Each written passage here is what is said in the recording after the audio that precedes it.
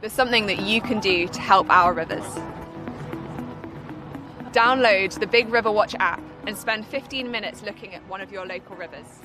There's a few questions on the app and fill in your questionnaire, and when you submit it, your data will be part of a whole host of data from across the nation that's going to help us understand our rivers better.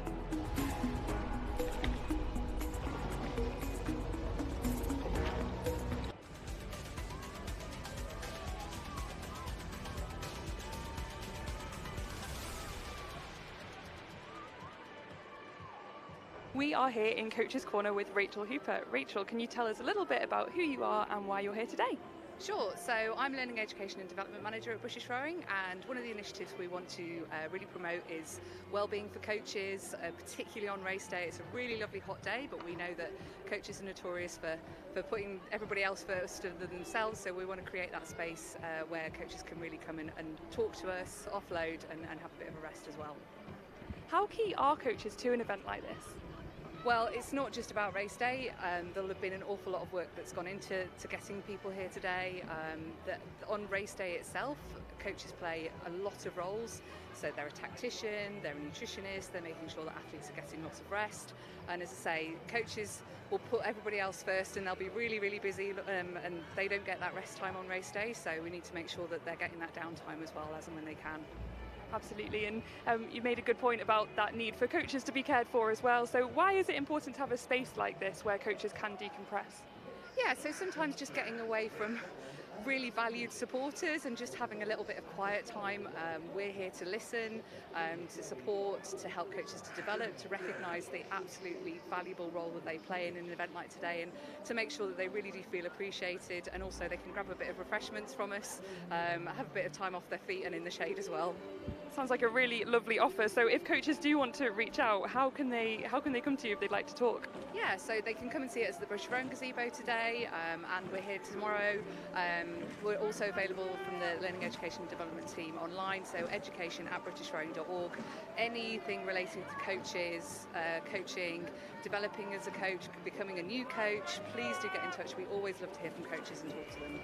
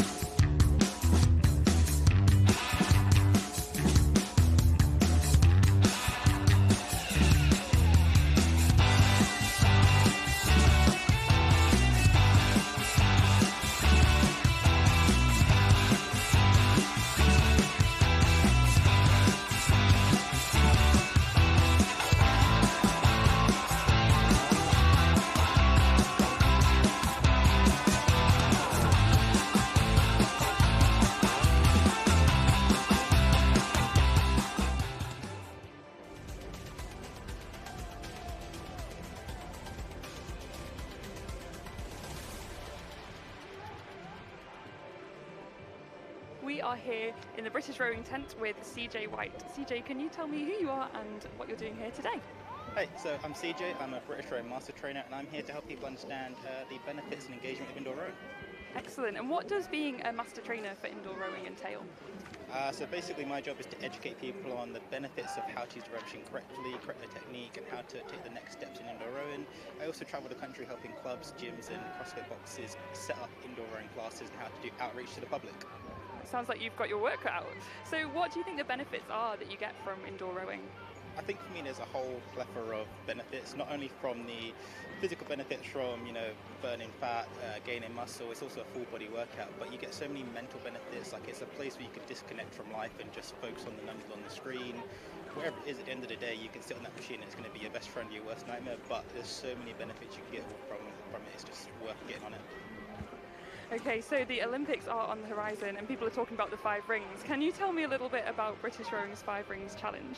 Yes, so obviously there's 5 rings in the Olympic logo, so we've got 5 challenges going on. One we're doing today is a 24-stroke challenge, and it is 24 strokes to see how far you can go. If you want to learn more about that, head over to the British Rowing website and you can actually enter the challenge. You can also get a chance to win loads of prizes and be put in our prize draw to win on-the-spot prizes, and also an overall winner prize will be awarded at the end of the Olympic trials. Excellent, that's very tempting. So I've got to ask, what's your 2K time? I'm entering the British Rowing Indoor Championships this year, so why don't you enter as well, and you can come and watch me set a 2K PB. Oh, well, there we go. Well, I'll think about it. Thank you. Thanks for chatting with us, CJ.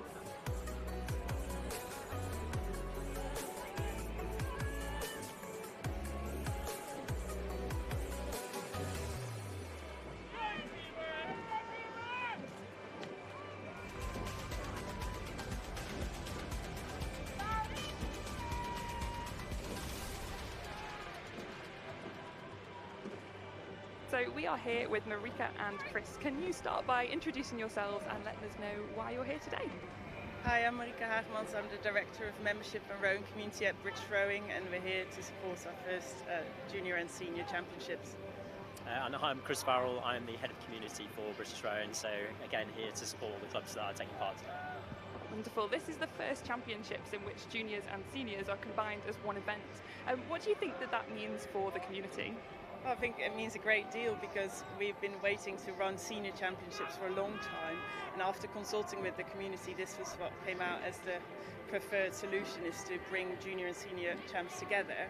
And I think as an athlete or someone watching here, it's great to see all ages competing, a big range of different clubs. So we're super excited to be here, and it's finally happening. And what do you have planned for the community this summer? Well, to be honest, it's one of the biggest years as we have as a sport. It comes around 4 years, the Olympics and the Paralympics. So we've got 3 things that are happening.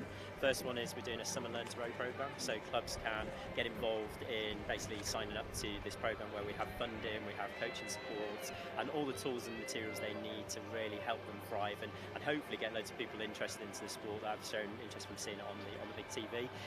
Second of all, we've got an Olympic challenge that's happening. So today, if anybody's around or has come to the championships, they'll be able to take part in that for the first time. But it's also available nationally, so people can take part by going onto the British Rowing website and signing up on there. And then the third sort of piece is very much around sort of that next step and that retention. How do we support those clubs longer term? So again, it's looking at a great British Rowing weekend, which is taking place between the 7th and 8th of September. So those that have been inspired by the Olympics or are looking to continue in the sport, the clubs are opening their doors across the whole of the country and basically offering loads of taster sessions in rowing classes or learn to row courses as a way to help people and see what a great sport it is to take part in. And so for people who are watching or listening to this, there are so many options there that you've described of things that they can do, but what would you say is, what's your top tip, what's your advice for if they're thinking about giving rowing a try but not yet sure? Go to the British Rowing website. That is your first stop. There you can find out more about the Learn to Row program, taster sessions near you. There's a club finder on there, so you can just put in your postcode to see what's happening around you, and that is the ideal way to start. And hopefully we'll see people on the water soon after. Excellent, thank you so much for talking to us today. Really great to chat with you.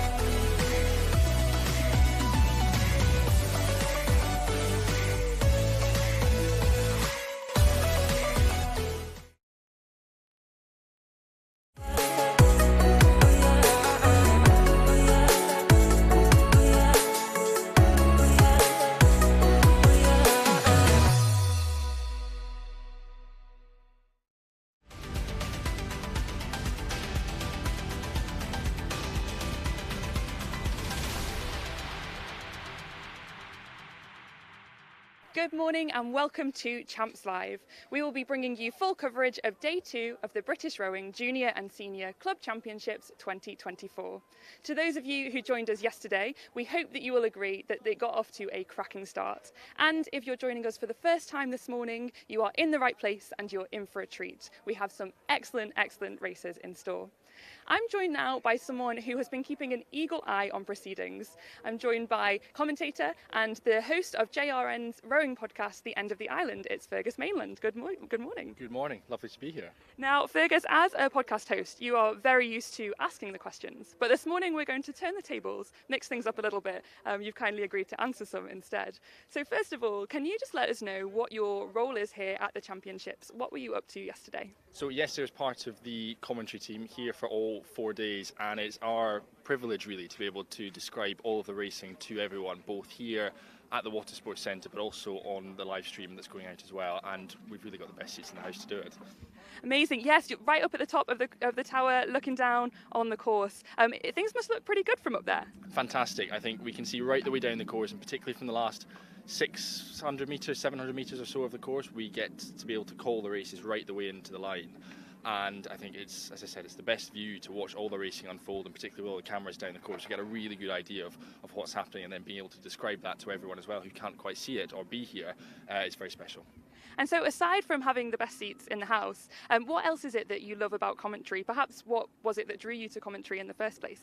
Well, I think I got involved with it because I could no longer row in the sport. I got unwell at a university and wanted to stay involved and do something else, and commentary was quite a good way of doing that. So I got introduced at Bucks Regatta 5 years ago, and it's just been non-stop since then. Love doing it, love being a part of a really friendly, a really wonderful team who have taught me so much about commentary and how to get involved and how to get the most out of myself. And I think it's as I said, to be able to describe all the action and really paint a picture and paint a narrative to everyone who's watching on who can't necessarily see the action, I think is a pretty cool thing to be able to do.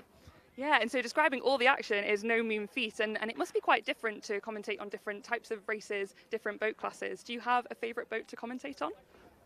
That's a very good question.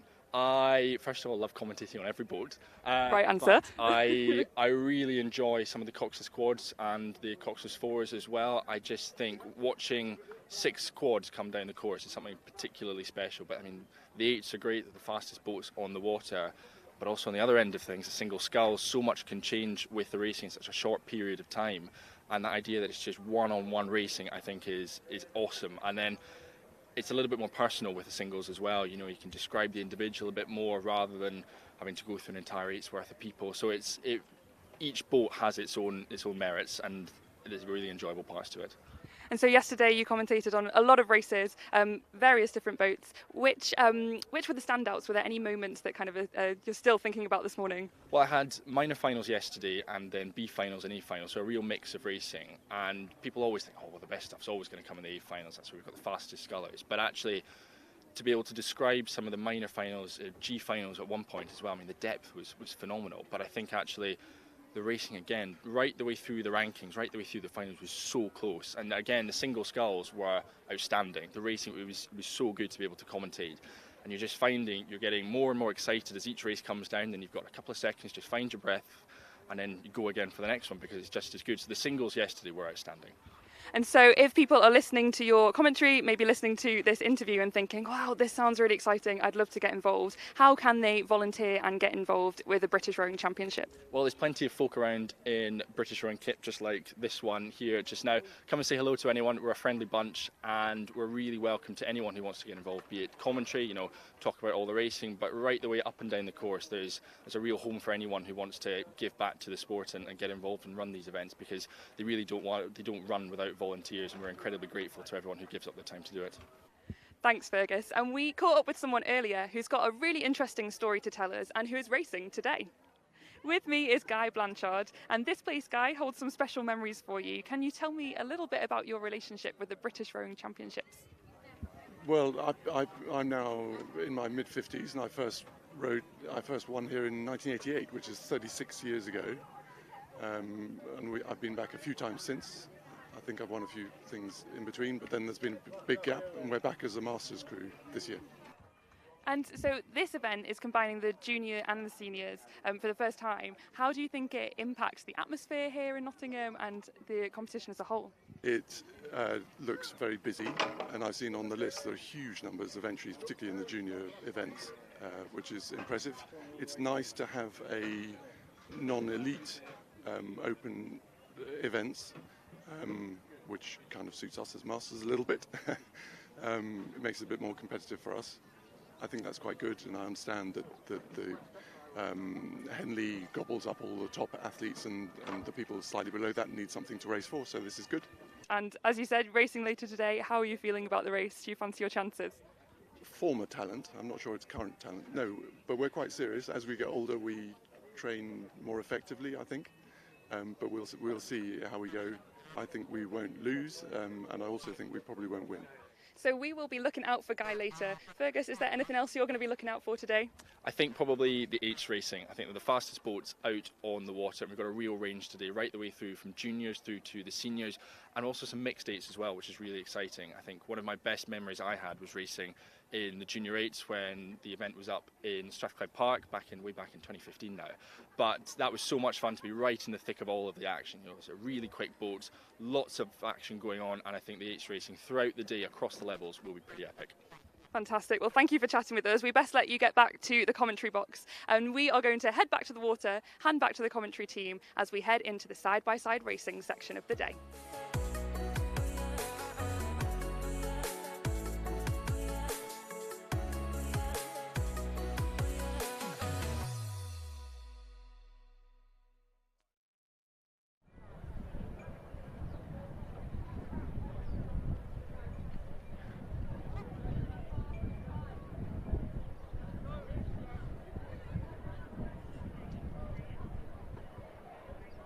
Big boats racing today, a lot of eights, and that's always very exciting to watch.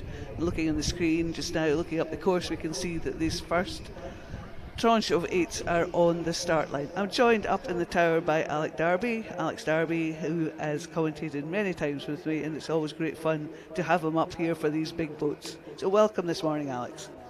Thanks, Carol. Always a pleasure to commentate with you. Looking forward to some big boat racing, starting with some Open Club 8s with Star Club, Oriel Kensington and Dart Totnes. So on the live stream we can see boats just getting a line now. We're looking forward to the first side-by-side race in the day, and Carol was here yesterday, said there was fantastic racing, so we're hoping for the same today. Oh, absolutely. And some of these shots we're getting on the start, it's not often a shot that we are privileged to see from the commentary tower, but it is such a nice shot to see, just these eights being prepared, just sitting a wee bit relaxed, and then they'll get the roll call, they'll come forward. Always a bit of tension for that first side-by-side race of the day, the adrenaline's going. These Club 8s still look quite relaxed about the whole process. Yeah, well, they all know they're going to race again, but the first two here will go, and in fact they're off straight away. Good start there from Star Club, really pushing off the line. I'd say Dart Totnes on the far side also look like they've gotten off really quick. So two of these will go straight to the A final, and the other crew will go to the repechage, and we'll get an opportunity to race to be in that A final a little bit later on today. Indeed, just so nice to see some nice conditions today, not as bright as it was yesterday. It was particularly hot. I think some of the athletes later in the day were just struggling a bit with the heat. It's a bit cooler today, a bit more overcast. Nice racing conditions though, Alex. I think I'd prefer to race in this than I actually got on the water yesterday after work, and it was pretty hot out there, just sitting in a single, not doing a lot. So I think the overcast conditions just better to race in, and then maybe a little bit of sunshine later on to relax in on the bank. It was lovely to see so many spectators on the bank yesterday. A lot of people hanging around quite late to support their club mates, and hear the cheers from the bankside. It's always an early indicator that you've got a good race coming as you hear the cheers just coming down from 250 metres following the last phase of the race. Yeah, so if we just have a quick look at what's happened in the race so far, it does look like Star Club and Dart Totnes have taken the early initiative here with Oriel Kensington in between these two crews, but just slightly behind them. So I would say the blade work looking pretty good over in that Star Club crew. catching and finishing really closely together. Dart Totnes as well, maybe not quite as in sync, but pretty good boat moving going on over there from the Dart Totnes crew too.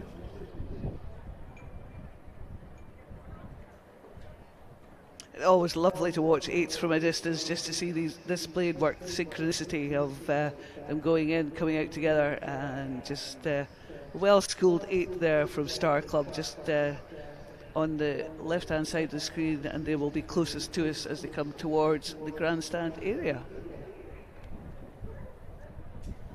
I think both these crews will be quite glad to have taken a decent early lead. Going into it, they know that it's going to be two proceeding straight through to the A final, and I guess looking at the clock, they're probably about 650 metres into their race right now. They've definitely gone through that first 500. And it's just nice if you've got a decent lead, you can just settle in, row a rhythm. I mean, we've obviously had Henley Royal Regatta recently. You know, you see when those crews get a decent lead, they just knock the rate down, just relax, row long, save a bit of energy for later in the rounds. But unlike Henley, it won't be tomorrow, it'll be another round today. Absolutely, it's not a word that you often hear, but it's a word that does help with boat speed. A bit of relaxation, takes the tension out the shoulders, makes the rowing stroke a lot more smooth through the water, and that Star Club look really relaxed at this phase of the race. They've got a fair lead at the moment over Dart Totnes, and are just looking very comfortable as they come towards us in the tower. Yeah, and fair play to Oriel Kensington. They've held on to Dart Totnes. I reckon that might have been about the lead that Dart got off the start, and it's kind of stayed there. So Oriel Kensington just hanging on, and then in the second half, you know, sometimes if you just stayed around long enough, you just feel like, oh, actually, we can just press through this crew in the second half here. Yeah, it's very important just to keep overlap with the stern canvas, bow canvas between these two crews, and that's what they're doing. Just looking very composed, just playing their own race. Cox is an integral part of an eights race. Very important to have a really switched on Cox, on the ball Cox. So Dart Totnes still with that overlap with Oriel Kensington. Star Club still in that lead, still looking relaxed. I think they've dropped their rating down just because they can see exactly what's happening behind them. The strokeman will be relaying instructions to the Cox, and between them they'll be sort of relaying instructions back up the boat. Yeah, so important to have a good Cox in an eight, just commanding the crew, giving the calls, just knowing the race situation, keeping your crew up to date with what's going on. We can see though, you look up the course, like Star looking really good. We just got the names here. George Christian, he's been rowing out of London. He's a Birmingham alumni. Been doing good stuff. He used to be at Bedford, so I guess that's why he's rowing for Star in this one, just sitting in the sixth seat. But yeah, just really relaxed, long. Looks like a very, very knowledgeable crew when it comes to rowing. So I think they're just conserving a lot of energy for later on. Absolutely, you want to make a good showing, get yourself into that A final, but you also want to conserve some energy for what happens in that A final. But a really nice performance from Star there. They've got about 2 lengths advantage over Dart Totnes. I think Dart Totnes have now broken that elastic between themselves and Oriel Kensington. I think Oriel Kensington have got their work cut out to come back on that Dart crew. We'll just see that the second heat is on the blocks, and this is a 4-boat race, and we'll have that as soon as we can. But we've still got the first semi-final underway. As we said earlier, the first 2 crews going into the A final, the other having to make it via a repechage. Yeah, so just going off the start now, you can see the bottom right corner of the screen, those 4 crews in the second well, it's kind of like a semi-final, but it's kind of a heat. 2 of them will go through the repechages: Mersey Rowing Club, Lancaster Uni, Hereford Rowing Club and Norwich Rowing Club. So we've just seen them go off the start. You can just see it in the bottom right corner. So all those crews got off cleanly, and so we're away on both heats now in the 8s. And on the main screen, and just coming through the grandstand area, we can just see the Star Club crew there. They've relaxed their rating right down. You can see that they are in front. They've booked their place in the A final. They've done enough for this morning, so they are just enjoying this last few strokes of this race. Just it's always nice to be in that position that you can relax just for the last 250 metres or so. You've gone through your race plan, and then you can just settle into a nice relaxed rhythm. So Star Club just coming up towards the line. They're being followed by Dark Totnes. Dark Totnes well in that second place now, and Oriel Kensington will have to make it through via the repechage. And here we have Star just going through the finish line, getting the beat from the Finnish judges, and they'll be delighted with their performance. The first side-by-side race of today, and we're starting on a high with the Open Club 8s. Yeah, so Star Club, I think, looked like they saved quite a lot of energy there, so good work from them. They'll be racing again in the A final at 5 p.m, so a little bit of a wait for them, about 6 hours. But they'll just go away, refuel, recharge, and so will this Dark Totnes crew that's also just crossed the line there. Oriel Kensington, like we said, they were really hanging on to Dark Totnes through the middle part of that race, but it looks like Dark Totnes just put a little spurt in the second half. AK may then have just thought, okay, well, let's save a bit of energy because we're going to have to do this repechage, and they'll be racing again at 1:55. So not such a big gap for them. They'll want to come back and compete for that A final just in a couple of hours' time.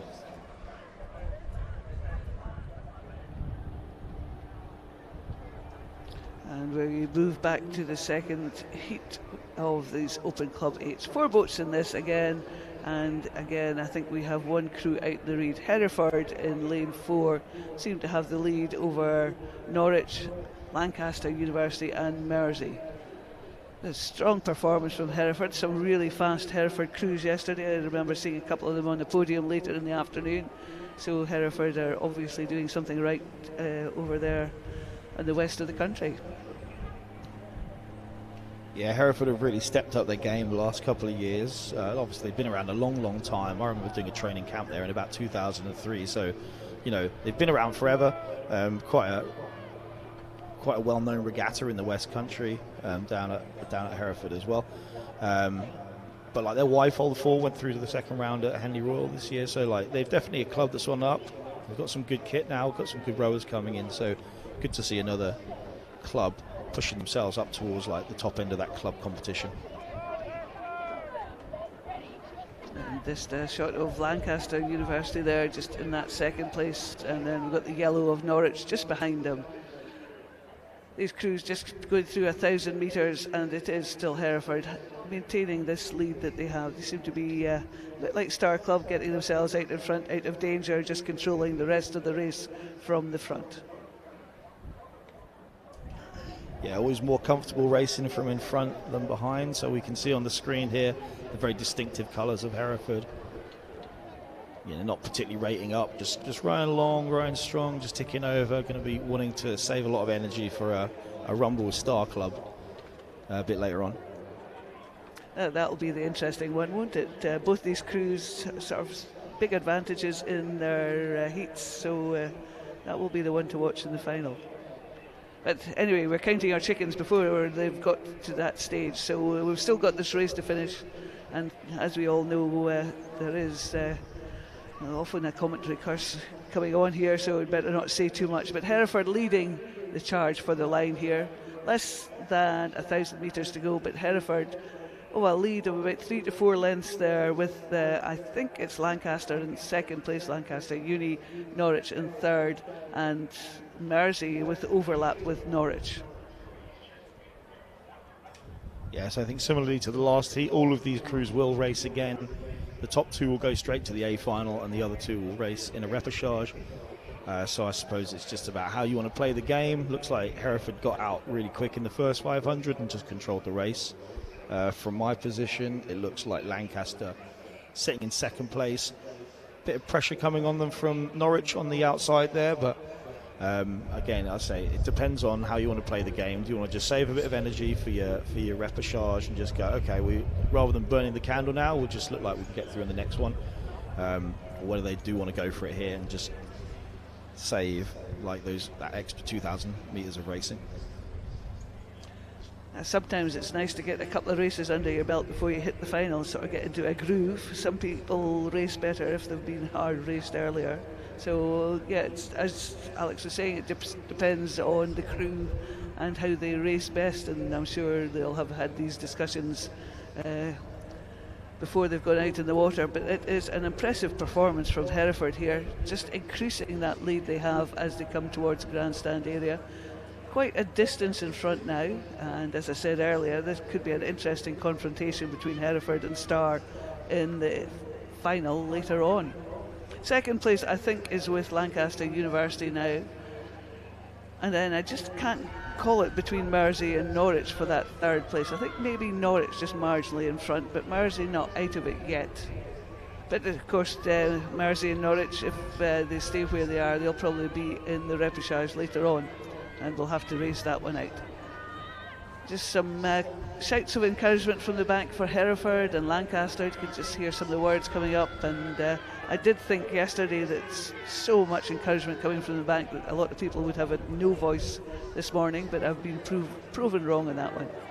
A lovely performance from Hereford here, just coming down for their last few strokes of their heat. Yeah, I was just watching their blade work, very sharp, had the backsplash. You know, they've gone through the line there, just done a nice pause, glide. Yeah, they're pretty composed there, that Hereford crew. So, yeah, they're going to be looking to race for that gold medal later on against Star Club. We've got Lancaster Uni just on approach to the line now. Now, of course, later on there's going to be a bronze medal as well, so it's not just about the top two. Lancaster will be wanting to see how they can do against Dart Totness, who came through from the first heat. And it looks like here, like Mersey have put a real big spurt in. They might even actually take Norwich through the line. Well, this will be an interesting one because they'll be meeting each other in the repechage, so this is maybe a point to be made that though I thought Norwich were leading most of the way down the course, Mersey managed to pip them on the line there just to take that third place. Yeah, it definitely looks like there's a Mersey crew just spurting through the line, just practicing their sprint finish. I don't know how well crewed some of these crews are. I think we've got George over in that Norwich boat. He's been rowing at Birmingham, so obviously it's his home club over there. But you don't know how stuck together these crews are going to be at this point. So we're moving on to the club quad sculls with yet again two into the final, the remaining going to repechage. Lane 2 we've got City of Sunderland. Lane 3 London Rowing Club. Lane 4 Wallingford Rowing Club, and in lane 5 Shoreham Rowing Club. And to my eye it looks as though Wallingford just getting themselves out in front there. No, in fact I think I'm wrong there. I think my eyes have deceived me. It's London Rowing Club in lane 2 just getting themselves out in front, just looking up the course. And then we can see that the second heat of this club quads is on the blocks, 4 crews in that competition too. But we've got good performance from London Rowing Club there, just marginally in front of Shoreham, I think, over on the far side. Wallingford and City of Sunderland just trailing slightly at the moment. Yeah, so good to see such an array of different crews. We can see the second heat's just gone off there, so the ones closest to you on the screen would be George Watson's. There's also Rob Roy, Derby Rowing Club, Nottingham Rowing Club, and as we say in this first heat we've got City of Sunderland, London Rowing Club, Wallingford Rowing Club and Shoreham. So we've got definitely a mix from all across the country, which is what we love here at the National Championships. We did say yesterday that it was lovely to see such representation from all over the country, and some of these clubs that you don't often see on the big stage, but raising their game to come here for the British Championships this weekend. So so nice to see so many different clubs performing. But there's still London Rowing Club looking as though they've got one of those places in the A final booked with their name on it. Over the far side, I think it's Shoreham leading Wallingford, City of Sunderland just trailing the rest of the field there. Yeah, through the K it was really close between Shoreham and Wallingford. They were just separated by about a second, with City of Sunderland a little bit behind them. So it looks like it's still playing out that way. We've got London out in front. Their lead was about 8 seconds at the K. I'm not sure if it's still 8 seconds, but similar to the last races we've had, the first two are going to go straight through to the A final, which is going to happen at 5:10, and the remainder will go to the repechage, which will happen at 2:05.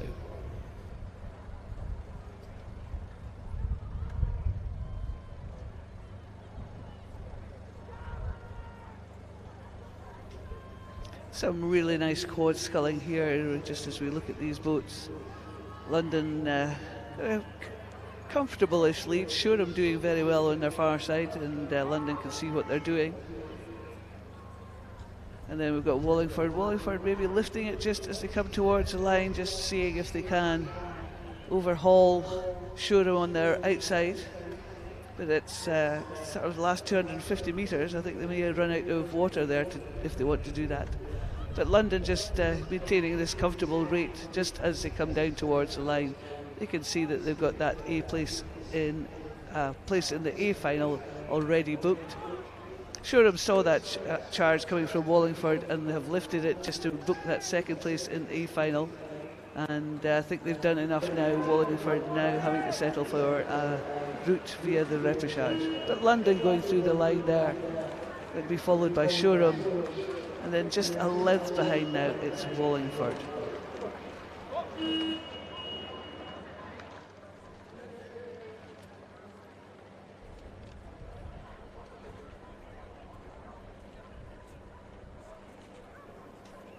And just behind, having to go through the other repechage route, we have City of Sunderland.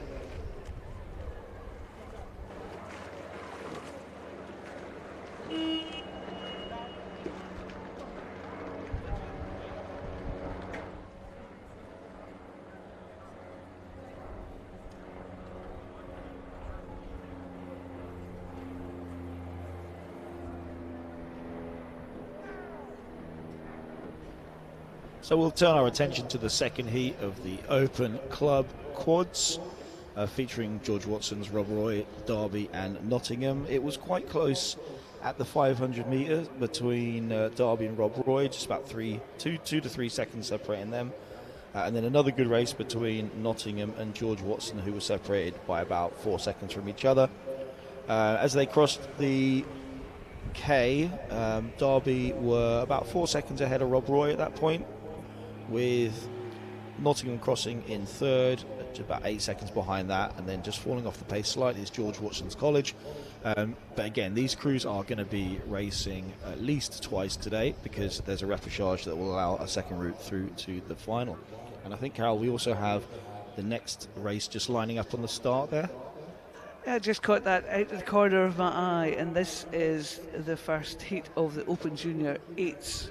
And 3 boats in this race, all big names in Junior 8s racing, so it'll be interesting to see how this is going to pan out as it happens later on.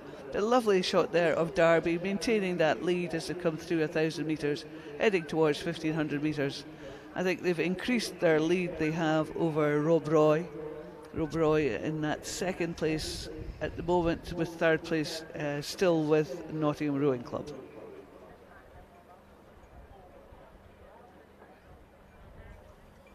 So yeah, Derby looking really good there. Just a nice flow. I think that's another club that's up and coming at the moment on this sort of national scene. So really good to see them performing at such a high level here and just really cruising through to the finish.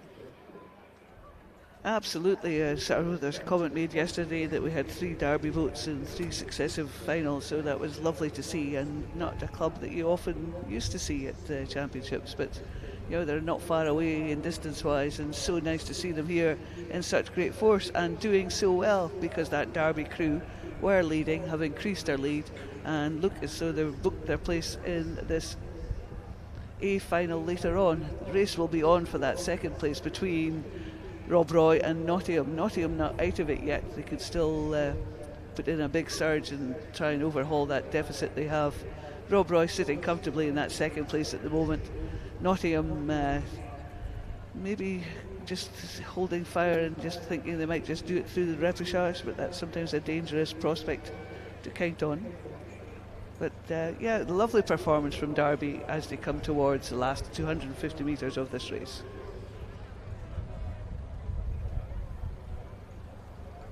Yeah, I suppose coming through the repechage, you do have the extra 2,000 metres you have to row. I'm not sure I'd prefer it, to be honest. I certainly wouldn't. Yeah, it's a difficult one, isn't it? That if you think that you just can't overhaul that deficit, do you settle for trying to do it through the repechage and just take that extra 2k race under your belt? Treat it as a race prep for later in the afternoon. It's a difficult one to call, really. But beautiful performance here from Derby. Just they've taken it down. They're looking really nice, very relaxed rating there as they come towards the line, saving something for the A final later on.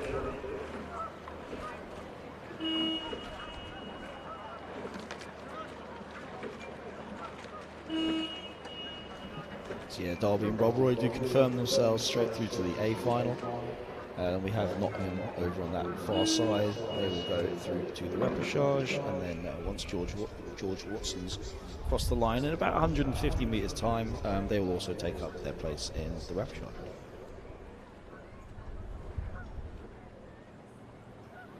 George Watson's just putting in a sprint for the line there, just lifting it and just surging on for the line. And just on the course we can see that this first heat of the Open Junior 8s is well underway. That's the Reading Blue Coat crew that I can see in that first place, Maidenhead second, and I think Hampton School in lane 4 are third.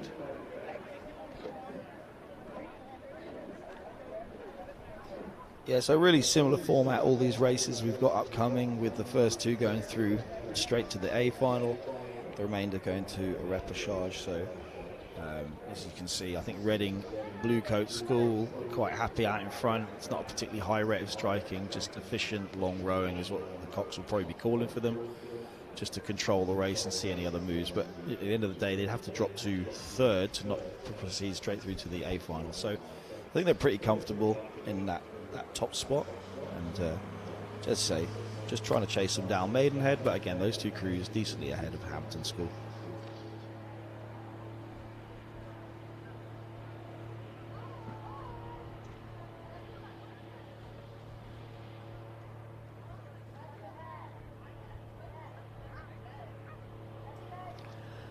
So we've got this three-boat Junior 8s race on the course, and we can just see in the small part of the screen, if you're watching on the screen, the start of the second heat.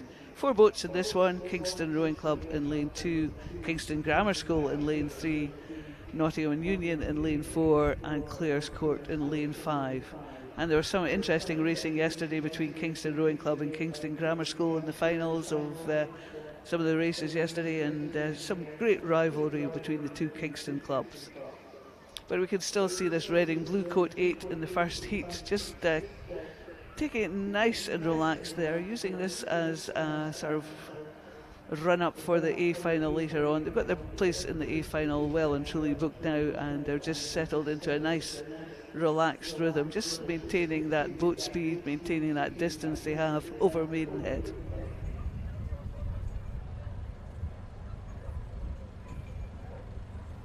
Yeah, nice composed performance from the lads from Reading there. Just, rowing long, strong and efficient, and just saving energy for later on in the day. So I think, like we were saying, do you wait for a repechage? I think some of it's just mentality coming into it. I probably thought, let's just hit our start, see where that puts us, and then we'll just play the rest of the race from there. So if you're up, you can just cruise. But I think everyone goes into it thinking we're going to really execute our first 500 metres in the way we want, and then we'll just play it from there. Absolutely. Just as you say, once you're up in front, you can reassess the game plan and just see what you need to do and conserve some energy for later on, where it may be a bit tighter in the racing.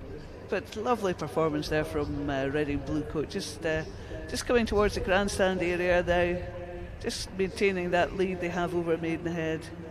Maidenhead can see that they're in that second place. They don't need to do much more than just stay where they are, because they've got that second place in the A final. So, and it will be Hampton School having to make it through the repechage later on.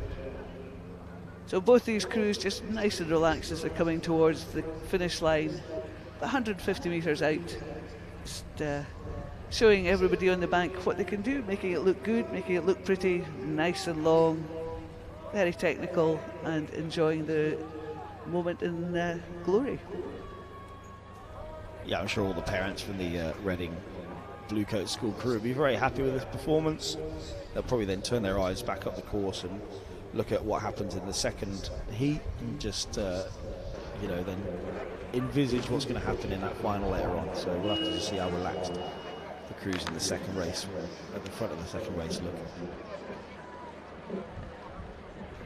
Maidenhead just coming through the line now, just to take the beep from the Finnish judges in that second place, and they'll be through to the A final with Reading Bluecoat. And as we said earlier, Hampton having to make it through the repechage.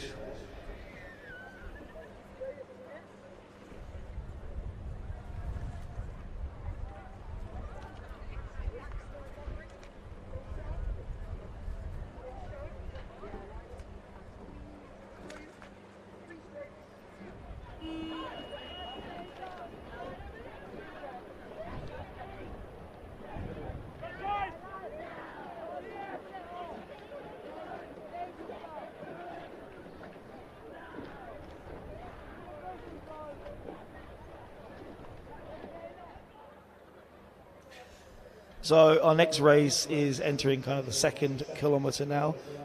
Just a reminder, we've got Kingston Rowing Club, Kingston Grammar School, Notson Union and Clares Court out on there. Now it looks like quite a close race between Kingston Grammar School, Notson Union and Clares Court out there. I think Clares Court is a club that's really kind of entered the consciousness a lot more the last few years. Like some of their performances at Henley Royal have been fantastic. So they're just backing that up with another good performance here in Nottingham. Absolutely, just really good performance there again. Just as we said earlier in the previous race, you execute your first 500 and just see where you are relative to everyone else, and reassess the game plan. And Clares Court to reassess the game plan and think, well, we've probably done enough, and we can just sit on this lead and just reply to any challenges that are pushed upon us. But I think second place is with Kingston Grammar School. Nottingham and Union just meat in that sandwich and just dropped off the pace somewhat is Kingston Rowing Club in lane 2. Yeah, so through the first 500, Clares Court were 2 seconds ahead of Kingston Grammar School, who were in turn 2 seconds ahead of Notson Union. Looks like Clares Court have just kind of walked out a little bit and left the other two crews that I just mentioned to race for second. It's quite important to come second here, because then you get your free pass to the final, and it looks like both of those crews in second and third are pushing each other like quite hard. So you don't want to be on the wrong end of that little tussle there. You know, if you are going to lose that tussle, you want to have saved as much energy as possible. So I think Notson Union doing a really good job of just continuing to push on against Kingston Grammar School.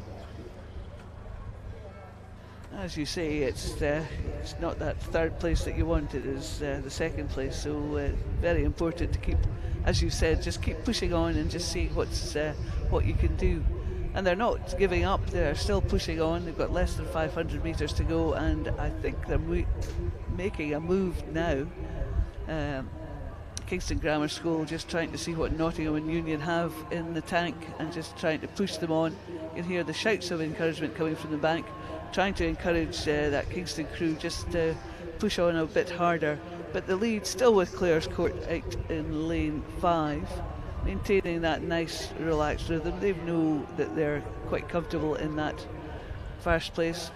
Nottingham and Union have seen what Kingston were trying to do, and they've just come back, just picked it up and just trying to make sure that they have got that second place in this A final, just ensure that they are where they want to be, and I think they've done enough now to make that the case. Kingston Grammar School just having to settle now for that third place and try to get into the A final through the repechage. A lovely performance from Clares Court here. It'll be interesting to see them up against Reading Bluecoat in the final, because neither of these crews pushed too much in their heats. Yeah, I don't think either of those two crews really showed their hand. You just see there, just coming through the line there. Oh, and a crab through the line from the Kingston Grammar School rower at 2. But they'd already crossed the line and secured their place in the A final. But they were kept very honest by Notson Union, who raced them all the way down to the line there. And then as we see on our screen, that Clares Court crew, like I say, they haven't really shown their hand. Neither them nor Reading Bluecoat School had to exert themselves too hard after that first 500 metres. So that was some good racing from each of them. We'll look forward to what they can do in the A final.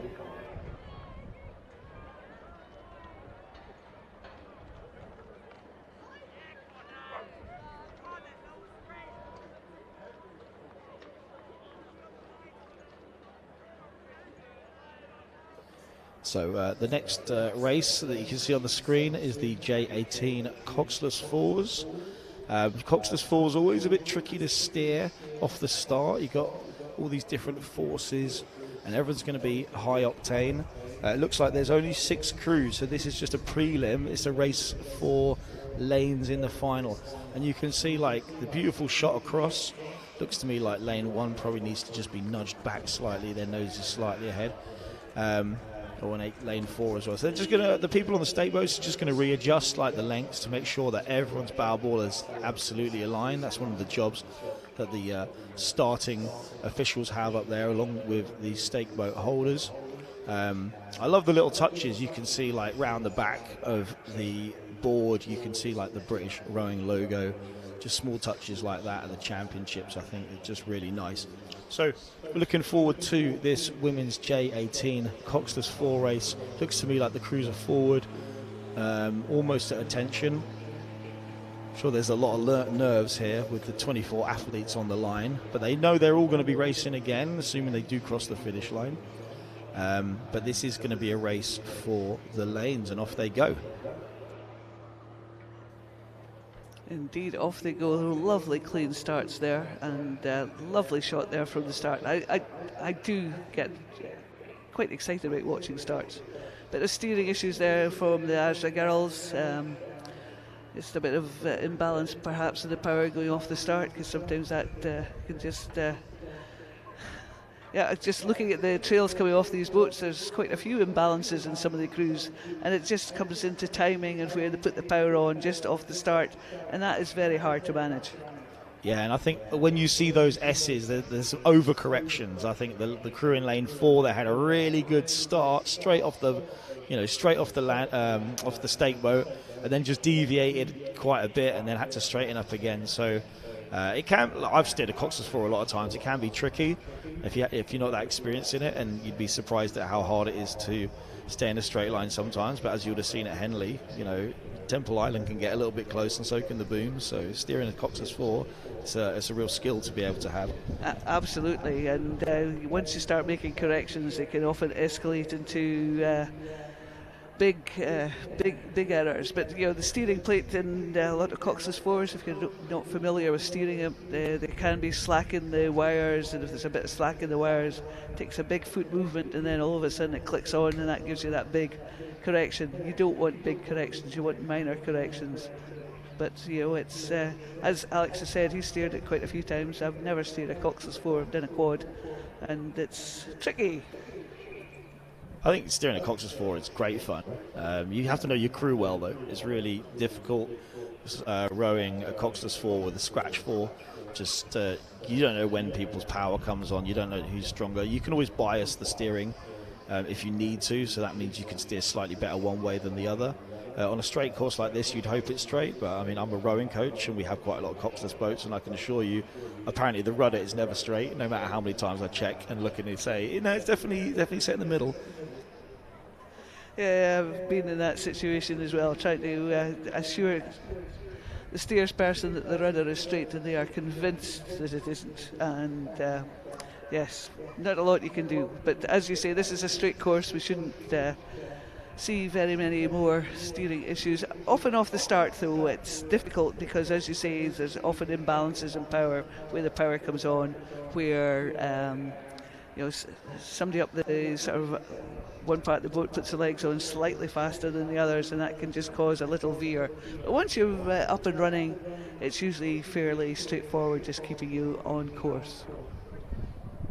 Yeah, usually you kind of get comfortable in the middle. You kind of got a feel for like what are the conditions doing to the boat, how are my crew rowing today, and then it's much easier to steer through the middle part of the race, I find. But yeah, that start, like everyone's just full bore, feet down into the footplate, just driving the legs, and you're not always exactly in time. Like you just got a slight discrepancy. Like let's say 2 gets in slightly ahead of you, they're going to knock the nose round, and if that happens 2 strokes in a row, you're going to make that correction. So I would say, like looking at this though, the crew seem to have settled down. Some really good rowing out in front here from the 2 you can see on the left of the screen.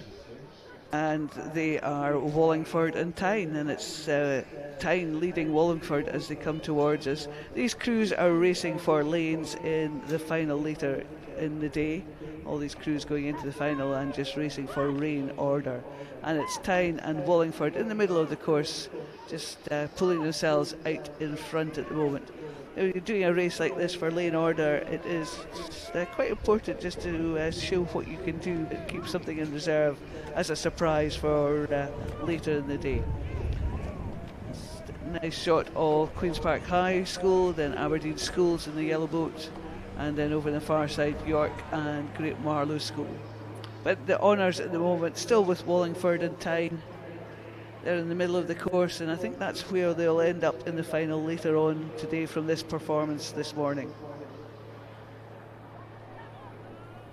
Yeah, and this being a J18 event, a lot of these athletes will be going off to university next year, and if they go to the university in this country and decide they want to continue rowing, like this piece of water, they'll need to get very familiar with, because this is where we host the university championships at the start of May each year.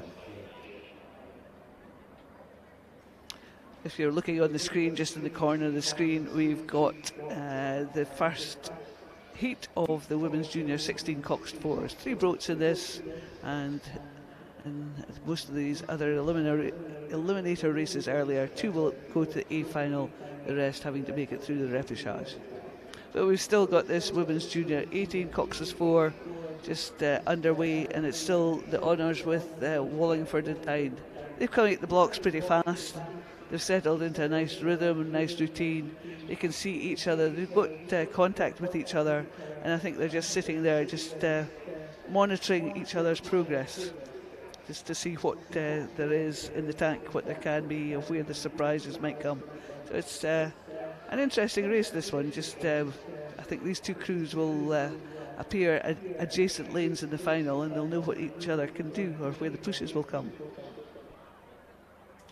Yeah, of course, we'll have medals up for grabs later on. These 2 crews just kind of like sounding each other out, giving a feel for when does this crew go, like have they got a big start, are we going to have to try and get out in front of them off the start, or are we going to be able to row through them later on in the race? I think Tyne are real, like, jewel of a club up there. There's some really good rowing up on that little stretch of the Tyne there. You've got Tyne Amateur, you've got Tyne United, you've also obviously got Durham and Newcastle Universities rowing out of there, and I just think when you've got a lot of good rowers in a small space, it really raises the level, because you don't want to be the slowest boat out on the water that morning. So I think it just raises everyone's level. It's great to see these clubs just really moving onwards and upwards. Absolutely. It looks as though Tyne have now pulled themselves in front of Wallingford, just slowly and gradually, not making any big moves, but just inching away with every stroke, and it's Tyne leading the field. Wallingford just about 2/3 of a length behind now, and then there's Great Marlow School, York City, and then it is Aberdeen Schools, Queen Park High, and Aberdeen Schools come back. I think they've overhauled Queen's Park High now as they come towards us. Great Marlow School looking to be in 3rd place at present, but very little between these 4 crews that are following Wallingford and Tyne.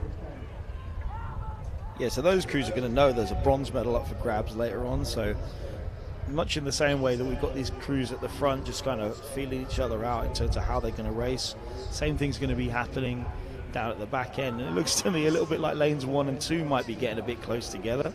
But lane 2 has just straightened up. I think sometimes you just get these moments where each crew has just changed direction by a couple of degrees and they happen to be converging, and it just can sometimes look a bit worse than it probably actually is.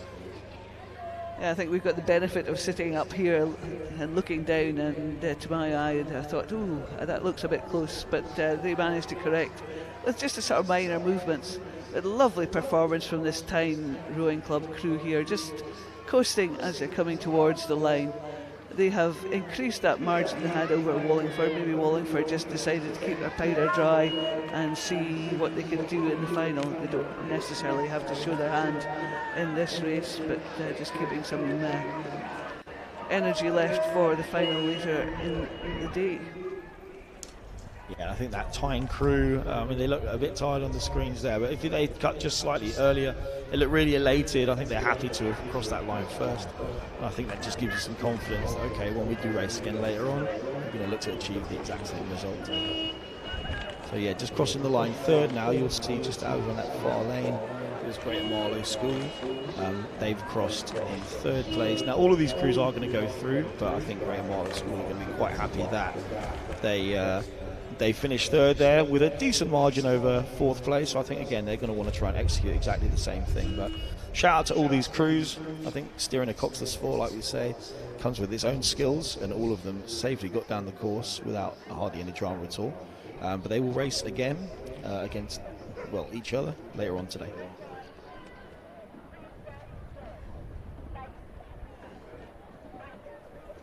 So on screen and also heading towards us in the tower, we have this first heat of the Women's Junior 16 Coxed 4s. As I said before, Aberdeen Schools in lane 3, Glasgow Academy in lane 4, and Marlow in lane 5. And looking up the course, it seems to be the honours with Glasgow Academy, and they seem to be out in front by about a length and a half over Aberdeen Schools, and Aberdeen Schools about a length in front of Marlow.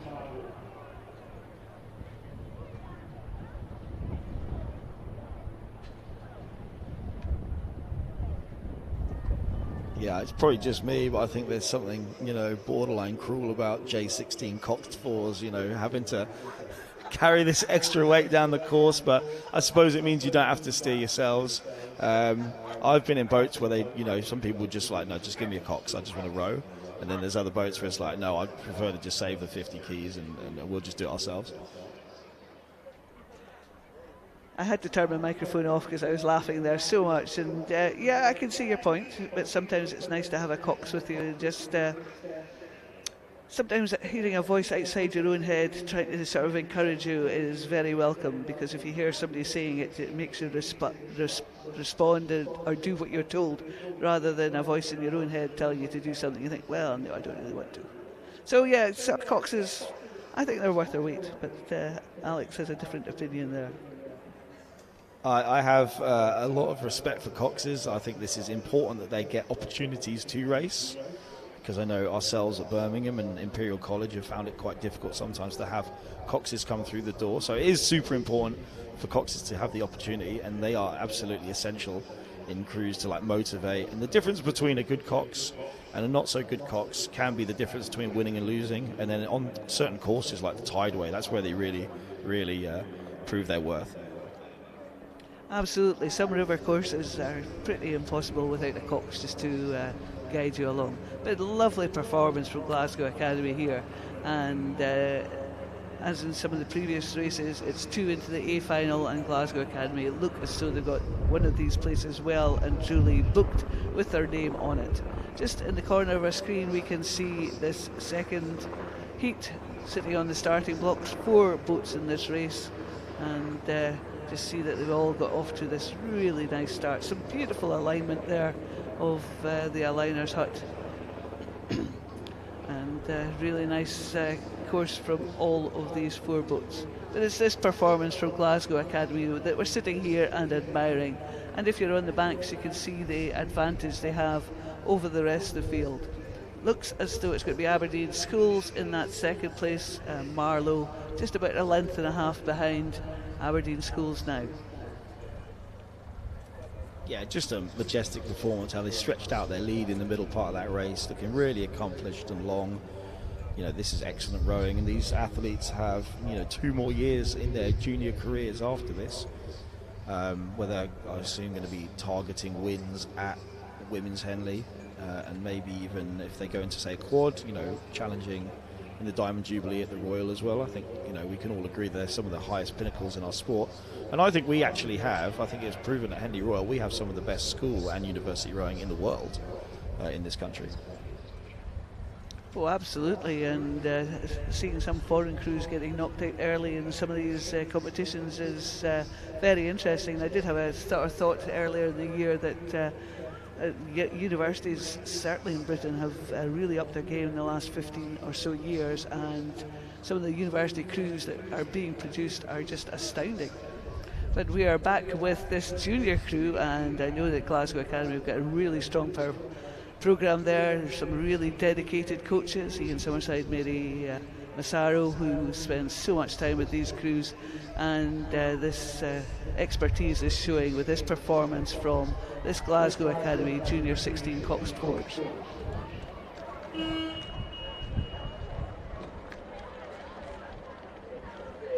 Yeah, I was just watching down the bank here. Some of the parents just running along and, you know, filming their crews. So obviously very proud moments across the line with that much of a lead. So fantastic work from Glasgow Academy there.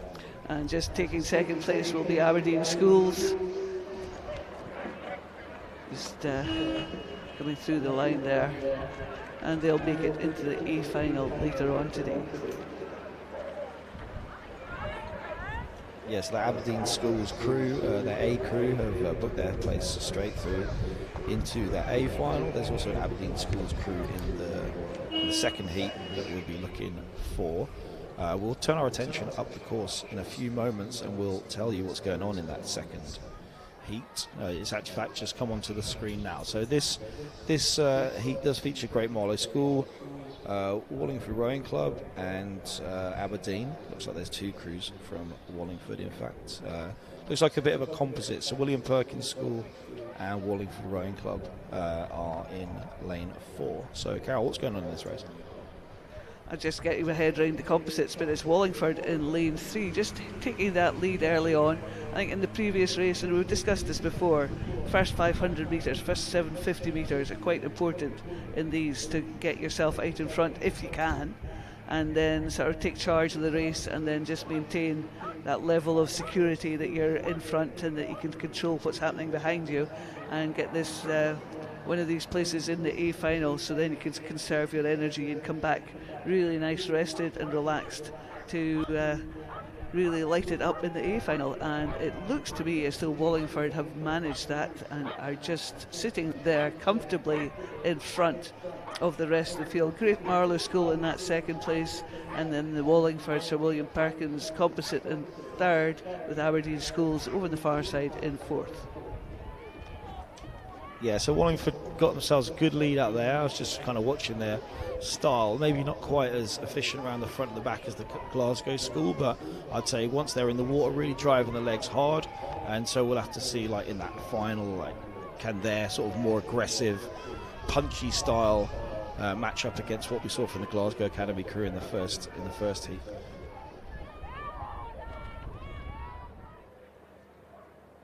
And it's still Wallingford as they come through, just through 1,000 metres now, maintaining that lead, looking quite relaxed. They're not being pushed at all, and as I said earlier, they're in control of the race. They can see exactly what's happening behind them.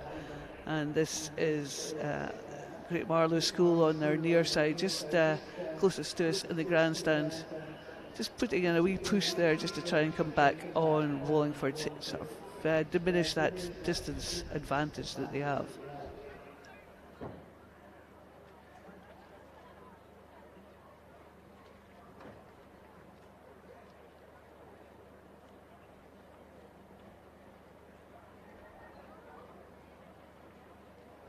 So yeah, this race now into sort of its second half. That Wallingford crew has a really solid lead. They're just, you know, able to row through this second half of this race, save a bit of energy.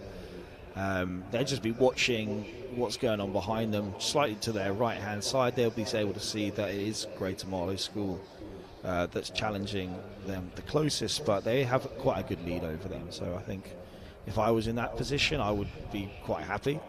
It's always great in rowing that you can see where your opposition are when you're ahead, but of course you've got the flip side of that. You can't see where your opposition are when you're behind, so then you just got to get after it. And that's when a Cox is really handy, because the Cox can tell you exactly where the opposition are when you're behind. But yeah, it's a nice performance from Wallingford there. Just they know exactly what's happening behind. They can see and they're in charge, and I'm sure the coaches will have looked at the previous race and seen what happened there, and will be coming back with information for these Wallingford girls as to what they need to do for the final later on. 2 into the A final, the rest having to make the A final via the repechage. but it's Wallingford just comfortably out in front now as they come towards about 500 metres to go. Yeah, and the coaches must have put some thought into like the way they're going to align their boat here in Wallingford's crew, because you can see when they cut to the shots of Wallingford, just like how they put it as a bucket rig. So there's obviously some thought, like we want that person in the bow seat here. We just think it sets the boat up better for our speed. So it's good to see that that crew there's been some thought behind it. Sometimes you throw 4 people in a boat, but other times you go, no, this is our crew. This is what we're going to do to make sure that they can be as successful as possible at the race.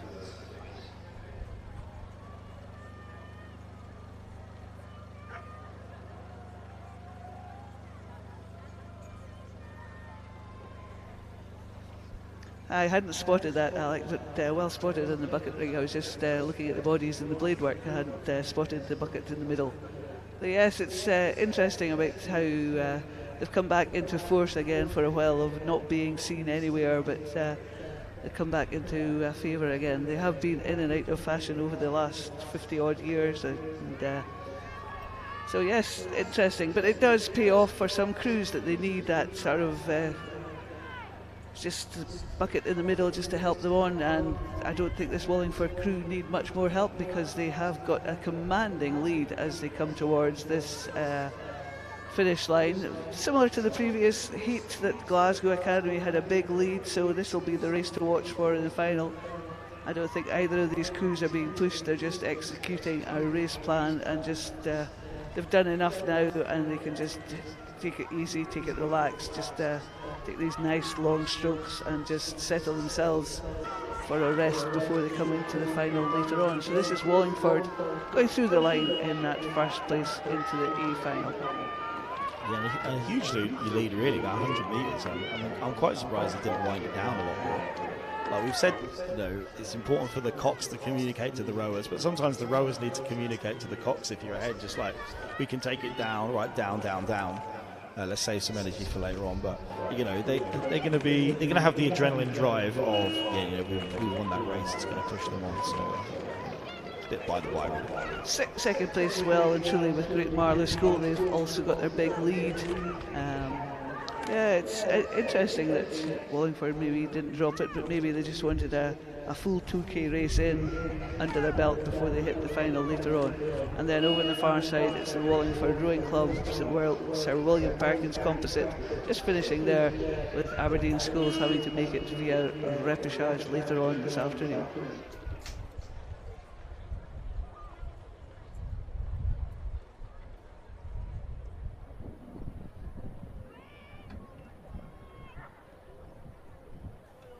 So into the J16 pairs is the next race. We've got Stratford upon Avon, Clares Court, Ross. My hometown of Brentford is now represented. I think they used to be called Team Keen, but I think they've changed name to Brentford Rowing Club now. I always find it strange that there's just a rowing trailer sitting on the pavement at some point. Doesn't look particularly safe to me, but I mean, I'd definitely put a clamp on it or something. And then Wallingford as well, but it's just good to see Brentford actually on the map for rowing because it is on the Thames, so might as well. Well, thank you very much for that historical perspective, Alex, because I did wonder what had happened to Team Keen, and now I know. So yeah, it's always good to have some local knowledge and of clubs around the country. So these crews are well underway. It looks as though it's Clares Court just got their noses out in front at the moment, with Stratford upon Avon on their near side sticking with them, and then we have Ross Rowing Club, and then that's Brentford. I just didn't recognise the colours there. Just Brentford sitting over in lane 4.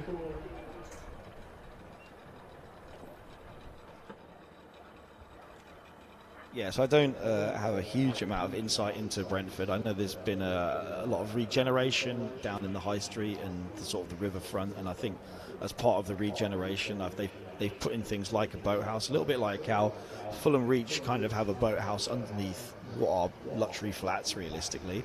I think there was kind of a community aspect that had to be put into some of that development, and so they've moved a kind of a schools initiative rowing club in there. But as I say, I don't really know a lot about like the club itself, like which bit of water they use or anything like that. But it's good to see them racing here. They've not been around long in their kind of current identity, so it's probably one of the first, maybe the first junior and senior kind of championship that Brentford have entered.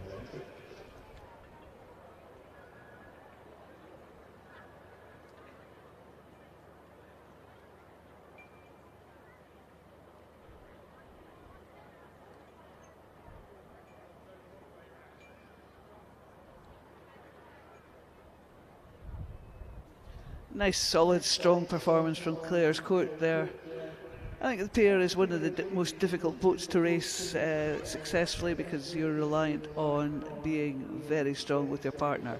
I think there's the Wallingford boat that I couldn't see earlier on, and I think they're maybe marginally in front of Clare's Court over on the far side of the course. Sometimes when you're looking at one side of the course, you miss that there's somebody over on the far side who snuck through under the radar, and I think it's that Wallingford crew that has snuck through under the radar and are going very strongly. So I think at the moment it's between Clare's Court and Wallingford for 1 and 2. 2 going through into the A final. The remainder will have to make it via a repechage. But for these two pairs being so far across the field from each other, the lake, it will be very hard for them to gauge how they are going relative to each other. There are 2 lanes separating them, and that's quite a distance, sort of looking across. But it's Wallingford going very strongly, as are Clare Court. A charge coming on from Stratford upon Avon in lane 1, and as I said, 2 into the final, and very hard to gauge where Wallingford are relative to Clare's Court. It's just standing up at the tower, just trying to get the angle. And to my eye, I think maybe Wallingford are ahead. Alex, what do you think? Well, yeah, I think Wallingford as well, like just watching them through the screen, you can see they're really getting on it. And I think pairs are fantastic to row. We've started putting our athletes into pairs far more frequently, and the key is we're always going for suspension, but you have to suspend together. And if you don't, it just doesn't work. So both of these pairs are obviously going to be racing each other hard. They both wound it up, but you've got to wind it up together, or it just does not work. One of you can't get on it first or stay on it last. It has to be all together. An ultimate crew boat, you're saying then. You have to do things together. So it's going to be Wallingford just winding it up there, just to come through well into that first place now, with Clare's Court just settling for second. And it'll be Stratford and Avon having to come into an A final if they can through the repechage later on. Wallingford pair very happy with each other, and as Alex said, probably an ultimate crew boat because you have to do everything together.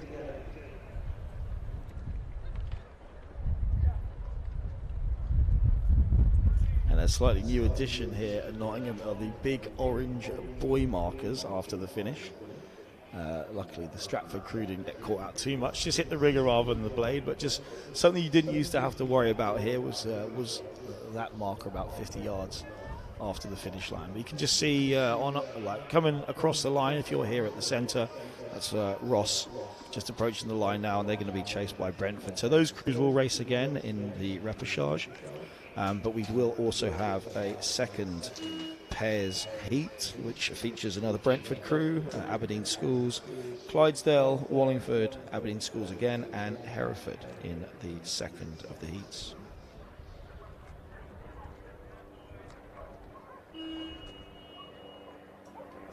Yes, it's just hadn't spotted. Just turned a page and I saw 2 Aberdeen pairs in this heat, along with a Clydesdale pair, and I'm sure these pairs will all have raced each other many times over the season up in Scotland. So it'll be interesting to see how they go. On the start now, we have the mixed championship 8s just lining up to take their positions. So that'll be an interesting one to see later on. I do quite enjoy rowing a mixed 8. It's often good fun.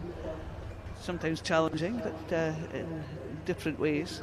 But we've still got this Open Junior 16 pairs, and it's from here it's the Asra pair in lane 5 in the lead, is going very strongly there, with pretty much blanket coverage between the rest of them in lane 6, Hereford, Wallingford and Clydesdale. And then we have the second Asda pair in lane 2, just slightly behind these 4, with Brentford slightly behind the Asda pair. So as we said before, 2 straight into the A final. The rest will have to race again in a repechage. And I think the Asda pair have gone out to decide that yes, they want that first place in that final, so they can rest up for the rest of the afternoon. But in a lot of races, the race is going to be on for that second and third place. And it looks to be between Clydesdale and Wallingford, really going for that second and third place. Honours at the moment, just marginally with Clydesdale. Wallingford lifting it just as they're coming towards us. And this is going to be a tight one, Alex. Yeah, this is a fine race in the middle of the racecourse here between these two pairs. They had both got slightly close to the buoy line that's separating them. They just moved out again. Only took a minor correction, so it hasn't hampered the steering or anything. Sometimes if you whack on the rudder, it can upset the balance and you can take a bad stroke, but in this case didn't happen. So we also just saw the mixed 8s just fired off the line. We'll bring you up to date with that in a moment, but Carol's just going to take us to the line of this heat of the pairs. Alex just saw me jumping up and down because I was reckoning it could be 2 Scottish boats in this A final. So it's Aberdeen Schools just going to come through the line in that first. Clydesdale managing to fight off that challenge from Wallingford, so it'll be Aberdeen Schools, Clydesdale taking those 2 places in the A final. Wallingford going to have to settle for the repechage later on, as are Hereford over on the far side. Hereford just coming up toward the line now, you can see them on the screen, and they've got about 4 or 5 strokes still to go. So a cracking finish there between Clydesdale and Wallingford. Clydesdale taking the honours in this case. And then we have the second Aberdeen Schools pair just coming towards the line now, with Brentford just slightly behind.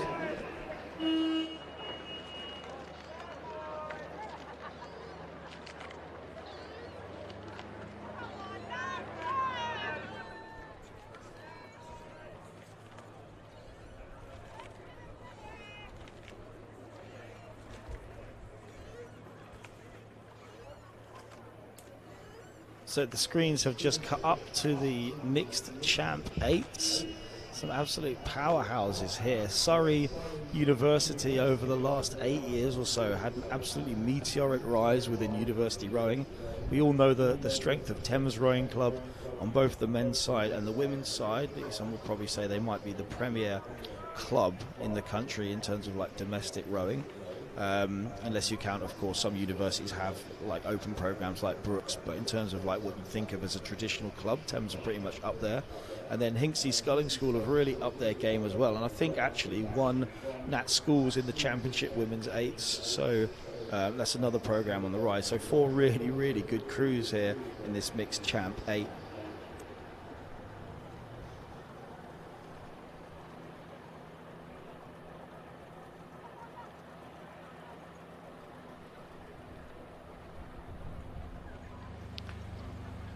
And just on the screen, if you're sitting there watching on the screen, give us a wave so we can see you, so that we know you're listening to us, because it is disheartening if nobody's listening to us.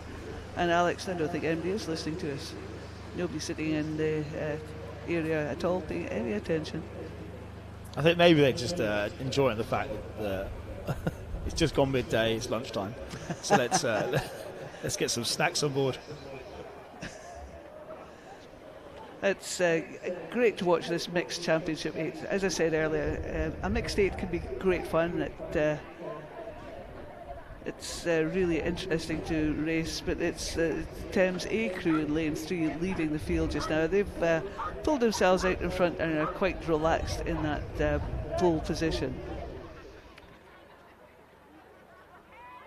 Yeah, this is a prelim, which means all these crews are going to race against each other.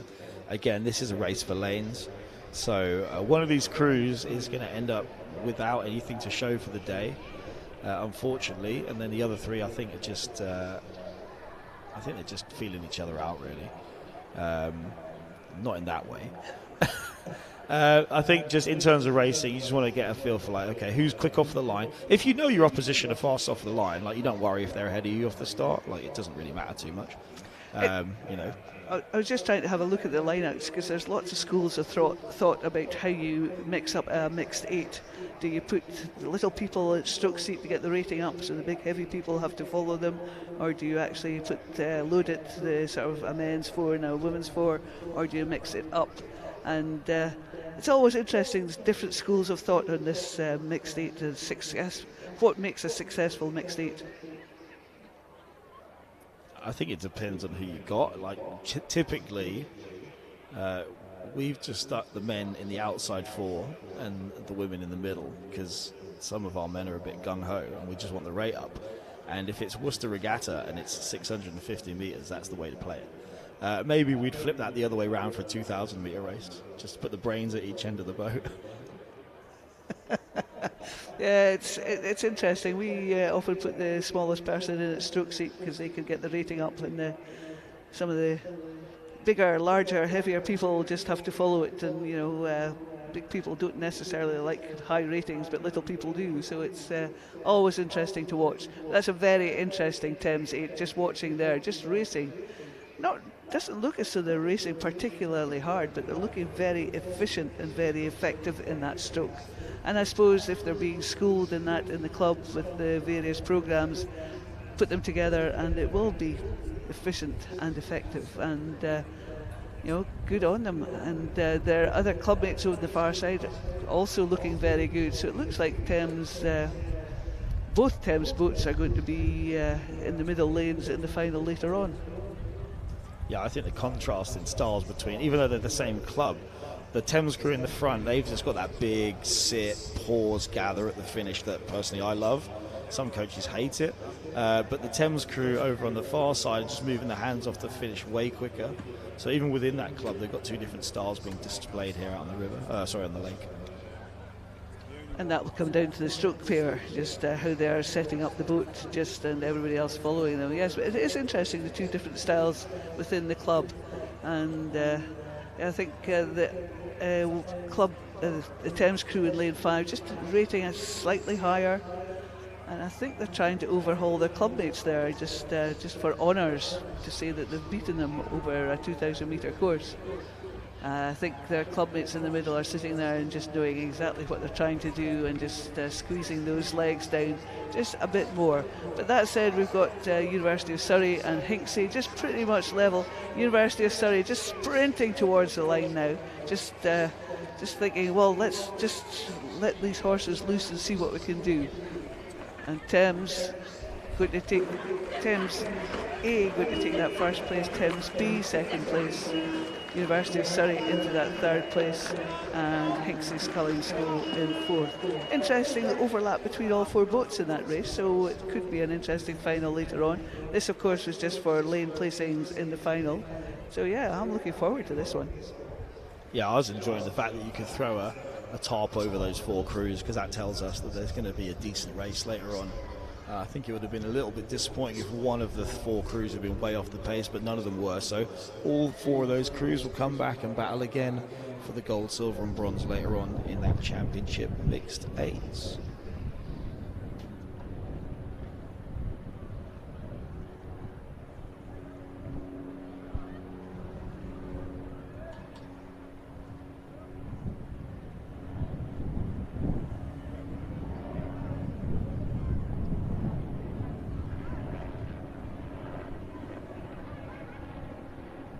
So you can just see the women's club eights have just gone off. We've got two Cambridge Uni crews, Warwick Boat Club and Northwich, but we're just going to cut to a couple of interviews that were recorded a bit earlier on.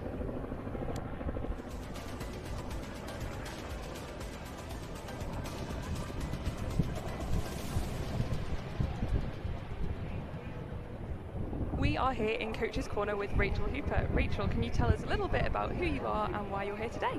Sure, so I'm Learning Education and Development Manager at British Rowing, and one of the initiatives we want to really promote is wellbeing for coaches, particularly on race day. It's a really lovely hot day, but we know that coaches are notorious for putting everybody else first other than themselves, so we want to create that space where coaches can really come in and talk to us, offload and have a bit of a rest as well. How key are coaches to an event like this? Well, it's not just about race day. There'll have been an awful lot of work that's gone into getting people here today. On race day itself, coaches play a lot of roles. So they're a tactician, they're a nutritionist, they're making sure that athletes are getting lots of rest. And as I say, coaches will put everybody else first, and they'll be really, really busy, and they don't get that rest time on race day. So we need to make sure that they're getting that downtime as well as and when they can. Absolutely, and you made a good point about that need for coaches to be cared for as well. So why is it important to have a space like this where coaches can decompress? Yeah, so sometimes just getting away from really valued supporters and just having a little bit of quiet time. We're here to listen, to support, to help coaches to develop, to recognise the absolutely valuable role that they play in an event like today, and to make sure that they really do feel appreciated, and also they can grab a bit of refreshments from us, have a bit of time off their feet and in the shade as well. Sounds like a really lovely offer. So if coaches do want to reach out, how can they come to you if they'd like to talk? Yeah, so they can come and see us at the British Rowing Gazebo today, and we're here tomorrow. We're also available from the Learning Education and Development team online, so education@britishrowing.org. Anything relating to coaches, coaching, developing as a coach, becoming a new coach, please do get in touch. We've always loved to hear from coaches and talk to them.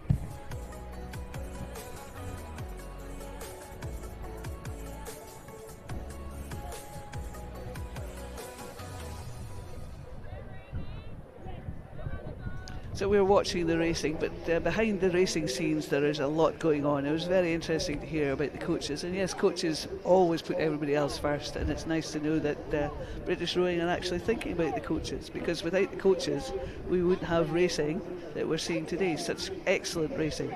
And this is the preliminary heat for the Women's Club 8s. We've got Cambridge B in lane 2, Northwich in lane 3, Warwick in lane 4, and Cambridge University A in lane 5. And the Cambridge University coaches must be delighted because their crews are 1 and 2 in this race. Yeah, absolutely. I'm pretty sure these are going to be the sort of the Cambridge University development group, and it's always important for them to get racing under their belts, and to be first and second is where they want to be, I'm pretty sure. So you've got, as I say, Cambridge out in front of Warwick and Northwich. This is a prelim race, so it's for lanes, but I think Cambridge will be quite enjoying the fact that they're 1-2 right now, and they want to do the same later on. Absolutely, and if they carry on like that, these two Cambridge crews will be sitting side by side in the middle of the course in the final. And that'll be very interesting to watch, because it'll be like a good old seat race going on there, and both crews will be out to show what they can do, and both will have their eyes on that golden medal at the end of the race. But before that, we have to get this preliminary race through, and it's still these two Cambridge boats leading the field as they come towards us. And it is Northwich in that second place, Warwick just dropping off the pace somewhat. But very little to choose between these two Cambridge boats if you look up the course. Probably about half a length in it at the moment, if that. You know, I've got a bit of personal bias here because one of my athletes is in the Northwich boat rowing at 7. So Dee Dee's home club is Northwich, but she's been rowing with us at Birmingham this past year. She won a Bucks medal at the head in a quad. In fact, I think she won 2 Bucks medals in 2 different quads. So that was fantastic stuff. So I'd like to see her pick up another medal, of course, at these championships. But you always have to earn these things, just in the way that Cambridge have earned the right to be first and second here. I guess they have a designated A crew and B crew, but the B crew's job is not to roll over, it is to push the A crew and keep them honest. Absolutely, and I think that is a B crew's ambition, is just to sort of turn the tables and just say, well, actually, maybe they're the A crew, but they're not that much of an A crew if we can beat them. So yeah, it's a good place for a coach to be, to have 2 crews sort of evenly matched, so that they can mix and match. Just on the start, we can now see that the preliminary race for the mixed club Coxed Fours is underway. 4 boats in this race, and there's another one. A mixed Coxed Four is maybe not so easy as a mixed 8 because a bit more of an imbalance possibly in there, but it'll be interesting to see how that goes as it comes towards us. But there's still these 2 Cambridge boats out in front. It's the A crew it's the B crew sitting in lane 2 in the lead at the moment. The A crew just over the far side, about half a length down. I think I got those labels mixed up earlier, and if I did, I do apologise. But it's the B crew, lane 2, leading the charge towards the line. In fact, they are lifting it up just to maybe give themselves clear water advantage over the A crew in the far side as they come through the line. Yeah, I think sometimes it is nice, even if you've kind of relaxed and go through the line, it's nice to kind of go up through a couple of gears, just see where the legs are at today. And then also, if you've done a little sprint to the line, you know later on if you've got to do it again, you've already kind of practiced it. So I think, we said definitely execute your first 500 really well. Sometimes execute your last 100 really well as well. So you can see Cambridge crossing the line first and second. Crew in lane 2, Cambridge B, just tipping Cambridge A. And then this race going on a little bit further back. You can see we've got Northwich and we've got Warwick, but Warwick are way out in front of Northwich in this regard. Obviously I would have preferred it the other way around, but Warwick have done a fantastic job of being way out in front of Northwich. So Warwick will cross in third. They'll have the third seeded lane in that final, and then Northwich will cross in fourth.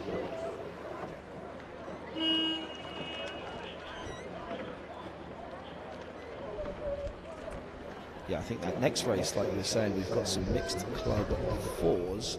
That is a slightly more interesting way of doing it compared to 8s. I don't think you've got quite as much flexibility. I'd probably just go with a stern pair and a bow pair.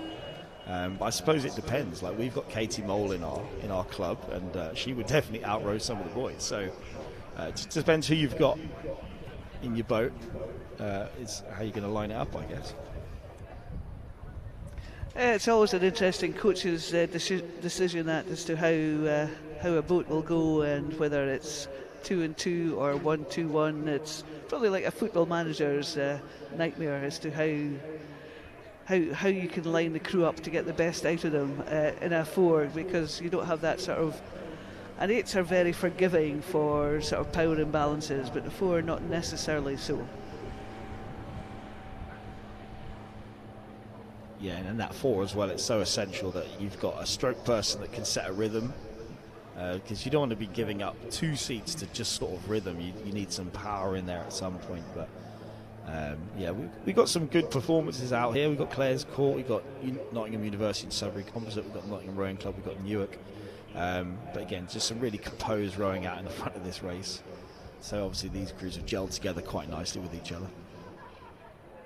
Yeah, it's they probably wouldn't have had much time in the boat together, so it's probably interesting how fast they can gel together. And it's that Sudbury Nottingham Composite just out the lead there. They know they're in their lead. They're racing for lane advantage in the final later on, and it is that the Composite in the lead with Nottingham in that second place. See the distinctive plays just as the feathered and squared there. So Nottingham second place, and then it is, I think, Clare's Court just in front of Newark there. Yeah, I think it's good to see a slightly different event here, like mixed club 4s, compared to what you'd see at a lot of races.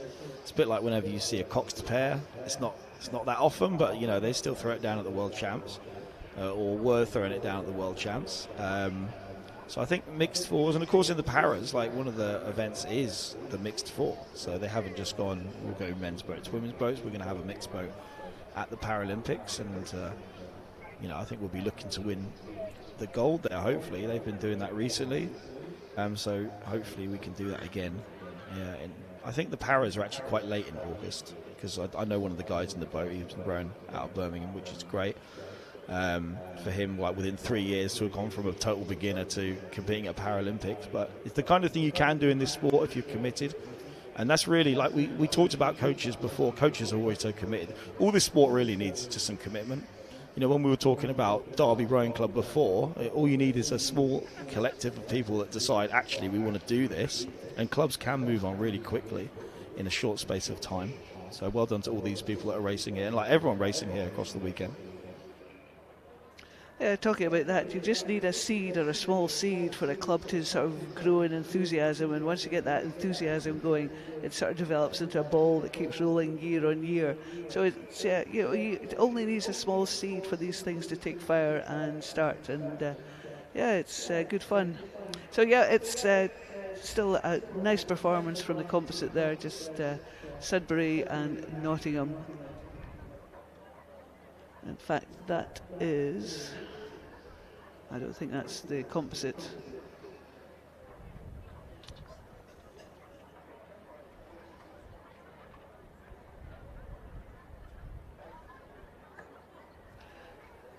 Yep, it was the composite. I'm sorry, it was just, I couldn't see the number. All these boats have bow letters and numbers on them which help you, I'm giving away my secrets now, help you tell who people are. But this four are looking really nice and strong there. They've gone with the two men in the front and the two girls in the bow section of the boat. Some of the other boats have mixed it up, I think, and there's a bucket in the Nottingham boat there, which is another interesting way of doing it. And after the Nottingham boat, we can see the Newark boat just in the distance. I think they're in fourth place. Clare's Court now have pulled themselves into that third place. But it's the composite, looking very relaxed, very comfortable as they're coming towards the last 250 metres. 250 metres out, and they really don't need to do very much at the moment in this race. Yeah, I'm just wondering, it's quite interesting, this Nottingham Uni Sudbury composite, because you look, I don't know if they're just two pairs of siblings, because you've got Harry Moule and Amelia Moule, and then you've also got Byron Bullen and Martha Bullen. So I suppose they're either related or they could be partners, I suppose. Very interesting indeed. I hadn't spotted the names before, but yes. If it's partnerships, it's not necessarily good to put a husband and wife in the same boat. I can speak from experience. But, it could be siblings, and sometimes that doesn't necessarily gel very well either, because, as we all know, siblings can have some intense rivalries. But maybe an intense rivalry is paying off to boat speed, just not letting each other down. So a lovely performance from this composite Sudbury Nottingham, just coming up to cross the line, taking that first place in this preliminary race for the mixed club fours. And they've got a significant advantage over Nottingham Rowing Club, just coming in lane 4 there. And then it's going to be Clare's Court, just coming towards the line, just after Nottingham. Clare's Court just lifting it in those last few strokes, just to maintain a contact with Nottingham. And then over the far side we have Newark, just coming into their last 150 metres or so.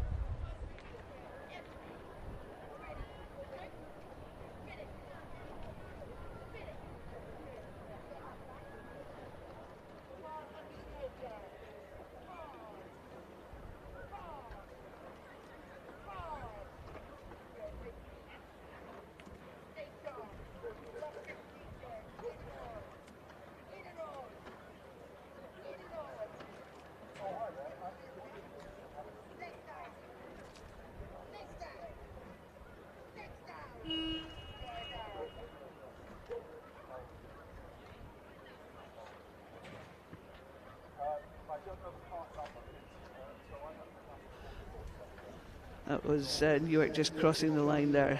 We've got the women's junior 18 eights on the course. Alex and I have fought off the incomers just so that we can watch this last eights preliminary race before we sign off for a couple of hours rest and a changeover of voices. But in this race, we've got Kingston Grammar School in lane 2, Marlow in lane 3, Wallingford in lane 4, and Sir William Perkins School in lane 5. All good rowing programmes for the juniors in these 4 clubs. So it'll be interesting to see how that's going. But to my eye, it looks as though it's Wallingford Rowing Club got themselves out in the lead there. These crews are racing for lane advantage in the final later on, as we've had in the previous 3 races. But it's Wallingford just showing their cards very early in this race and looking very strong as they come towards us. Yeah, Wallingford well placed here with about 500 metres to go. They can control the race, they can get the best lane later on. I don't think it's due to blow up too much. There's been a headwind all day so far, so it does make the course feel slightly longer, but there's nothing too untoward at the moment out on the course.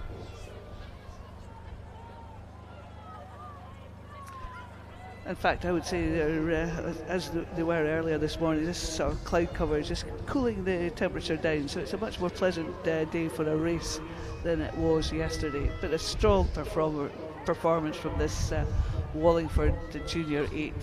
I think it's now Marlow in that second place, just inched themselves forward with Kingston Grammar School, Sir William Perkins School just chasing for that third place. I think third place is with William Perkins School at the moment, but Kingston Grammar School putting in a big push. They've come through 250 metres and have decided just to up their rating and just show what they can do. Lots of support from the banks here, and you often get lots of support from the junior 8s, lots of people excited in the performance and what's happening. But a strong performance from Wallingford there, just maintaining that lead they have over Marlow. Marlow just lifting it slightly just to put in a push just to come over the lines, just to see what their legs are capable of. But it's going to be Wallingford taking that pole position and Marlow in second place. Yeah, Wallingford going with an atypical double bucket in their boat. But yeah, out in front. Good performance from them. Marlow finished second, SWP just finishing third, and then Kingston Grammar School. So that women's J18 8s final, we'll look forward to it later on, where we should have some good fireworks. So that'll be myself and Carol signing off for the moment, and we're going to be passing over just in a moment to Fergus and Erica.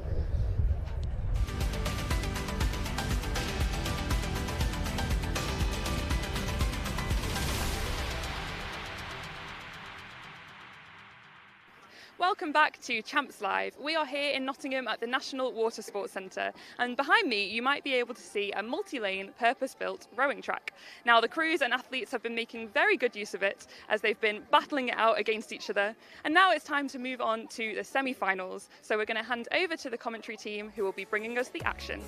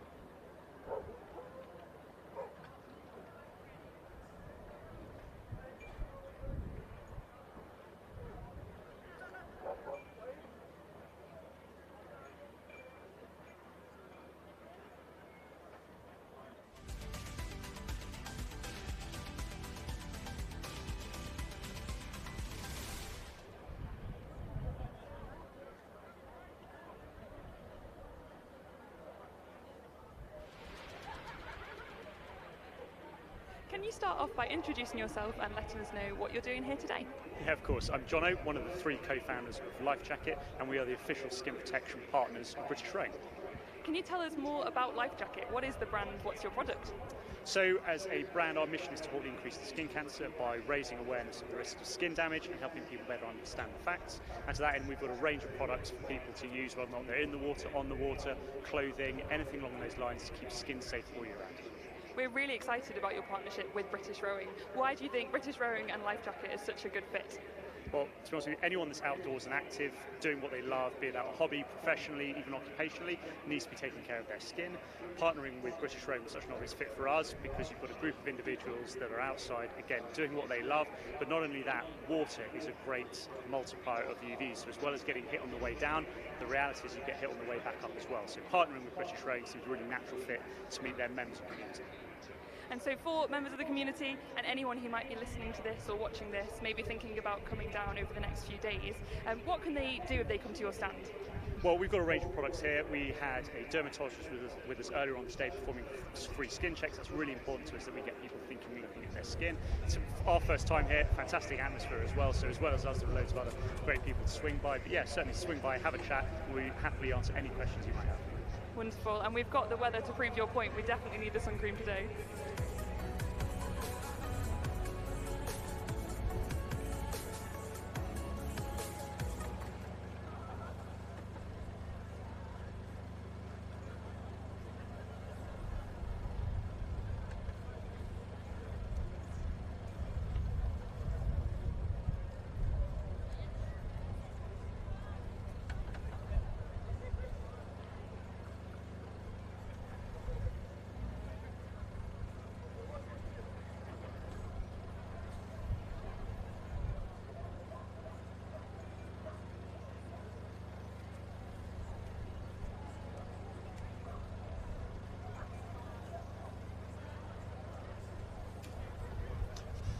Well, good afternoon, everyone. Welcome to our next block of racing here at day 2 of the British Rowing Junior and Senior Club Championships. I'm Fergus Mainland. Alongside me for the next couple of hours, steering you through all of the semi-final action to 2:30 is Erica Knowles-Pardo, and we are thrilled to be kicking off with some quad racing. We've got 3 semi-finals coming up for the Women's Club Coxless Quads, and the first of which is coming into the final 250 metres. So just to give you a rundown of who is in this first semi-final, we've got Mersey Rowing Club A in lane 2, Nottingham Rowing Club in 3, Warrington in 4, Bedford Rowing Club's B crew in lane 5 and Bedford's A crew in lane 6.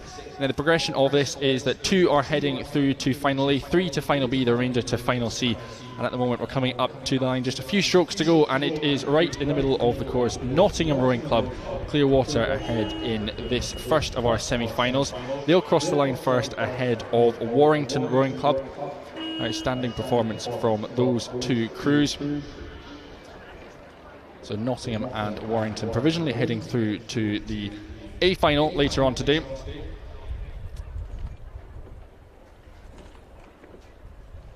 And then coming through the red boys, it is the next of our crews provisionally heading for the B final. This is Mersey Rowing Club's A crew coming through in lane 2.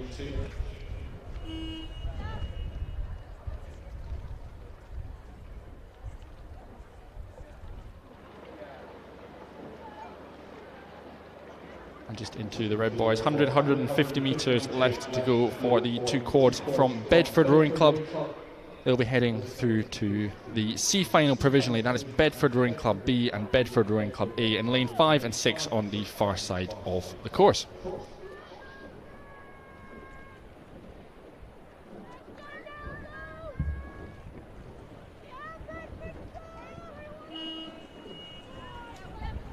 And on the course now, we have the other semi-final for that. So in lane 2 is going to be Norwich Rowing, Bedford Star Club, and then there is Clydesdale in lane 3 with Newark in lane 4 and another crew from Mersey Rowing Club in lane 5.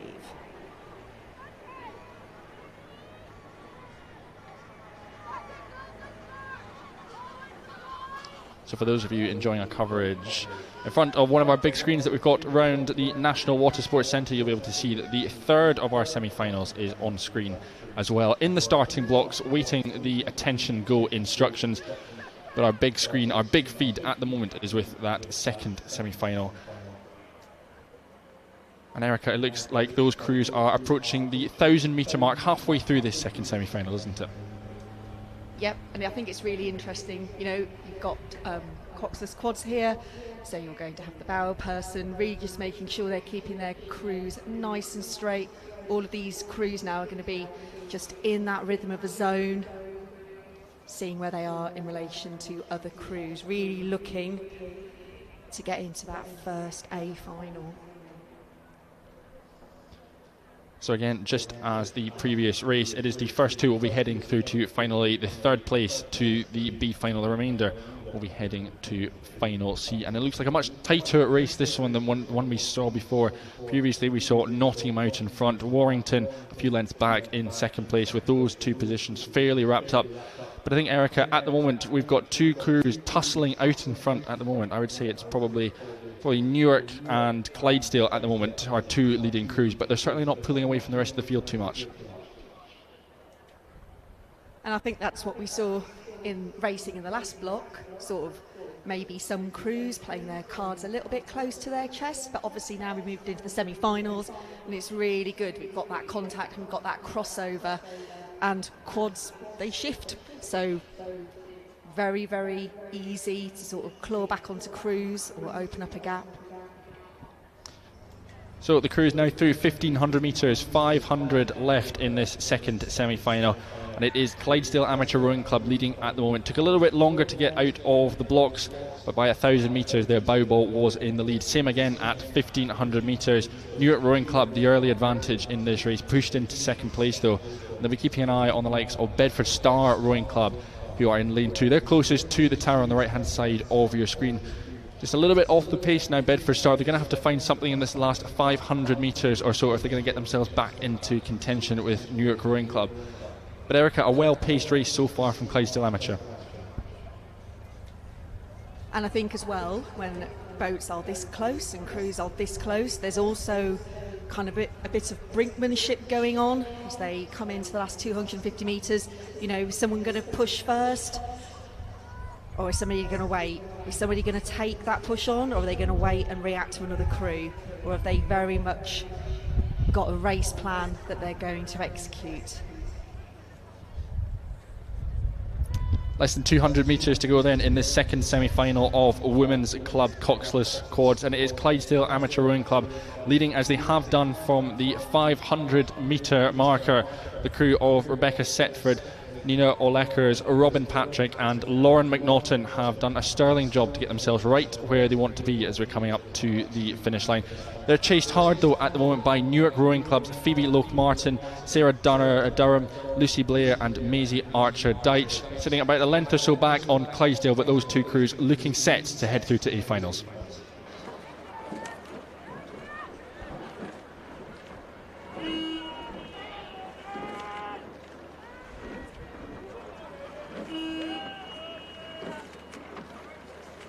So up to the line will be Bedford Star Rowing Club. They're through in third place provisionally to the B final. They'll head. And the fourth of our crews in this second semi-final will be a Mersey Rowing Club. Their B crew there over in lane 5, closest to the scoreboard side of the course, and that's Kate Johnston, Anastasia Clark, Heather Galloway and Millie Fisher. Into the Red Boys, 100 metres left for them in the second semi-final.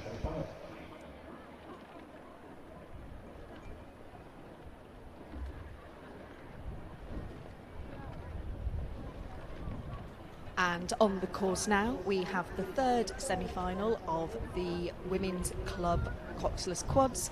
And in lane 2 is Norwich, Nottingham City in lane 3, Warwick in 4 and Leeds in 5.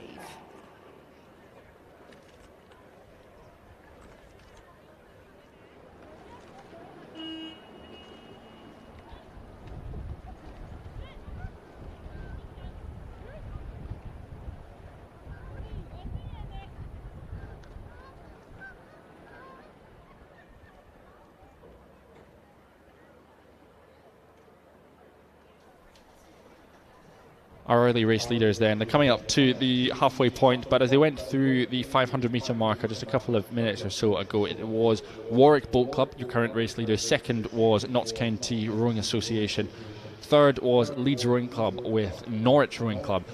in the 4th place position at the moment. But it can all change so quickly in these quadruple sculls. And Erica, I imagine over the next 500 metres, as we get into the third 500, we're going to see the likes of Notts County look to step on, Leeds Rowing Club, because they're not too far back, just 3-4 seconds, which on the water will be about a length or so, which they can definitely make up over the next quarter, can't they?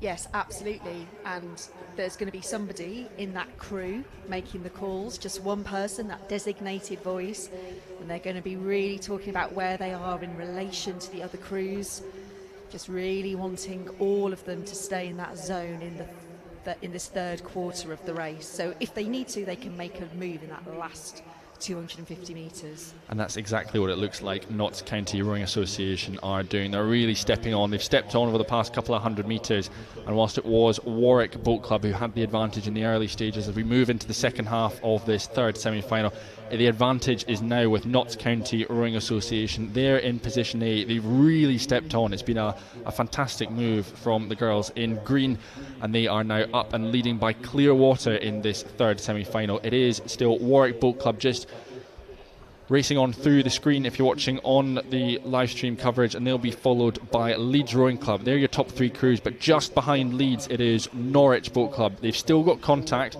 They're still in with a shout of that third place position, but at the moment it is Notts County. They were a few seconds down on Warwick Boat Club, but now they're up to nearly 5-6 seconds up on their opposition. So I think a very well orchestrated move from Notts County in the past 600-700 metres.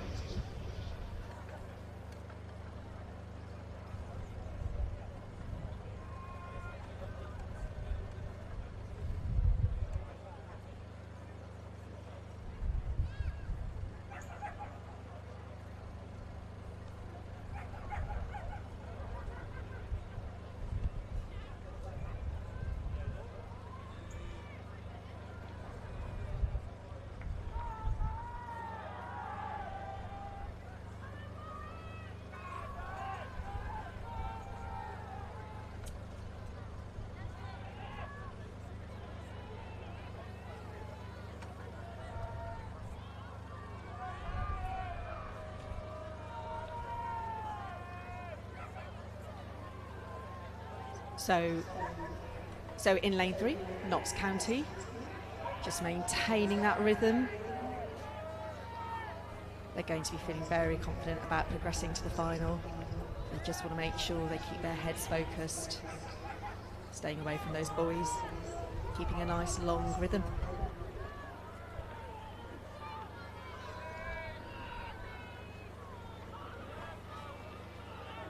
But equally, Norwich as well in lane 2, just keeping that pressure on. They're going to be looking across, looking over at Leeds.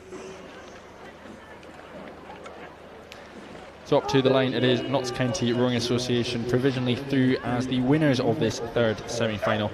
They'll be followed by our early race leaders from Warwick Boat Club, and then up to the line, that race for the B final spot, that third place. It's very tight on the line between Norwich and Leeds Rowing Club, the 2 crews on opposite sides of the course, charging hard, particularly Leeds Rowing Club. Very close on the line, too close to call at the moment, so keep your eyes on the big scoreboard to see who will be heading through to the B final and who will be heading to the C final. But that wraps up our 3 semi-finals for women's club quadruple sculls, and we're sticking with sculling though. We are heading to the women's J18 single sculls, which is about 500 metres into its race.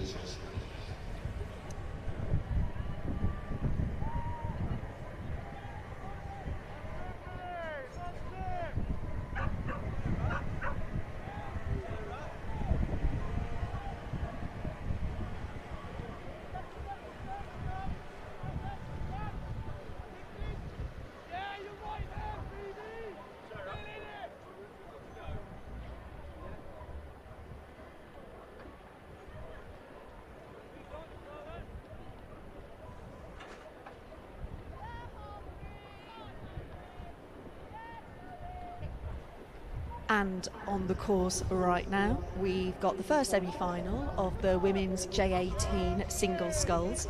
In lane 1, Reading Blue Coat in lane 2 Kingston, in lane 3 Hartbury University and College, lane 4 Chester Lee Street, lane 5 Globe, and in lane 6 Tideway Scholars School. And I remember when I was looking at the entries online, it's brilliant to see so many pages and pages and pages of junior single sculls today over the weekend.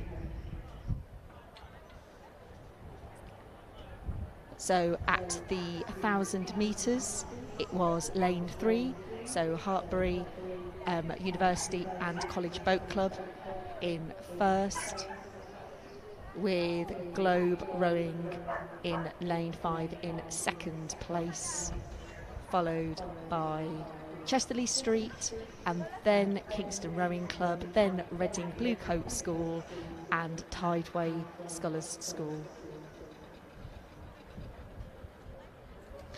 So in the previous race, we saw the likes of Notts County Rowing Association put a big move in, and they're able to shift their boat a huge amount up the bows of Warwick Boat Club just next to them. I'm sure we'll be seeing something very similar in this single sculls race. So at the moment, as we've said, our race leader is Chloe Shepherd of Hartbury University and College. She's the one leading this field. She's right where she wants to be, and she's about 5 seconds up. She's got a really good margin on Charlotte van der Wiel of Globe Rowing Club. The two of them very much just looking to move away from the rest of the field, but going with them as well, Scarlett Palmer, Chester Lee Street Amateur Rowing Club. They're your top three. They've got a bit of a gap, a bit of a margin, but not so much as well. Keep your eye on Millie Burrows of Kingston Rowing Club, still in the mix, a potential upset into this top three. And as we're moving through the third 500, the third quarter of this single sculls race, I expect to see some fireworks start to get lit between Kingston Rowing Club, between Chester, between Globe, those who are vying for those positions just to sneak themselves into the A final, but to avoid getting pushed down into a B final later on. So Erica, I think particularly in these single sculls racing, as we've said, those ones, it's a bit of a headwind that's starting to pick up a little bit. The conditions are a little bit more challenging, particularly further down the course. So they've got to be careful, particularly with their blade work as they're coming into the final stages of this race. Yes. If I was coxing a crew now today, I'd be talking to them about not just grunt, but also the grace. You know, good technique is really, really important, isn't it? And it's also as well being adept and being able to adapt to those conditions. So the crew's just passing that 500 metre marker. We're starting to see some of those fireworks get lit. Kingston Rowing Club moving up through the rankings a little bit, fourth at 1,000 metres, stepped on now in the third 500. The lead at the moment still with Hartbury University and College, second place still with Globe Rowing Club, but now we have a change in that third place position. It is now Millie Burrows of Kingston Rowing Club who occupies that all important third place spot, looking to get herself into the A final. Let's not count out Scarlett Palmer though of Chester Lee Street, still in fourth place, still in the mix, just a couple of seconds back on Kingston Rowing Club, but that's been a really impressive move from the red and white of Kingston Rowing Club over the past couple of 100 metres. As we're coming into the last 250, 300 metres, there's about a minute and a half of racing left to go, and we've seen the move from Kingston Rowing Club. Let's see who's going to step on next now.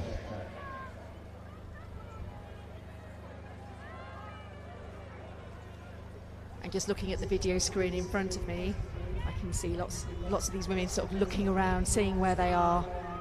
A lot can change very quickly in singles racing.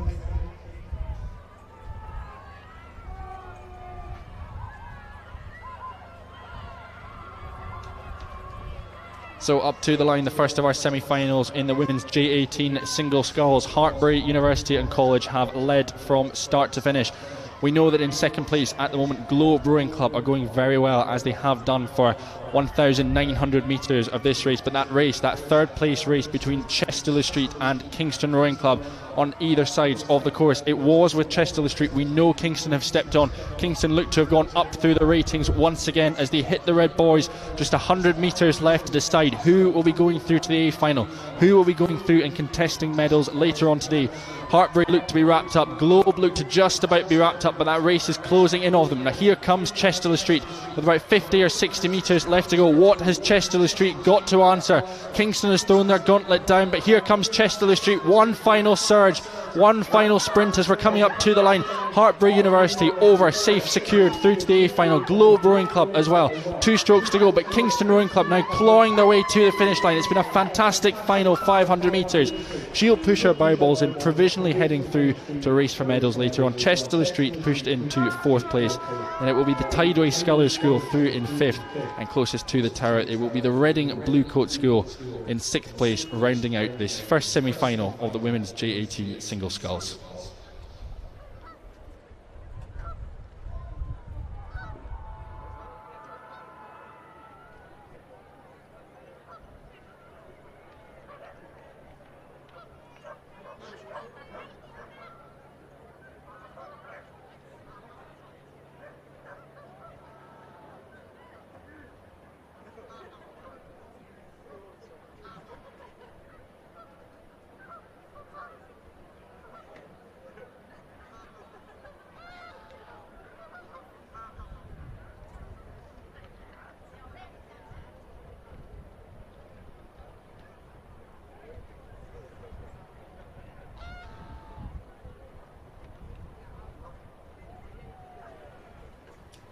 And on the course now is the second semi-final for the women's J18 single sculls.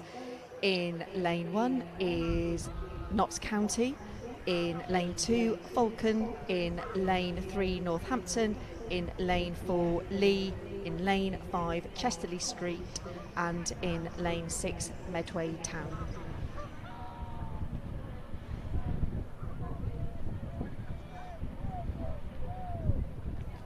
And again, Erica, in these early stages of the race, it's very tight. I think all of these scullers, you could probably connect them all, no more than a length between all of them at their various stages in the race. I think this is going to be a fascinating unfolding over the next 1,000 metres or so through the middle of this race.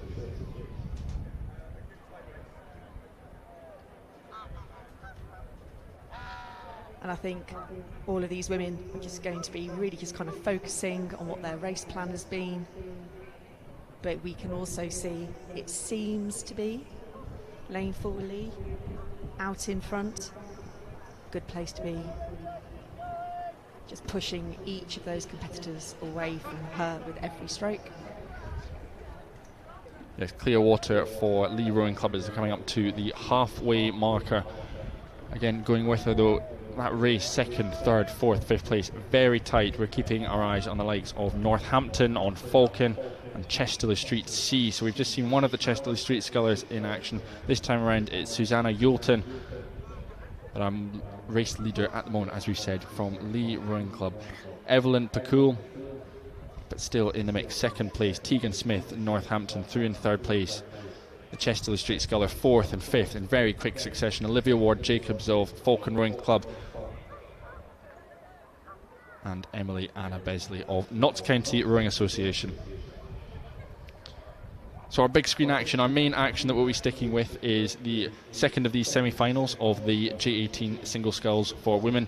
But we will be keeping an eye on the women's J18 quads, which is underway now. It's out of the blocks and they are thundering down the course, and we'll pick that one up very shortly.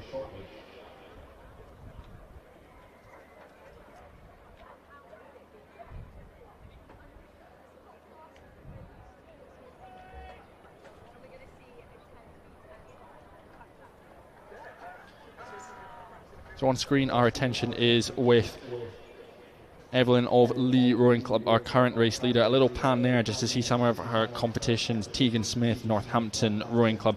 She's still going strong in 2nd place at the moment through this 3rd quarter of the race.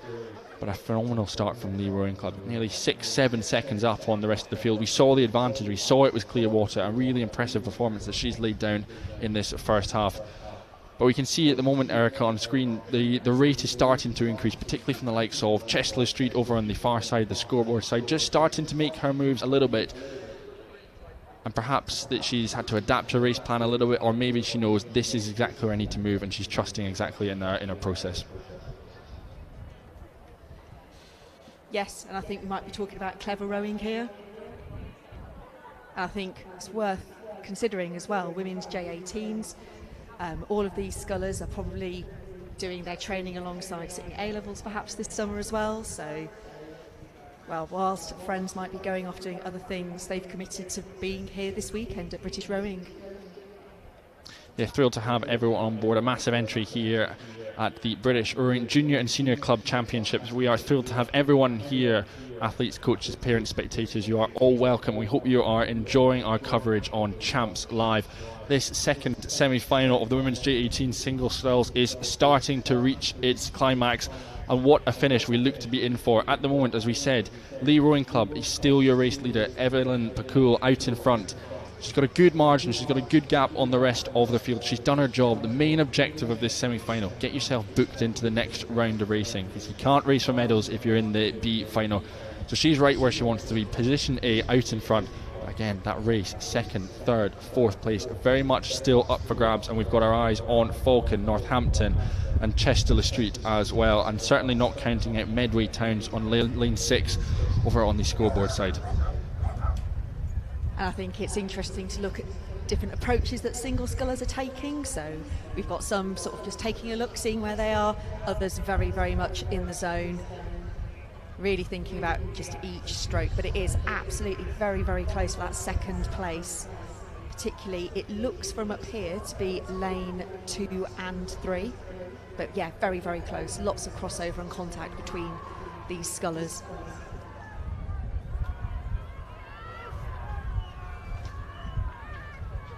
So through the final 250 metres then, and Lee Rowing Club out in front. They have led from start to finish. A really impressive, really dominant role from Lee Rowing Club in this second semi-final. Going with it though, we've talked about them the whole way down. Northampton, Falcon, Chester-le-Street, they're still in contention. They look to be second and third at the moment, Northampton and Falcon. But on the far side of the course, just pulling a little bit away from Chester-le-Street and Medway Towns, the two of them racing for fourth place at the moment. 50 metres or so left for Lee Rowing Club. Clear water now, 2, 3, 4 lengths up on the rest of the field as she comes up to the line. About 10 strokes to go, 10 big strokes left for Lee Rowing Club. But we're still racing going on between Northampton and between Falcon. It is Falcon Rowing Club just a length or so back on Northampton. They look to be finishing second and third, but keep your eyes still on the fast finishing Chester-le-Street, the fast finishing Medway Towns Rowing Club. Medway look to have just rode through, pulled their bows into fourth place position. It is Lee Rowing Club through provisionally in first place, followed by Northampton. Falcon will take third place, just clear water up on Medway Towns, with Chester-le-Street through in fifth place. And then it will be the sculler from Nottinghamshire County Rowing Association closest to the finishing tower through in sixth place, and that will conclude this second semi-final of Women's J18 Single Sculls.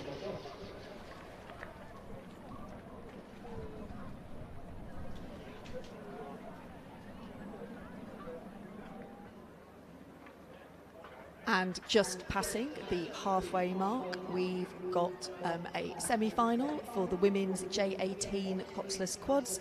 In lane 1, Staines. In lane 2, St Andrews Clydesdale Composite, with Marlow in 3, Trentham in 4, Stratford-upon-Avon in 5, and Tideway Scullers School in lane 6. And as they went through the 1,000 metre timing, we've got Marlow in first, with Trentham in second, followed by the Clydesdale St Andrews Composite in third, and Stratford-upon-Avon in fourth, with Tideway Scullers in fifth and Staines in sixth. Those quads that sort of creating that chevron that is great to see coming down the course. Really nice to see, really impressive sculling from Marlow Rowing Club.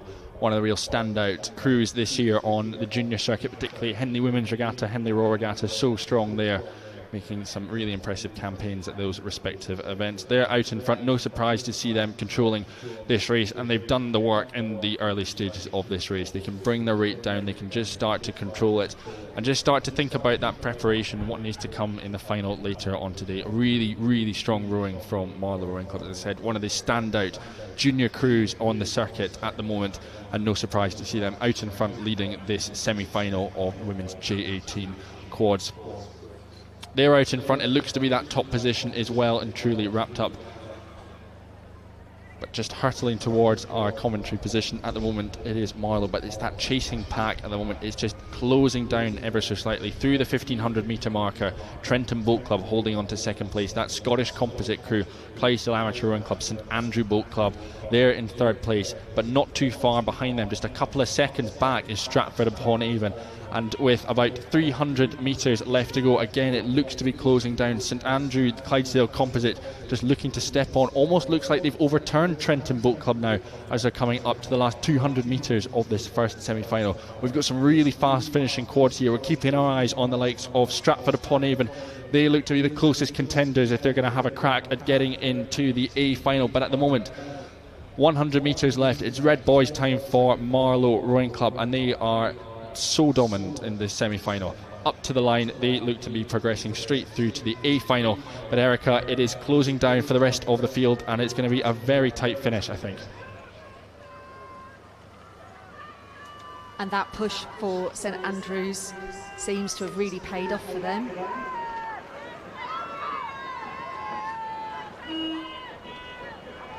First three through to the final. So tactical, but also don't want to let another quad just sort of pip them on the line. Their bow person taking a look.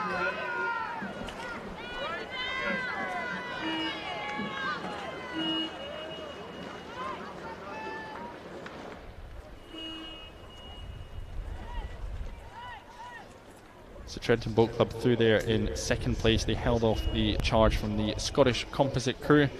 Fast finishing from Stratford upon Avon Boat Club, but not quite enough to catch our three leading crews. Tideway Scullers then over, and they will be finishing up on Staines Boat Club in lane 1.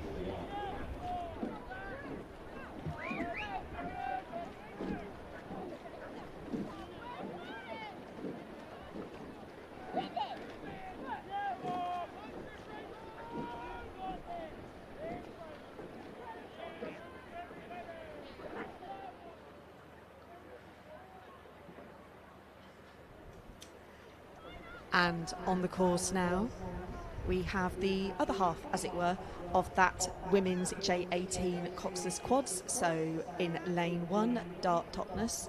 In lane 2, Lee. In lane 3, Rob Roy. In lane 4, Great Marlow School. In lane 5, there is a Nottingham Rowing Club, Nottingham and Union Composite. And in lane 6, Durham.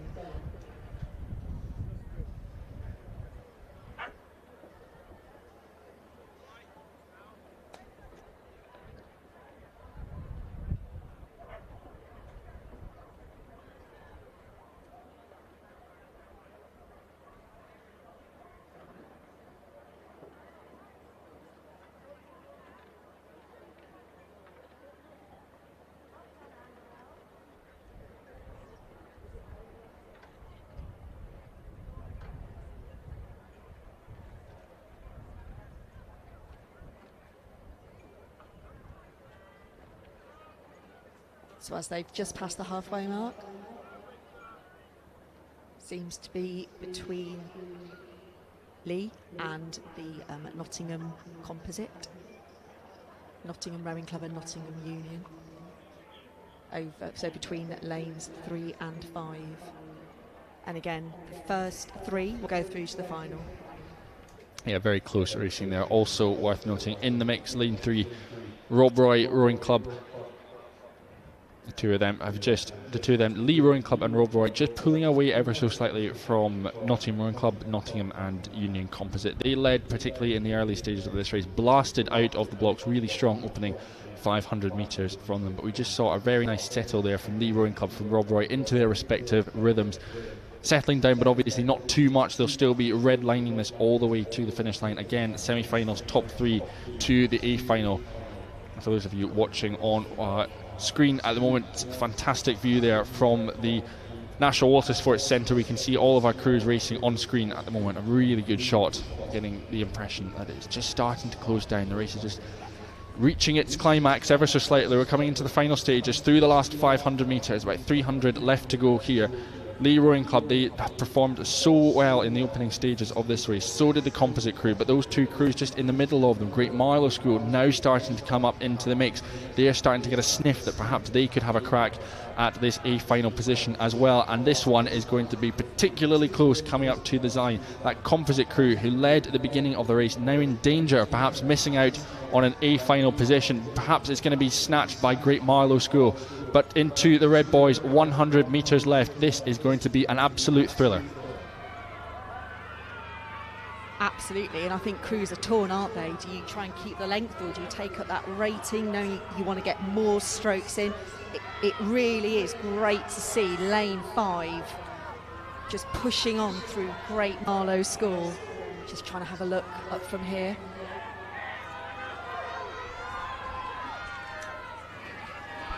So up to the line then, Lee Rowing Club doing just about all they can, but it's a fast finishing crew from Rob Roy. Perhaps they'll be able to steal the first place position.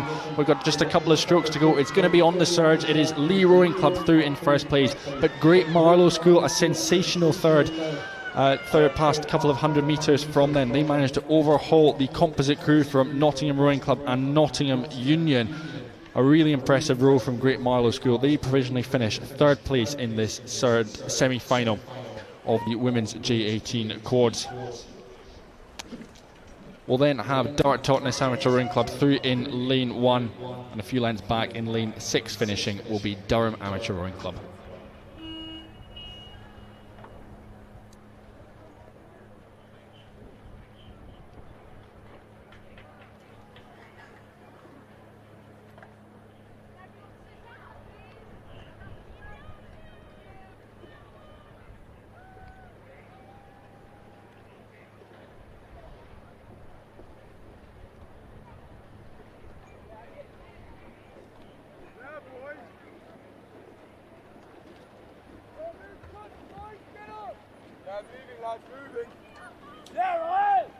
And on the course now, we have the J18 double sculls.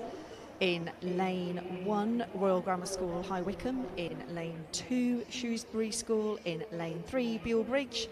In 4, Tees. In 5, Hartpury University and College. And in 6, Brentford. The first 3 for this will go through to the A final, and the remainder through to final B.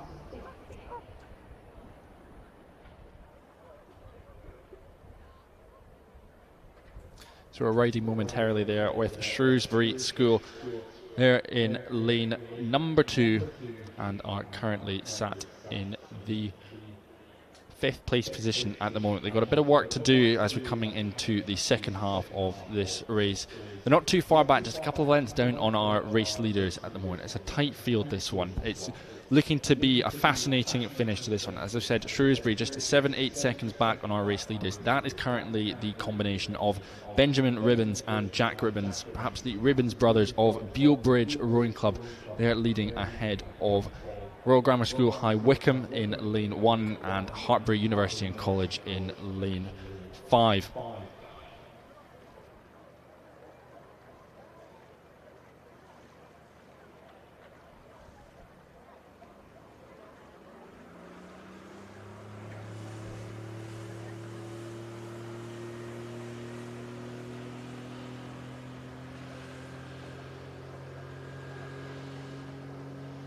And if you're watching on the big screens, then the next semi-final for the J18's double sculls has just left the state boats.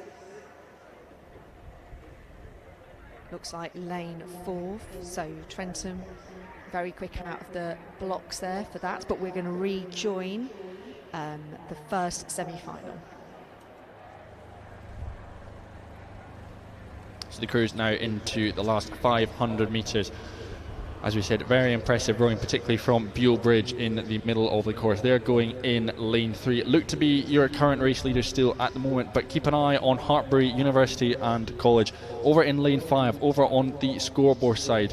They've stepped on in this third 500 metres. They look to have just taken the rating up just a pip or two, just a little bit longer, a little bit more dynamic through the water than they were in the opening stages of this race, and that's really starting to pay dividends for them.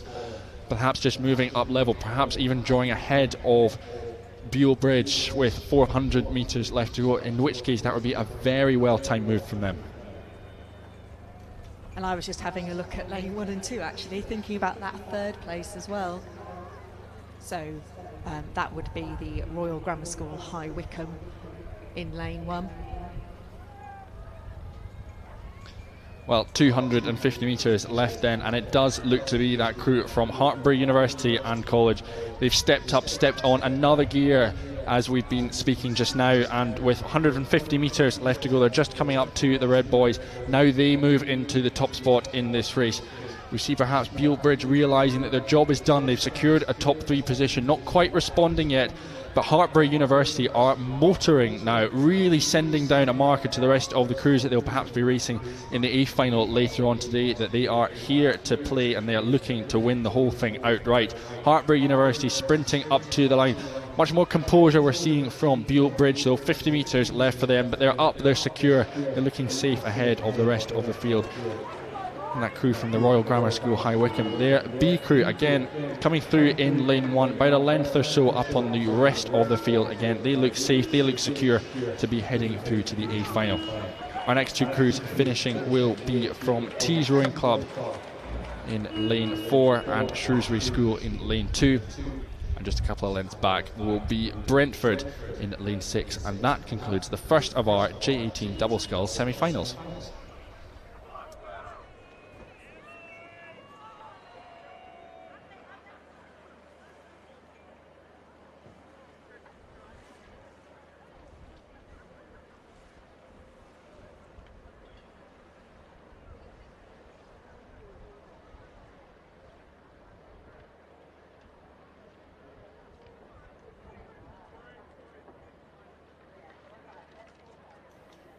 So on the stake boats now, we have the first semi-final of the women's J16 double sculls. St Ives in lane 1, Hexham in 2, Severn Rowing Club in lane 3, Barn Elms in 4, Warrington in 5, and Tideway Scullers School in 6. The bow person taking great responsibility for making sure they go off straight.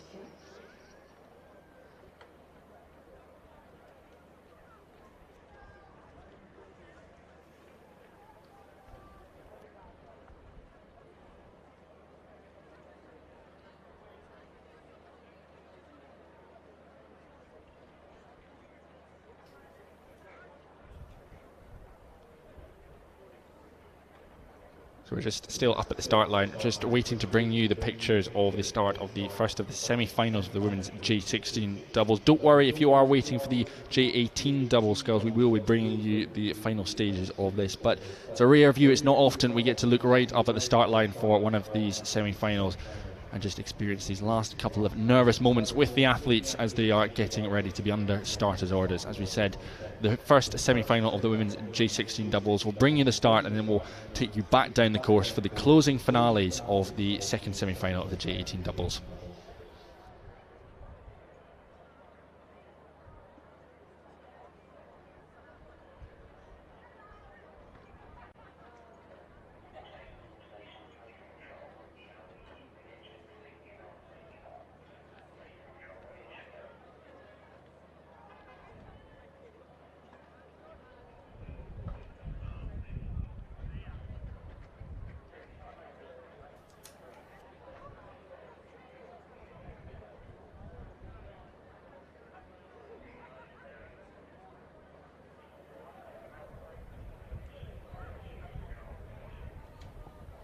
Okay, and we're just transferring back to the J18 double sculls.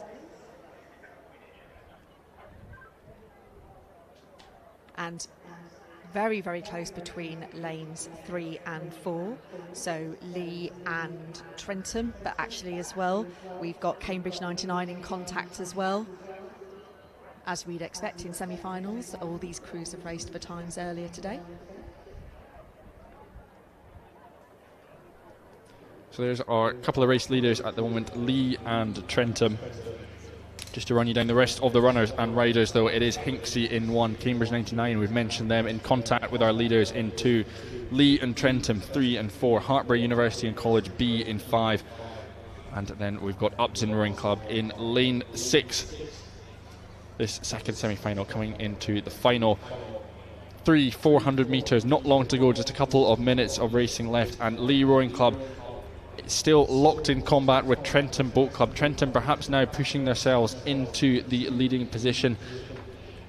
They did so well led in the early stages, weren't quite able to finish off Lee Rowing Club, who are still nipping at their heels with 250 metres left to go. But those two crews look safe. But again, Erica, that race for third place, that all-important third place, is really starting to light up.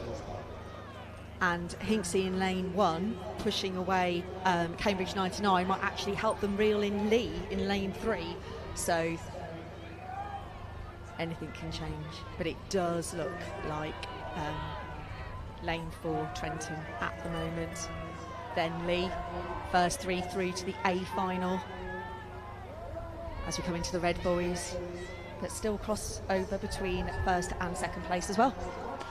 Well, Trentham Boat Club up to the line. They've got a length on Lee Rowing Club. Fast finishing though in lane 1. Hinksey Sculling School ahead of Cambridge 99. What have the nines got to answer with 50 metres left? It doesn't look like they're going to have enough to bring themselves back into the mix with Hinksey Sculling School.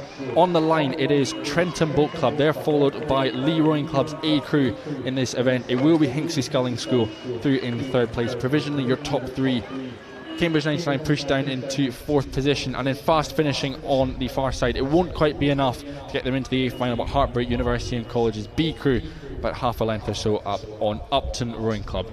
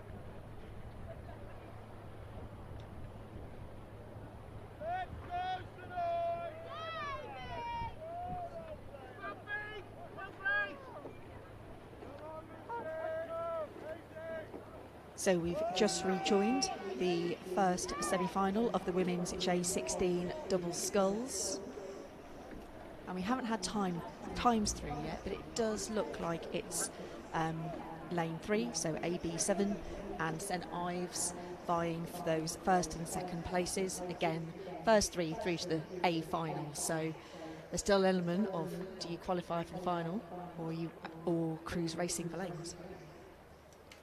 I think it's two big decisions. It depends what sort of statement you want to lay down in this semi-final to your opposition. But of course, the main objective is you don't want to race the whole way down and miss out because you race too hard or you're caught out in a sprint on the line. You want to get yourself into the A final. So any one of those top 3 positions will do. Any one of those top 3 positions would have done for me to get myself into an A final. Not one that I raced in particularly often, but that's by the by. What's important is these women's J16 doubles are really in a tussle. We've talked about AB7, we've talked about St Ives, just 2-3 seconds separating them at the halfway point, 1,000 metres. We can see, if you're watching on screen, I hope you're enjoying our pictures at the moment, is that crew in lane 3. It is AB7. We can see them just continuing to pull away from the likes of their opposition. Hexham Rowing Club C in lane 2, just one over from them. Just that advantage they have, just continuing to etch it out, just moving away inch by inch, stroke by stroke. It's a really impressive display of sculling for AB7. And as they came through the 1,000 metre timings, actually Barn Elms as well, really, really close, so only a couple of seconds. And again, in a double, that can quickly be overturned as the crews are coming towards the last 500 metres.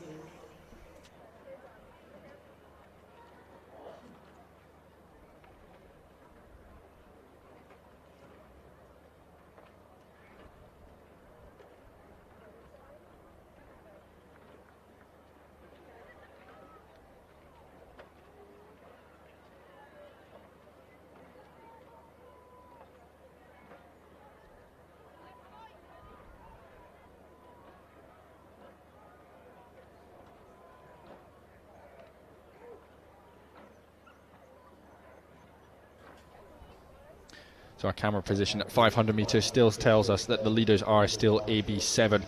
Going with them, it is still the likes of St Ives in the mix as well. That race for third, fourth place, very close. Barnelm still hold that third place position at the moment, but Hexham Rowing Club just nipping away at their heel. They haven't gone away in this third 500. They're still there and still in with a shout of racing for a medal later on today. We can see them now getting closer and closer to our finish position, and it is AB7 slap bang in the middle of the course. That distance they've got continuing to grow on the rest of the field. With just a minute, 90 seconds or so of racing left to go for them. AB7, and again, we've said it so often in these semi-finals, that race, second, third, fourth, fifth place position is incredibly close at the moment, Erica.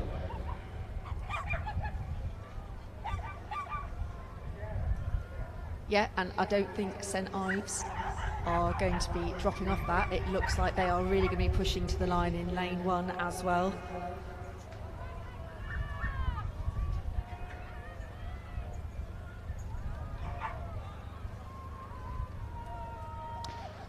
So here we go then, strap up, another fantastic finale we are in stall for. AB7 leading the way in this first semi-final of the women's J16 double sculls.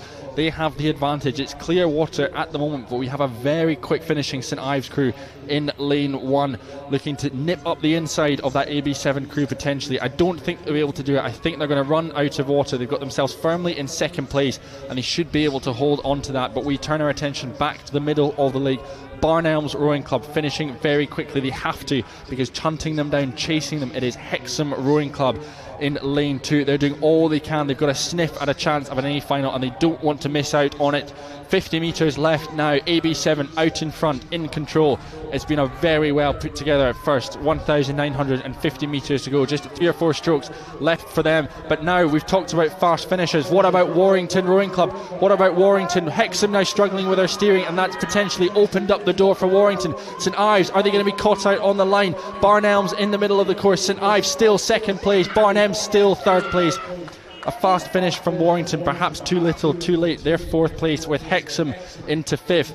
And on the far side, it will be the B crew from Tideway Sculler School come through in sixth place, concluding this first semi-final of the women's J16 double sculls.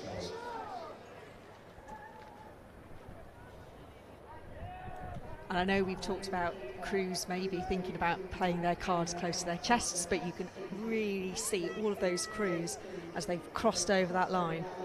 Feet out, heads up, trying to get some air in those lungs very, very quickly. Brilliant racing, great to see.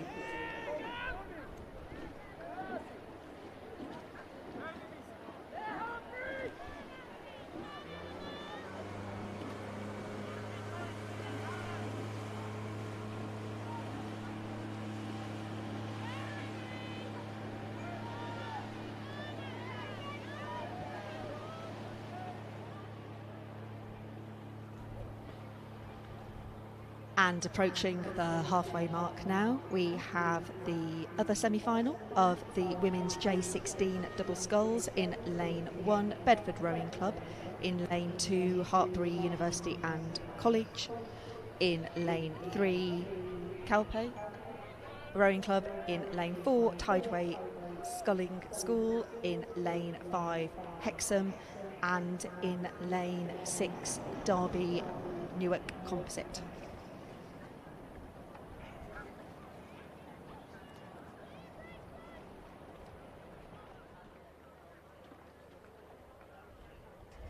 And as they've come through the 1,000 metre timing, Bedford are in first and Calpe Rowing Club, who've travelled from Gibraltar to race here today, are coming through in second, with Tideway Scholars School in third.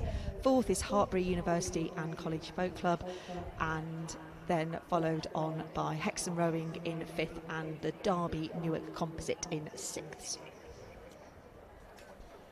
Yes, hello to everyone who is enjoying our coverage from Gibraltar, be it back on the rock or around the course at the National Water Sports Centre. Thrilled to have you here year after year, and you always bring such wonderful crews over that race incredibly well, and it looks like we've got another corker of a crew racing here in the women's J16 double sculls. They're in the mix, they're up there in the hunt for a top position in this second semi-final of the women's J16 double sculls. As we said, leading the pack through the opening stages, Bedford Rowing Club. They're not quite in shot at the moment. The shot that we've got, though, is of Calpe Rowing Club and the crew from Tideway Scholars School. Scullers as well, still in the mix, just a second or so back in the early stage of the halfway mark behind Calpe Rowing Club. So again, still in the mix, but Calpe stepped on a little bit, just looking to break clear. And perhaps as we camera pans, it looks like Calpe Rowing Club have pushed themselves up into the lead. Our race leaders through the 1,000-metre mark, it was Bedford Rowing Club, but it's Bedford Rowing Club no more. It is now Calpe, our race leaders, who have moved up into that top qualifying position for the A final that will be coming up later on today. I think after some of the racing we saw in the first semi-final, some of the racing we're seeing just now in the second semi-final, that could be one of the absolute races of the day. Calpe Rowing Club, though, now have moved into the top position. They continue to stretch that lead out. They've rode down Bedford Rowing Club, pulling away from them, and in the process still pulling away from one of their closest rivals, Tideway Scholars School, who's sitting over in the lane next to them. That means, though, again, it's happening time and time again. Calpe, the dominant crew here, but now we've got to watch out for this race for second and third, the next two places for crews heading through to the A final.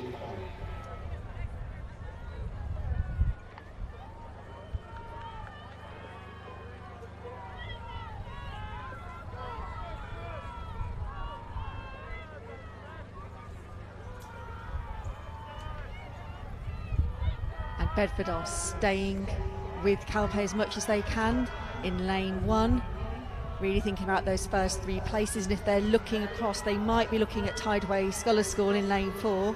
They're probably going to be able to see Hartpury University, and that's really one of the challenges of multi-lane racing, is you might think about the crew that is next to you, but you're not necessarily aware of what's happening 3 or 4 lanes over. But Calpe in lane 3, as they enter the red buoys, they can see the bow ball of lane 1, and they just want to keep it where it is, making sure they progress through to that final.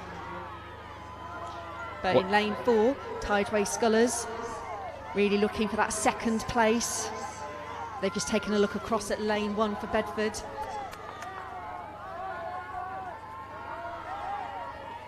Maybe the last 4 or 5 strokes for Calpe.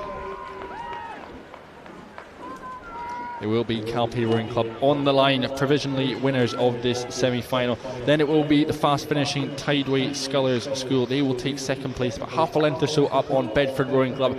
High fives, fist bumps there from Bedford. They know the job is done. They're into the A final. They will be racing for medals. Hartpury University and College pushed into 4th position. We will then have the double from Hexham Rowing Club up through the line in 5th place. And then with just 2 or 3 strokes left to go, it will be the composite crew from Derby Rowing Club and Newark through in 6th place. And they will round out this semi-final of the women's J16 double sculls. I will just take a moment, but a very quick one, because we are sticking with sculling, but we are moving from doubles to singles. We're moving to the first semi-final of the Open J16 single sculls, which, if you take a look up the course at the moment, is already into the 3rd 500 metres. That's being contested between Trenton Boat Club in 1, Hartpury University and College in 2, Shanklin Sandown in lane 3, Rob Roy A in 4, Northampton Rowing Club in 5, and Beulbridge in lane 6.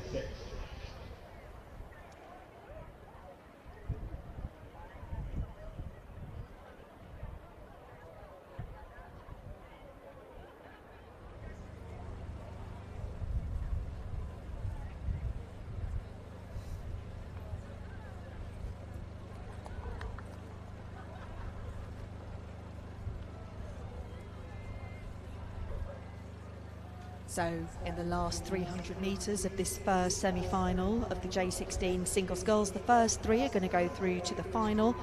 And it looks like, from where I am sitting, Shanklin Sandown in lane 3. Then very close between lanes 4 and 5. So Rob Roy, Northampton Town. But again, it's really, really close for those second and third places. Crews entering the last 250 metres.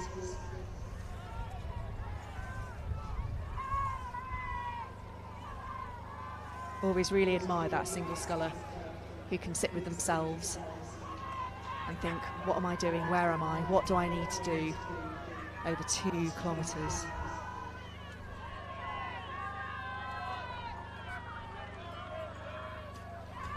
Well, there's not much more to do for our 3 leading scullers. The 3 of them have got themselves a little trio out in front of the rest of the field. We've got a race for 1, 2 and 3, and we've got a race for 4, 5 and 6. And yes, at the moment in the middle of the course, Shanklin Sandown, represented by Louis Sheesby. He is leading this field.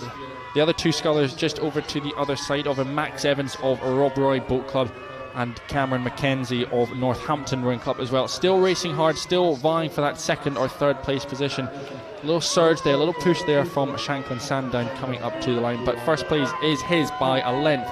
Then it's Rob Roy by about a length back to Northampton Rowing Club. Those 3 scullers look to be progressing through to race for medals later on today. And then we've got the 4th, 5th and 6th place scullers, the first of which is James Dutton of Trenton Boat Club. Then it will be Daniel Page of Hartpury University and College. And they will be followed on the scoreboard side of the course by Harry Tyrrell Clark of Bealbridge.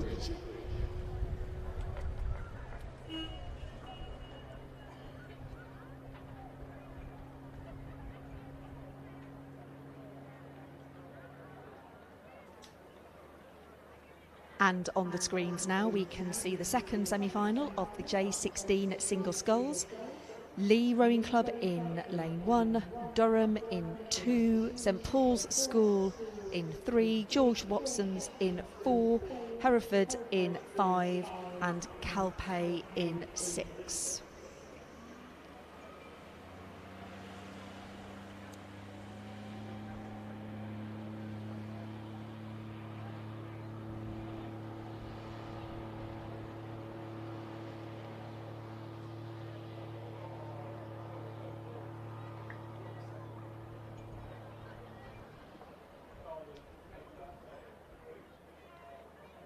So as we go to some of the footage on the screens, we can see in lane 2 Durham seem to be slightly up on lane 3 St Paul's. Looking like a pod of scullers in lane 2, 3 and 4 as we enter the last 300 metres of this race. Again, first 3 through to the final. Yeah, and as we just looking at the times as we come through 1500 metres, Durham in 1st, George Watson in 2nd, St Paul's 3rd, Calpe in 4th, Lee in 5th and Hereford in 6th. But again, very, very close as well between 4th, 5th and 6th. Another strong field this in the J16 single scull. We know, of course, from yesterday, Ezra Ferguson, George Watson's College, raced up a category in the J18 single scull, came away with a silver medal, but here he is back in his usual category, racing in the J16 single scull. And again, he's doing the work that needs to be done. He's got himself into one of those top 3 positions in the mix with St Paul's, with Durham. St Paul's, of course, represented by Jonathan Miles, Durham by Jonathan Clue. The 3 of them are your race leaders at the moment. And with about 150 metres left to go, Ezra Ferguson of George Watson's College just eking his way into perhaps one of the leading positions. He was sitting back down in 3rd place at one point, up into 2nd, and perhaps he'll just sneak his bow balls into 1st place as we come up to the line. But those 3 scullers just starting to drop their rate as they come through the red boys now. Less than 100 metres to go for them. It is pretty much job done. We've still got fast finishers though. We've still got Calpe Rowing Club in lane 6. not giving up, still racing right the way through to the finish line as well. Lee Rowing Club in lane 1, so those two scullers on opposite sides of the course, finishing well, finishing strong, putting their sprints together, making sure they leave everything out on the course. But coming up to the line, it will be Durham Amateur Rowing Club holding on for the win. Neither of those three scullers really racing right up to the line. They know their job is done, conserving a little bit of energy. It is Durham Amateur Rowing Club over George Watson's College, over St Paul's School, with Calpe coming through in 4th place, Lee in 5th, and then rounding out this first semi-final of the J16 single sculls will be Hamish Gamble of Hereford Rowing Club.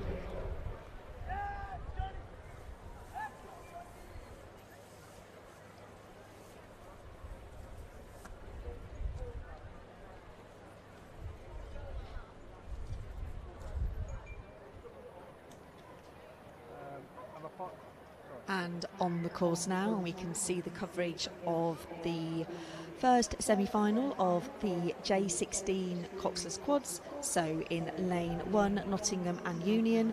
In lane 2, Windsor Boys B crew. In lane 3, Windsor Boys A crew. Then Guildford in 4, Marlow in 5, and Leeds in 6.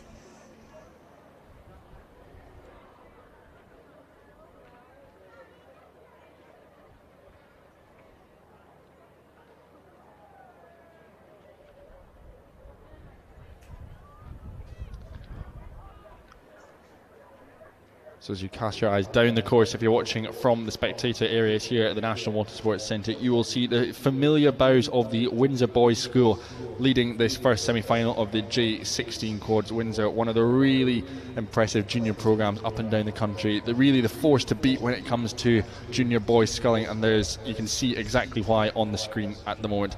They're out in front, they're leading, but they're still racing hard, unlike the singles that we saw earlier, who conserved a bit of energy for their racing and their finals coming up later on today. We can still see this J16A crew from the Windsor Boys School continuing to etch out their advantage at the moment.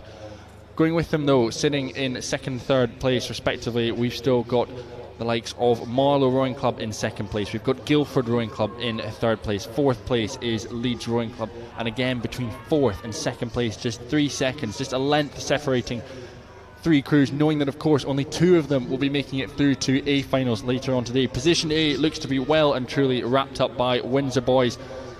We'll certainly be keeping an eye on who we think will be the fast finishers. Windsor Boys B crew, of course, they're still in the mix, so that 3 boats is now up to 4 boats. We're going to have 4 boats for 2 positions as we're coming up to the finish line. Again, we've said it so often, Erica, this is going to be an outstanding finish.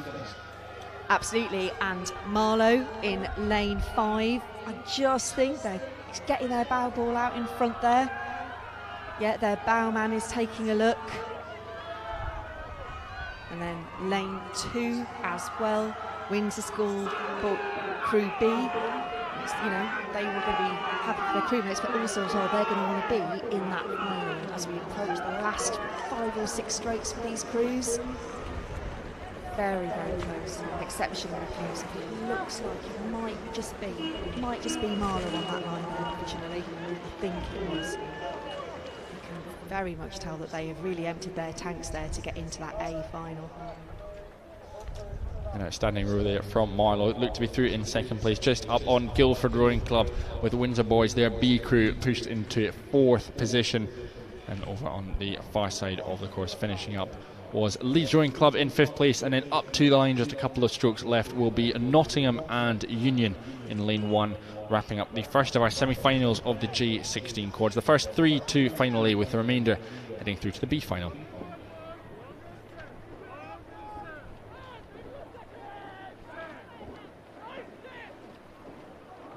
And approaching the halfway mark in the 2nd of the J16 Coxless Quads semi-final, we have Weybridge in lane 1, Northwich in 2, Kingston in 3, a Hexham and Camberwell composite in 4, Hinckley Sculling School in 5, and Clares Court in 6.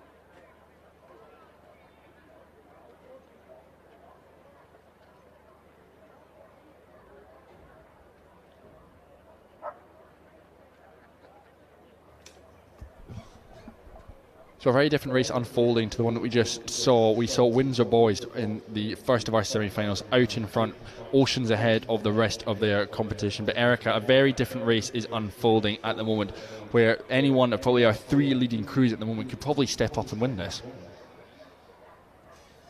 And it's racing that we love to see, because also as well, it's also about the thinking. It's about keeping your head when all those around you might be losing theirs. So at the moment, it looks like lane 3, so Kingston Rowing Club, looking for that first place in the A final. Then it also looks very close between lane 1 and 2 and 5, so that would be Weybridge and Northwich and Hinksey Rowing Club. I'll just see if I can get some times for you as they're coming in for the last 500 metres.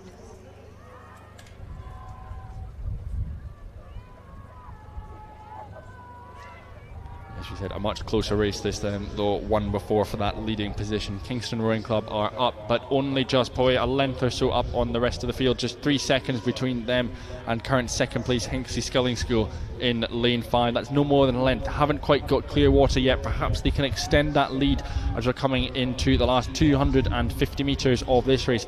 Hinksey Sculling School have got to be careful though. We've got fast finishers in the form of Northwich in lane 2, Weybridge as well going with them in 1. Again, we've said it before. Again, we've got 3 crews for 2 positions. In the middle of the course though, that Northern Composite Hexham Rowing Club Camas, perhaps just out the back a little bit. They've got a lot of work to make up if they're going to get themselves into 2nd or 3rd place position. At the moment it might be too much, but at the front of this race, Kingston Rowing Club, your current race leaders, still holding on, but next to them 1 lane over, Northwich Rowing Club. They're starting to surge, starting to do something, just as Hinksey are. Hinksey look to perhaps hold on to 2nd place. Lane 1 though as well, Weybridge Rowing Club. What have Weybridge got to do in these last 100 metres or so? The race leaders into their final few strokes. Kingston Rowing Club have done enough. They will hold on. Hinksey Sculling School though, fast finishing up to about half a length or so up on Weybridge. Weybridge got to be careful with their steering as we're coming up to the line, but they will hold on. Half a length up on Northwich Rowing Club.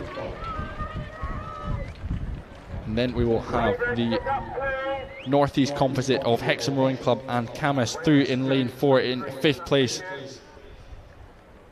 And then the 6th crew over in this 2nd semi-final of the J16 quads will be Clare's Court School, and around it was the top 3 through to the A finals, with the remainders heading through to final B. And on the course now is the first semi-final of the J18 pairs. Kingston Grammar School in lane 1, Emmanuel School in 2, Hinksey Sculling School in 3, Glasgow Academy in 4, Mediterranean in 5, and Brentford in lane 6.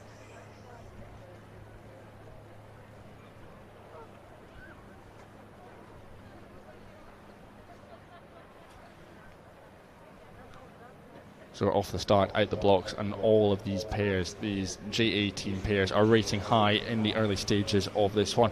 Across the board, we've got a phenomenal shot if you're watching our coverage on a screen at the moment. We've got all 6 crews in the mix at the moment, and it looks to be our one way in the middle of the course. Hinksey Sculling School, Glasgow Academy, perhaps pulling away a little bit from the rest of the field. We'll get a better idea, of course, as the race unfolds down the track, but they seem to be our early leaders, rating perhaps a little bit higher than the others, particularly the one over in lane 4, Glasgow Academy. We'll see how that style plays out for them as we get down the course. The 2 of them perhaps moving away from the rest of the field at the moment, just starting to distance themselves from the rest of the pack. And Erica, perhaps in a pair it could almost be a little bit psychological. With 2 of you racing against the rest of the world, it would seem at the moment, to get your bow ball out in front could be a really big mental advantage for you. Yes, and I think my first rowing coach said the pair was his favourite boat because it was just you and one other, and you absolutely knew that anything you did about, you know, your rating or sitting the boat, just having that real nice feeling of flow. But equally as well, I think it's really nice to think about these J18 pairs. They might have been rowing throughout school, and this is going to be perhaps one of the last things they do as a pair. Perhaps they might have rowed in other fours, but, you know, I think there's something pretty pure about a pair and the feeling of it. Yeah, what an opportunity to have one of your last races with one of your club mates before you head off perhaps to different universities or different plans you've got lined up in the future. And our camera is just starting to pan a little bit and we can get an idea of our race leaders. And our race leaders is that crew in the blue and white from Hinksey Sculling School. They now have clear water over Glasgow Academy. The Scots themselves have clear water over the rest of the field, over the likes of Mediterranean Emmanuel School, of course, in lane 2 as well. But your race leaders starting to establish themselves in the position where they want to be. Hinksey Sculling School out in front, Glasgow Academy sitting just a little bit of clear water with them at the moment. We're now riding with Kingston Grammar School, we can see there on screen, just moving out of shot. Emmanuel as well. And Glasgow Academy there in a boat named Summerside, of course, named after their legendary coach Ian Summerside. Done so much for rowing up in Scotland, so much for rowing at Glasgow Academy. He's a real servant of that school, stepping down this summer after a long and very distinguished career, helping a huge number of athletes succeed, achieve their goals and dreams, and he's left a real imprint on rowing in Glasgow but also across Scotland as well. And I'm sure he'll be very pleased to see these boys rowing in second place at the moment, just behind Hinksey Sculling School. And these pairs in this first semi-final of the J18 pairs are heading to the halfway mark. And equally, as we've said before, you know, less than a second as well between third and fourth place as we come into the last half of this race. Just all these crews now are just going to be really into their rhythm, really into their flow, but also really conscious about their positions. If they need to respond, are they just going to be able to take it up? So equally, that thinking coming into play in the last quarter of the race.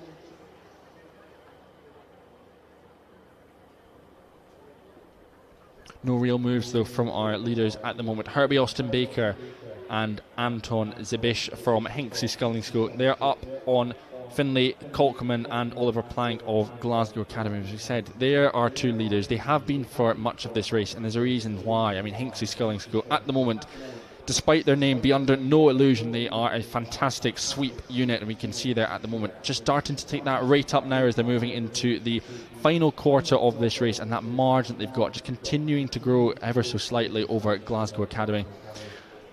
Third place at the moment through our markers, if we head over, probably looks to be with on the far side of the course, lane 5 Mediterranean. Thrilled to have the second of our Gibraltar clubs coming over and racing here.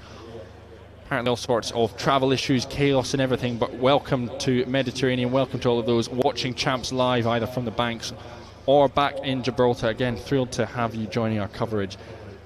And your boys are sat in third place. They've got that all-important third place spot at the moment as we're coming well into the final 500 metres, but they'll need to watch out for charges that might come from the likes of Emmanuel School, who are in fourth place in lane 2 right at this moment.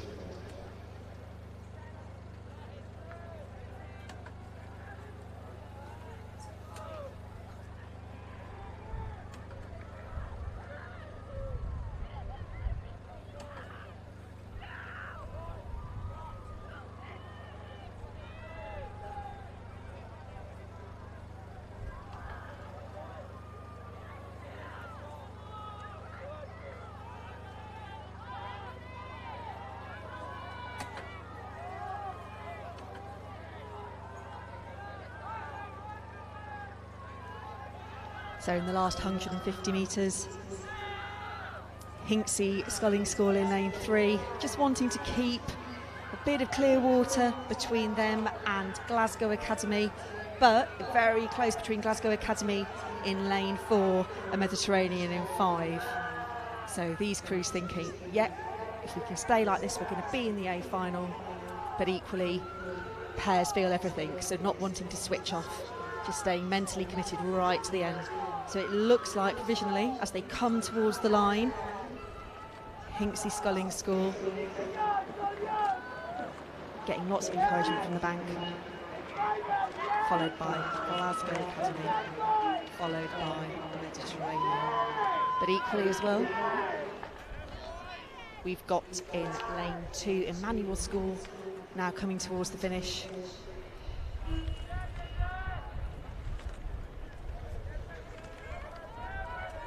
And then Kingston Grammar School crossing the line, heads up, sit in lane 1.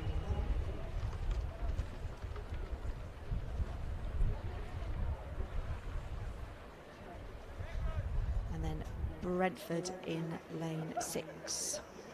So the first 3 crews are through to final A, and the 4th, 5th and 6th proceed to final B.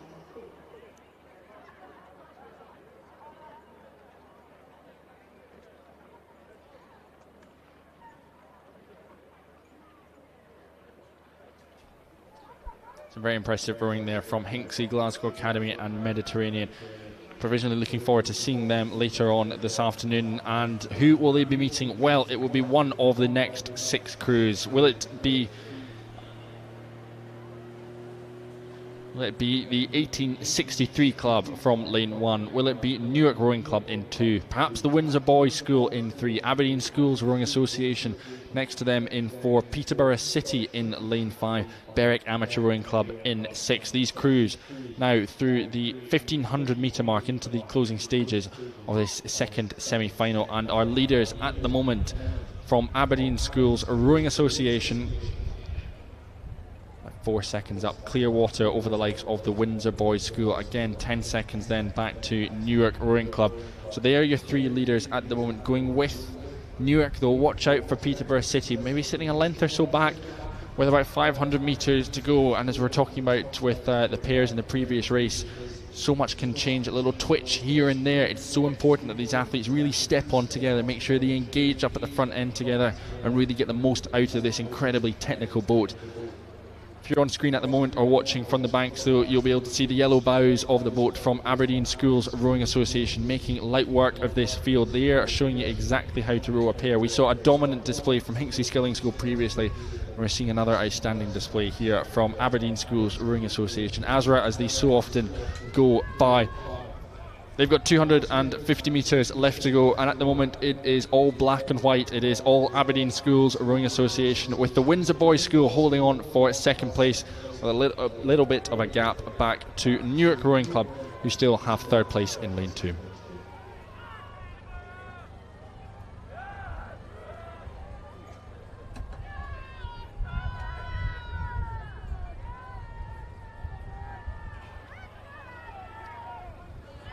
Aberdeen maintaining that rhythm out in lane 4. 1863 just having to keep an eye on their steering, as are Newark in lane 2. But we've got those very, very open in this semi-final. Aberdeen crossing the line provisionally in that first place.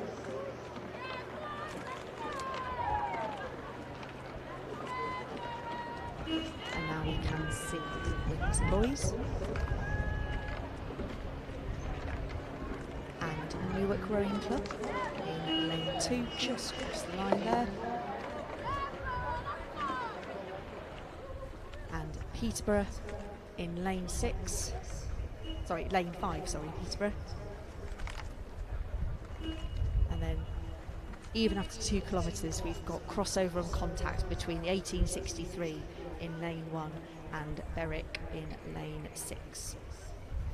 So the first 3 were through to the final and final A, and the remainder go through to final B.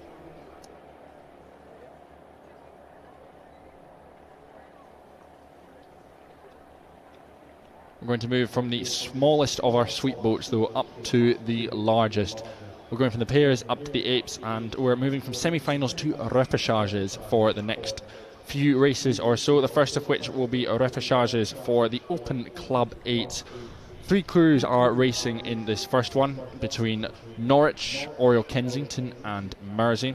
And in the second repêchage will be Nottingham and Union, Hampton School and Kingston. But we will get to those 3 crews, because on screen at the moment in the early stages of this first rep is Norwich, Oriel Kensington and Mersey. And the game is a simple one. The top 2 crews are heading to final A, so the main objective, don't come last in this race. We can see the crews there on screen at the moment.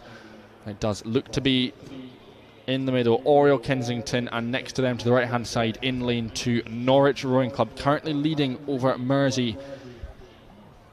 So as the crews are coming up to the halfway point, 1,000 metres our two leaders look to be safe because a length or so in an 8 is such a huge margin, and Oriel Kensington and Norwich Rowing Club have established a couple of lengths or so up on their opposition from Mersey Rowing Club, so it'll be difficult for them to come back into contention, but very excited to see what Mersey can do. Perhaps they can close the gap on AK and Norwich, or perhaps we'll see those two leading crews just continue to stretch away in the second half of this race.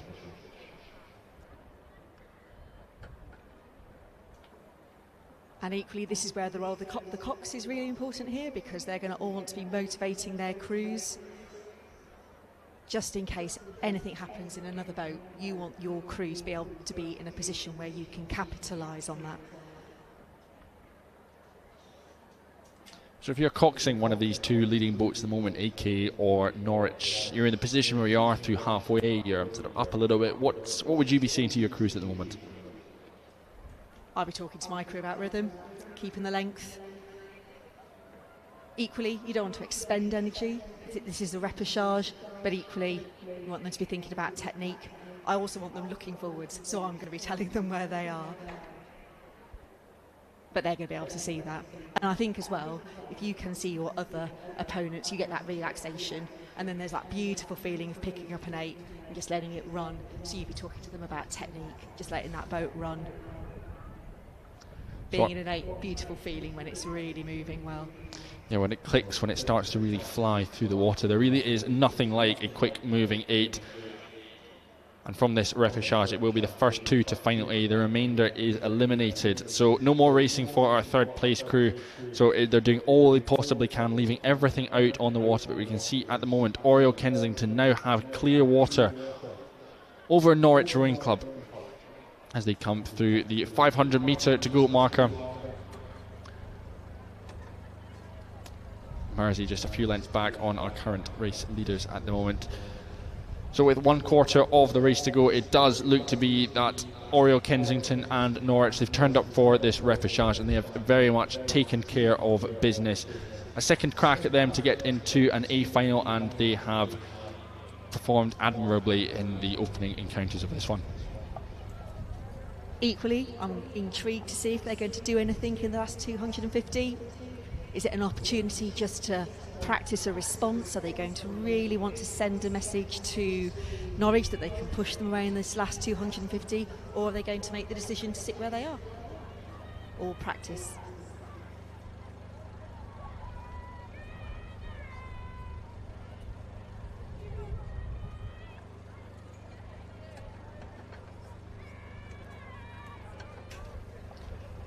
200 metres left then in the first of our repechages for Open Club 8.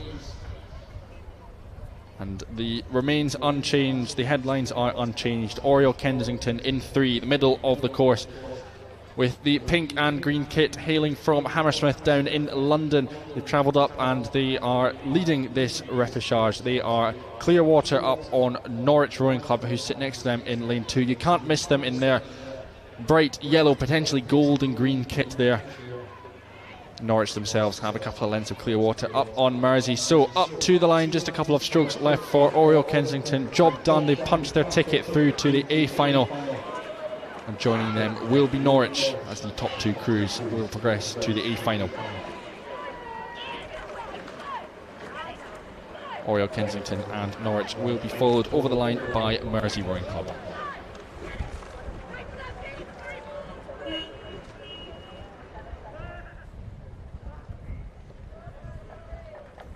And hopefully soon we're going to pick up on the cameras the repechage for the J18 8s.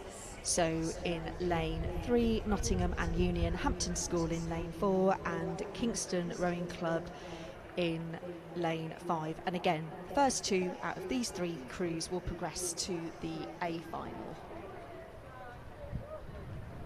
Looks like they're just coming up to halfway on the course.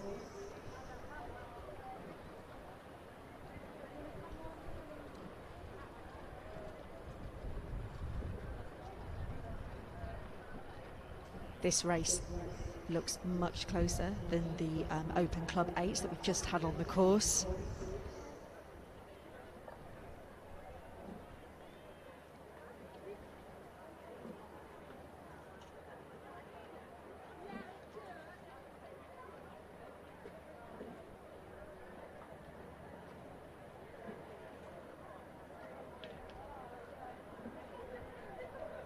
And Hampton School are going to be very conscious of Nottingham and Union right next door to them. Their cox is going to be just getting them to keep their heads, keep their length, telling them where they're going to be, giving them that information. You can just see there the Nottingham and Union cox just looked across, and they're going to be telling their crew where they are, so that all that 8 have to think about is keeping that work on. I'd be telling my engine room now I wanted them on that footplate. I'd be telling them that I wanted that bow ball of the Hampton School if I was that Nottingham and Union cox. Yeah, certainly. They're through the halfway point now. It is Nottingham and Union leading this repechage of the J18.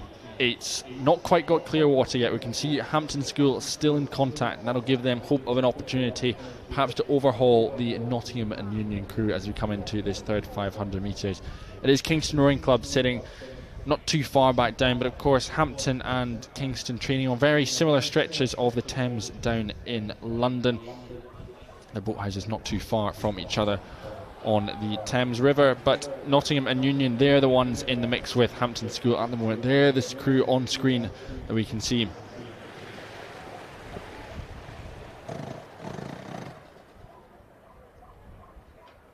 But Hampton School aren't done yet. They're not done racing. They're looking to continue to challenge Nottingham and Union, looking to see if they can move their bows back up the boat, back up the stern of Nottingham and Union, who themselves will want to hold on to that first place. Almost strike a psychological blow to Hampton School, knowing that if they're wanting to overhaul them come the final, well, they've got a lot of work to be done. But Hampton School not giving up at the moment, and as I said, potentially they were about a length or so back down on Nottingham and Union, and perhaps as they're coming through the third 500 metres, just closing that gap down. As we're seeing Hampton School have taken their rating up, we're starting to see a bit of injection of pace from the schoolboys that Nottingham and Union aren't quite responding to just yet. So we'll see as our camera starts to pan around what sort of impact this move is going to have from Hampton School. It's been a really decisive move, a really key step on from the boys from Hampton. And actually, yeah, as I say that, our camera will start to pan around. We'll get a better view of it, but I think the lead has now changed. A really impressive third 500 from Hampton School.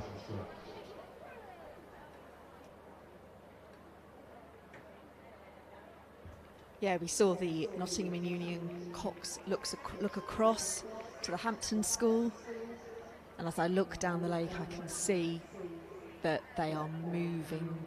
Hampton School are looking now for some clear water. Can they get some clear water in this last 300 metres?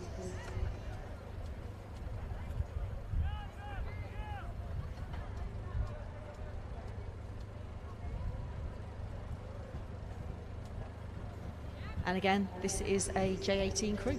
So again, they're going to be wanting to have the best end possible to their perhaps rowing careers together. There might be some people who are racing up in this crew, but they're going to want to have the best send-off for their older crewmates. And I think that Hampton School are holding, if Nottingham Union are trying to make a move, it's maybe not having the impact they want it to yet as we come into the last 250 metres. You can really see the swing at the finish as these 8s move through the water. And Hampton School are still moving on Nottingham Union, really racing to the line, I feel. Yeah, Hampton School really sending a message to those crews who have, excuse me, who have already made it through to the A final, sending a message that despite going through the repechage, needing a second attempt to get into the A final, they mean business when it comes to the race for medals later on today. Hampton School, a very well orchestrated move there in the third 500, sees them rode through, rode down and move away from Nottingham and Union, who themselves will hold on to second place comfortably ahead of Kingston Rowing Club. As you said, it's the top 2 heading through to the A final, and the top 2 crews now in this repechage for J18 is Hampton School. They're over the line first of all. They've got a length or so of clear water over Nottingham and Union, who will cross in second place, and then it will be a couple of lengths of clear water back to Kingston Rowing Club, who will round out this repechage.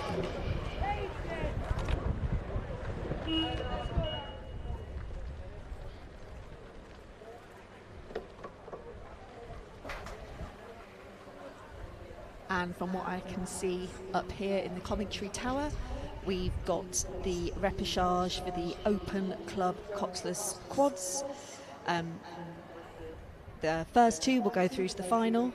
We have City of Sunderland in lane 2, Wallingford in 3, Nottingham in 4, and George Watson's in lane 5.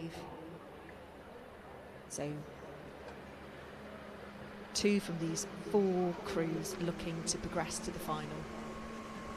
And it looks very close between Wallingford and Nottingham Rowing Club as I have a look at my screen here. This could be a very good repechage coming down the course.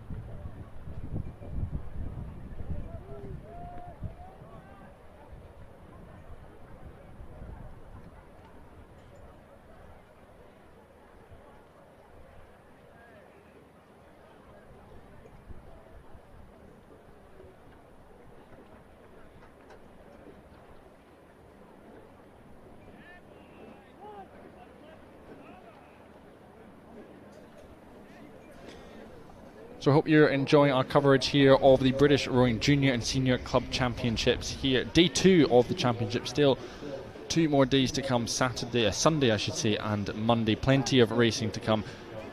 We've got our last few repechages here, and then we'll be progressing through to minor finals and then through to the A and B finals where medals will be contested later on this afternoon and well into the evening as well. So stick with us, lots of phenomenal racing to come. And at the moment we are still riding with that Open Club Quadruple Scull repechage between City of Sunderland, Wallingford, Nottingham Rowing Club and George Watson's. If you're enjoying our pictures on a TV screen or one of our big screens, you will see that crew from City of Sunderland just trailing Wallingford Rowing Club and our other leaders in the mix as well from Nottingham Rowing Club. Wallingford have the advantage. They're in position 1. They're followed by Nottingham Rowing Club, second place at the moment. Just a couple of seconds separating those leaders, but then we've got a bit of a gap back to City of Sunderland, 6-7 seconds or so. So a couple of lengths. It's not out of the question that they can get themselves back into contention, but City of Sunderland and George Watson's College have got work to do if they're going to get themselves into one of those positions to qualify for an A final. Wallingford Rowing Club, though, out in front and sculling very, very nicely here in this repechage.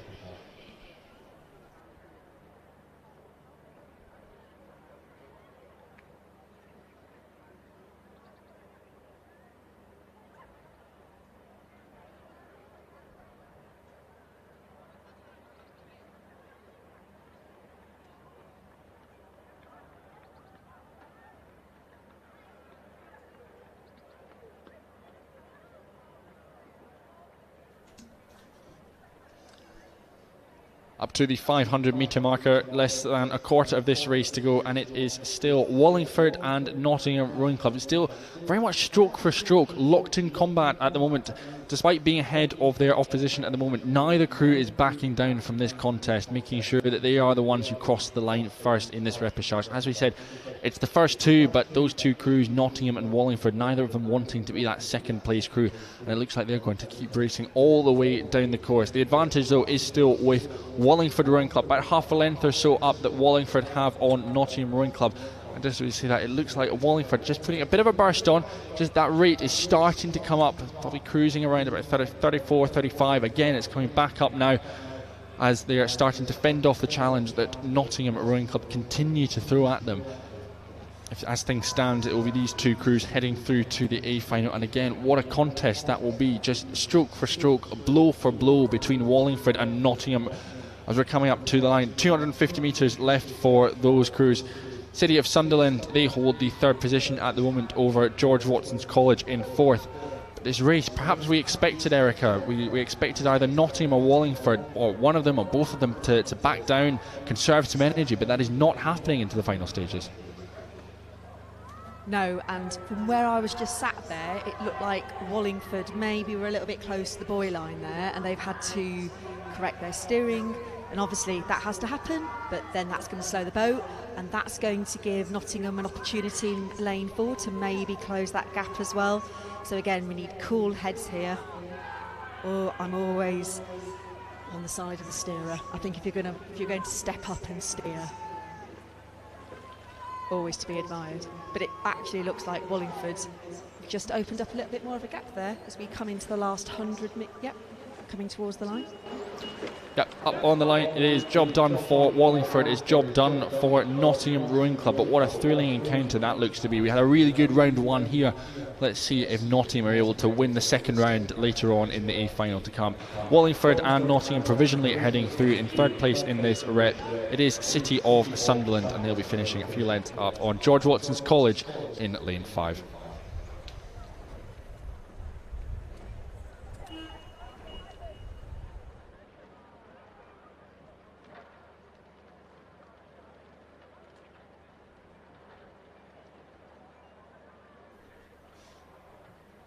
So we've got a few minutes now before we'll be bringing you our next race.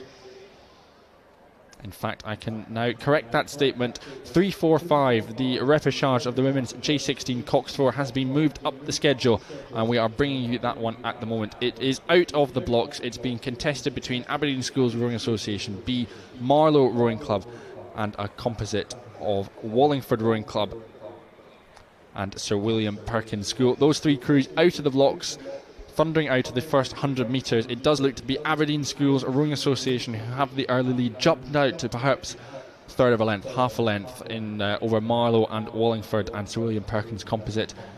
We'll be bringing you all of that action as they head on down the course.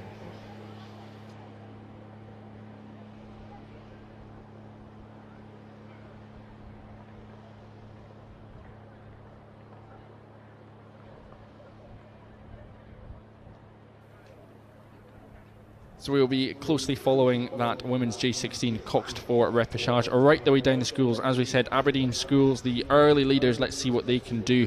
But we will be picking up that race after hearing all about memberships at British Rowing.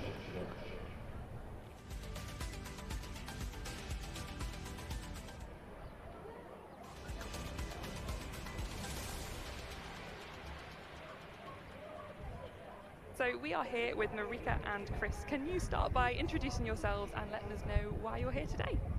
Hi, I'm Marika Hagemans. I'm the Director of Membership and Rowing Community at British Rowing, and we're here to support our first junior and senior championships.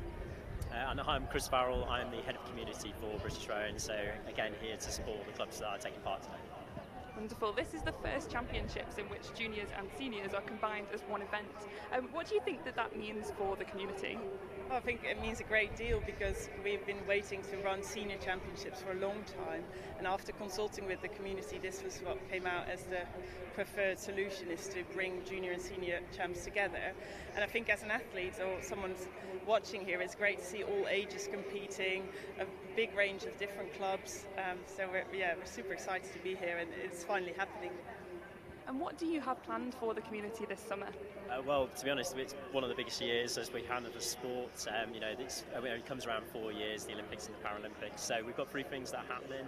First one is we're doing a Summer Learn to Row programme, so clubs can get involved in basically signing up to this programme where we have funding, we have coaching support, and all the tools and materials they need to really help them thrive and hopefully get loads of people interested into the sport that have shown interest from seeing it on the big TV. Second of all, we've got an Olympic challenge that's happening. So today, if anybody's around or has come to the championships, they'll be able to take part in that for the first time. But it's also available nationally, so people can take part by going onto the British Rowing website and signing up on there. And then the third sort of piece is very much around sort of that next step and that retention. How do we support those clubs longer term? So again, it's looking at a great British Rowing weekend, which is taking place between the 7th and 8th of September. So those that have been inspired by the Olympics or are looking to continue in the sport, the clubs are opening their doors across the whole of the country and basically offering loads of taster sessions in rowing classes or learn to row courses as a way to help people and see what great sport it is to take part in. And so for people who are watching or listening to this, there are so many options there that you've described of things that they can do, but what would you say is, what's your top tip, what's your advice for if they're thinking about giving rowing a try but not yet sure? Go to the British Rowing website. That is your first stop. There you can find out more about the Learn to Row program, taster sessions near you. There's a club finder on there, so you can just put in your postcode to see what's happening around you, and that is the ideal way to start. And hopefully we'll see people on the water soon after. Excellent, thank you so much for talking to us today. Really great to chat with you.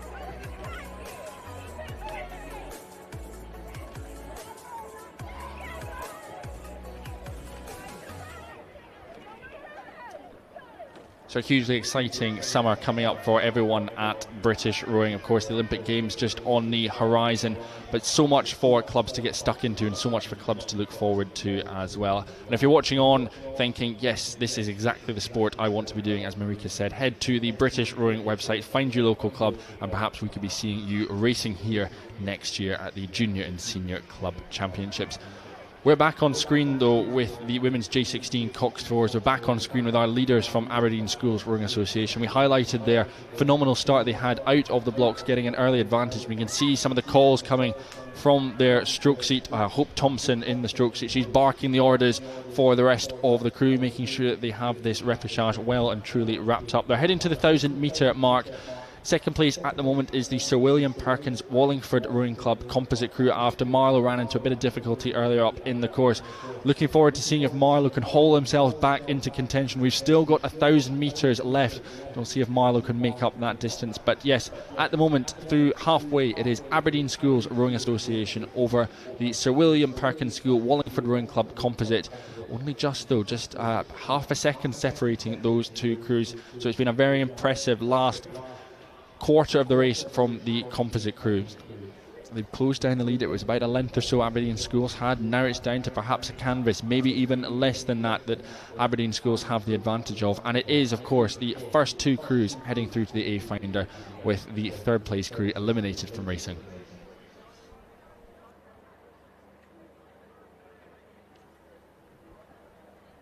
And that Marlow Cox is really going to be communicating with their crew, really trying to motivate them and telling them how well they're doing about reeling in those Wallingford and Aberdeen crews. But as we said, the first two are going to go through to the A final.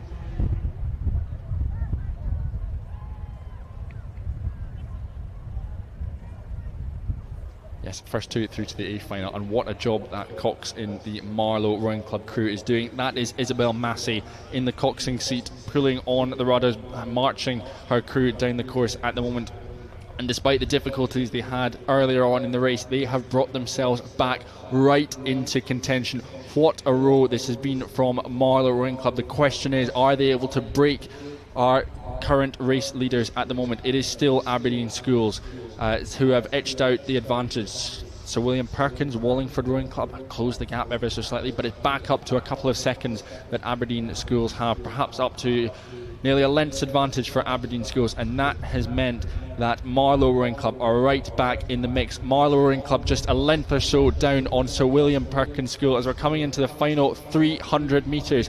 This could be an absolute race of their lives from Marlow Regatta if they can do the unthinkable and row down one of these crews to get themselves into the top two. What an absolute belter of a finish this is set to be. We've got three crews right in the mix racing in this repechage of the Women's J16 Cox Throwers. Only two are going to be making through to the final, and Marlow Rowing Club continue to move. Marlow continuing to surge. This has been a tremendous last 1,000 metres from the girls from Marlow. And as an advocate for Coxes, I think this is where they're going to be earning their money. There was the BT running, but Marlow had a bit of a boat stopper further up the course. They've done amazingly well, and their momentum here, I think, is really going to carry them in this last 250 metres. I can see people running across to look as this comes down the course. But these Coxes, they're going to be wanting to do very little steering. That is going to slow the boat. They're going to want to keep away from the buoy line, but they're going to be really communicating with their crews about how very, very, very close this race is. As we come into the red buoys, this is looking very close. So Aberdeen in lane 2. It looks like now Marlow have overturned the Wallingford composite. Could this be now? I don't believe it. Marlow Rowing Club, after a boat stopping crab in the early stages of this race, they have rowed down the composite of Wallingford and Sir William Perkins. This is a row of a lifetime from Marlow Rowing Club. Second place now, closing down on Aberdeen Schools Rowing Association. They've led from start to finish. Their position is pretty much booked for the A final. It's 2 through to the A final, and Marlow Rowing Club will cross the line in second place. One of the rows of the regatta so far from Marlow Rowing Club sees them finish in second place. An outstanding performance from the girls from Marlow Rowing Club, which means that Wallingford and Sir William Perkins School will be pushed into third place. And that was an epic repechage of women's G16 Cox Fours. That's a brilliant row from Marlow, and I think there must have been a moment when their hearts must have just dropped, and then they must have had a real crew moment. They must have had real communication from their cocks that they were really reeling those crews back in. So that is a brilliant result for Marlow, and they should be really positive going through to that A final, as should Aberdeen as well. 2 brilliant rows there, and that was a fantastic lace, ladies. Well done.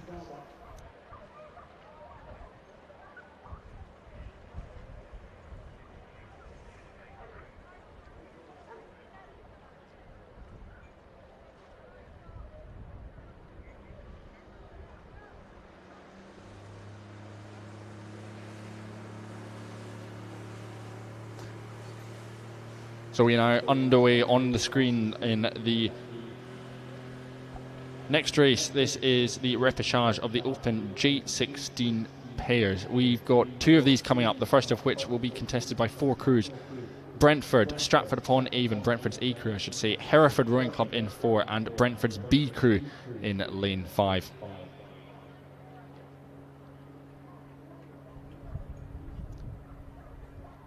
The first crew from each of these repechages will be heading to Final A, the remainder to Final B. So only one of these crews making it through to the race for medals later on today, with the remainder to Final B.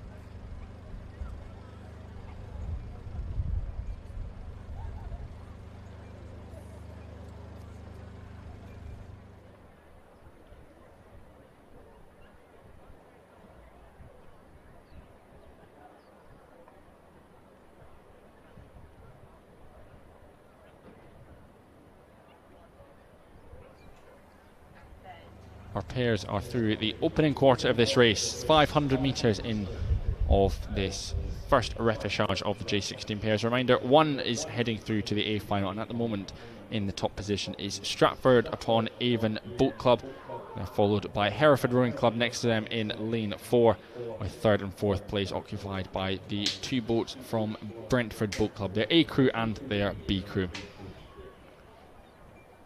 The shots we're seeing at the moment are ones of incredibly powerful strokes from Stratford-upon-Avon, really making sure they're getting gripped up at the front end, and a really dynamic drive phase from them, which just means that they're continuing to etch away. Their opposition, though, just to the other side of them, Hereford Rowing Club, just rating ever so slightly higher, it looks, looking to get as many strokes in as they possibly can. Two slightly contrasting styles at the moment, one slightly longer, slightly lower rating, as opposed to Hereford, slightly higher, looking to overrate their oppositions and win this race with as many strokes as possible. And at the moment, it is the longer, the slightly looser style that we're seeing from Stratford-upon-Avon that is the effective one coming through the halfway point, 1,000 metres into this first repechage.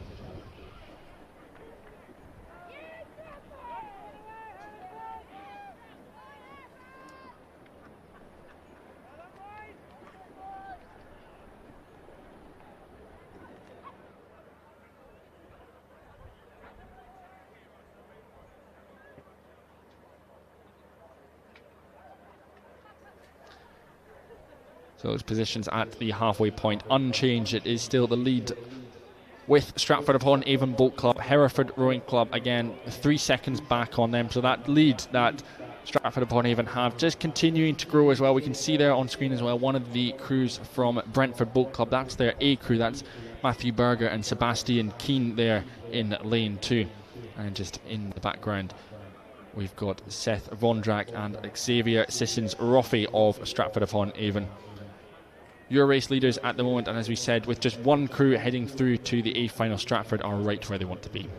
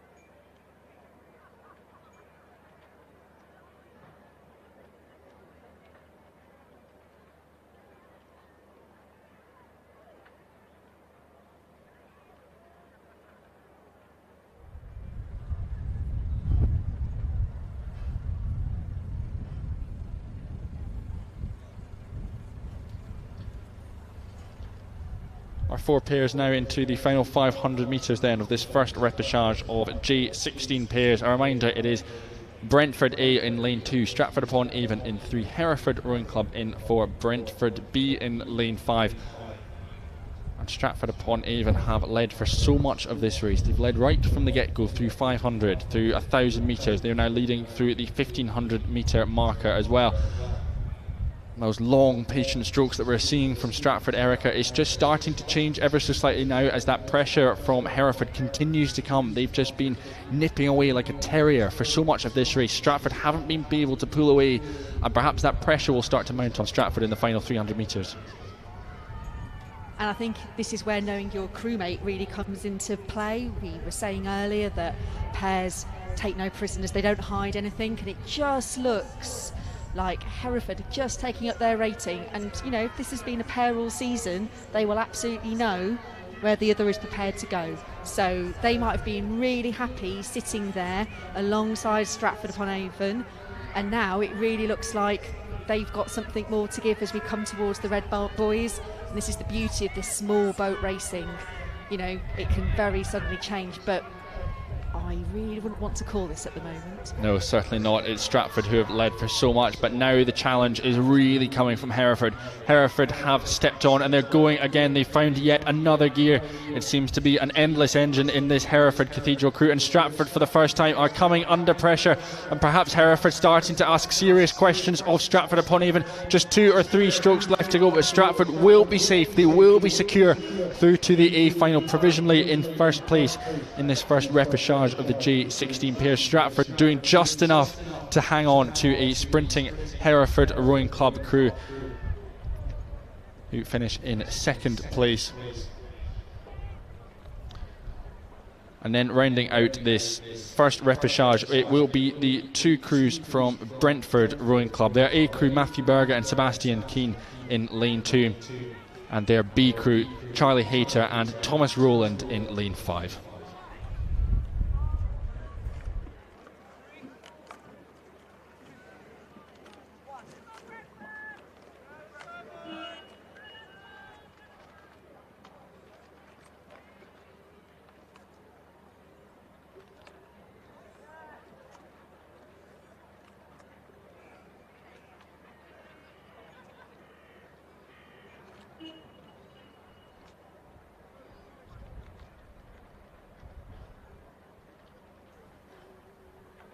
So we are looking at about the last 300 metres of the repechage for the J16 pairs. Aberdeen in lane 2 and Wallingford in 3 and Ross in lane 4.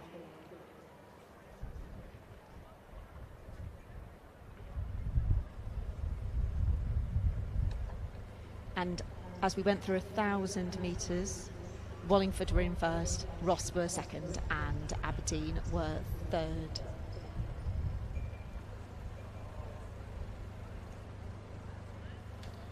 And through that 1,500 metre marker, unchanged at the moment, it is still Wallingford Rowing Club slap bang in the middle of the course. Nice big diamond shape taking place in the course as Wallingford stretch out of their opponents to the left of them and to the right of them. To the left of them, of course, it is Ross Rowing Club, and to the right, Aberdeen Schools Rowing Association. But it is Wallingford, our leaders, Finn Willis and Frederick Hendy, ahead of second placed Ross Rowing Club's James Wardle and Oliver Smith, Gavin Pedrog and Luke Renwick of Aberdeen Schools Rowing Association in third place at the moment.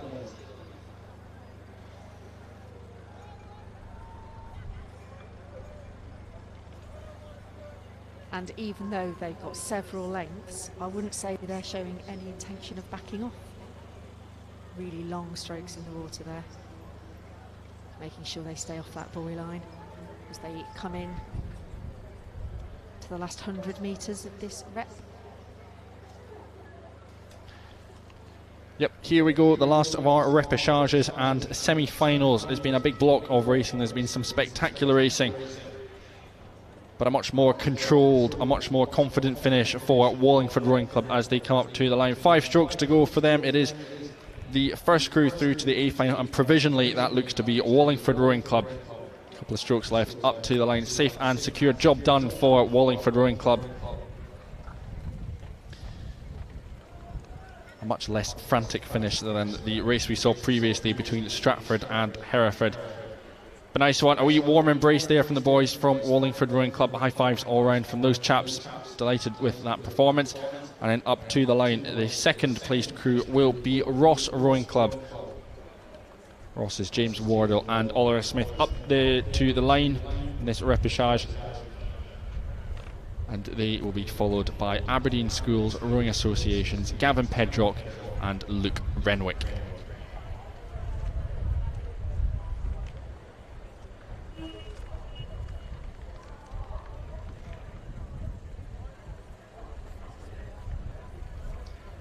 So that's all from this block of racing. This has been the repechages and semi-finals. We're going to take a little bit of a breather, but don't go anywhere, because starting very soon will be the first of our minor finals at 14:40.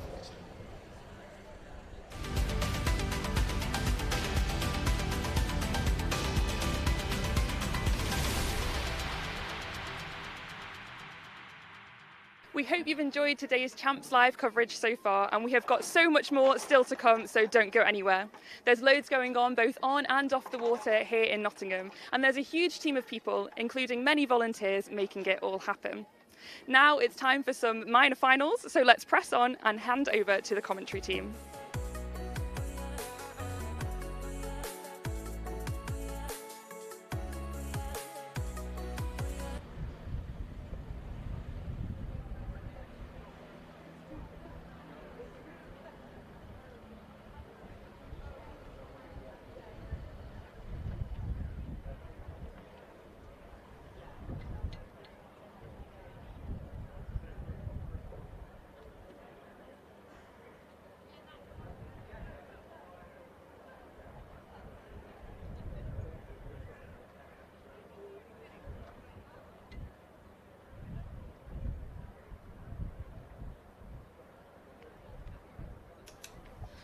Welcome to the commentary for the minor finals. We've got a great selection of races for you over the next hour as we run through these E, F, G, C, D, all sorts of finals.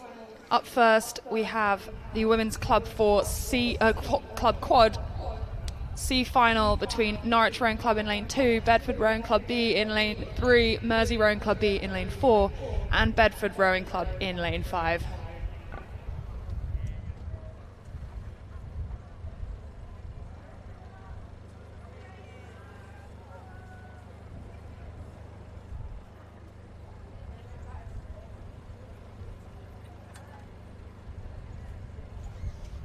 Coming into the final 250 metres now of this Women's Club Quad C final. Norwich Rowing Club with loads of clear water between their competitors, absolutely cruising to victory, but they looks like they're starting their sprint for even more of a distance. Second place now, it's a bit of a tussle between Mersey Rowing Club and Bedford Rowing Club. Looks like Bedford have the advantage heading into the final 250, but Norwich just walking away with this one in their bright yellow all-in-ones. Heading towards the Red Boys, looks like they've wrapped this up nice and early.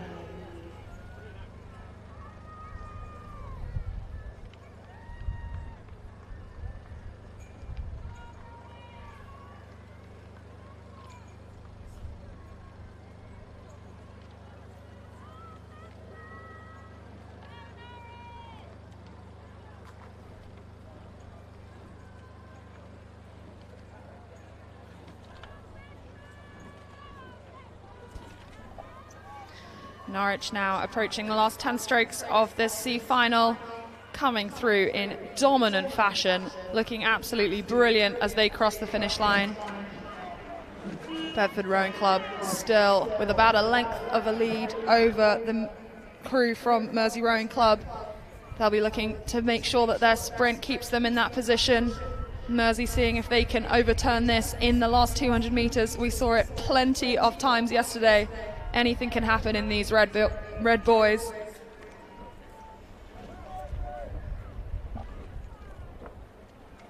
Bedford Rowing Club looking really nice as they cross the finish line here. And this Mersey crew as well, just upping their rate, making sure that they put down the quickest time that they can through this final strokes of their C final.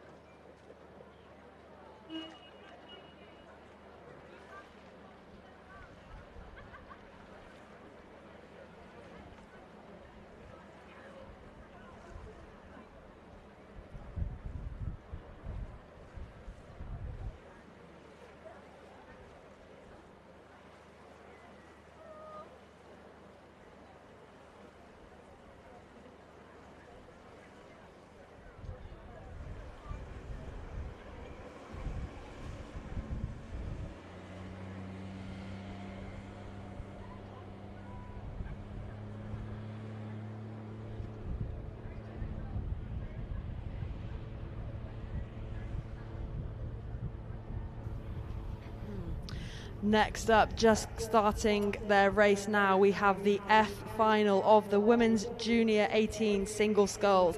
In lane 1, Tees C. In 2, Shanklin Sounddown. In 3, Kingston Rowing Club. In 4, Exeter Rowing Club A. In 5, Tees B. And in lane 6, Wallingford Rowing Club C.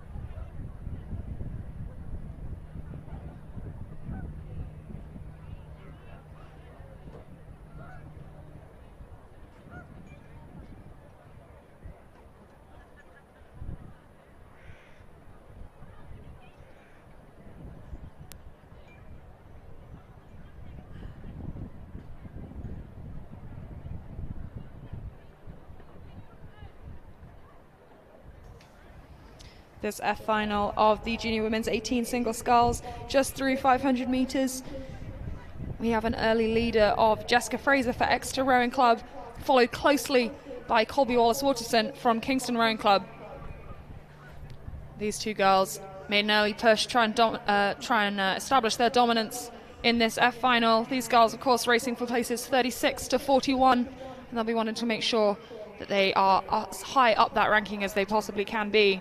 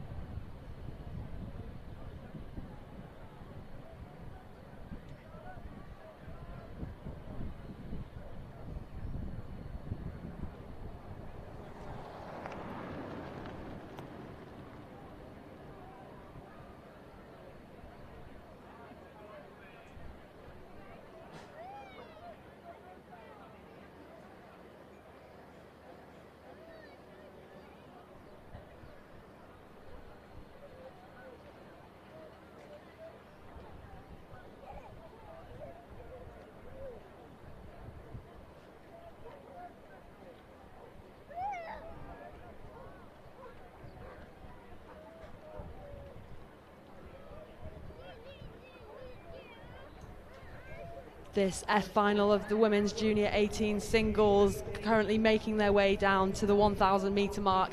Looks like it's shaping up to be a pretty good race. We've got two competitors from Exeter Rowing Club and Kingston Rowing Club in those top two positions, side by side lanes. They're going for stroke right now up towards the K, and meanwhile positions 3rd to 5th, it's looking like another battle there in the outside lanes. Exciting stuff as we head towards the 1K now in this F final.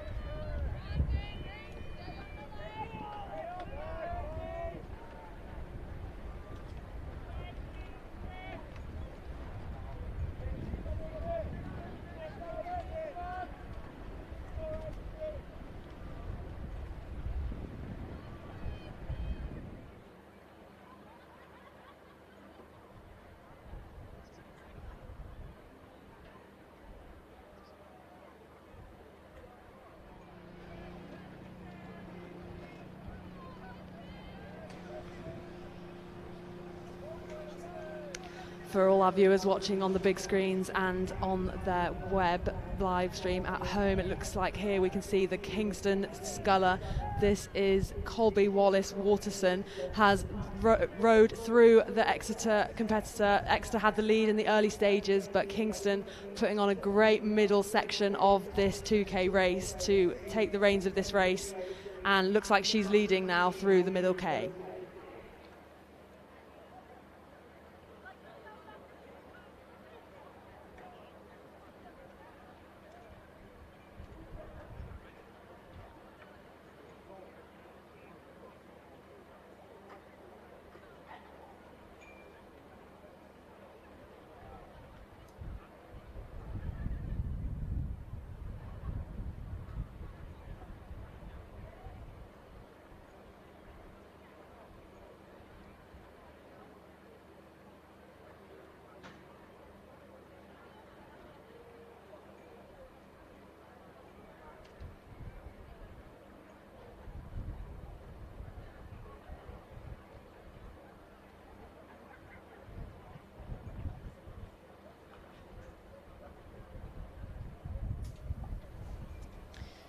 As we expected, it is all change as we come through the middle part of this F final in the junior women's single sculls. Kingston Rowing Club's Colby Wallace Waterson is now in the lead, followed by Jessica Fraser of Exeter Rowing Club. Shanklin Sandown's Esme Walters is currently rounding out those top 3 positions, followed by Charlotte Ransom of Tees Rowing Club, Daisy Thorne of Tees Rowing Club, and Charlotte Hull from Wallingford Rowing Club.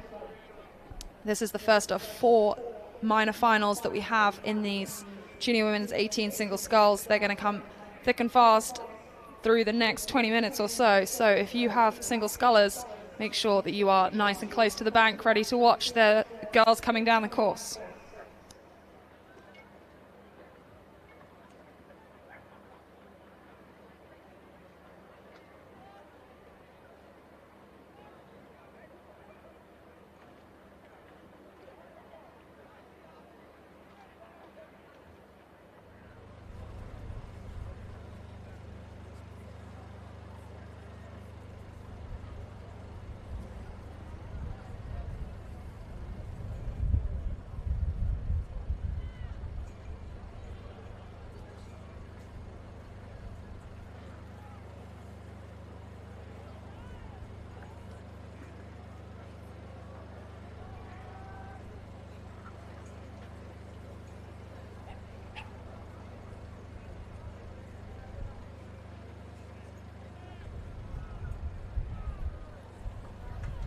Approaching the final stages of this women's J18 single F final right now. The Kingston sculler Colby Wallace Waterson has continued to extend her lead in this race. Brilliantly executed race plan from the Kingston sculler here. And in second we still have Jessica Fraser from Exeter Rowing Club. Can she do anything to minimise that lead that Kingston has coming into the final 250 now?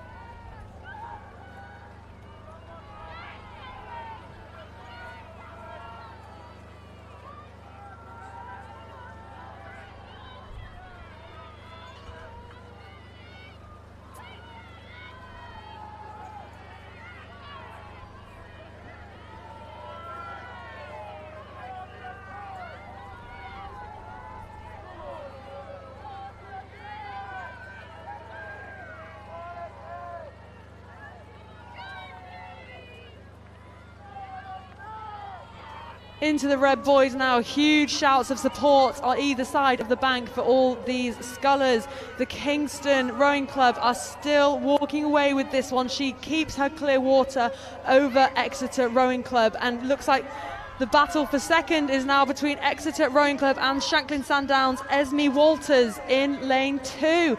She's putting on a huge sprint. She's heard the support from the crowds. She's upped her rate. She's off. But Kingston walking away with this one. Excellent race from Colby Wallace Waterson in lane 3, crossing the line to take the win in this F final. And Exeter, it looks like they're she's going to keep her margin for second place.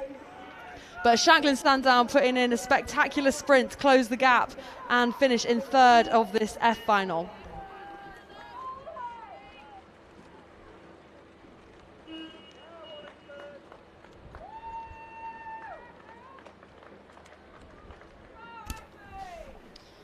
And we're going to close out this F final with Daisy Thorne of Tees Rowing Club coming in 4th place.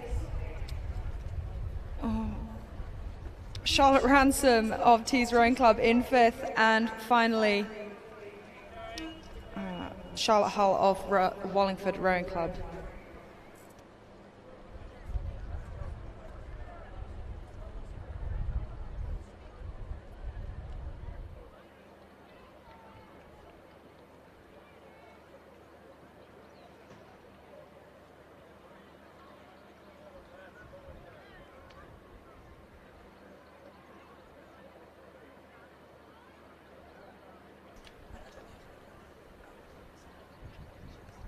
The E-final of the Junior Women's 18 Single Sculls is well underway, already through 1,500 metres.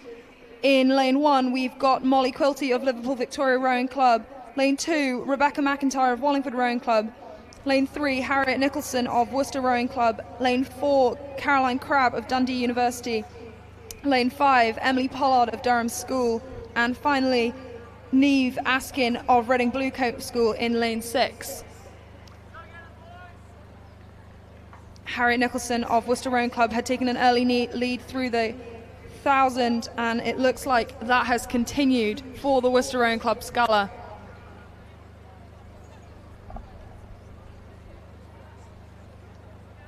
If you're looking at any of the big screens, you can see as well in that image in the bottom right hand corner that we also have the D final off the start.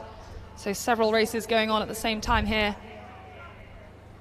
But at the moment we are looking at the E final of the Junior Women's 18 single sculls coming into the last 250 metres.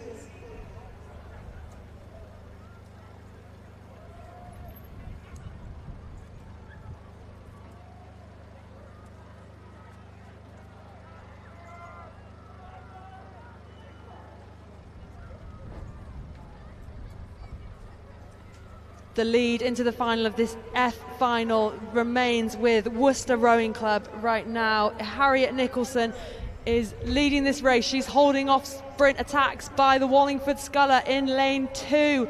She's up to her rate. She's trying to close that gap and also stay ahead of lane 6 out there, Reading Bluecoat School. Niamh Askin putting in a bid for second, but Worcester Rowing Club, brilliant sculling from this athlete.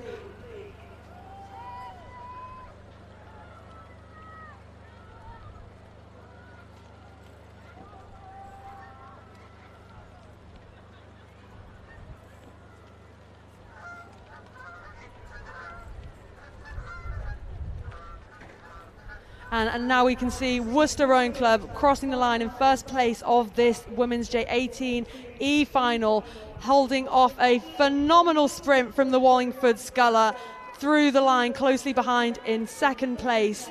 And out on the far side in lane 6, we have Reading Bluecoat School B in taking third place.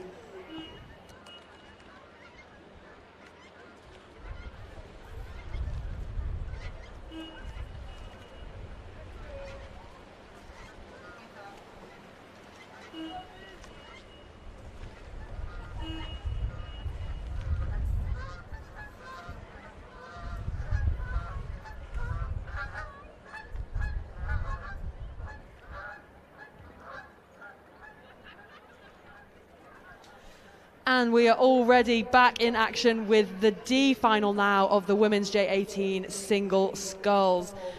This race here we have in lane 1, Ruth Town of Tees Rowing Club, Erin Shippey of Totnes, Eloise Johnson Ferguson of Barn Elms in 3. In 4, Isabel Robinson of Star Club. In lane 5, Grace Reed of Liverpool Victoria.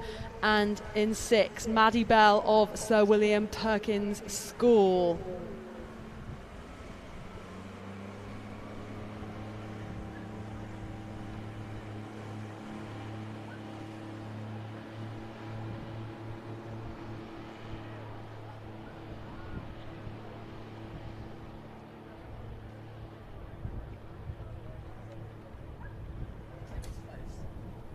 The early leader in this D final of the Junior Women's 18 single sculls goes to Isabel Robinson of Star Club. It's looking close across the board though. She's followed by Liverpool Victoria and Barn Elms, but none of these scullers letting it go.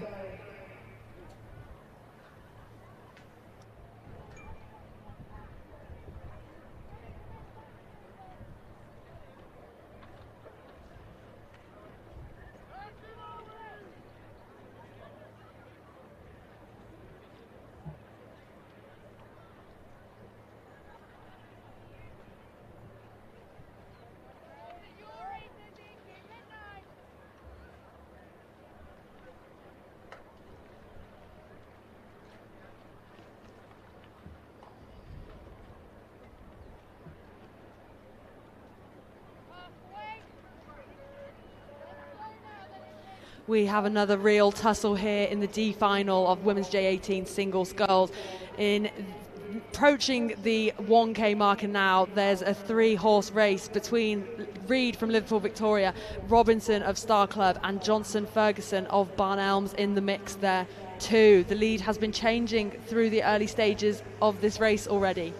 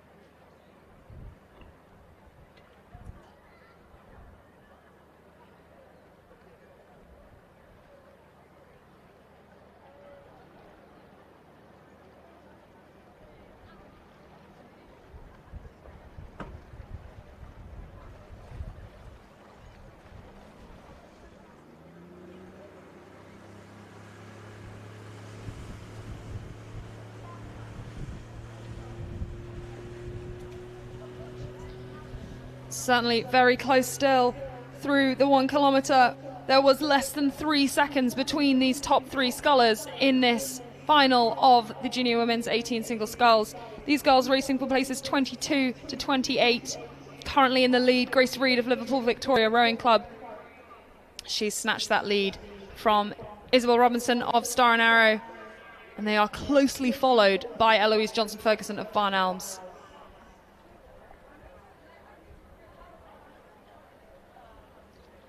The girls currently in positions 4, 5 and 6, not letting this get away from them though. There's a good battle between those 3, and they're making sure that they don't lose contact. See if they can get back on terms with these other 3 scullers and see what they can do about the placings in this minor final.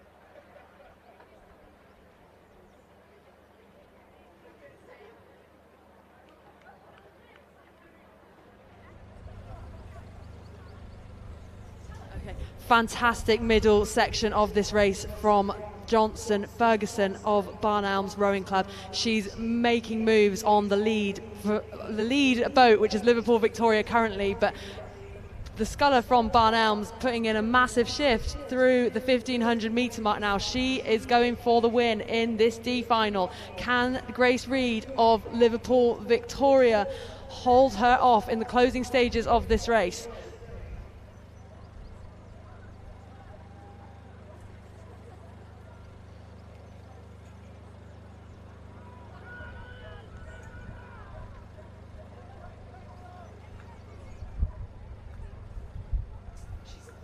Grace Reed there just taking a look over. She knows that that Barn Elms sculler is going to be a danger in these closing stages. She wants to make sure that she's got the lead secure so that she can just execute that sprint, not have to worry about the girl in the from the Barn Elms Boat Club. It's looking pretty tight at the moment. From up here in the tower, it looks like Eloise Johnson-Ferguson may have just taken a canvas now over Grace Reed of Liverpool Victoria. But what will happen in this last 250 metres? Yeah, fantastically timed race from Johnson Ferguson of Barn Elms. She is upping her stroke rate, going through all the gears she has to catch Liverpool Victoria's Grace Reed over in lane 5.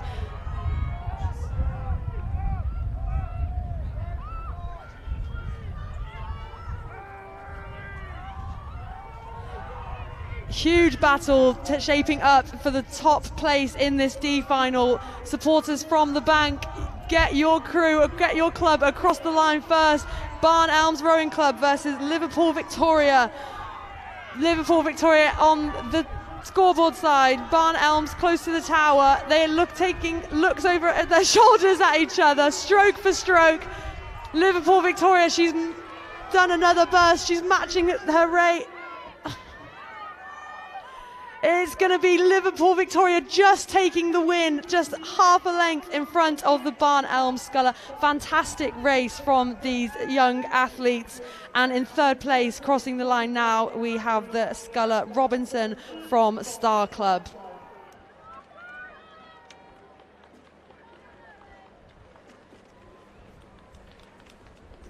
Great racing in the D final, rounded out by fourth place from Dart Totnes, and a battle for that fifth position again. We have Tees Rowing Club A just taking the win for fifth over Sir William Perkins Bell.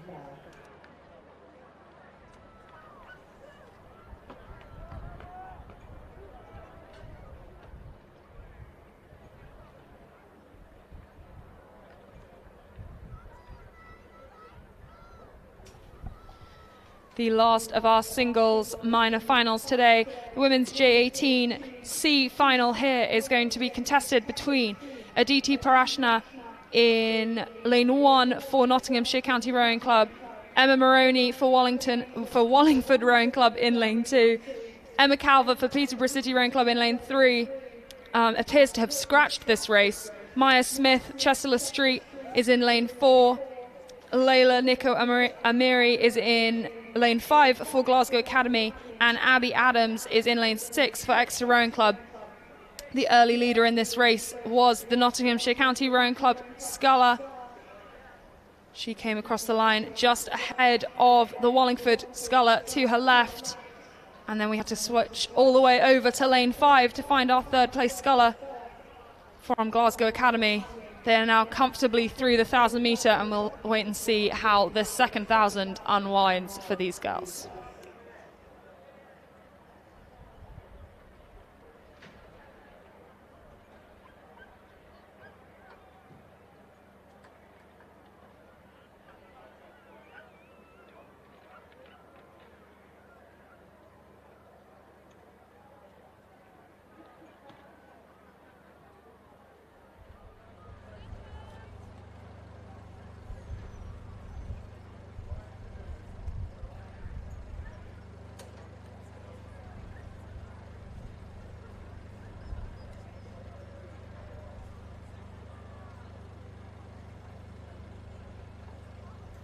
Another really close race all across the field now, approaching the final in the final 500 now of this C final, women's J18 singles. The Sculler from Nottinghamshire County in the lane 1, still with a narrow lead in this race, but hunting her down are the three Scullers from Wallingford Rowing Club, Glasgow Academy, and also in the mix, Chester Le Street. This is going to go right to the line once again. Super exciting minor finals here at Brit Champs today.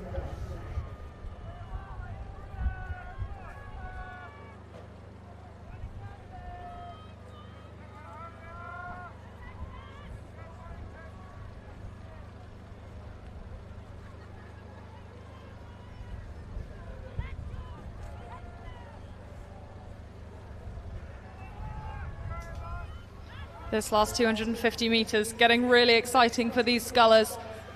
Notts County Sculler still out there in the lead. She looks to have about a length up on the Wallingford Sculler.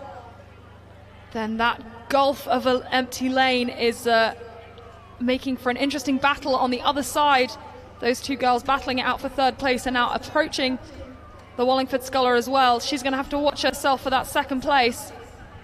She won't be worried about that. She'll be going for the win. She can feel that Notts County Sculler on her right-hand side. She wants to make sure that she is pushing her right to the line, seeing what she can do. She's upped her rate. The Notts County Sculler has upped her rate in response. Chester Le Street is going too. It is all a go in the last 100 metres of this final. Notts County Sculler looking around for that line. It cannot come soon enough for these girls. A phenomenal row from this Notts County Sculler. She has crossed the line just ahead of the Wallingford Sculler, who close to within a length. And the Chester Street Sculler finishes in third place in this C final of the women's J18 sculls. Glasgow Academy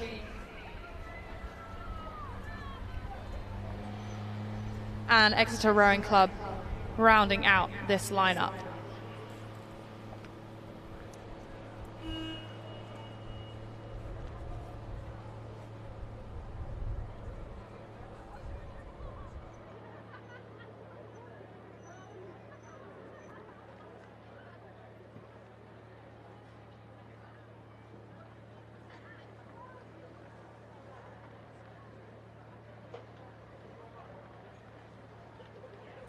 Right, now moving from singles to quads, we have the women's junior 18 C final quads off the line now. Fast and furious racing already.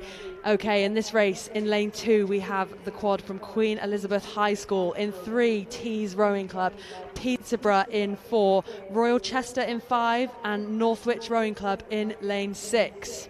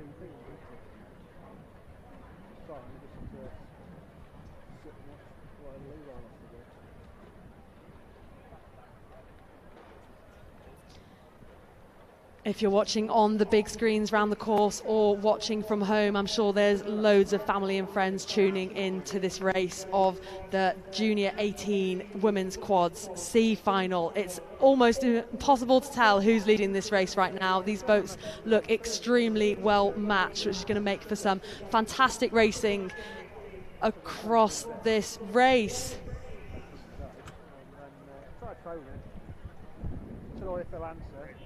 Tried phoning and it was twice, no answer. And I sent a message, it took ages to get a reply. It was just like all okay. So Gemma's like, well, as long as you try. Huh? But in the early stages of this C final, it is Tees who have taken a narrow lead. They sit just ahead of Peterborough City Rowing Club in second and closely followed by Royal Chester in third through the 500 metre mark. But all boats overlapping here. It's still all to play for as we head towards the 1,000 metre mark.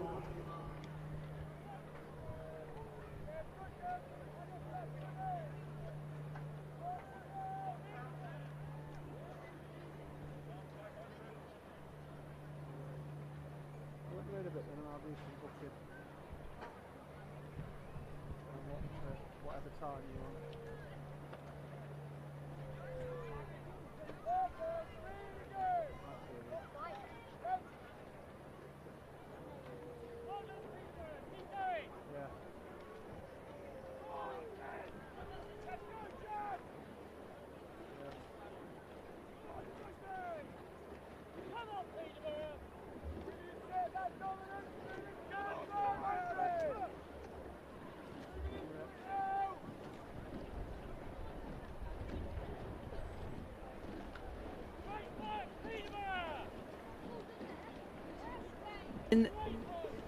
In the C final of Women's J18 Quads, it is Tees Rowing Club extending their lead. They now have about a length clear water over the field.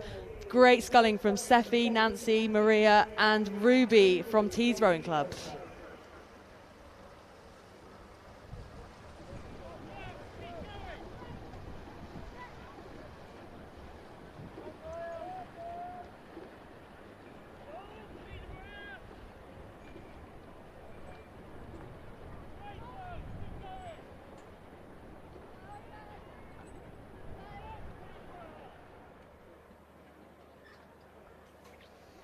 You can see on these big screens and on your screens at home, we're getting some wonderful close-up shots, some distance shots of this beautiful sculling on display in this women's J18 Quad C final.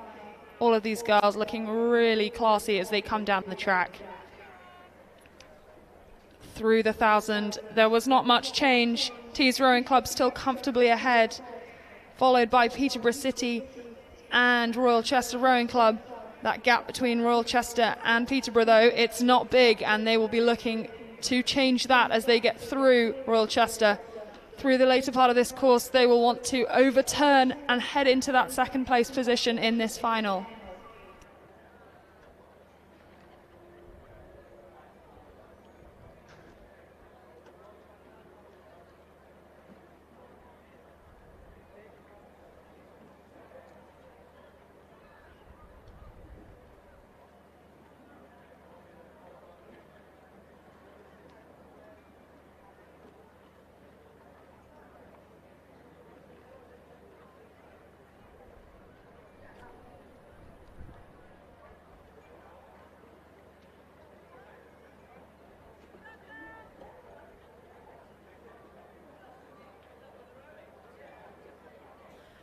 Tees Rowing Club not satisfied with just a length margin over the rest of the field. They want oceans of water, and looks like they're getting it through the final 500 metres now, well clear of second place. Currently Peterborough City Rowing Club in that yellow, but shaping up to be a pretty good race for positions 3 and 4 between Queen Elizabeth High School and Royal Chester Rowing Club. But Tees Rowing Club running away with this one in the C final of Women's J18 Quads.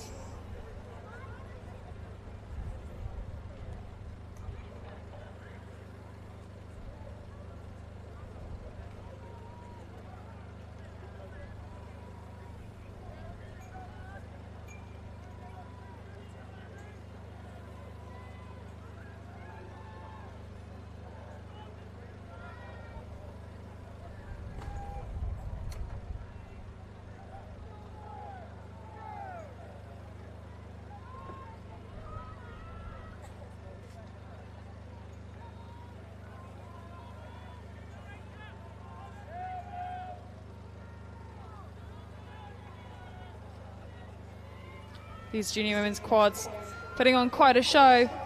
Tees Rowing Club showing us all how it's done. Miles out there in the lead. Peterborough City currently sat about a length up on these crews from Peterborough and Queen Elizabeth High School, but the battle for third place is so close as we come into this last 250 metres. These two crews are absolutely going at it, and you know what happens when two crews are going at it for a minor place? They move up. This Peterborough City crew will have to watch out. They don't want to lose their second place currently to a battle that is going on for third. What can these girls do as they come into the last 200 metres and into the red buoys?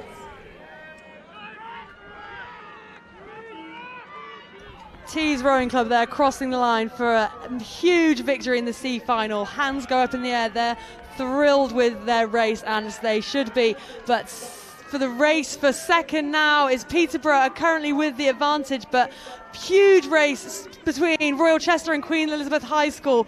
Queen Elizabeth High School may have just dropped off the pace. Royal Chester now on the stern of Peterborough. Peterborough takes second, Royal Chester third, and Queen Elizabeth just across the line now in fourth. Phenomenal racing from all these junior quads. And rounding out the field, taking fifth position in the C final will be Northwich Rowing Club out there in lane 6.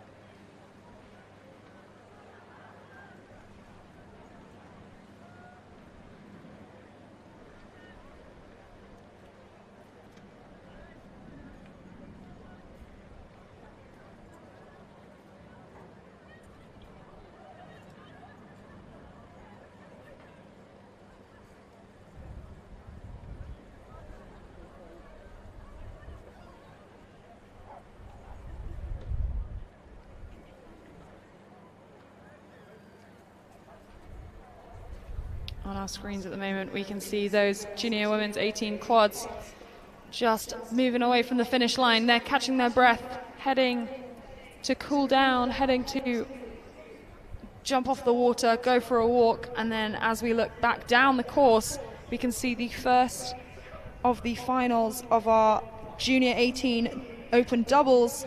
This is the G final between Evesham Rowing Club in lane 1, Kingston Rowing Club lane 2, Monmouth Comprehensive in lane 3, Durham School lane 4, and Falcon Rowing Club lane 5, and finally Mediterranean Rowing Club from Gibraltar in lane 6.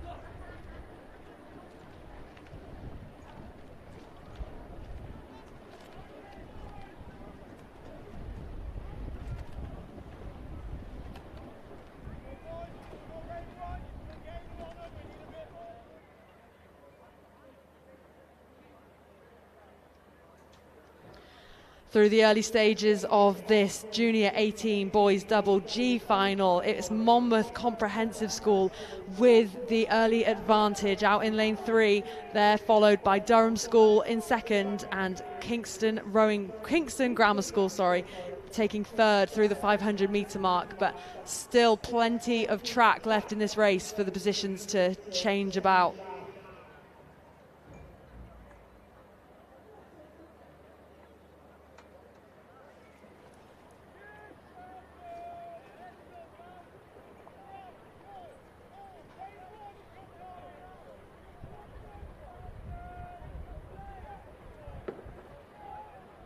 Monmouth Comprehensive holding on to their early lead. They are first through the 1K and it remains unchanged. Durham School still in second, Kingston Grammar School still in third, and Evesham Rowing Club in lane 1, fourth through the 1K.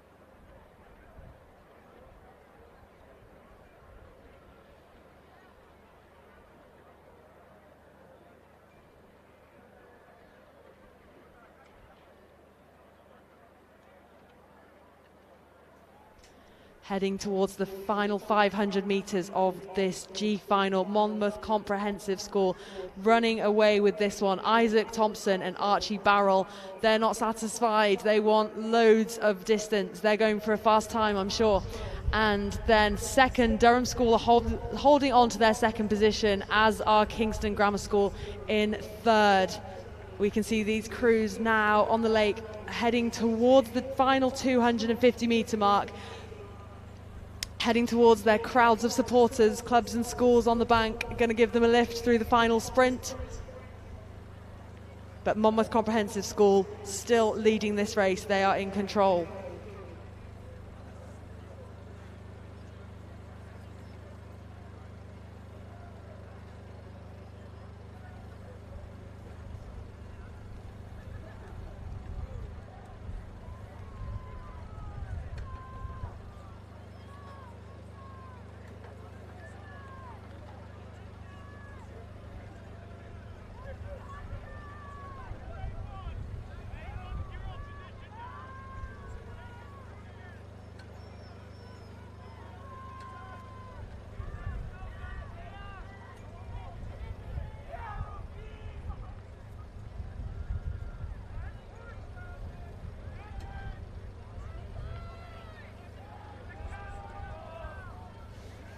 coming into the last 250 metres, and these margins are just extending out for each of these crews.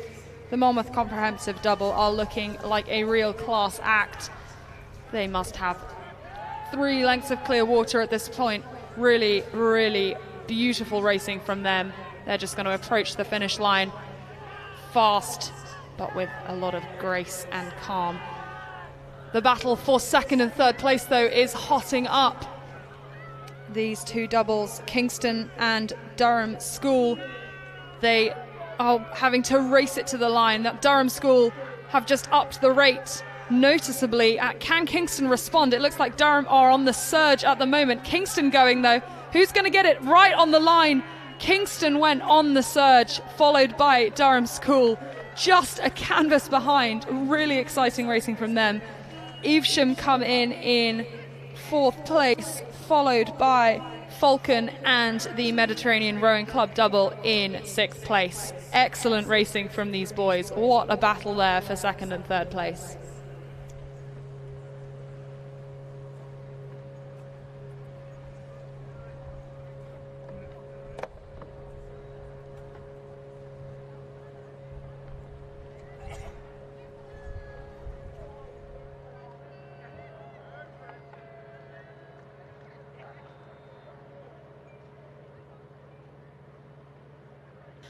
And more exciting racing up next. Off the start right now, we have the F final of the Open Junior 18 double scull. In lane 1, Evesham Rowing Club, Kingston Grammar School in 2, Monmouth Comprehensive in 3.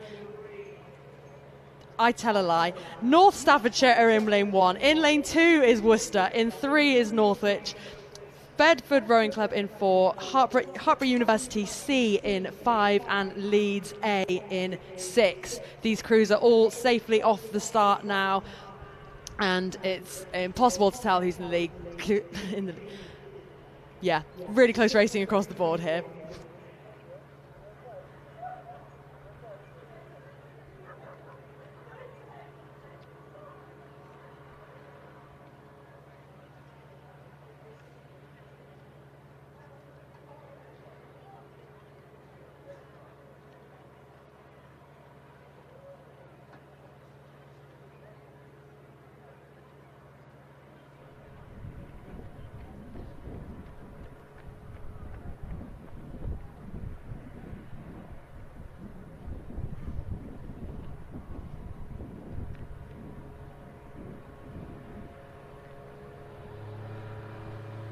Well, now that Lucy's figured out which race we're on, we can see these crews coming fast off the start, approaching 500 already.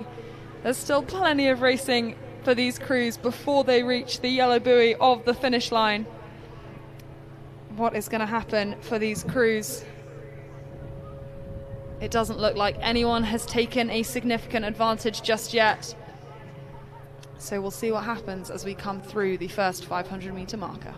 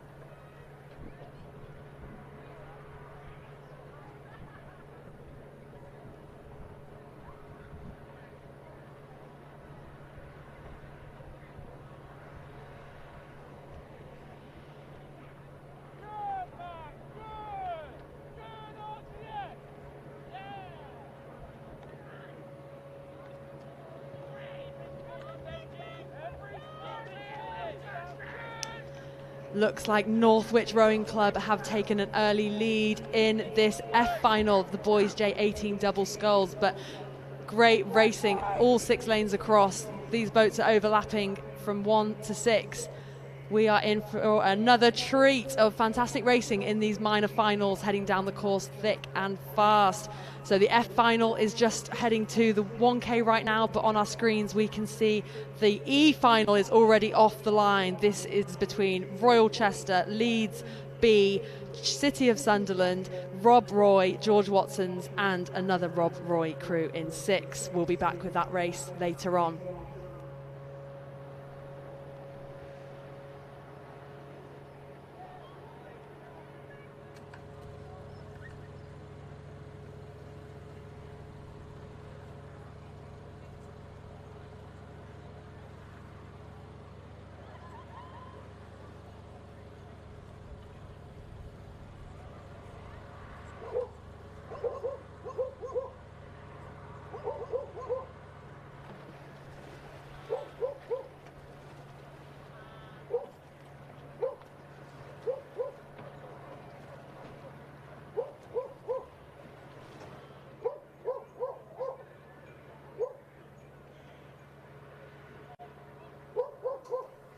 Approaching 1500 metres in this F final of the Junior Boys 18 doubles.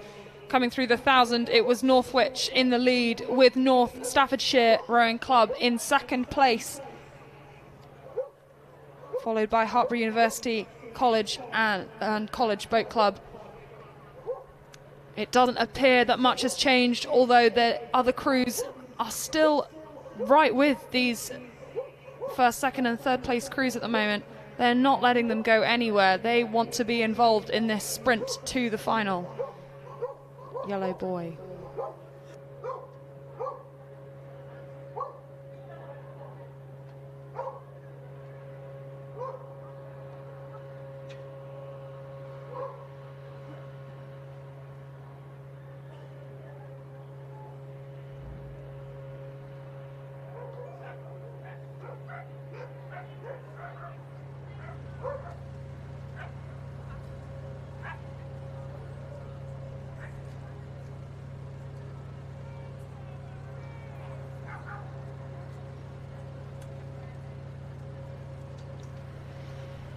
Norwich still comfortably in the lead, ahead of Gloucester Hartpury, who have now moved into second with about 4 seconds over the North Staffordshire, Worcester and Bedford crews, all within a second of each other as they approach the last 250 metres. It is going to be an absolute barn burner as they approach the last bit of this race.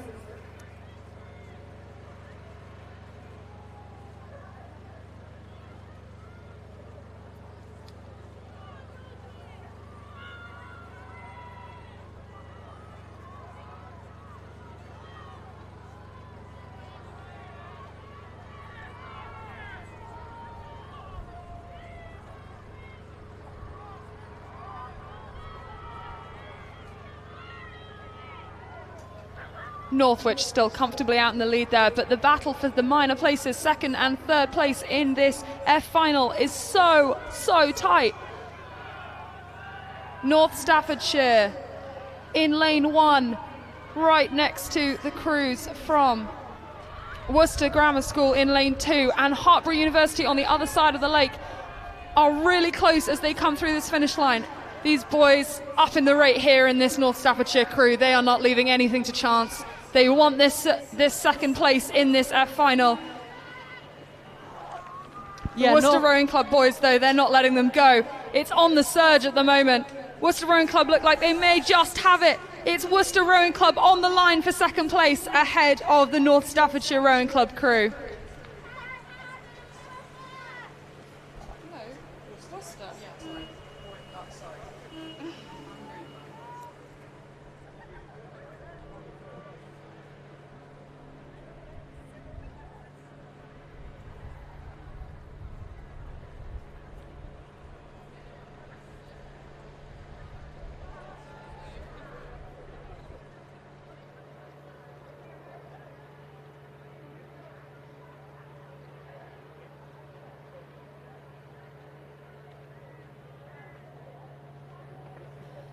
already back with more action in the boys junior 18 double sculls. We now have the E-final well underway on the course.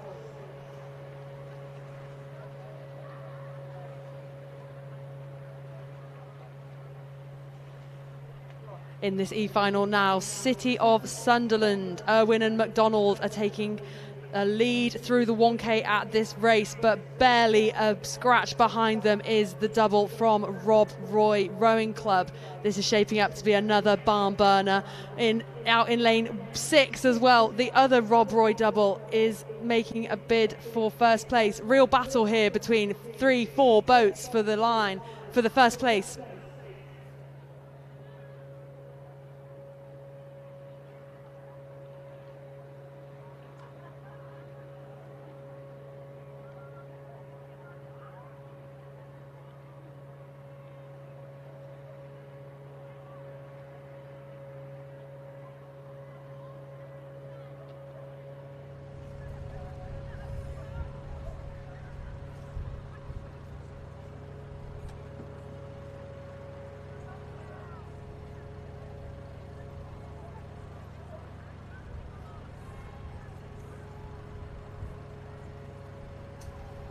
Rob Roy A and City of Sunderland within a second of each other as they came through the 1500 metre mark with 500 to go. They're now comfortably approaching the 250 metre marker, pushing it right to the end. Over here in lane 1, it also looks like that Royal Chester double has got themselves right there in the mix. Get yourselves to the bank, guys. This race is very exciting. You could throw a blanket over this field right now. They are all within a stroke, within a surge of each other.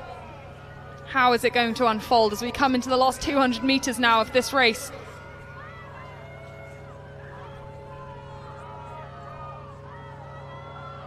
Royal Chester out here in lane 1 putting on a phenomenal final surge. Looks like they're taking the reins of this race, heading in the red boys now. Final 100 metres.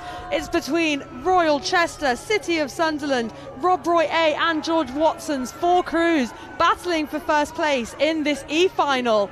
Royal Chester, can they hold their sprint? Late surge from Rob Roy A in 4. It's going to go right to the line here. It's impossible to call, but Royal Chester just taking the victory. Rob Roy second, City of Sunderland third, and George Watson's in 4th. Phenomenal racing from these junior doubles here. In 5th place, we have the double from Leeds, and rounding out the field in 6th is the Rob Roy B crew. Royal Chester thrilled with that, splashing the water. We love to see it.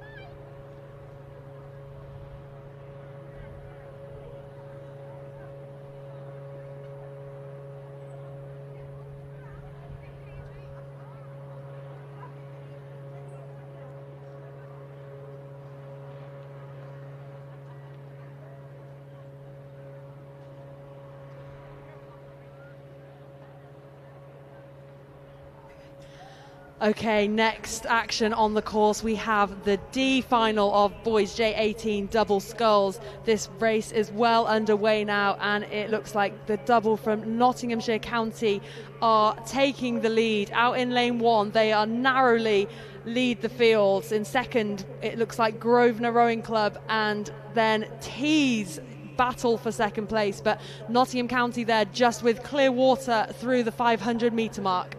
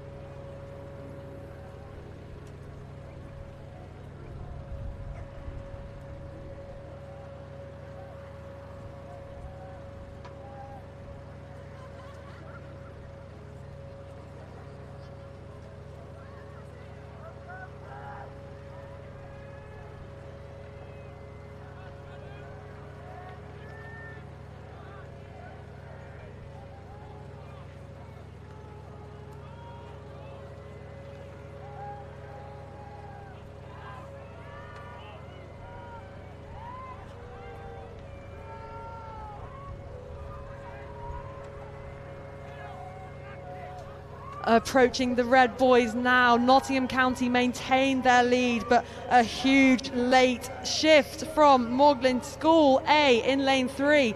Phenomenal sprint there. They're with Grosvenor Rowing Club in 2, battling for second place. Not to be counted out though, Tees Rowing Club out in lane 5.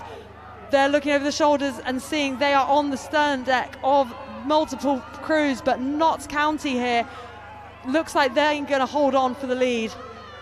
Such exciting minor finals here, and this D final is no different.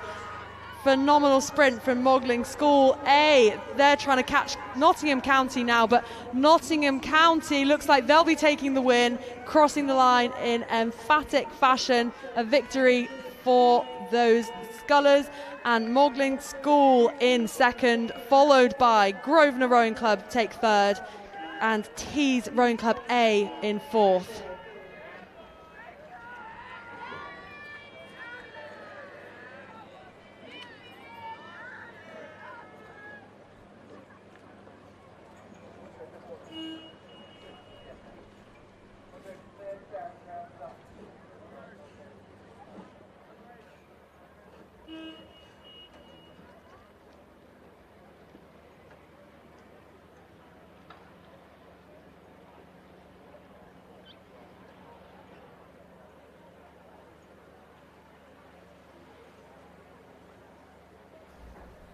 So following up that D final is going to be the C final of the J18 doubles. They're about a K away. It's featuring Windsor Boys School, RGS High Wycombe, Wallingford Rowing Club, Trafford Rowing Club, Shanklin Sandown and Newark Rowing Club. And as we see on the screens, we've also got the next race about to go off, which is going to be the J16 women's doubles.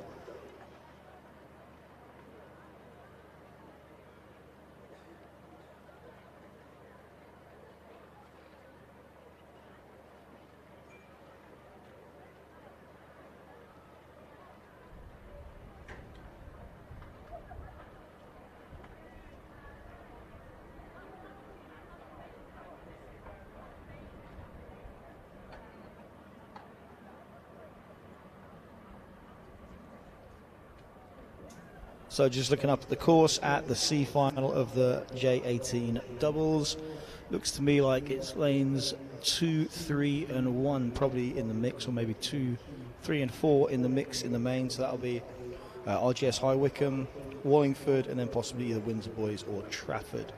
So that's about to get to the last 500 metres.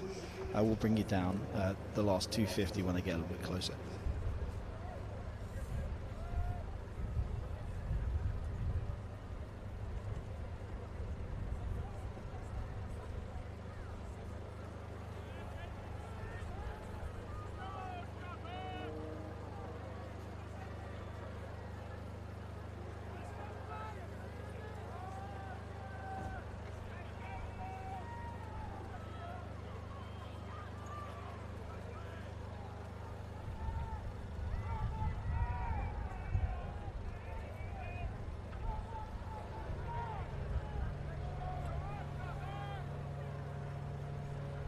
Right, so yeah, it looks like quite an exciting finish going to be in this last 250 metres of this C final of the J18 doubles. It is indeed the crew in lane 2, that's RGS High Wycombe, that are leading the charge to the line. They've got about 200 metres to go. They're being chased quite hard by Windsor Boys School, and we all know how good they have been at sculling the last few years, so I'm sure they're going to wind up and put a big charge in. They've kind of left Wallingford in third place now. And those three crews are just sort of distancing themselves a little bit from Trafford, Shanklin Sandown and Newark Rowing Club over on that far side. So it is a hard charge from Windsor Boys School. They're pressing really hard through to this finish line, but I think RGS High Wycombe had just enough of a lead with about 150 metres to go. So just looking across the line now, it looks like they are going to be finishing just with an open water lead over that Windsor Boys School, who do finish second, and then Wallingford are holding off the charge from Trafford, who in turn are being pressed quite hard by Shanklin Sandown. But some good racing here in the C final of the J18 doubles. So really good work from all of those athletes involved in that race just there.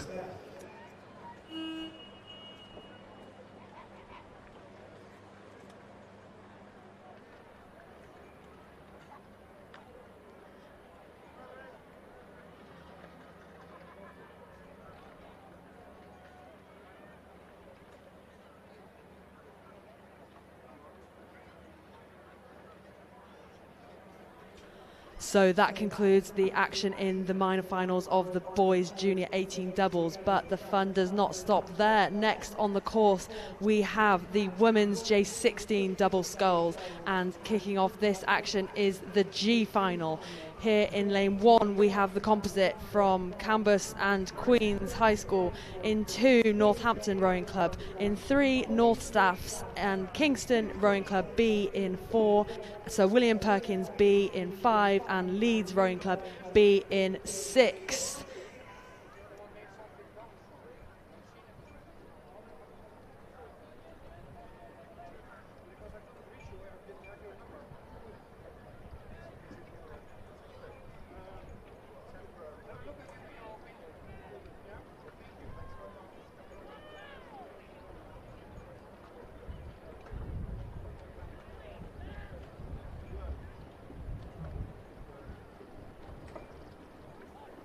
It's another real tussle at the front here of this race. We have North Staffs with the early lead, but they are very closely followed by Leeds Rowing Club out in lane 6 and the Cambus Composite out in lane 1. So much overlap here between lanes 1, 2, 3, 4 and 6.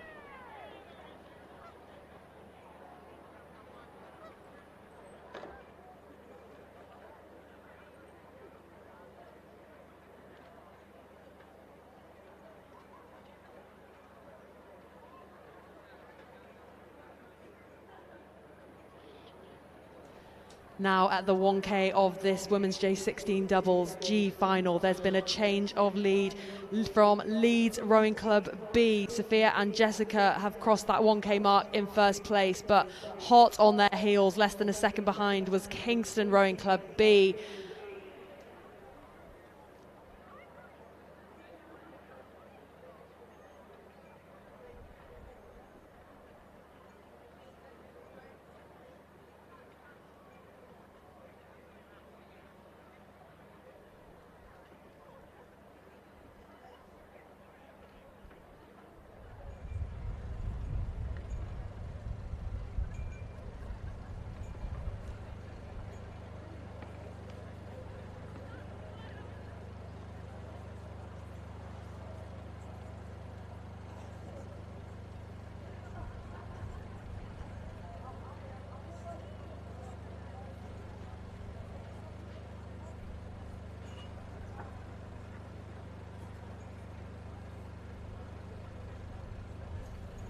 Fantastic scenes out here today at Home Pier Point. We have gorgeous conditions on the water for these minor finals, which is providing some fantastic races. And here we can see the double from Kingston seem to be taking the lead again, but for positions 2 to 5, it's complete overlap across the field. This is still all to play for. These J16 doubles now heading, they're in the final 500 metres of this race, hurtling towards the support from the bank.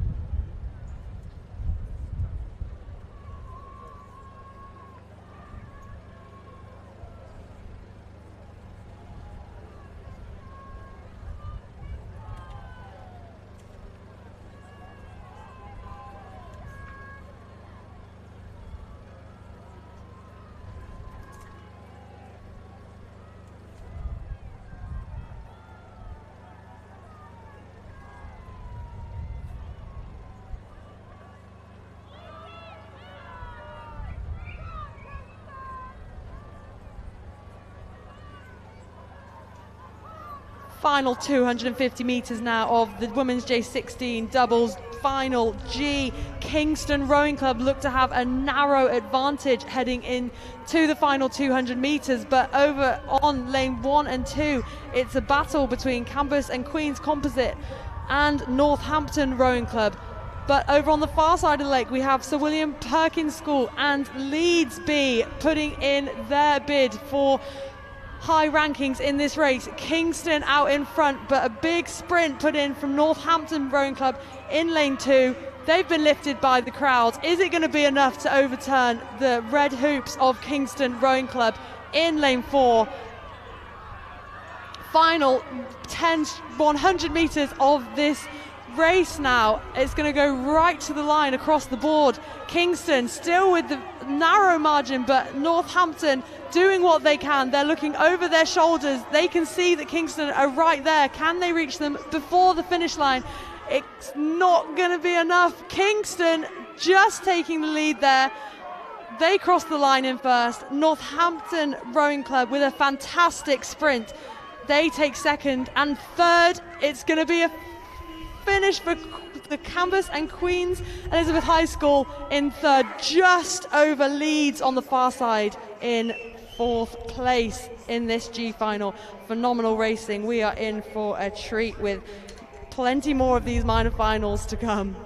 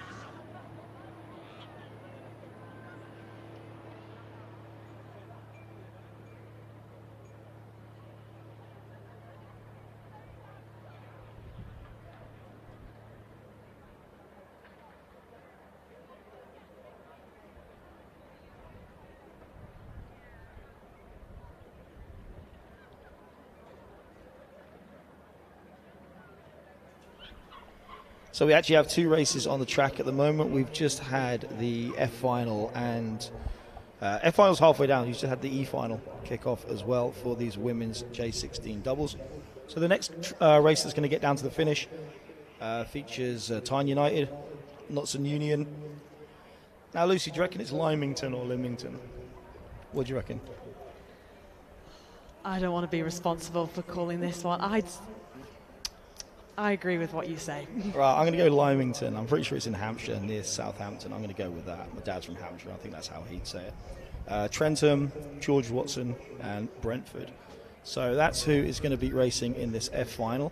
It's about 750 metres away. At the halfway mark, who was in the lead? It was Lymington. Then Notts and Union second. And then in third place was Brentford Boat Club. But quite close racing. We'd expect it to be reasonably close. These crews had to time trial about 7 hours ago now. And then all the crews get put into appropriate finals based on their finish position. So it usually lends itself to quite competitive racing, and that's what we can see happening so far in the last two races.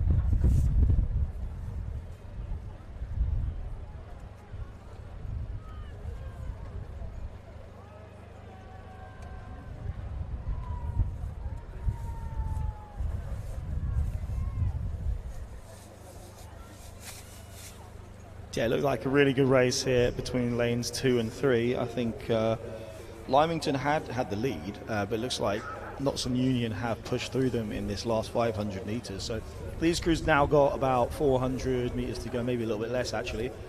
So it looks like a good two-way battle in this F final between Notts and Union and Lymington. Obviously Notts and Union are on reasonably close to home water, so I'd hope they got quite a lot of support out there. Just waiting to hear some noise from the Notts and Union supporters out there.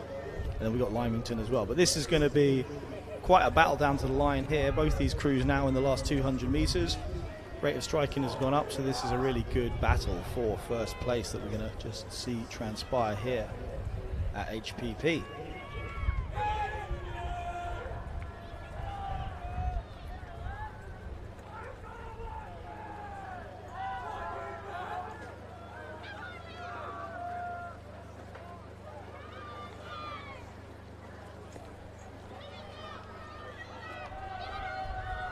Right, update, apparently it's Lymington. So, Lymington are in second place at the moment, chasing Notts and Union, who look like they have done enough, although they are kind of coming out of their lane right now. So as they push down these last few strokes, they really just dropped the legs, managed to maintain about a length and a half lead over Lymington, so that's a good win for Notts and Union in this F final over, so Notts and Union over Lymington. Just watching on this side, we've got Tyne United just pressing their way to the line. They've crossed in third place, and then quite a good battle over there between Trentham and George Watson for fourth. So it looks to me like Trentham just going to see off the charge from George Watson, and then Brentford's B crew just going to round out this F final of the women's J16 doubles.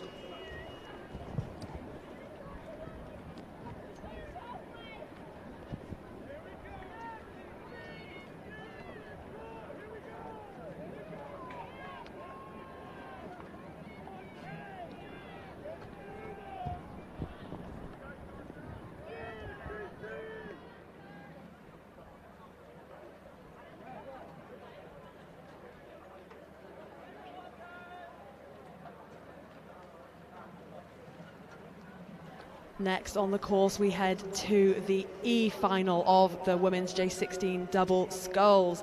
In lane 1, we have Falcon Rowing Club. In lane 2, Weybridge Rowing Club B. In 3, Stratford upon Avon. In 4, it's Exeter Rowing Club. In 5, Trentham Boat Club A. And in 6, it's Clares Court School.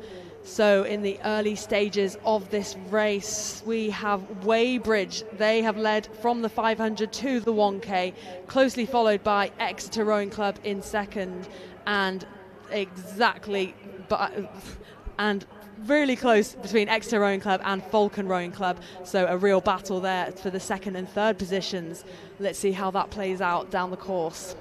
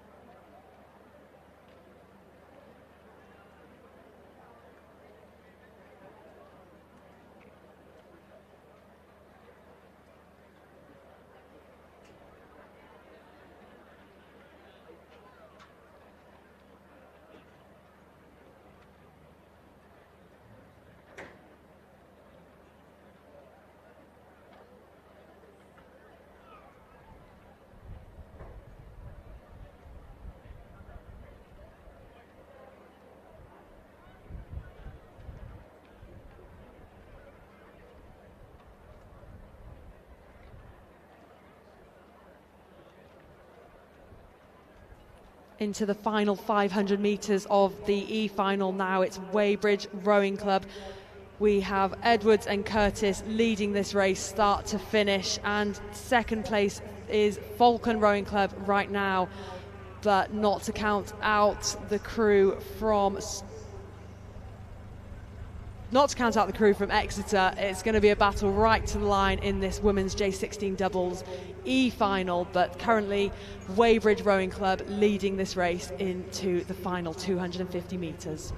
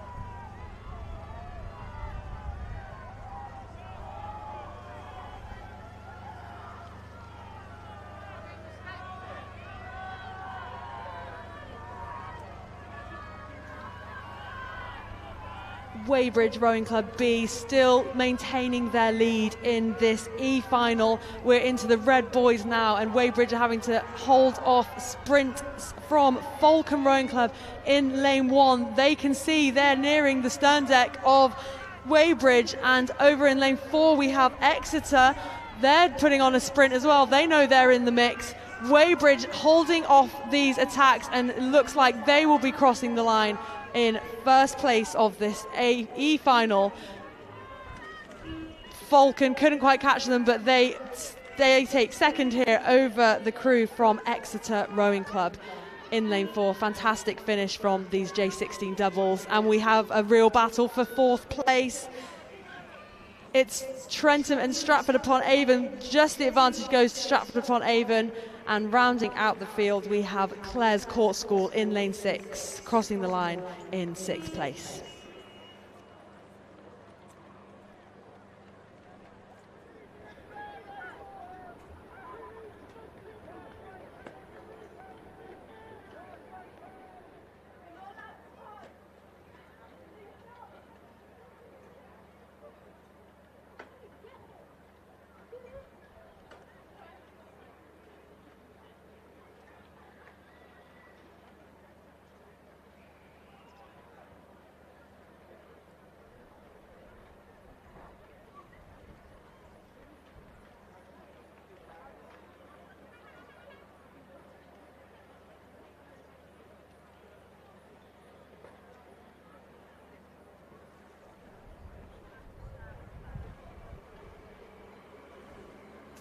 So the next final coming your way is going to be the D final of these women's J16 doubles, featuring Guildford Rowing Club, composite between Avon County and Minerva Bath, Leeds Rowing Club, Hereford Rowing Club, Tyne and Hexham composite, and Weybridge Rowing Club as well.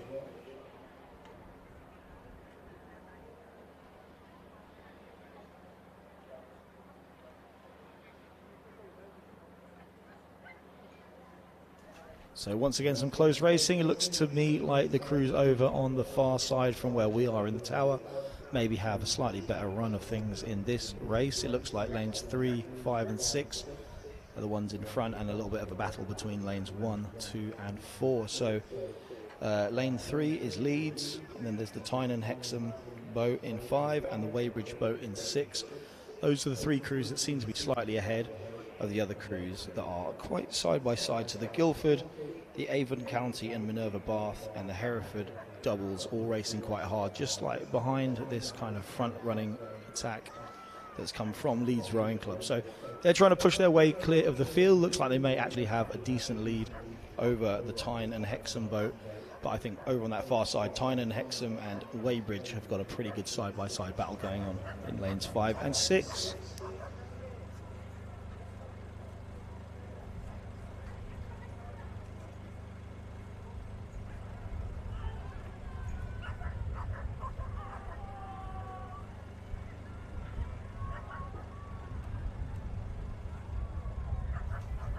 So obviously there are no medals awarded for the D final, but every athlete that comes and races always wants to try and win the final they're in.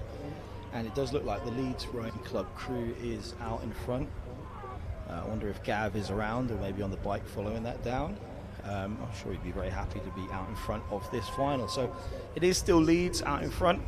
Looks like the battle between Guildford and Avon County and Minerva Bath happening in 1 and 2 has brought them up into the race for 3rd place. Looks like they're putting pressure on the Weybridge crew that are out in 6. So as we just watch these crews come into the last 250 metres, it does look like it's Leeds out in front, and it's going to take quite a big move from behind to overhaul them, but there is actually a lot of battle for 2nd place now. So I think there's been a good move up on this inside by Guildford. Obviously it's a 2,000 metre race, got to plan your race strategy accordingly, knowing like how far it is. So at the moment it does look like that Guildford crew are really putting a push in 1. It is affecting their steering a little bit because they look like they're moving out into lane 2. But hopefully they don't hit any boys so they can continue their sprint to the line. So Guildford pushing really, really hard. It is still Leeds Rowing Club out in the lead. Tyne and Hexham have been locked in a battle with Weybridge on that far side, and it's continuing to go that way. But it does look to me like Guildford have made a big move and maybe are in 2nd place right now. They're being chased to the line by the Avon County and Minerva Bath crew that will be training down in Salford, where University of Bristol also trains. So a really good battle here has actually happened for second place. But Leeds, they've done a good job of getting out in front. They had about a 3-second lead with about 500 metres to go, I think, and they've extended that out wonderfully. So fantastic result there by Leeds. It is indeed Guildford that have made a massive move to come second, and then third, fourth and fifth, all separated by within a second, I would say. That was Avon County and Minerva Bath.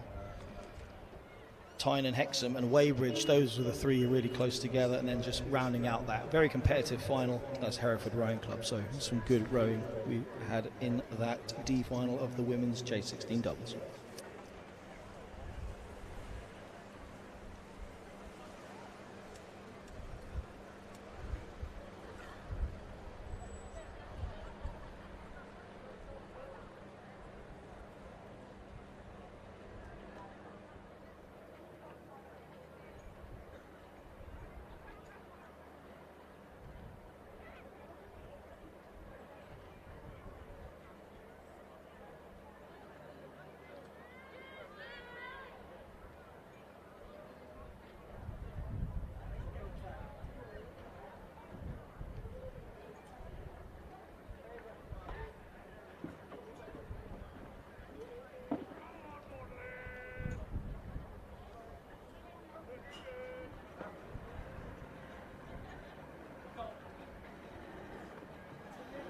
Next action on the course will be coming from the C final of the women's J16 double sculls.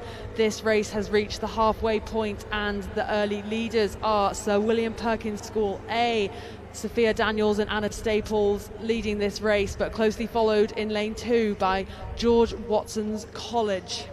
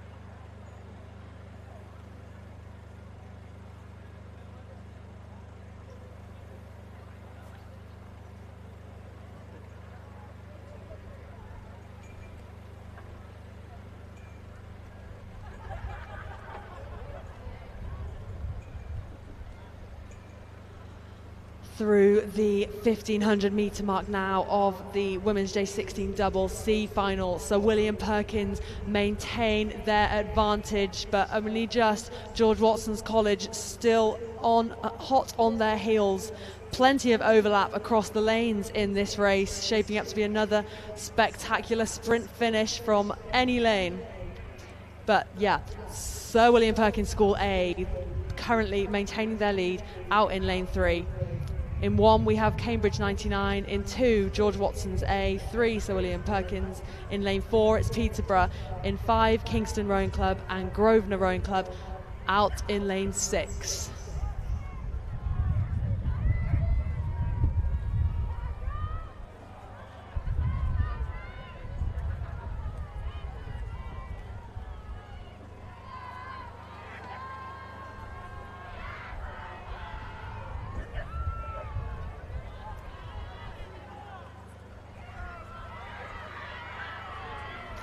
The battle is hotting up between lanes 1, 2 and 3. So William Perkins have started their sprint, but so have George Watson's in lane 2. They're not letting them get away. Cambridge 99 in lane 1 also sticking with them. This is going to go right to the line here. Can Sir William Perkins hold their victory? They've held all the way down the course. Real battle for 4th place also going on between Kingston and Peterborough out in lanes 4 and 5. They're going stroke for stroke right now. So William Perkins in the last 5 or so strokes of their race. They're going to hold off the sprint from George Watson's. So William Perkins crossed the line, followed by George Watson's and Cambridge 99 in lane 1, hot on their heels in third for this C final. The fourth place battles currently going Peterborough's way. They crossed the line about half a length in front of Kingston Rowing Club. Fantastic racing out here today. And not to be counted out in sixth place, rounding out this final, is Grosvenor Rowing Club, pushing all the way to the line.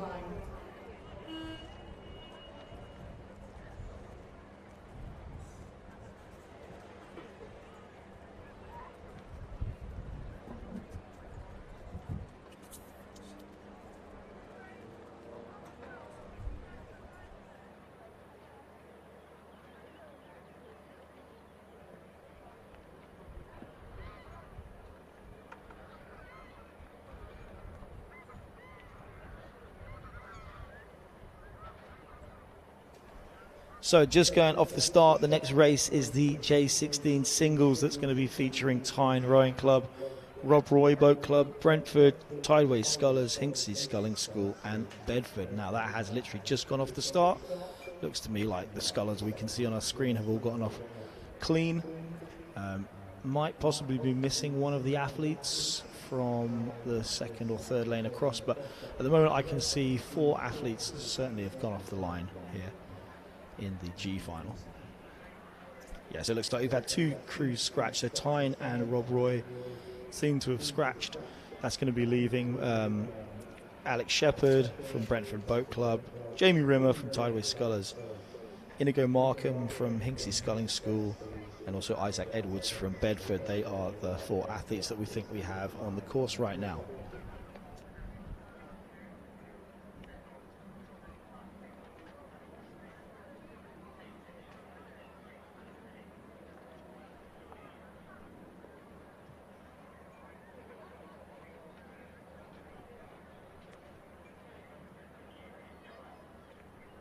Yeah, so whilst on our screens we currently have some footage of the J16 singles, we're just going to cut to a little feature we have about indoor rowing.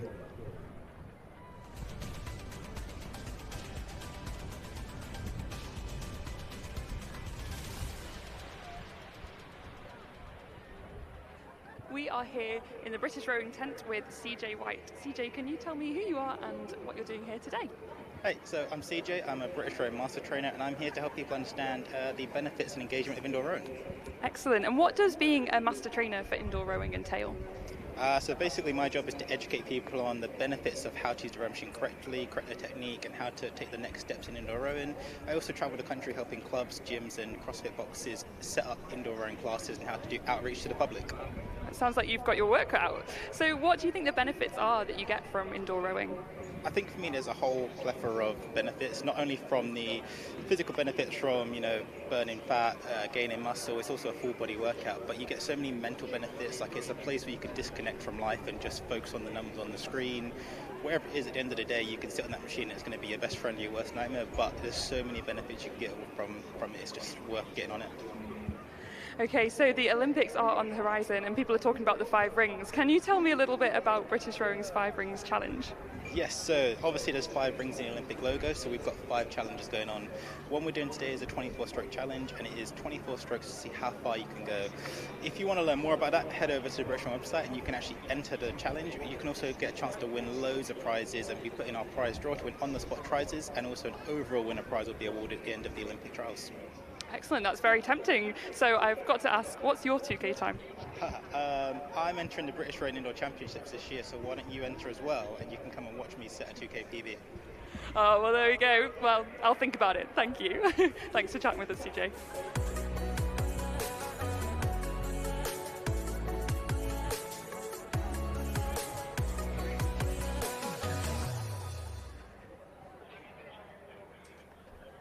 Yeah, so it's great to hear from CJ just there. I don't know what my 2K would be right now, but I think the finish line is the goal. Same with these guys here. The finish line will be the goal for these guys. They're still quite a long way away. They haven't quite hit the halfway mark. What we can see on our screen is the Tideway Sculler, Tideway Sculling School Sculler, who is Jamie Rimmer, is just out in front of the Sculler in lane 3 from Brentford. So some good battles happening out there as they approach the halfway mark. So I think they're going through halfway just about now. So it was about a 1 length lead for the Sculler over the Brentford Sculler. So those two athletes may well pass each other on the river, because Tideway Scullers, they're based in Chiswick, but sort of near to Brentford. It's about 1 town over, basically, and Brentford is sort of, as I say, near to Kew Bridge. So they may well cross each other on the Tideway in training. But yeah, they've got about half their race to go now. So we'll bring you up to date with what's going on in about a couple of minutes when they get into their last 500 metres.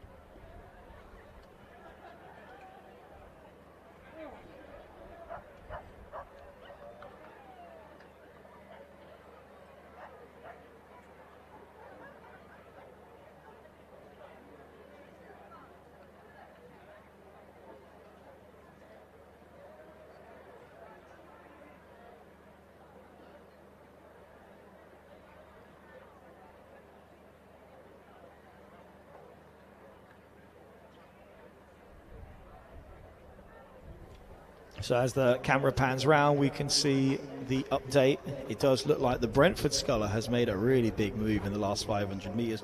Was about a length down on the Tideway Sculler, who seems to have dropped to third.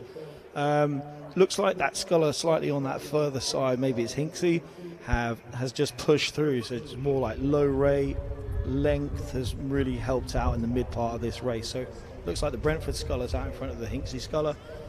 We also have the Bedford Sculler out there as well. So Edwards, Markham, Rimmer and Shepherd, those are the 4 Scullers we got here, and 1,500 metres in, they're all still very close together. It was just 6 seconds separating first to fourth at that point in time. So yeah, some good racing going on here. So it actually looks like there's been a really good move from the Sculler, from Hinksey, who has moved out, possibly challenging for the lead here. I think I would say it looks like the Brentford Sculler is still in the lead just by eye, but the Hinksey Sculler is putting a lot of pressure on.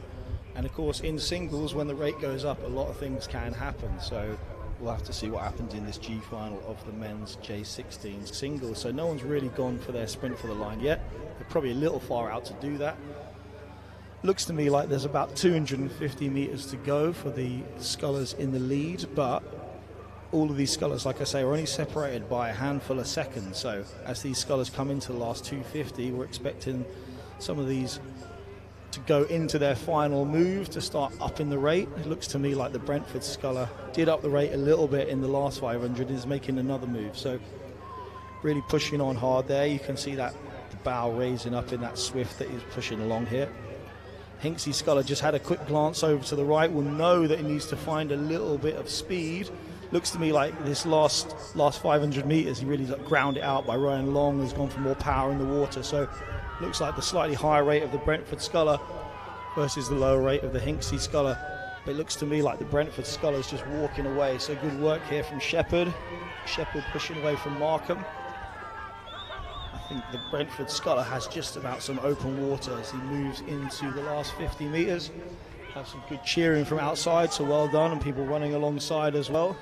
So it looks like Shepherd from Brentford does reach that line first. The Hinksey Sculler, who made a really good move in the middle part of the race, does come second, and those two really separated themselves out.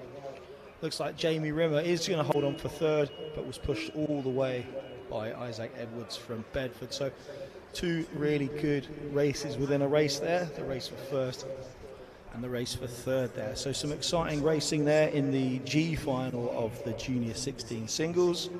And of course, following that, we're going to have the F final of that same event.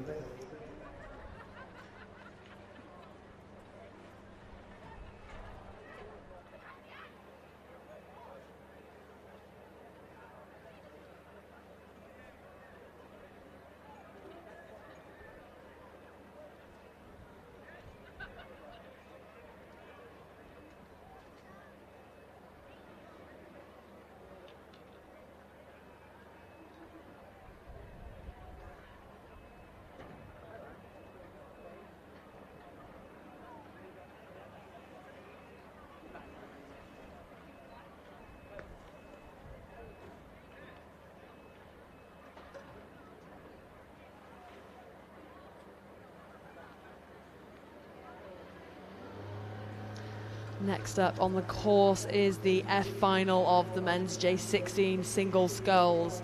In lane 1, it's Shanklin Sandown A. In 2, Sir William Borlase School B.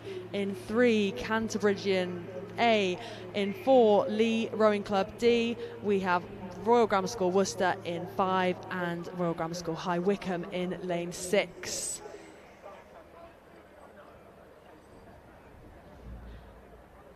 Heading to the 500 metres to go mark, and the sculler from Shanklin Sandown.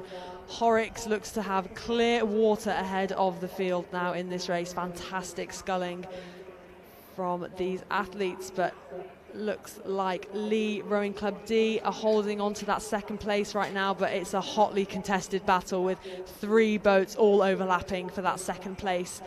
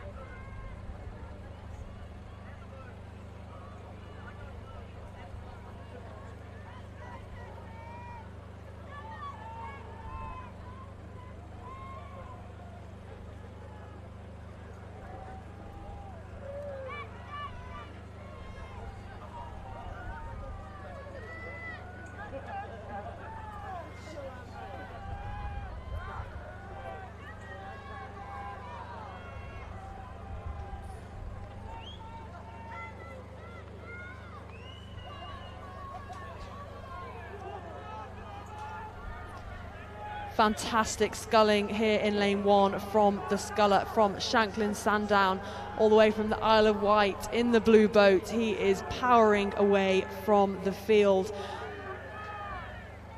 into the red boys now, last 10 strokes of his race, but the battle for second continues between Lee Rowing Club and Canterbridgian now. Lee Rowing Club look to be upping the rate. They might just have the advantage here heading into the final 100 metres, final 70 metres of this race. Shanklin Sandown, though, crossing the line, really powerful strokes. Congratulations to Horrocks there. And for second, Lee Rowing Club just putting on another sprint here to secure second place over Canterbridgian in third.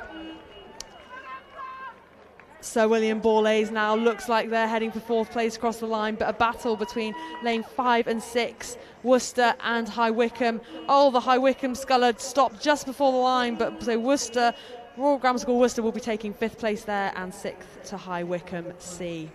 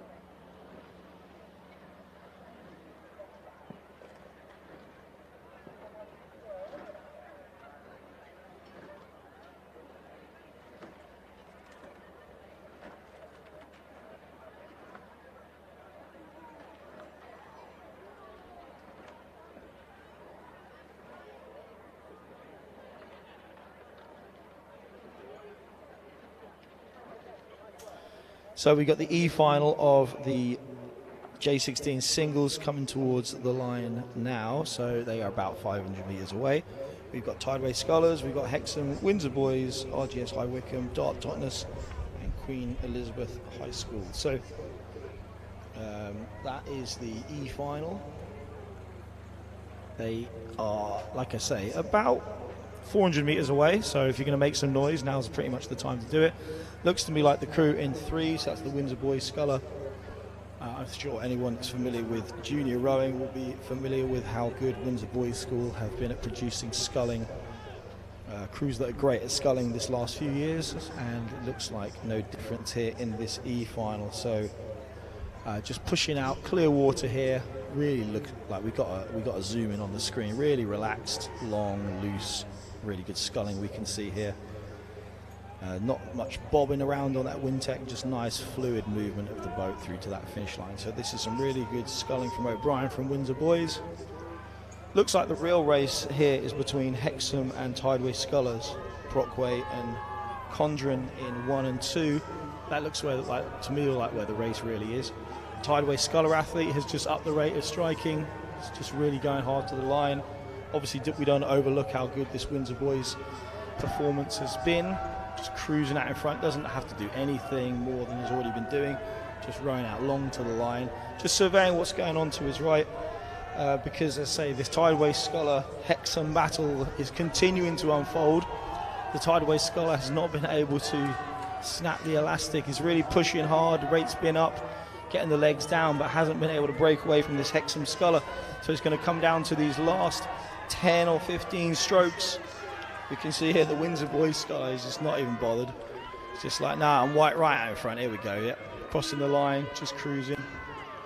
But it will indeed be the Tideway Sculler athlete who seemed to put the spurt on just first, has held off the Hexham Sculler who crosses in 3rd. A decent battle on that far side. RGS High Wycombe looking to be just ahead of, Dart Totnes is just looking to be just ahead of Queen Elizabeth High School. And then the RGS High Wycombe Sculler now just long and loose, about to cross the line 2 strokes away. So that was a win for Windsor Boys School over Tideway Scullers, who just held off Hexham in that E final of the men's J16 singles.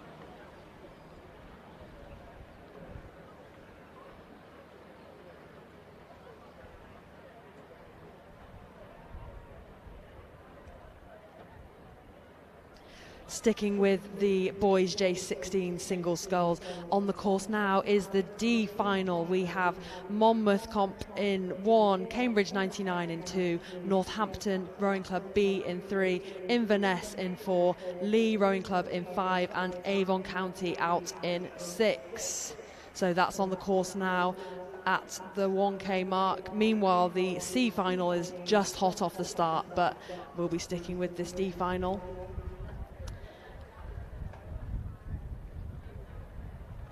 And it's the sculler Tom Bryan from Northampton Rowing Club with the early lead in this race.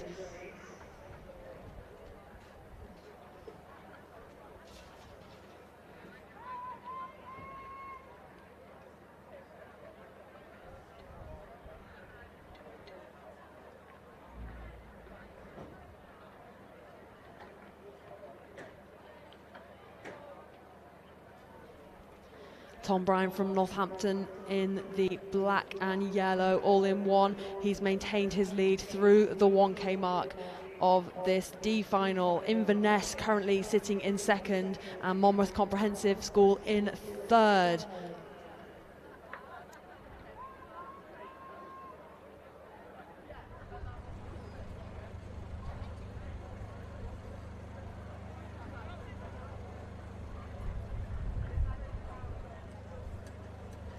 Such exciting racing here heading down the course at the 1500 metre mark.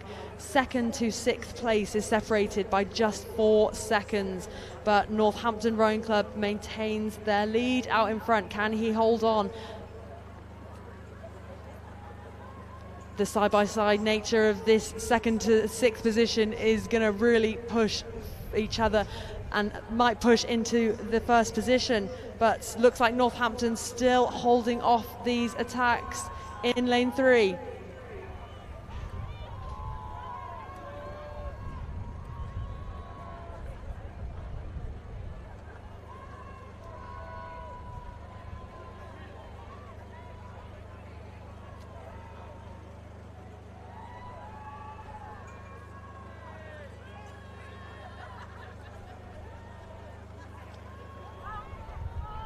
Northampton continues to lead this race into the final 200 metres, but Lee Rowing Club out in lane 5. I see the rate going up and up and up, and it looks like he might have rode through his next door lane neighbour from Inverness. It's Northampton in 1st and Lee currently holding 2nd, but lane 1, Monmouth's Comp, not to be counted out. They're in the battle too. So is Avon County in lane 6, but Lee Rowing Club, phenomenal sprint in orange. Can he catch the Northampton Sculler before the line? Final 50 metres or so of this race. All these J16s upping their rate, doing what they can. Northampton continues to hold the lead. He's going to cross the line first, but a phenomenal effort from the Lee Sculler. Watson, he will cross the line in 2nd. Inverness just behind in 3rd, and looks like lane 1's Monmouth Comp 4th and Avon County in 5th in that really close battle. And rounding out the field, we have Cambridge 99B crew in lane 2, taking 6th in this D final of the J16 singles.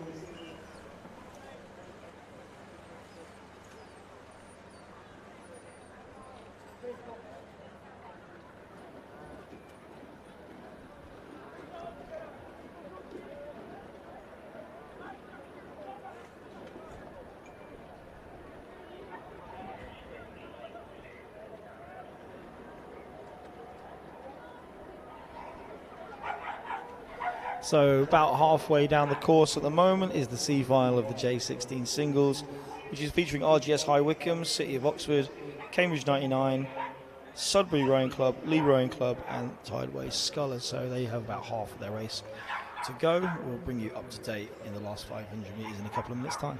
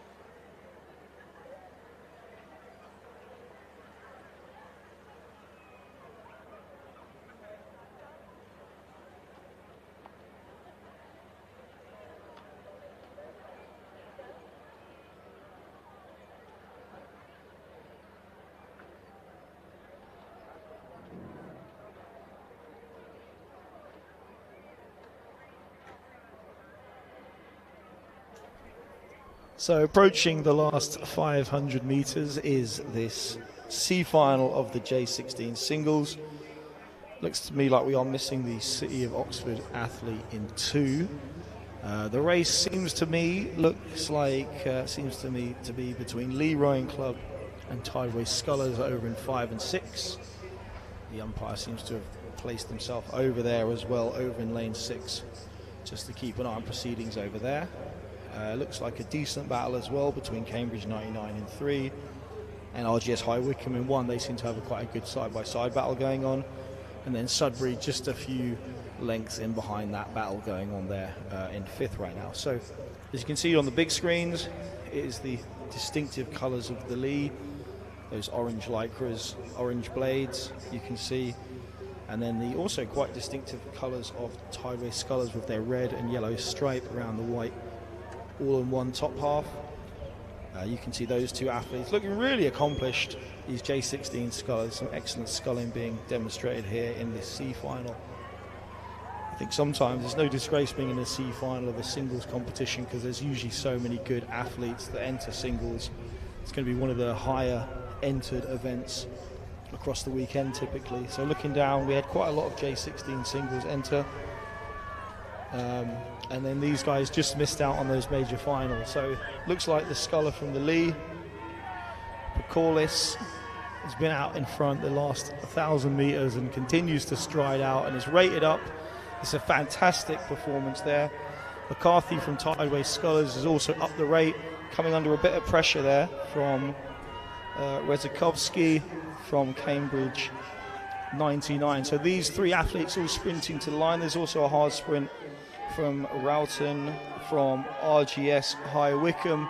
So there's a good battle there. So Lee do finish first. Is the Cambridge 99 athlete going to be able to push that Cobra across the line just in front? No, just misses out, I think, by maybe quarter of a length. And then the sculler on this side from High Wycombe was also charging hard. So really close for second place between those 3 scullers.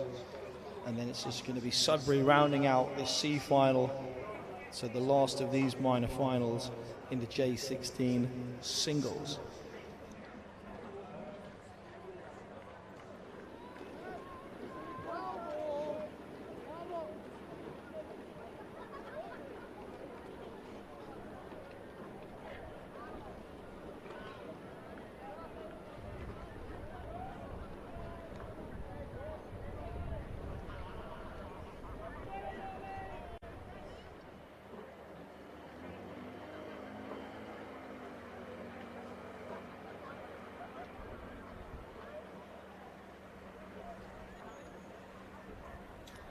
Okay, next on the course, we're sticking with the Open J16s, but over to the quads.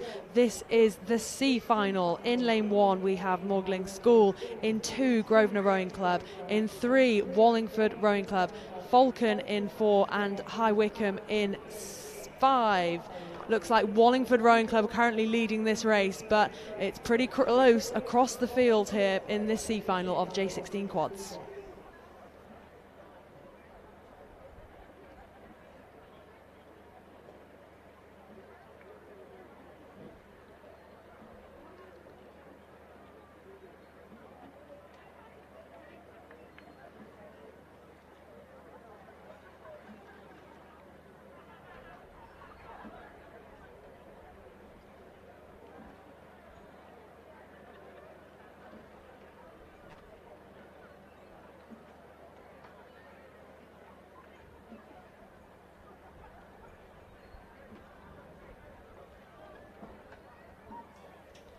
A real battle shaping up at the front between Wallingford and Falcon, and also Grosvenor. Wallingford with the advantage as we approach the final 500 metres now. They're within the final 500 and it is Wallingford leading the field, but Falcon to their left and Grosvenor to their right. It's going to be a battle all the way to the line between these 3 crews in this C final.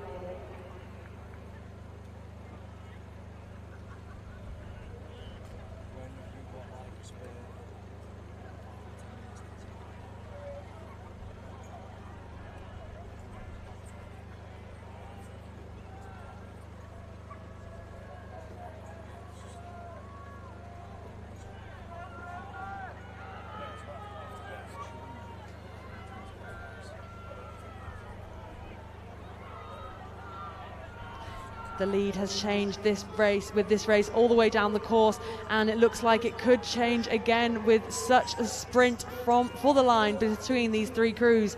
We have Falcon in the blue, Wallingford in red, and Grosvenor in 3. I see the crowds flocking to the bank to support their club mates Wallingford with loud shouts, and it's working for them. They are currently holding the lead. Grosvenor going through the gears on Wallingford's right. Can they catch them? All overlap between these three crews, but Wallingford still in control. Red Boys now, final few strokes of this J16 Quad C final, and Wallingford are maintaining their composure. They're powering towards the line. Last few strokes for them to secure this C final win, and it's between Cambridge 99 and Grosvenor for the second. It's going to be right on the line. A final surge from Cambridge 99. I think they just clinch it over Grosvenor, but fantastic close racing in these minor finals of J16 quads. We've got another battle for 4th and 5th between High Wycombe School in lane 6 and Morglin School in 1. Looks like High Wycombe with the advantage. They're about to cross the line in 4th place, and Morglin School closely follow the field in 5th. Fantastic racing in this C final. We'll be back later this afternoon to see how the A and B final concludes.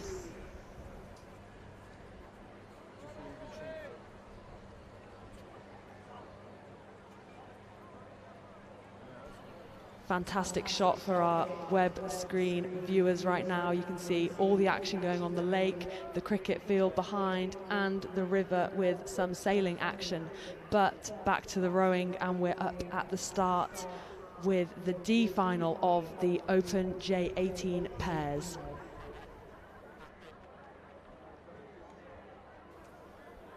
So Lucy, you're from around here. Like, would you class like Nottingham as quite a sporty place? Like, I've always got the impression I think it is.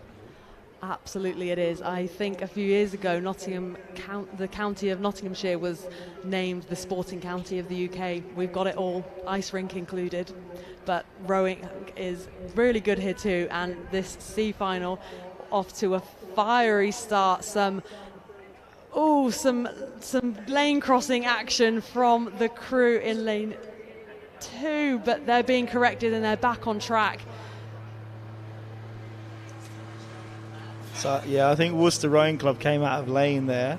It's quite windy at Worcester. You know, you have to be quite good at steering a pair. But like I was saying with Carol earlier on, like we were talking about coxless fours, but those first few strokes of a race, you can always go a little bit awry if your steering is not exactly where you want it to be. Like, everyone's going to be really amped up, kicking the legs really, really hard. So Worcester Rowing Club look like they've corrected themselves. They've straightened up in their lane, but yeah, quite a long time before these crews get down to the bottom. But it looks like now all the crews have come off of their start, they've settled into their race rhythm, and it looks like we do have all 5 of those crews. So Tyne and Durham, Worcester Rowing Club, Evesham, Northwich and Queen's Park in this J18 pairs.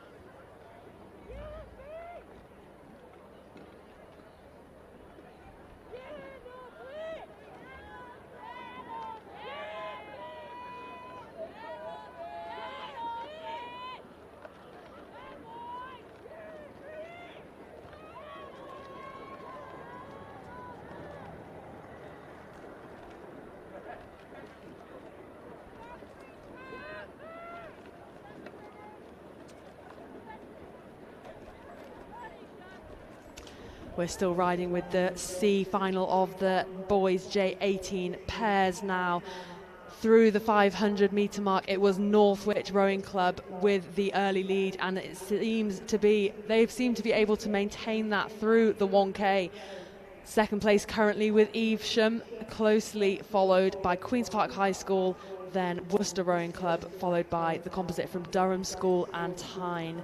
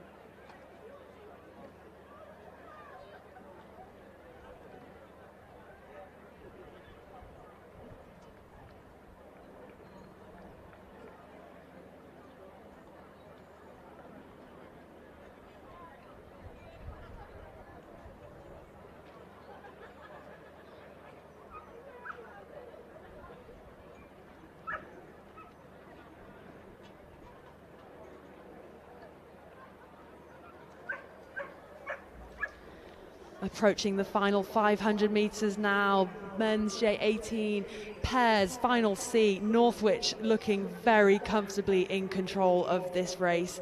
Excellent timing from this pair of Freddie Cushion and Finn Howard.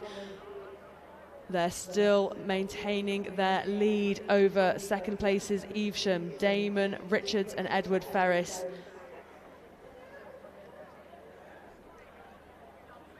Through the 500 now, Northwich have clear water over Evesham, as Evesham have over the next placed crew from Worcester Rowing Club, from Queen's Park High School in lane 5.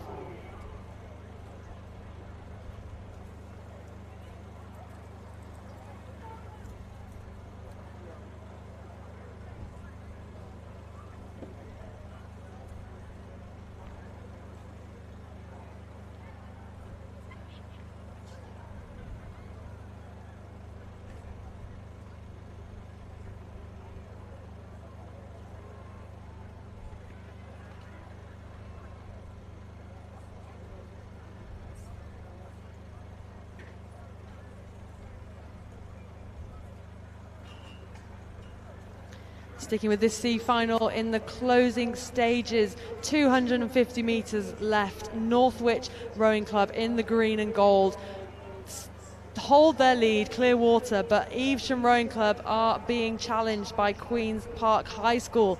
Evesham with the advantage and actually starting their sprint early. They're going for Northwich, but Northwich seems to be in control. They can see all these moves playing out. They've just got to stick to what they've been doing. But fantastic sprint shaping up from Evesham Rowing Club in lane 3. They can feel Northwich are right there, but in the red boys of this race, they've got to do a lot to overturn the Northwich victory.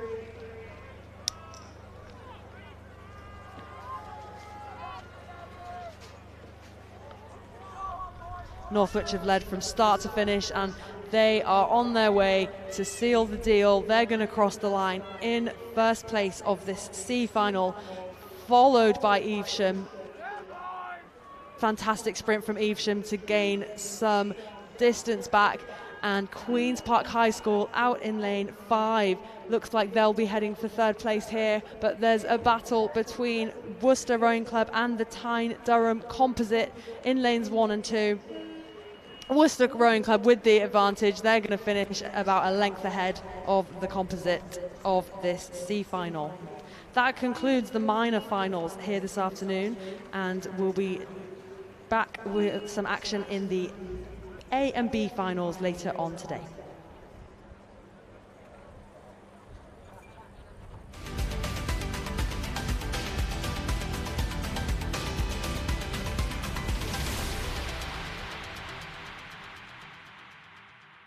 Welcome back to Champs Live. Excitement has been steadily building here at the National Water Sports Centre, and now it's almost time to head into those A and B finals. Yesterday, the finals, I was on the pontoon, but if I was on a seat, I would have been on the edge of it. They were so close and so exciting. I am sure that today will be exactly the same. So let's hand over to our commentary team. They'll be bringing us every stroke of action.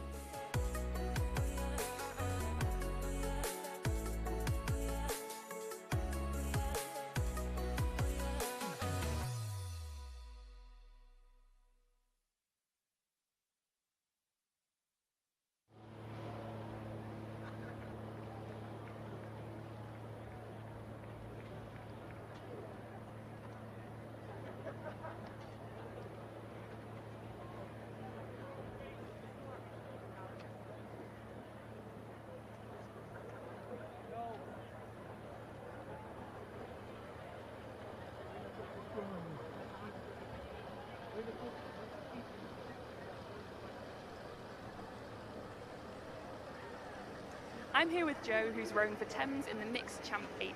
So Joe, there are 2 Thames crews in the final. When did the club decide to enter?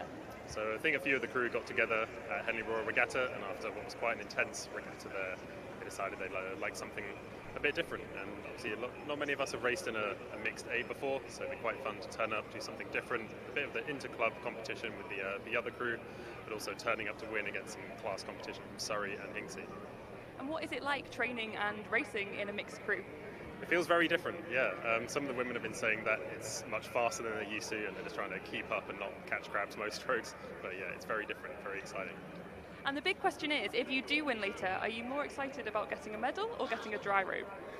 I mean, I want to say the medal, but I do a bit of a beach sprint throwing down the coast, so I could definitely make some use from a dry rope rather than getting changed in the back of my coach's van every session.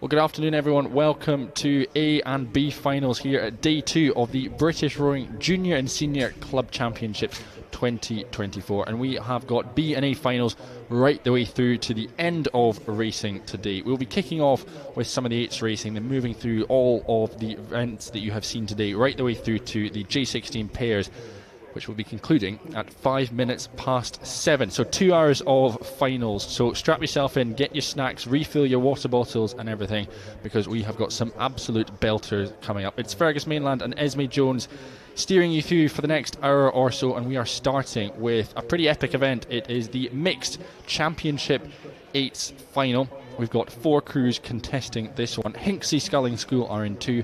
Thames Rowing Club, the first of their crews, in lane 3. Their B crew is in lane 4, and the University of Surrey in lane 5.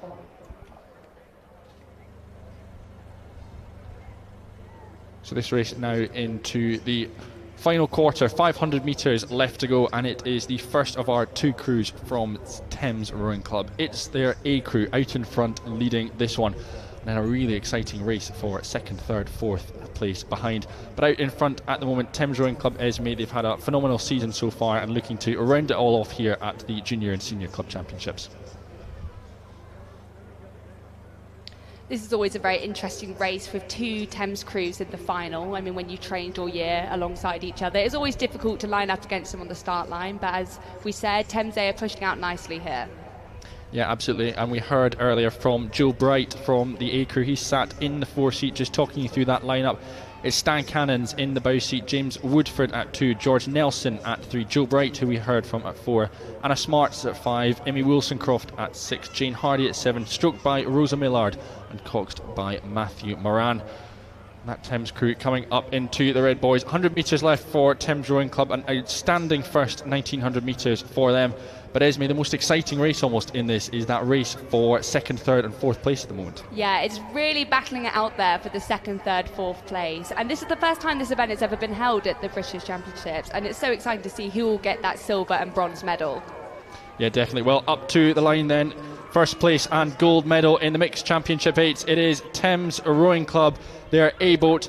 And they'll sit back and watch as the rest of the world catches up with them. At the moment, it's their B crew leading the rest of the pack, but Hinksey Sculling School and the University of Surrey certainly aren't backing down. It's neck and neck. Thames B perhaps have about half a length on the rest of the field at the moment. Surrey and Hinksey neck and neck, bow ball to bow ball. The B crew's over the line, and then it is just Hinksey through in that 3rd place, about a canvas up on the University of Surrey.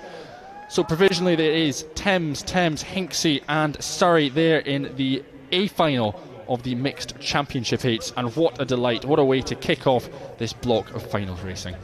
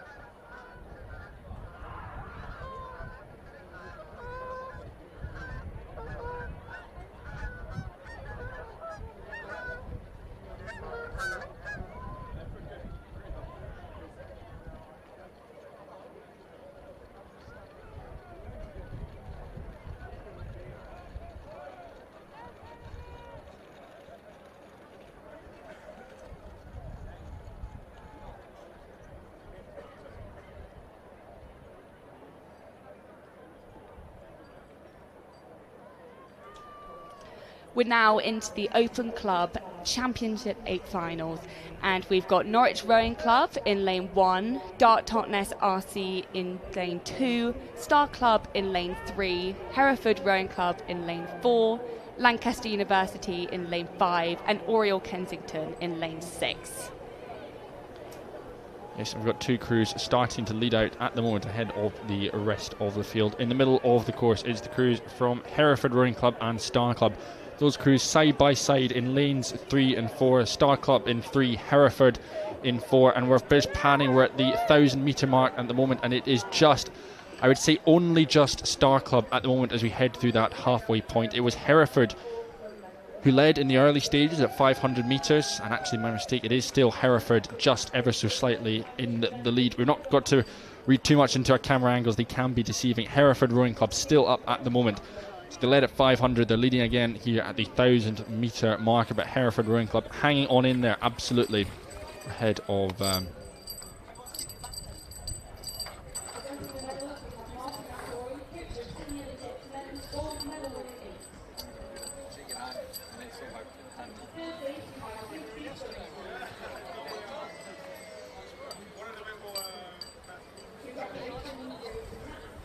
this is a very different race to what we've seen previously. It seems like a real battle going on through the 1k mark here. Yes, certainly. Star and Hereford out in front. Chasing with them, though, vying for that bronze medal position. At the moment, it is Lancaster University. They were third at 500, third again at 1,000 metres in the fourth place crew. Dart Totnes not too far back on them as well. Oriel Kensington still in the mix. Oriel Kensington, of course, one of the crews that came through the repechages earlier on today. And here they are back in the mix with the big boys and the two leaders. Star Rowing Club, Hereford Rowing Club as well. Well into the third 500, and at this point, Esme, I imagine the Coxes will be expecting more, demanding more from their crews, making sure that they're etching out every single advantage they can from each stroke. Yeah, this is the exact point in the race where it will be the crew that could demand the most and push the most to really push ahead, especially when such tight racing such as this. So the Cox will be trying to get absolutely everything out of their crew. And it is still those crews. It continues to be Star Club, Hereford Rowing Club, inching away, stroke by stroke, inch by inch away from the rest of the field. They've managed to get their own gladiatorial battle going on at the front of the race. It's behind them, though, it's unfolding for that race for the bronze medal. It's between the two crews in lanes 2 and 5, between Dart Totnes and Lancaster University. Those are the ones who are still in the mix for a bronze medal. Gold and silver look to be wrapped up between Star and Hereford, but the real question is, who's going to get it? Will it be Star Rowing Club? They have the advantage with 250 metres left. Hereford Cathedral certainly not backing down. As we're seeing this, Hereford taking it up another gear. Hereford really do seem to be pushing now as they charge through the last 250.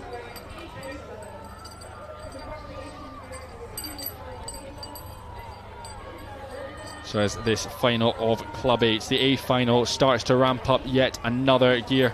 We'll just take a moment to reflect on the medalists. The pontoon, of course, Thames and Hinksey, the medalists in the mixed championship. It's on your screen at the moment, but back on course, it's Star against Hereford. It's lanes 3 against lane 4, slap bang in the middle of the course. This is going to be an epic showdown between these two clubs. Star have led for so much of this race. Hereford, they found another gear. They found one at 250. They're stepping on just one more time. Let's see if Star can hold on as they come up to the line. 50 metres to go here in the final of Club 8. Star hanging on by about a canvas or so, stretching out as we come up to the line. It will be Star, first place. Provisional gold medalists in Club 8 here at the British Championships. Hereford will have to settle for second place. Roars from the Star Club crew. Cox is out their seat. Phenomenal scenes there for the boys from Bedford. Up to the line, that race for the bronze medal between Dart Totnes and between Lancaster. It is won by Dart Totnes. Clearwater over Lancaster University, and a bronze medal for the boys from Dart Totnes.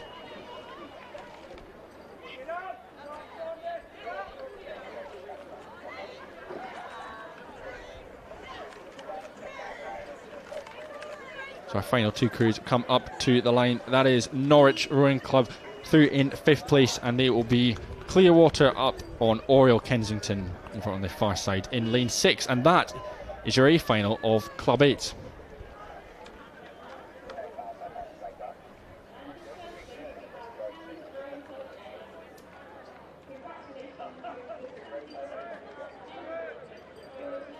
And we're just back to the start here for the Women Club 8 final.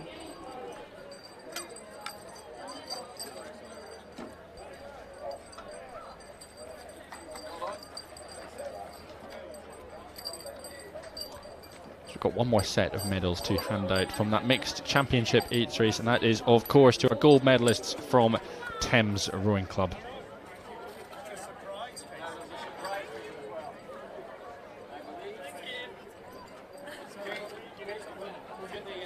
That crew, of course, of Stan Cannons, James Woodford, George Nelson, Joe Bright, Anna Smart, Imogen Wilsoncroft, Jane Hardy, Rosa Millard, and their Cox Matthew Moran.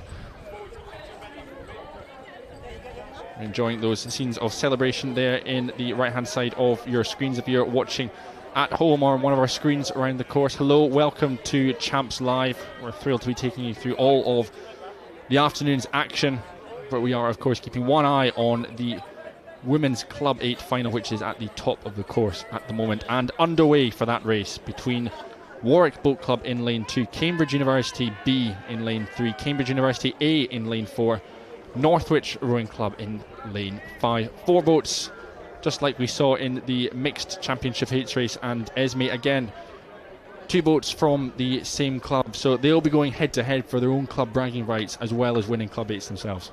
It always hits differently once you do pronounce yourself the better crew. Like we said, just like Thames, they've been training side by side all year and coming to the end of the season here. Who is going to be the better crew? And I suppose we'll find out in this race.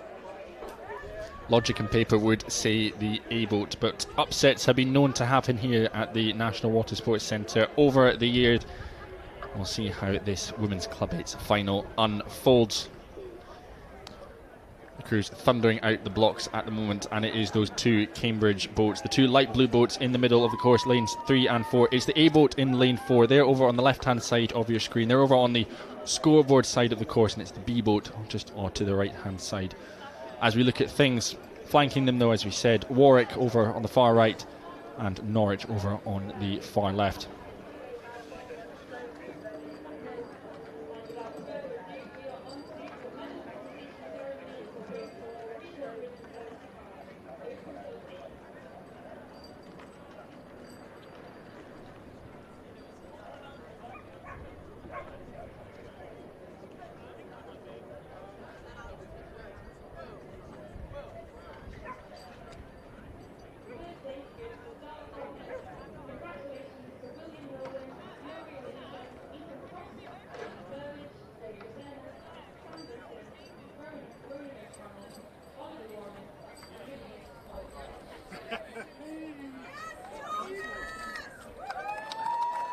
So we've just come through the final here, and at the moment we're looking at Cambridge University A boat taking the lead in lane 4, Cambridge B in silver, and Warwick in bronze, and Northwich in 4th.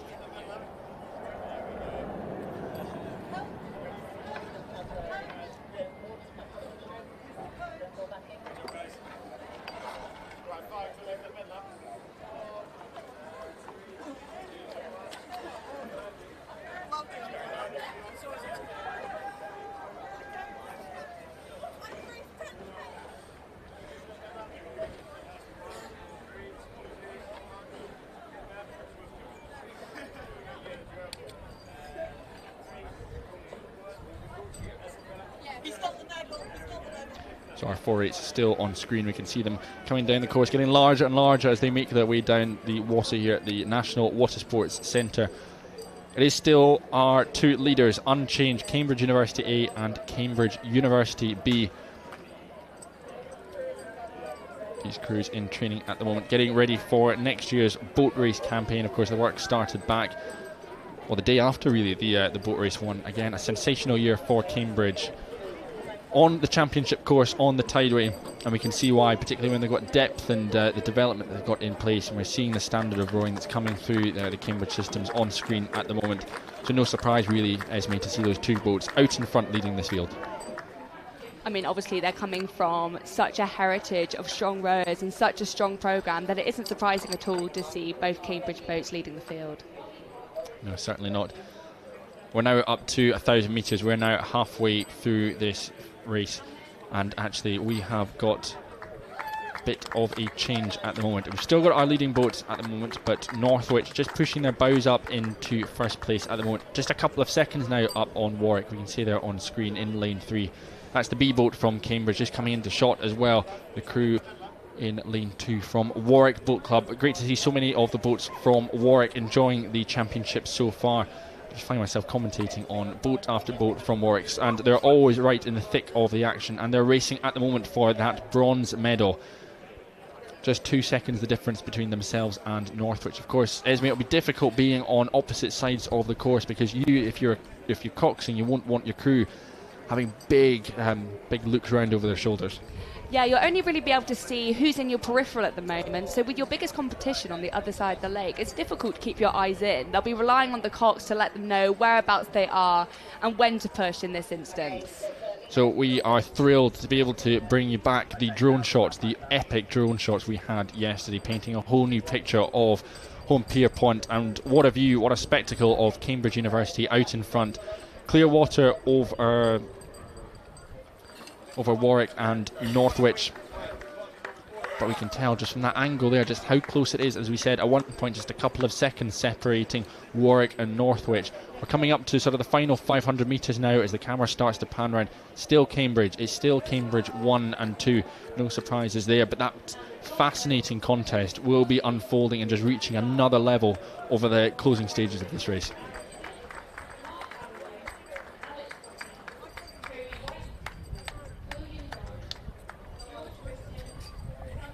And as we can see just there, there is probably no more than about half a length now separating Northwich and Warwick.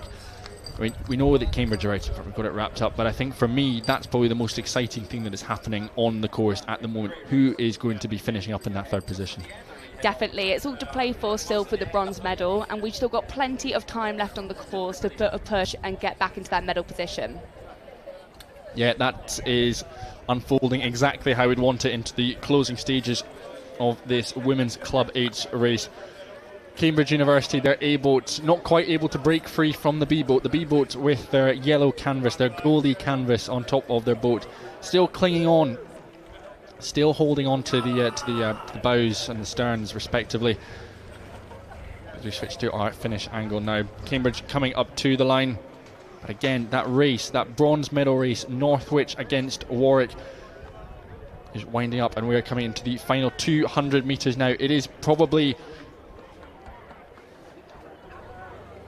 Warwick at the moment, but Northwich certainly aren't backing down.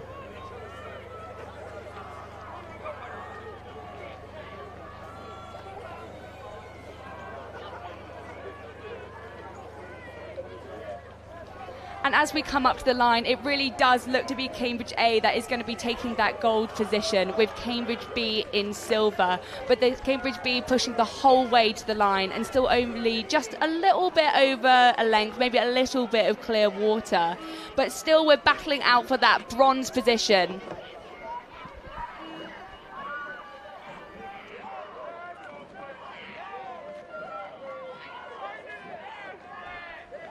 And it does look like it could be Northwich. And Northwich are taking the bronze medal here, but fantastic racing from Warwick. That was a brilliant race up until the medal position.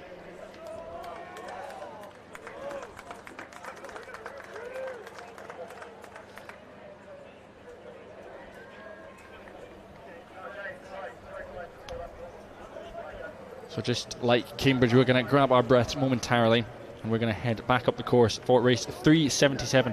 It's the final of club quads. In lane 1 is Wallingford, Shoreham in 2, London in 3, Derby in 4, Rob Roy in 5, and in lane 6 it is Nottingham Rowing Club.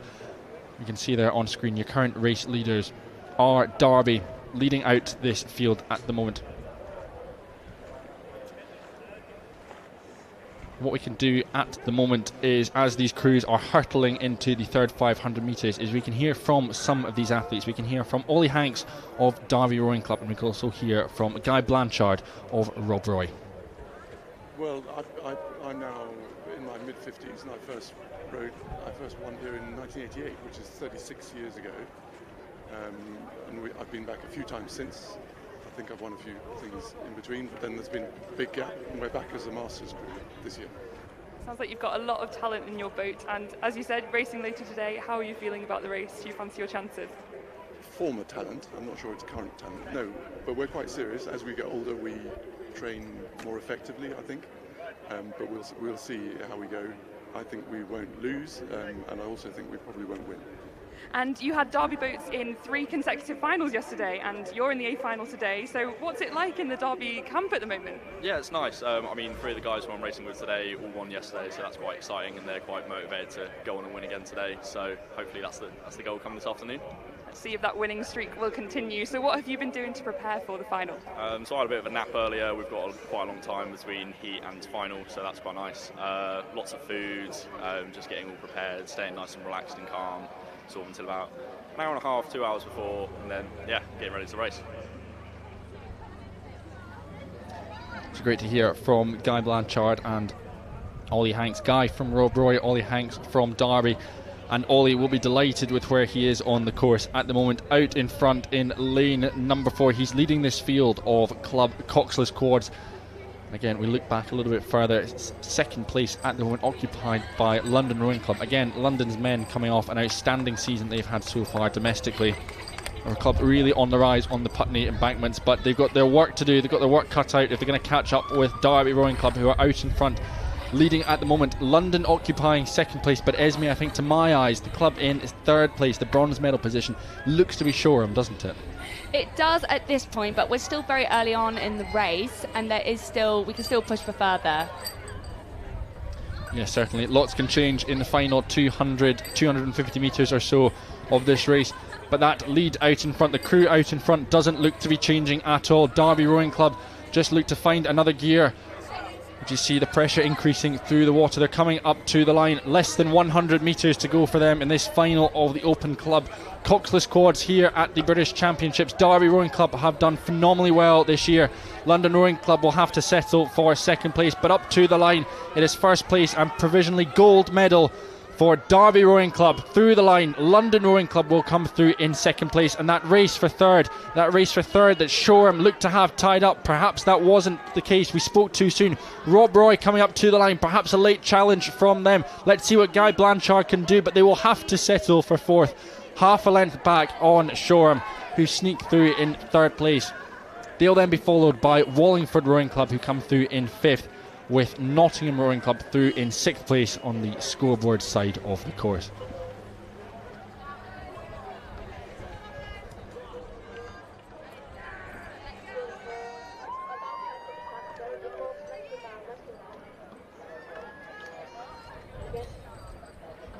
Not yet.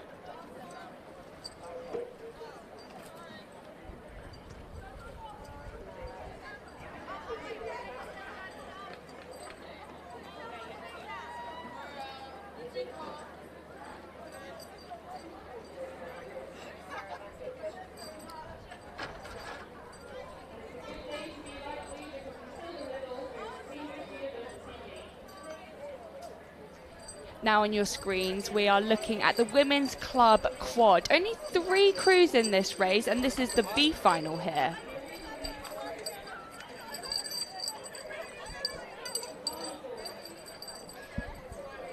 So in lane 2, we've got Leeds Rowing Club. In lane 3, Mersey Rowing Club. And in lane 4, Bedford Star Rowing Club.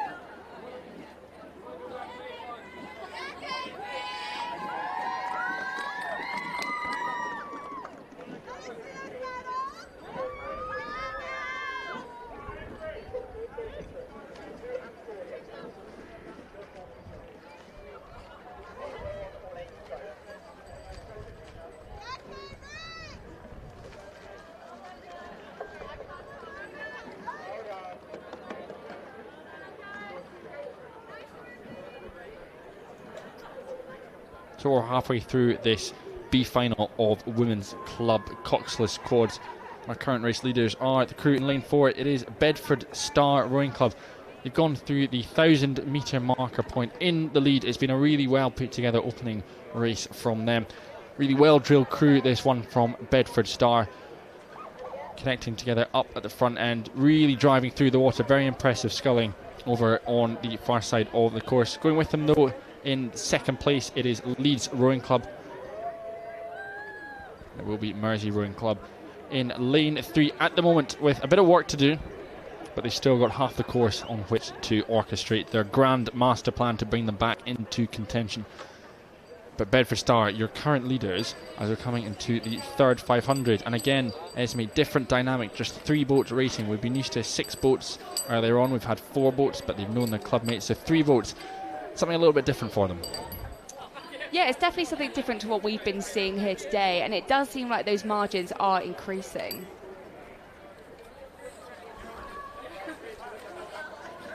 Yeah, Bedford Star doing very well over on the far side of the course.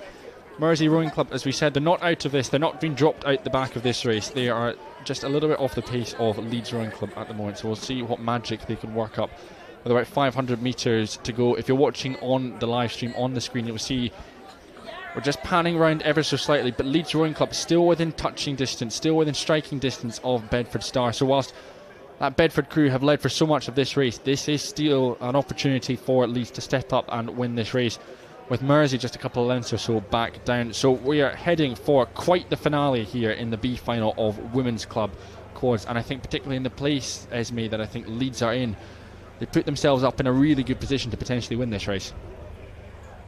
They've done a fantastic race so far, and it will be really interesting to see as they come through the final 250 who can really just find that extra cog and just churn it to see who can come out on top. Yeah, we're just starting to see those cogs turn just a little bit faster in the Leeds crew.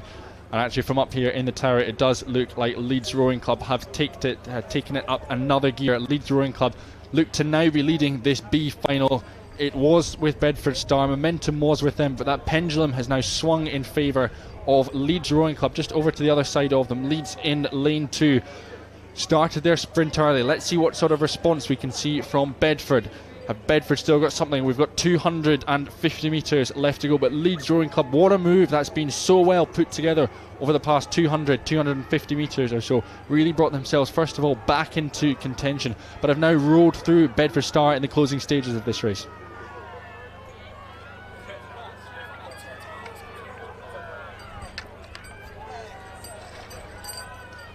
So Red Boys, 100 metres left to go in this B final of Women's Club Quads. It's Leeds, it's Mersey and it's Bedford Star. We talked about that move that Leeds have made. Well, here comes the response from Bedford Star. They've really stepped on as they've hit the Red Boys. Just about 50 metres or so to go, and what a step on that's been from Bedford Star. Leeds previously had the lead as they came into the Red Boys. The momentum is now back with Bedford Star Rowing Club, and as we come up to the line, that's a sensational move there from Bedford Star to come through to win this B final by half a length as Leeds drift over the line, and they will be followed just a couple of lengths back by Mersey Rowing Club, who will come through in third place. So this B final for positions 7 through to 9 in the Women's Club Quads here at the British Rowing Junior and Senior Club Championships.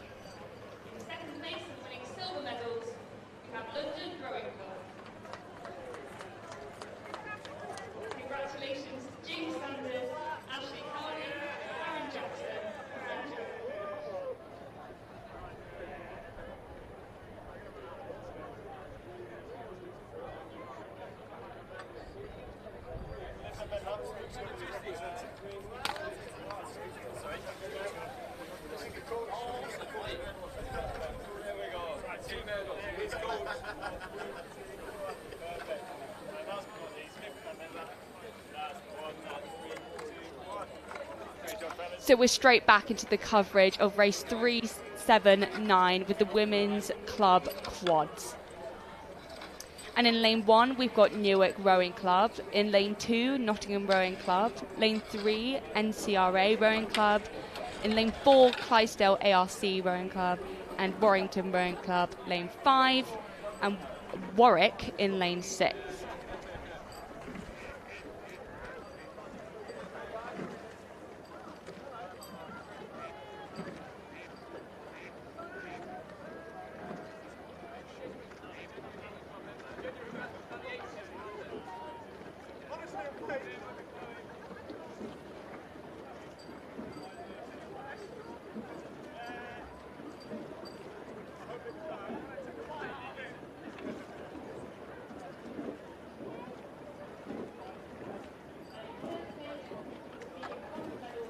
So these crews through the halfway point.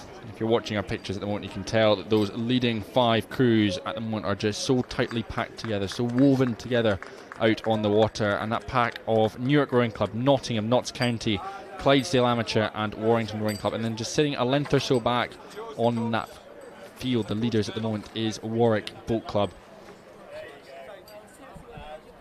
We're just enjoying the pictures as well at the moment from the Open Club.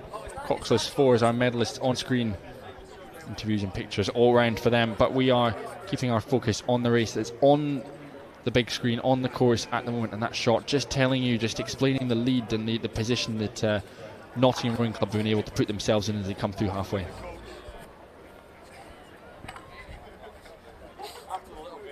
And I think, Esme, as we saw there, that was just again, an incredible display of sculling from Nottingham Rowing Club. So punchy, so dynamic through the water, and are really making light work of this A final so far.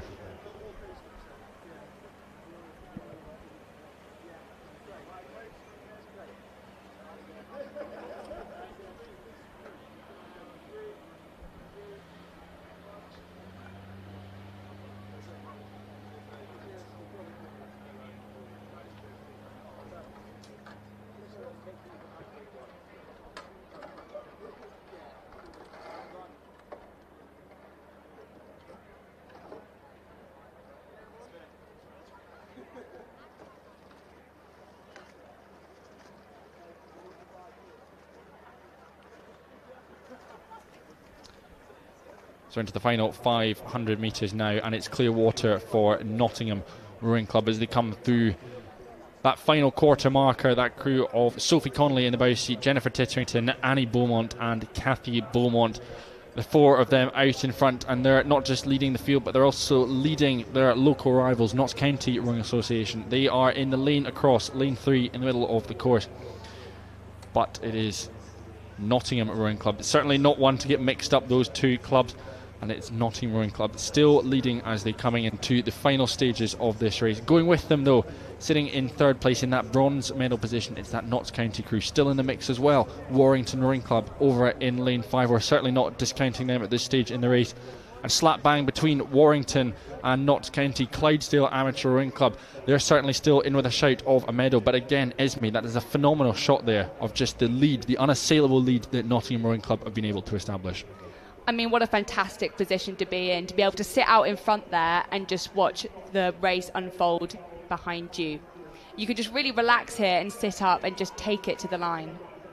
Yeah, you absolutely can. They'll be able to enjoy these final couple of 100 metres for Nottingham Rowing Club. It's been a well put together race for them. Red boys now for Nottingham Rowing Club as we're coming up to the line, but that focus you can see on screen, you can see it on the banks at the moment. That race is really hotting up between Clydesdale, Notts County, Warrington Rowing Club in lanes 3, 4 and 5. Nottingham Rowing Club, though, coming up to the line, 50 metres to go in this A final of the Women's Club Coxless Quads. And they have been phenomenal. They have been superb in this race, and even in the closing stages, the race heats up behind them. They continue to pull away.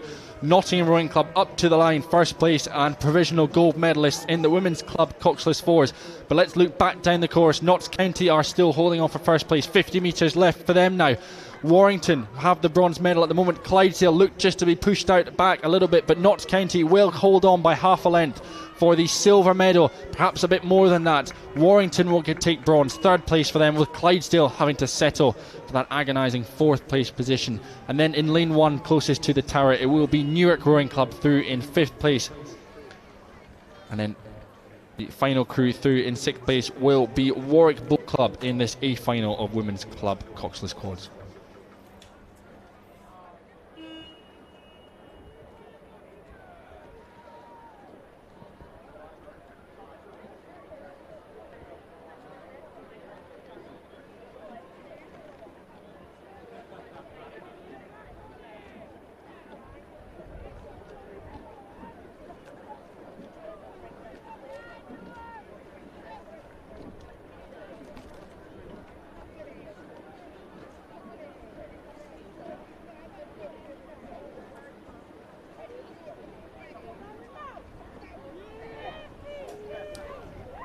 We're back up the course. We're continuing to come thick and fast with the racing. This is the Mixed Club Coxed Fours. In lane 2 is Clare's Court School, Sudbury in 3, Nottingham Rowing Club in 4 and Newark Rowing Club in lane 5. And just like we did earlier, we are going to head down to some of the athletes. We're going to head down to Jojo and Rory from Nottingham Rowing Club and hear from them ahead of this race. I'm here with Jojo and Rory from Nottingham Rowing Club. How are you feeling about the competition so far? Yeah, really enjoying it. So I raced yesterday and we're in the mixed four together today, and then we'll both be racing, I think, in crews tomorrow. But it's fun to be able to do mixed crews. It's not something we get the opportunity to do a lot. We had our first session this morning and then made the bold decision to go out for the race in a different order in a different boat. So we're keeping it fresh and looking forward for more. Well, that sounds like you've got your work cut out, but I like the ambition and just going for it. Excellent attitude. And so, how have you been preparing today for the final coming up?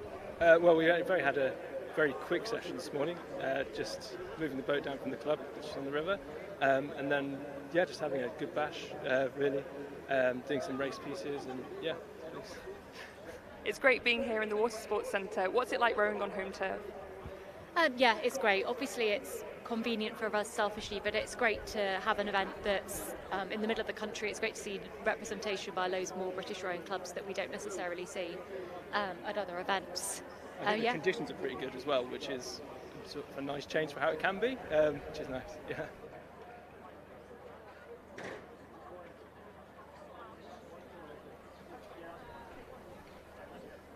So wonderful to hear from Jojo and Rory there in the Nottingham Rowing Club crew. And, well, it is that crew. It is Nottingham Rowing Club at the moment. Sorry, my mistake. It is Sudbury Rowing Club out in front at the moment. Nottingham Rowing Club just in the mix for some of those minor positions at the moment. So Jojo and Rory with their work cut out. But from Sudbury's perspective, Esme, this is a phenomenal start as they come through 1,500 metres. Yeah, Sudbury have really put the work in here, and in the final 500 metres, this is where you can start to feel confident, and like we said earlier, find that extra gear to really push it on towards the line. But it seems as though their race plan, they've executed it well, and they're coming through this final 500 in a fantastic position. Yeah, Sudbury right where they want to be. And the spacings, again, we've got a few lengths back to the likes of Clare's Court School in second place at the moment. They're just over on the right-hand side of your shot, to the right-hand side of the course as well, as we're looking up it. And then that crew of Nottingham Rowing Club with Jojo and Rory there in lane 4, just holding on to third place at the moment. A few lengths back on Clare's Court, but they themselves a few lengths up on Newark Rowing Club in lane 5 at the moment.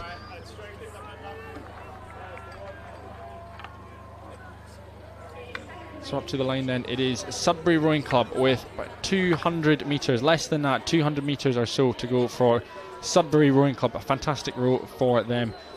Fantastic row for Harry Arthur, William Mule, Brian Bullen, Martha Bullen, Amelia Moole and Megan Marshall Horn. The four of them up to the line. Their coxed Megan Marshall Horn will be urging them on. She of course can't see behind her. She can't see how much of a lead they have at the moment, so it'll be huge celebrations from them as they come up to the finish line. Provisional gold medals here in the mixed club coxed 4 at the British Championships. And they'll be followed by Clare's Court School in second place. Delight there, silver medals for Louise Wax, Jack Jesseman, Emma Rance, Thomas Jost and their cox Ellen Hunt. And they'll be followed by that crew from Nottingham Rowing Club that we heard from earlier on. And then it will be Newark in lane 4 on the far side, wrapping up this A final of mixed club coxed 4s.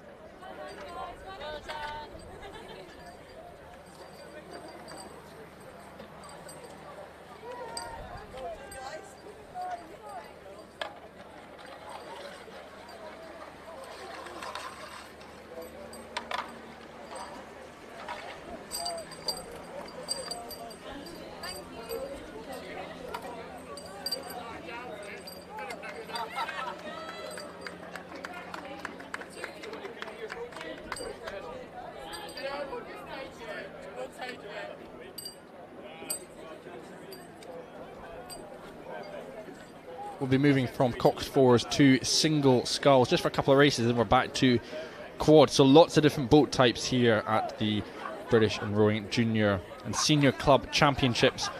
And those single sculls will come in the form of the Women's J18 singles in the B final. Lane 1 is Notts County Rowing Association, their B sculler. Chesterless Street's C sculler in lane 2. Their A sculler next to them in 3. Medway Towns Rowing Club in 4. Tideway Scullers School in 5. And the A sculler from Reading Blue Coat School in lane 6. On screen are 2 shots at the moment from the athletes in lanes 1 and 2. Besley of Notts County, Yuleton of Chesterless Street, lanes 1 and 2. The advantage between those two is with Chesterless Street, and the advantage as the scullers come through the 1,000 metre mark is actually with Susanna Yuleton of Chesterless Street. She's the current race leader. Going with her as well, Scarlett Palmer of Chesterless Street. So the two of them neck and neck, just a second separating them at the halfway point. And I think, Esme, what a brilliant position to be in. The two club mates, neck and neck, stroke for stroke, leading out a B final. It's pretty cool. It is pretty cool to see so many crew members and so many clubs being represented here at this regatta. And especially in the singles race here. I mean, singles racing is a different ball game altogether, and we'll have to be seeing the third 500, mentally the toughest 500 of the whole race, and we'll be seeing which single sculler can really dig in here. Yes, certainly those girls from Chesterless Street coming down from the north of England, battle hardened up there in some of those winter conditions, no doubt, but they're coming down here putting on a fine display in this B final. The A final, though, is now underway. Those 6 single scullers are out of the blocks heading through the first 500 metres. We'll be bringing you all of that action in a few minutes' time. But this B final is shaping up to be quite the extravaganza. Coming into its last 500 metres are 2 Chesterless Street scullers. We can see there on screen. Lanes 2 and 3 are current leaders. Lane 2 is Susanna Yuleton. Lane 3 Scarlett Palmer. Still your leaders as we're coming into the closing stages of this race. And again, Esme, these 2 scullers continuing just to pull away from the rest of the field. A really impressive display from Chesterless Street. Yeah, some absolutely fantastic sculling that we're seeing here. And like we said, it's going to be, there's still so many variables to play, and it will definitely have to see who can push on in the final part of this race. Well, we keep our eyes on the rest of the field, of course, because whilst there is this inter-club rivalry between Chesterless Street taking place at the moment, third place is the home sculler. It's Notts County Rowing Association's Emily Anna Besley. She's in third place. Fourth place is held by Annabelle Noonan of the Tideway Scullers School. Again, just a couple of seconds separating Notts County and Tideway Scullers School for that third and fourth place position. The scullers are coming down towards us. We're getting a really clear view of them now with about 300 metres or so left in this B final. We can see it. We can see the 2 Chesterless Street scullers out in front leading this field. Those scullers just to the right, just to the left. Notts County to the right, Tideway Scullers over to the left hand side. They're far apart on the course, so they'll have to have big looks over their shoulders just to clock where their opposition is, but they're the ones who are racing it out for third and fourth place at the moment. Fifth and sixth place, again, another very close encounter between Medway Towns in lane 4, Reading Blue Coat School in lane 6. So Esme, within this big race for this B final, there's 3 mini races as well, all unfolding. It's brilliant, isn't it? It's absolutely fantastic to watch, even here from the commentary box, and we've got fantastic footage coming right to your screens. We absolutely do. Right then, here we go. Those 3 races are starting to get down towards the finish line, all bottled up into this brilliant B final of the J18 single sculls. Chesterless Street out in front, 1 and 2, but who's it going to be? Is it going to be Susanna Yuleton? Is it going to be Scarlett Palmer? Palmer in lane 3, Yuleton in 2. The momentum is still with Yuleton there, C sculler in that lane 2. In the black boat, going up against her clubmate, that lead, that advantage she got is continuing to grow here, just continuing to row away. It's a really dominant last 50 metres from Susanna Yuleton of Chesterless Street Rowing Club, now up to Clearwater over her clubmate. That race, that second race then between Tideway Scullers, between Notts County, both those scullers, the rates going up. The speed of the boats are increasing as well. This one's going to come right down to the line. Tideway Scullers just rating ever so hard, but one final look from Notts County sees her find another gear coming up to the line. Notts County look to have the advantage coming up, and it will be Notts County by about a canvas over Tideway Scullers School. And again, we can't back down yet because it is Medway against Reading Blue Coat, and it was on the far side Reading Blue Coat, I think, but so close between Medway Towns and Reading Blue Coat for that 5th and 6th position. So much depth on display here in this B final of the women's J18 single sculls. Exhaustion there, I mean, feet in the water and everything, trying to cool down after that race. A really excellent display, and actually we can't loiter on it for too long, Esme, because we're back up for the A final. And if we thought the sculling was good in that B final, we've got way more to come here, and it looks like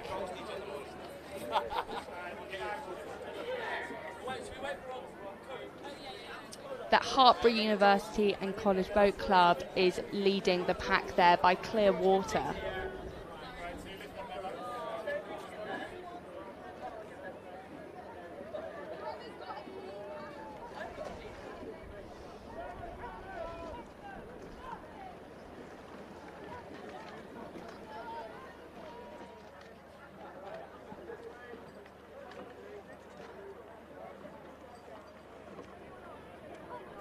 So in this race, 382, we're looking at the J18 singles A final. And on your screens here in lane 1, we've got Falcon Rowing Club, lane 2, Northampton, lane 3, Hartbury University and College, and lane 4, Lee Rowing Club, lane 5, Globe, and lane 6, we have Kingston.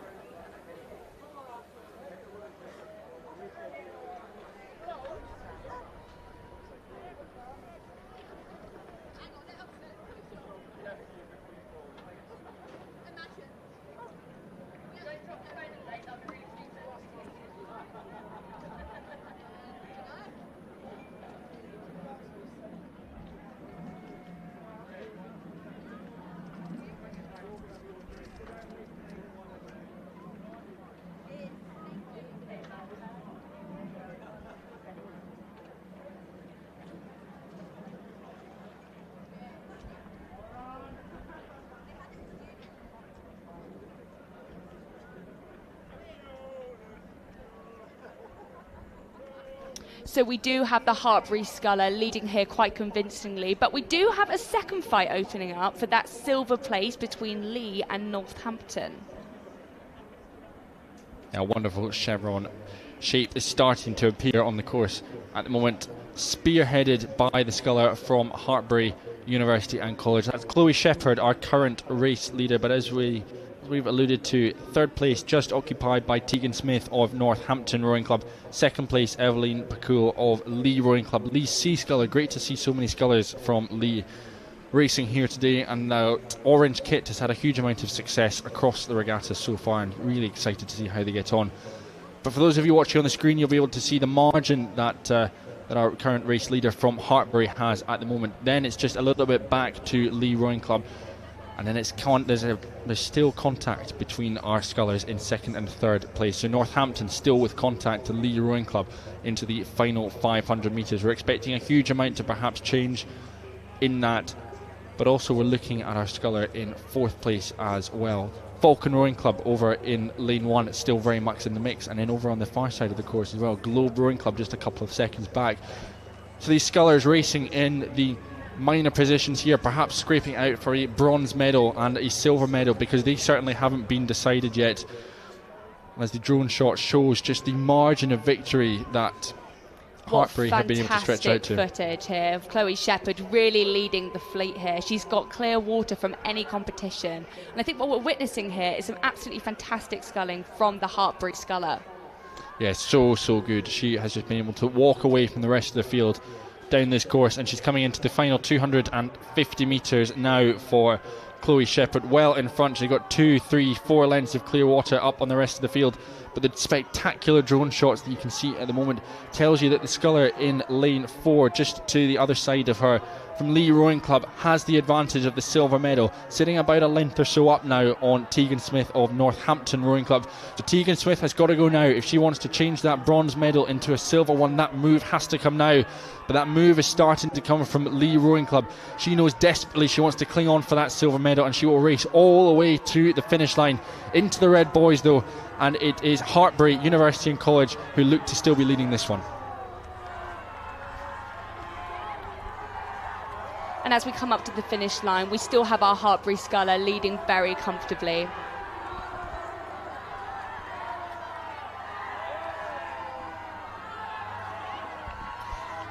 sculling phenomenally. We got Hartbury coming up here. She's about to come home and take home the British title.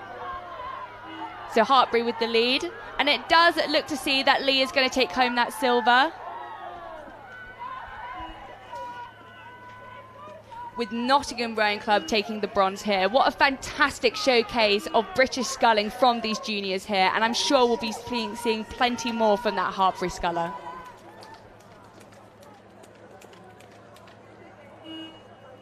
Apologies for that, it was Northampton that we saw take the bronze. Thank you so much.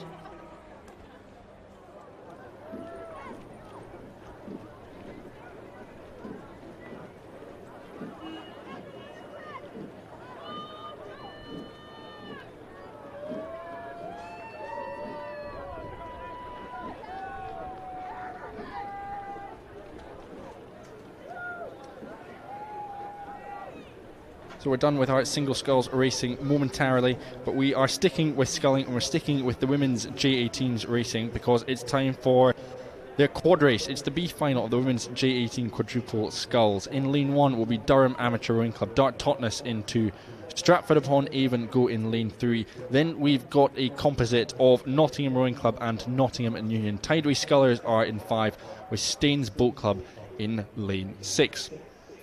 These crews now heading towards the 1,000 metre marker.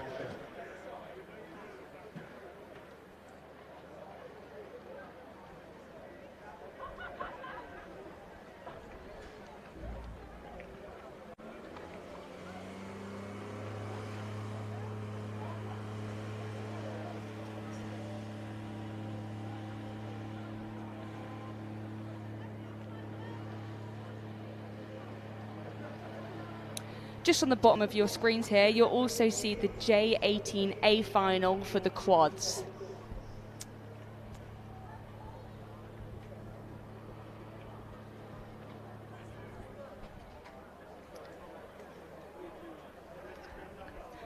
And they're off in just that next final in the A final. You can see there the A finalists, the 6 of them racing for gold, silver and bronze, and we'll pick them up in a few minutes' time as they get down the course. But that B final on screen for races positions 7 through to 12 is well and truly underway, halfway now, and it is that composite crew from Nottingham. It's the Nottingham Rowing Club, Nottingham and Union composite crew on home water. Just home water, or just a little bit of clear water, perhaps a canvas or so of clear water they have over their rivals. Looks to be Stratford upon Avon going with them as well. Stratford upon Avon just next to them in lane 3. Stratford, we saw some plucky racing from them earlier on in the day. Plucky racing from all of these scullers to get themselves into this position to be contesting this B final. As we said, positions 7 through to 12 is up for grabs. And that composite crew, they know this course inside out. They know the River Trent inside out as well. Some of that experience will pay dividends as they're coming up to the line. But this race, Esme, is by no means wrapped up. Yes, we've got our leaders at the moment, that Nottingham composite crew, but it's unfolding, drama unfolding behind us for that second, third and fourth place. No, absolutely not. And it's definitely a testament to the depth of sculling at the moment that we're seeing fights even in the B final. Yes, certainly. And that fight at the moment coming from Stratford upon Avon. We're looking as well to Tideway Scullers School, so infamous in the sculling scene, of course, and on the closest side to us in our commentary position, we are keeping an eye on Durham Amateur Rowing Club. We haven't said them yet, but we need to start talking about them because they are sprinting with 200 metres left to go, seeing what they can do to challenge the likes of Stratford upon Avon, Tideway Scullers School as well. The 3 of them very much in the mix, but it is Durham Amateur have still got the work to do, sitting a little bit further back on Stratford and Tideway Scullers. Out in front though, we're coming up to about the last 70-80 metres of this final, and it's the composite crew. It's Nottingham Rowing Club, Nottingham and Union still leading, still with that clear water advantage coming up to the line. Stratford upon Avon just about hanging on. Tideway Scullers are sprinting, but it won't be enough to get them up into second place. Scullers look to be settling for third, but on the line, a win in this B final provisionally for Nottingham and Union and Nottingham Rowing Club. Stratford come through, yes, about a length or so back. And about a length of clear water back to the Tideway Scullers School, with Durham Amateur through in 4th position, just a length or so up on Dart Totnes, who will come through in lane 2. And our final crew in this B final of the Women's J18 Quad will be Staines Boat Club in lane 6.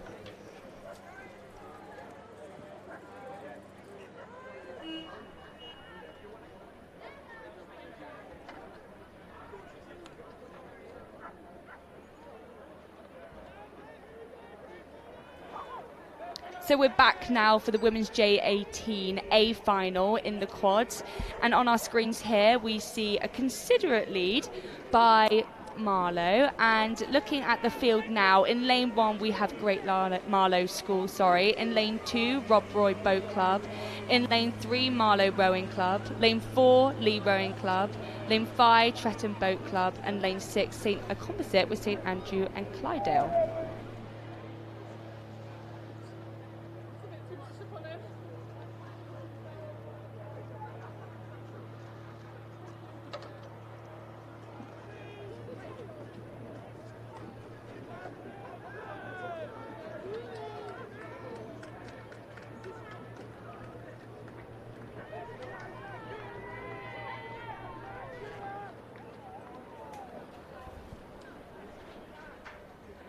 So our camera shot just panning through some of the crews there. We saw Great Marlow School on screen. Rob Roy, of course, Marlow Rowing Club, synonymous with success this season. But a huge shout out, of course, to the Great Marlow School. 2 of this crew on board are J15s. A phenomenal effort for them to get themselves into an A final here at the British Championships. We're currently riding with St Andrew Boat Club all the way down from Edinburgh. Brilliant to see St Andrew up in the mix in this A final. But no surprise at the moment to see that our race leaders are from Marlow Rowing Club. They're in the middle of the course. They're in lane 3. And that advantage they had at the beginning, a length, 2 lengths, 3 lengths, it continues to grow stroke by stroke all the way down this final. And this has been a superb third 500, hasn't it, to ensure that they are right where they want to be in position A.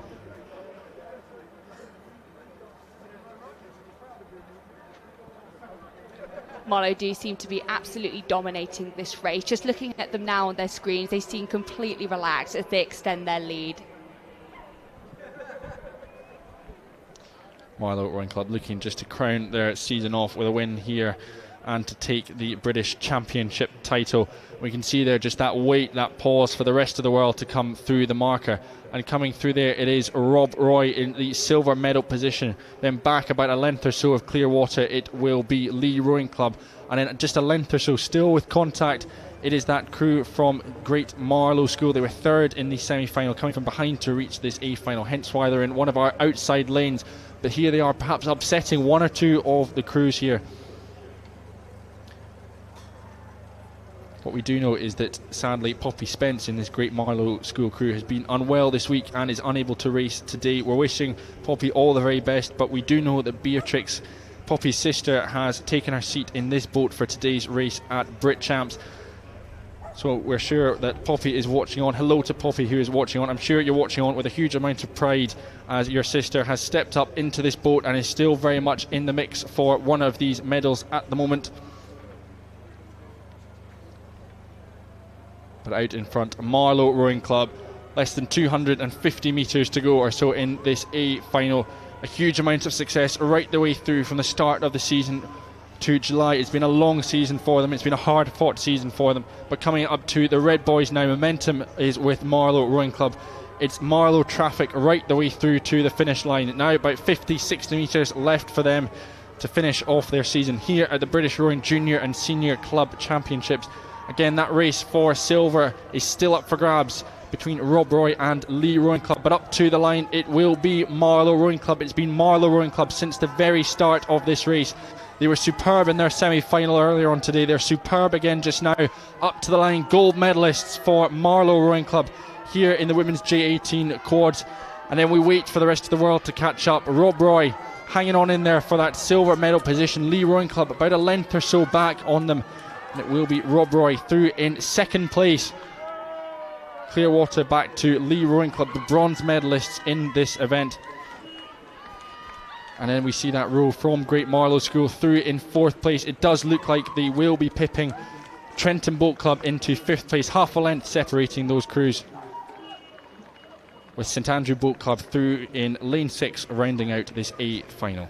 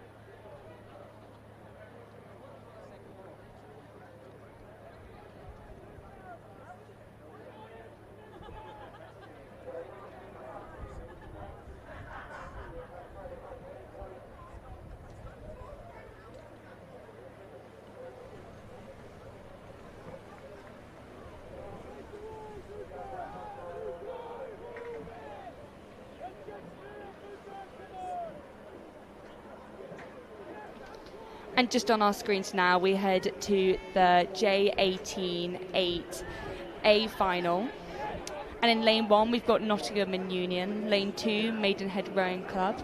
Lane 3, Reading Blue Coat. Lane 4, Clares Court. Lane 5, Kingston. Lane 6, Hampton School. So we're through 1,000 metres, halfway through this A final. And that camera shot we just had up is telling us that at the moment our race leaders look to be the crew from Reading Blue Coat School. They're through the 1,000 metre marker in front. They've got their bow balls in the lead. Going with them though in second place it is Clares Court School. Third place held by Maidenhead Rowing Club. And then we've got Kingston Grammar through in fourth, Nottingham and Union through in fifth, and Hampton School through in sixth place. Worth noting though, the Hampton boys racing in this J18-8, they're only J15, so a huge step up from these Hampton boys to race against the big boys who perhaps are racing for the final time for their schools and clubs, getting one last run out with their friends they've made over the past 5-6 years at their respective institutions, and everyone will be looking to cap it all off with a win here in the J18-8s at the British Championships. But at the moment, the favourites to do that is the Reading Blue Coat School. And I love the way, Esme, that they've just started this race with such intent and really got their bow balls out in front, as you have to do in eights racing. I mean, like you said, it is the absolute, especially for J18s, like this could be the last time they're representing this club before they move on to their seniors. So they really want to make a mark here, really make an impression, which I do think they have done. They absolutely have done. And that third 500 metres, well, it's gone, it's dusted up, it's in history now, because we're moving into the final quarter of this J18-8 race, and momentum is still with Reading Blue Coat School as we come through the line. Well, let's see the advantage, let's see what they've got. It's clear water, it's nearly a length and a half of clear water, but look at that between Maidenhead Rowing Club and Clares Court School for second place. No more than a canvas separating those two crews. What a sensational finale that looks set to be. And then a bit of a wait back to some of our crews, the likes of Kingston Grammar School, Nottingham and Union, just towards the end of this race. But there we see on screen our leaders. A quick look round in the bow seat of Oliver Wynne Evans. He's out in front, he knows he's out in front. He's got about 400 metres left to go, but that was a long look around to see what the finish line. Let's see what sort of momentum Reading are able to build up in the final stages of this race. But Esme, we can see on screen that looks an almost unassailable lead at this point in eights racing. Yeah, it does seem as if Reading have really pushed out here, but there is still a fight for that silver medal position, and it'll be very interesting to see who can pull it out now. Certainly, that's probably the most exciting race on the course at the moment. Who's going to win silver? Who is going to win bronze? Will it be Maidenhead Rowing Club? Will it be Clares Court School? This is going to be a finale for the ages. It is stroke for stroke. It's probably going to come down to the surge on the line as to who's going to get it. We've got less than 200 metres to go. Less than that, we're up to the final 100 metres. Reading Blue Coat School are into the red poise. They have had a superb row up until this point. They've got 100 metres left to bring it home to Reading Blue Coat School. Here we go then, 9 boys from Blue Coat. What can they do against the charging forces from Clares Court and Maidenhead Rowing Club? It does look like no one's going to be able to catch them as we come up to the finish line. Reading Blue Coat School will win the J18-8s by a length here at the British Championship. They are gold medalists. Roars, splashes, elation, but that finish between Maidenhead and Clares Court, we knew it was going to be close. It's too close to call at the moment between those two crews. Exhaustion on the faces of those boys there. Elation for Reading Blue Coat School, and then up to the line for 4th and 5th it will be Nottingham and Union through in 4th, just a quarter of a length or so up on Kingston Grammar School in lane 5. And then rounding out this A final, huge credit to the boys from Hampton School, the J15s getting into this position. Some fantastic experience for them to race against guys almost 3 years older than them at this stage in the race. A really sensational A final of J18-8s here at the British Championships.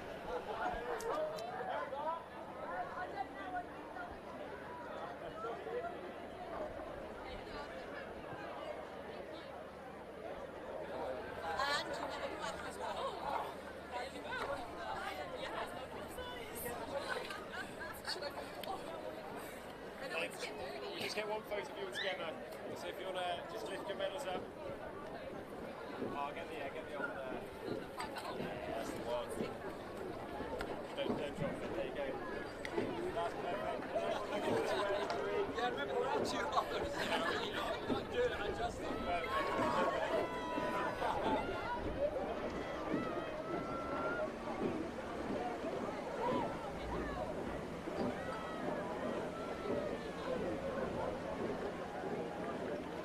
From J18 boys to J18 women. So we are now seeing the A final for the women unfold right now. And in lane 2, we've got St William Perkins School, which have been doing phenomenally this season, as well as lane 3, Wallingford Rowing Club, lane 4, Marlow Rowing Club, lane 5, Kingston Grammar School.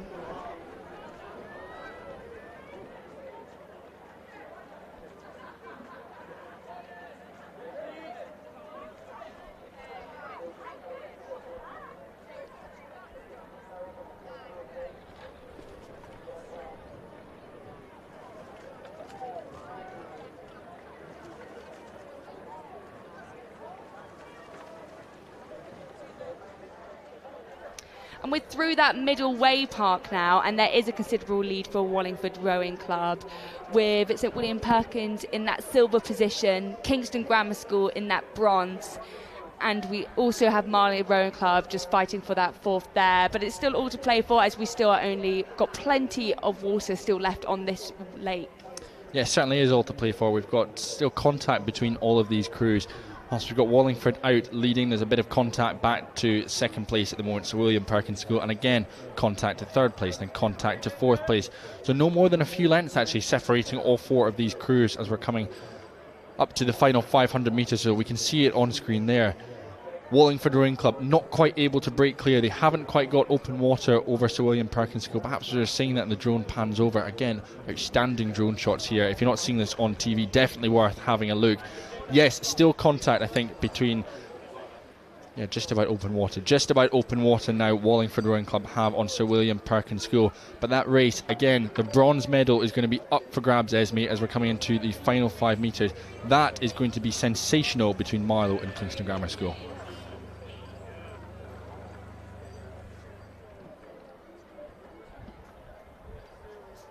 And what a fight does it look like it's going to be?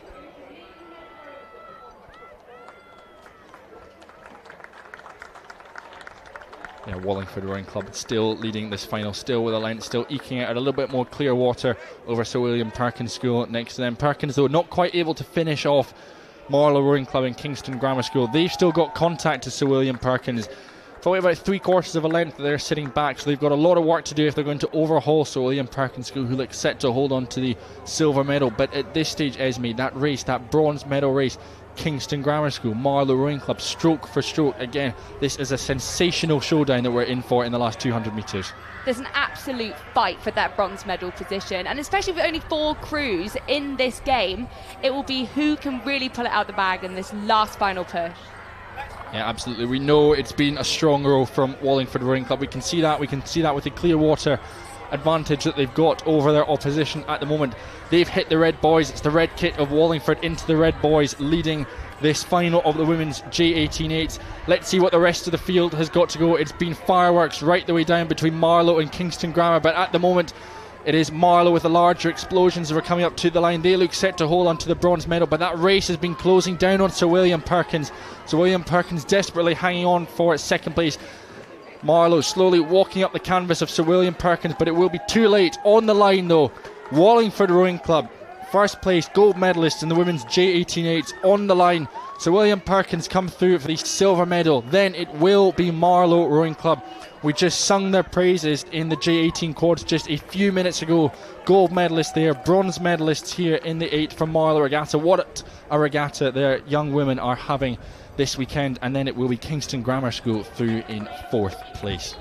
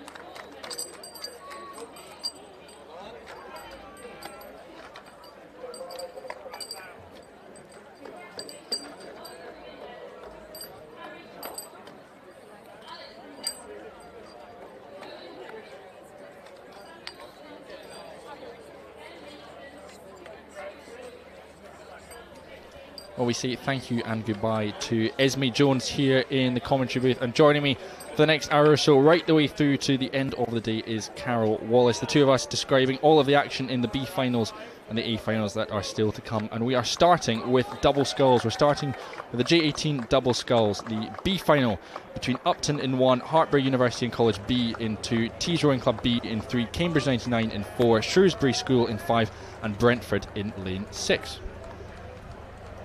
Indeed, it's great to be back. I have been sitting on the grandstand side just watching some of these exciting races. I was interested in that women's junior 8, having watched the sort of race for lanes earlier today, but what a cracking performance from these crews. But that said, we're on to the junior 18 double sculls, and we have a really nice performance there. It looks the action in between lanes 2, 4 and 5, and they are Hartpury, Cambridge 99 and Shrewsbury. This is the B final, of course, and this is just for honours, the ranking for 7 to 12 in Great British Rowing. So this is great to watch. With me at the moment, I think it's Hartpury, I think, are out in front. Probably about half a length, would you say, Fergus? Just pulling themselves in front of Cambridge 99 and Shrewsbury over on the far side. Yeah, Heartbreak University, again, we've been singing their praises all afternoon. Their sculling programme going from strength to strength at the moment, and we're seeing just why at the moment, with 100 metres or so left to go. Heartbreak University are sprinting up to the line, disappointed not to be into the A final, but here they are charging for the line in the B final, just looking to hold off that sprint that is coming from Cambridge 99 at the moment in the middle. Indeed, it's great to see these crews just taking it to heart and just sprinting for the line. It's been a hard race for them, and as Fergus has said, they will have been disappointed and just want to get up higher up the rankings in this B final. But it's Heartbreak going through at first place, Cambridge 99 second, and then a cracking race for third. And I think it's Tees just pipped Shrewsbury on the line there, with Upton just in that fifth place, and Brentford over on the far side just making up on to sixth.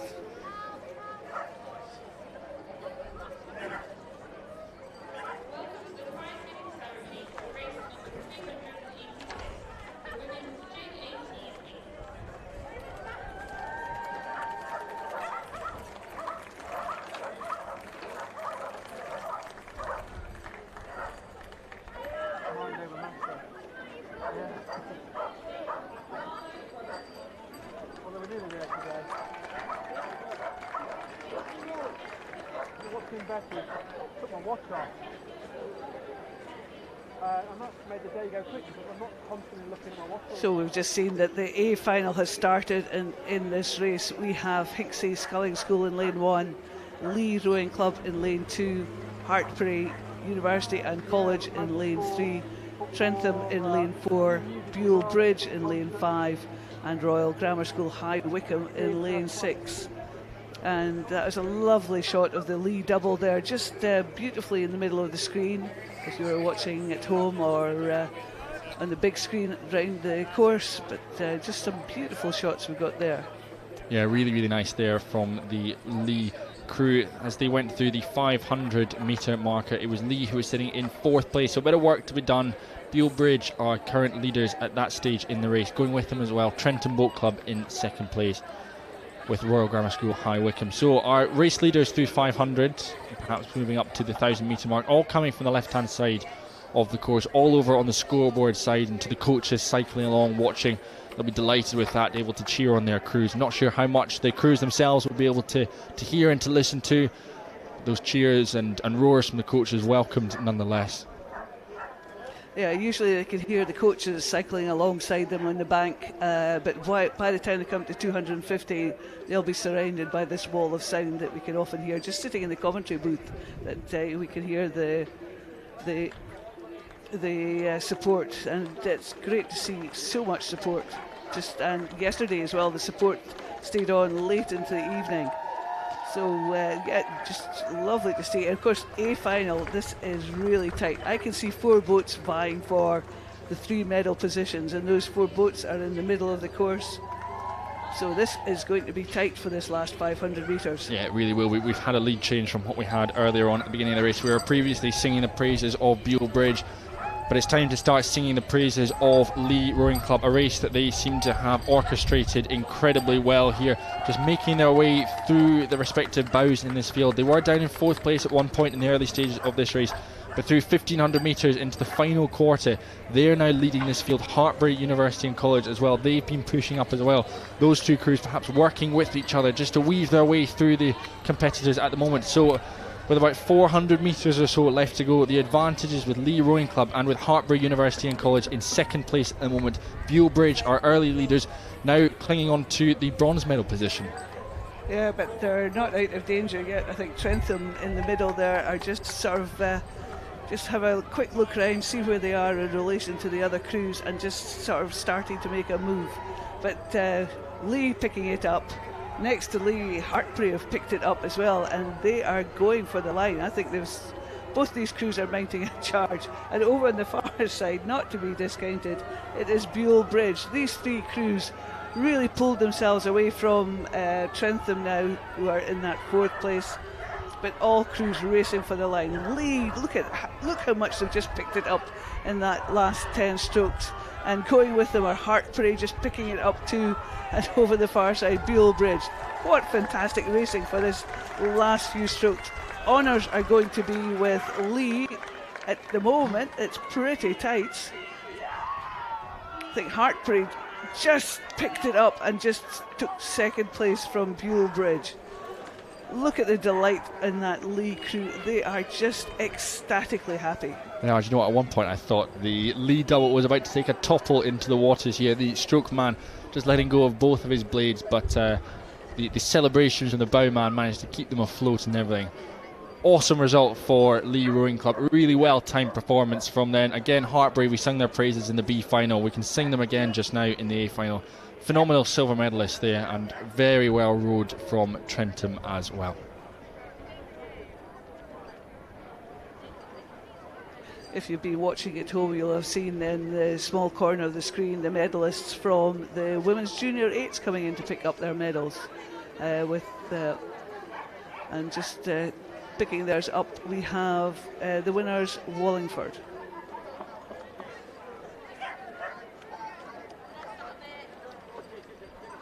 We head back up the course though. We're sticking with doubles, this time moving from the Open J18 doubles to the Women's J16 doubles, and we're back to the B final.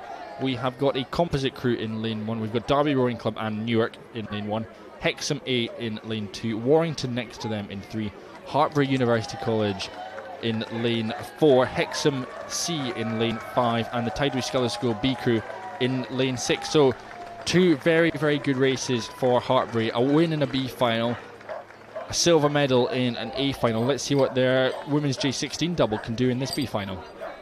Absolutely, I'm looking forward to see the performances in this B final. Just a quick shot of the Wallingford winning Women's Junior 18-8s picking up their gold medals. Lots of cheers from the crowd. Very popular win there for Wallingford. But then just looking on the bigger part of the screen, we can see this Women's Junior 16 double sculls, and that's one of the Hexham crews. 2 Hexham crews in this B final. I bet the coaches are delighted to get 2 crews into a B final with Warrington and Hartpury between them. And to me, my eye, it looks as though it's that Hexham A crew that are leading the field there, just as they're coming towards us. Hexham just seem to be about a boat length in front, and then Warrington in that second place, Hartpury maybe third, but very little between Hartpury, the other Hexham boat, and Tideway Scullers. Again, another brilliant set of racing we're being treated to here at the British Rowing Junior and Senior Club Championships. We hope you are enjoying Champs Live, this coverage we are bringing you around the venue and across your laptops, phones, TVs, wherever you are joining us from around the world. But yes, as Carol said, it is Hexham Rowing Club A, the girls from the northeast of England, out in front leading this B final, again racing for positions 7 through 12 here. And Hexham Rowing Club, we can see they're now our focus at the moment, and a really strong double that Hexham have been able to put together in this final. So we've managed to get them on screen. Just been looking at the times of this Hexham boat, and they have led all the way. They led at 500 metres, they've led 1,000 metres, and they are well and truly in the lead now as they come in. Like 200 metres to go before the finish line. Very strong performance from Hexham there. With Warrington possibly in second place, but I think the Derby Newark Composite are up there with them. Good race for the finish between these 3 doubles. Yeah, it certainly is. We're into the red boys now for Hexham. This their A crew, but their B crew, their C crew I should say, still in the mix for some of those minor positions as well. But Hexham right up there in the lead in this top position here in this B final.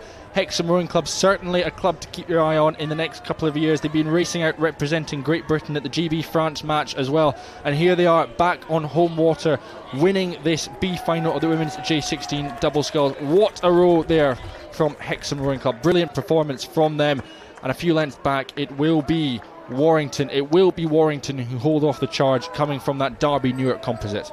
That was a great performance from Hexham.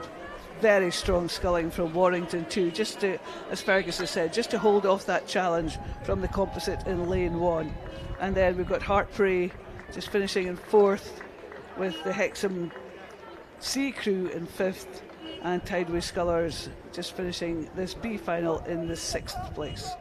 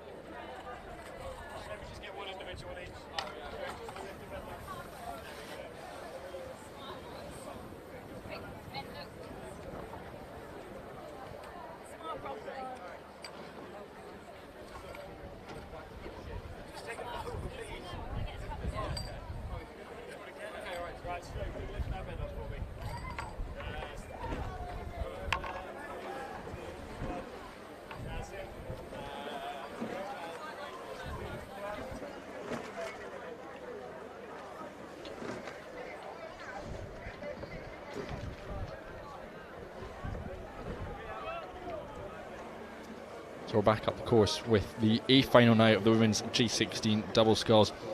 For those of you paying attention, you'll notice there's a pattern. There's a B final and an A final. B final, A final. Nice and easy to keep track of. So this is the A final of the women's J16 double sculls. Lane 1 is Bedford's A crew. Tideway Scullers' A crew is next to them in 2. AB7 in 3. Calpley Rowing Club in 4. St Ives will be in lane 5 with Barn Elms Rowing Club in lane 6. Yeah, I did have a chance of being up the course earlier on, watching some of these races for places in the A final, and I did have a look at Calpe, and I thought they were going particularly strongly just in the semi-finals earlier on. So Calpe in the middle of the course, but being chased by AB7 and lane 4. So our lanes are counting from the right-hand side, lane 1 closest to in the tower, and on the grandstand side to lane 6 over the far side of the course, if you're watching this on the screen. So the race is on between Calpe and AB7. Tideway Scullers A crew also up there, as are St Ives Rowing Club. Yeah, I remember calling these respective semi-finals this morning and just watching the way that AB7 led out. I think to see them up there in the top position at the moment, not really a surprise after their performance in their semi-finals. They were so strong, so dominant, just pulling away from the field that they were up against. But again, Calpe, I think, are just sitting back in third place, just over on the left-hand side of your screen as the drone shot is revealing, with Tideway Scullers just nipping at the heels of AB7 at the moment.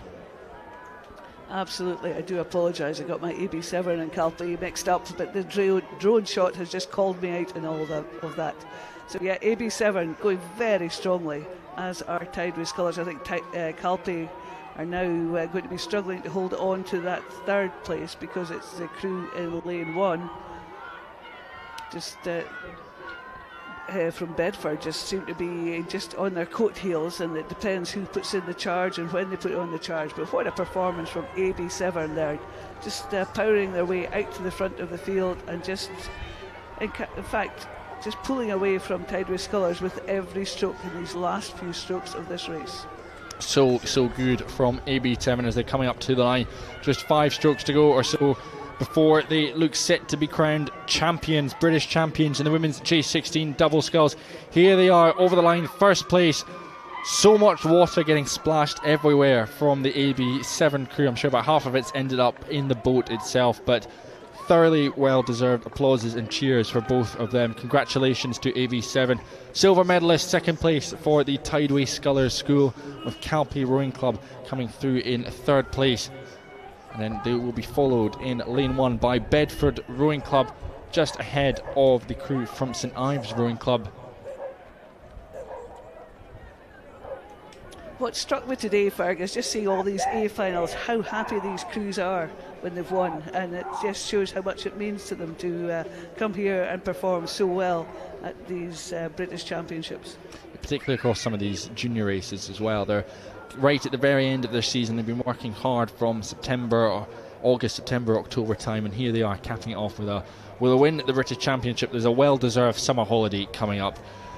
Through the line though, it was Barn Elms finishing off that race in the A final, the women's J16 doubles, and we stick with J16s, but we move to the open J16 single sculls, which is approaching the 1,000 metre mark. And as Fergus has said, we'll start with the B final and then have the A final. So in this B final, we have Hereford in lane 1, Lee in lane 2, Trentham in lane 3, Calpe in lane 4, Hartpury University and College in lane 5, and Buell Bridge in lane 6. And these names are becoming quite familiar because there's some depth in the sculling performance programme in some of these clubs, because we seem to see them race after race, final after final. I mean, here we go, another sculler, another crew from Hartpury University and College. We had a run of about 3 races just a few minutes ago, and here's another one. Here's a 4th crew from Hartpury University College. I'm certainly not envious of their coaches up and down on the bank at the moment, racking up their miles on the bike. I hope they're logging it on Strava, on their Garmin, whatever, keeping track of it all, because they're in the mix yet again. Another Hartpury crew is in the mix again. Lee Rowing Club, we sung their praises, winning their doubles race not so long ago, and Trentham, Calpe, we've just seen them in action in the previous race. So this looks like a thrilling contest of some really top sculling programs.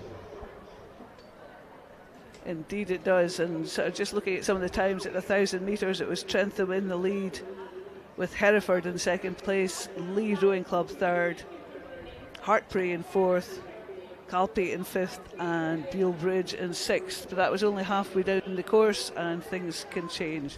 I was speaking to one of the Hereford coaches earlier and just complimenting them on the strength of their programme, because they are doing so well in these championships. They seem to crop up in lots of different events.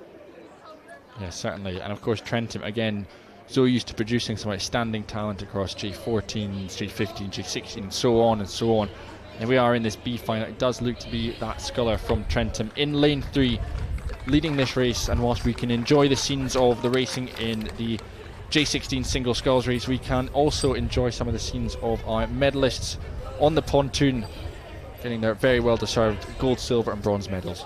That looks like it's AB7 just picking theirs up just for their gold medal for winning the J16 double sculls, and Tideway Scullers just picking up their silvers, and of course Calpe got the bronze. But back with this B final, and it's still the Trentham sculler out in front. In fact, no, I think that has changed. Looking up the course, I think it's the Hereford sculler now who's just stolen that lead. Do you know what? I think you could be on the money with that call. I think that has been a superb past few hundred metres or so. As we're talking about the successes in the women's double, we've seen a move unfurling a little bit from Hereford Rowing Club, putting that push on. We're seeing that surge starting to come on the tower side of the course. What a move that is from Hereford Rowing Club. Let's see what sort of answers we can see responding from Dutton of Trentham Boat Club in the middle of the course. We're starting to see an answer now. This is of course the B final, positions 7 through to 12, but we aren't quite sure who's going to be position 7. We aren't quite sure who's going to be position 8. It's going to be Trentham against Hereford for the top position in this B final right the way to the finish line. Hereford Scullers must have had an amazing third 500 there just to pull himself out in front. I think he's still in front from, I'm going to have to stand up to get the angle here, just as to my eye I think he's still in front, maybe about half a length over the Trentham sculler, but the Lee sculler is just mounting a charge at the moment. You can see both these scullers, Hereford and Trentham, had a quick look at each other. Oh boy, look at that Hereford sculler go. He wants that sort of first place in this B final. Trentham's going too. Oh, Fergus, this is brilliant. Look at them both go. This is so good. So good up to the line. Hereford, we saw the push, we saw the response from Trentham, but on the line it is Hereford. Fist aloft in the air from the sculler from Hereford Rowing Club, just pushing his way into the lead. Well timed race from Hereford, doesn't get much better time than that. Lee Rowing Club will be third. Calpe crossed the line in fourth. Next up it will be the sculler Page of Hartpury University and College, with Tyrrell Clark of Buell Bridge rounding out that B final. What a fantastically timed performance from Hereford there. Just a brilliant race he had, and you can see the delight as he punched the air, and yeah, he had to fight off that challenge from Trentham, so that was tough going. Yeah, Gamble of Hereford Rowing Club. He certainly rolled the dice in the last couple of 100 metres, and it absolutely paid off. A sensational win there for Hereford in the B final. It's becoming a bit of a cliche now, we keep saying it, but if that was the B final, I cannot wait to see what the A final has to offer. That's now on screen that is contested between St Paul's School in lane 1, George Watson's College in 2, Shanklin Sandown in lane 3, Durham Amateur Rowing Club in 4, Rob Roy is A Sculler in lane 5 with Northampton's A Sculler in lane 6.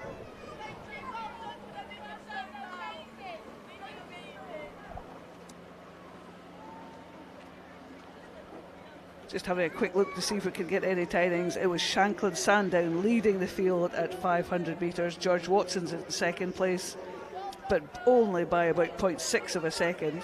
And then about a second behind them, we have the sculler from Durham, really close at the front there.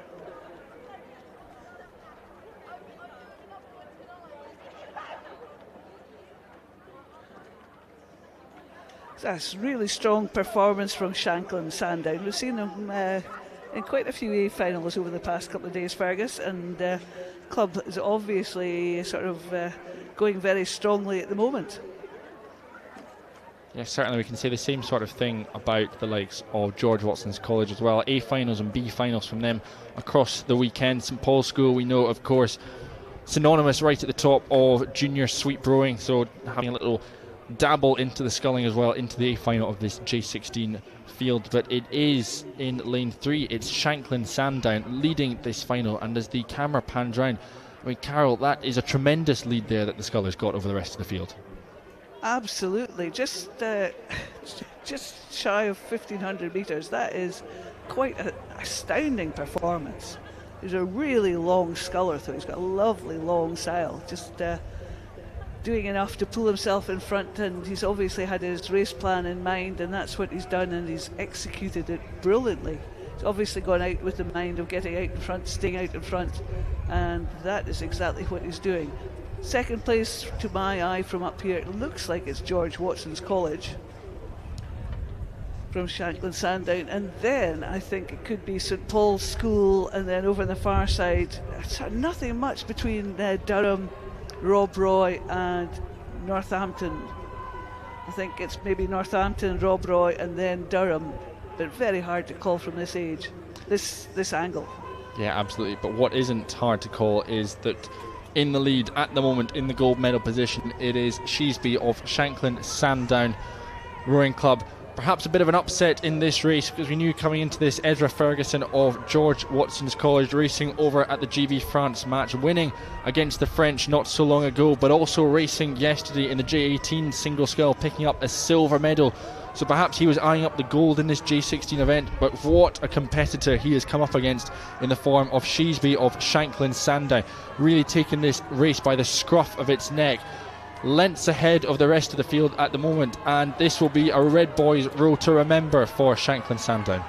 I'm so impressed, because he is quite a distance in front. He could just sit back and just relax, but he is attacking this race. He's still going for it, and he is just sort of putting a huge stamp of authority and just making sure he crosses this line with such an advantage, such a big distance advantage. What a performance. As you said, Sheesby of Shanklin Sandown. Silver medal, having to go again to Ezra Ferguson. Settle for silver of George Watson's College, but he's had a great race too. And then the battle is on for third place. Yeah, Ezra Ferguson there. He's had a tremendous regatta. As we said, silver in the J18 single scull yesterday, silver again today. Two very, very well-earned medals. St Paul's School, though, very credible bronze medal coming through for Miles of St Paul's School in the J16 single scull. But I think what I love there of Sheesby from Shanklin Sandown crosses the line straight away, looking over and just really celebrating that moment with the coaches on the bike coming down the course. A really special moment for all of those involved with this performance. Superb performance. And then over on the far side, it was Northampton finishing in front of Rob Roy, who were finishing in front of Durham. Some fantastic performances from these athletes in this Open Junior 16A final.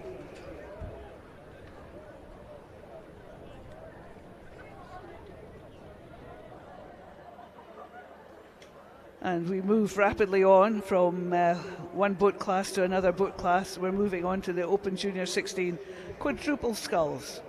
And this is the B final, and in the B final we have Clare's Court in lane 1, a Hexham Camas Composite in lane 2, Windsor Boys B in lane 3, Northwich in lane 4, Leeds in lane 5, and Nottingham and Union in lane 6.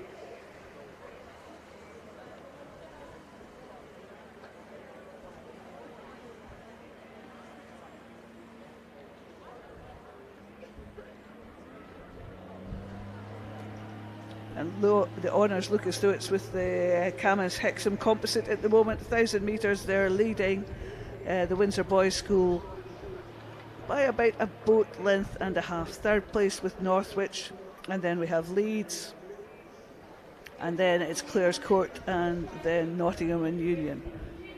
Now that's the picture on your screen is the Camas Hexham Composite. I recognise the Hexham colours there, and they are still leading as they come through about 1,500 metres, 500 metres to go, and it is the Northeast Composite leading the charge to the line. Certainly is. The boys from the Northeast still leading up on Windsor Boys School, Northwich as well, and Leeds Rowing Club perhaps sailing a little bit further back in 3rd and 4th places respectively. But again, the shot there, the crew on screen, it's the dominant crew at the moment in this B final. It is the composite crew, Hexham and Camas Rowing Club. And just as that parade of quads starts to head down towards the finish line, just a moment of celebration, a moment of reflection for our medalists from the J16 single sculls. You see they're on screen at the moment. Huge hugs, handshakes all around, massive hugs there from friends and family of Sheasby, of Shanklin Sandown, who won a tremendous gold medal in the J16 single scull. And won it in some style too. His coaches and family must be so proud. But it's the Camas and Hexham quad still dominating as they come down towards us. Windsor Boys School chasing after them. These two quads in front of the rest of the field. Not much separating the rest of the field, to be fair. Northwich, Clare's Court and Leeds all sort of up there with Nottingham and Union, just holding on to the coattails of Leeds there, just not maintaining the contact. But this Hexham crew, they've picked it up and they are putting on a show for the crowds. Hear the shouts of encouragement, and Hexham just motoring for this finish line. Yeah, Hexham and Camas, a really impressive row there. And again, the rate just comes up to the finish line, just solidifying their position as winners of this B final. It is Clearwater they've got over the B crew from Windsor Boys School. But we know it's a good race that's coming up behind, because we've got people chasing on the bikes, running to the bank to watch. And it's a sensational race between Northwich and Leeds. And it is Northwich just up by about half a length who will take 3rd place in this B final, up on Leeds Rowing Club in 4th. And then again, very tight finishing. Clare's Court will just pip out Nottingham and Union Boat Club for 5th and 6th place respectively in this B final.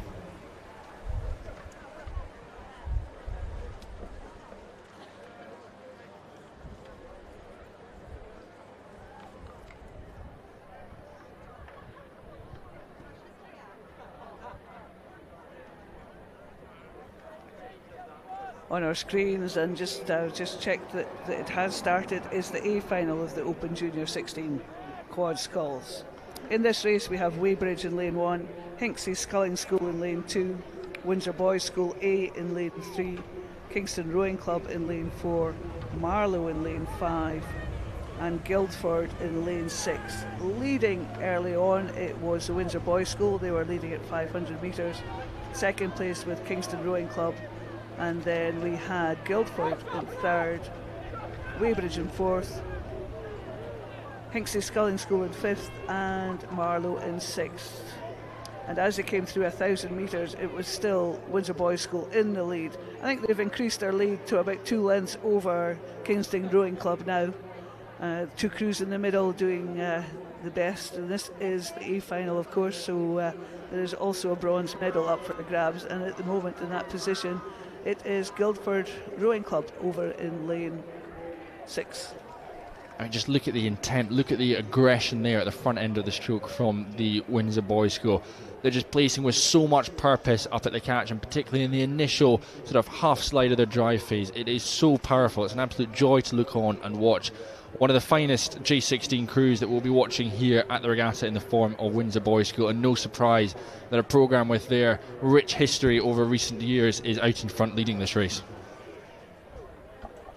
Absolutely, some really good shots, just of some facial expressions as well. It just shows you how much these boys really want this win. And Windsor Boys School and Kingston Rowing Club out in front still, just leading the way as they come towards us. But to my mind, it is the win. Just looking up the course, just looking at it, Windsor Boys School have pulled out. I said they were about 2 lengths in front at 1,000 metres.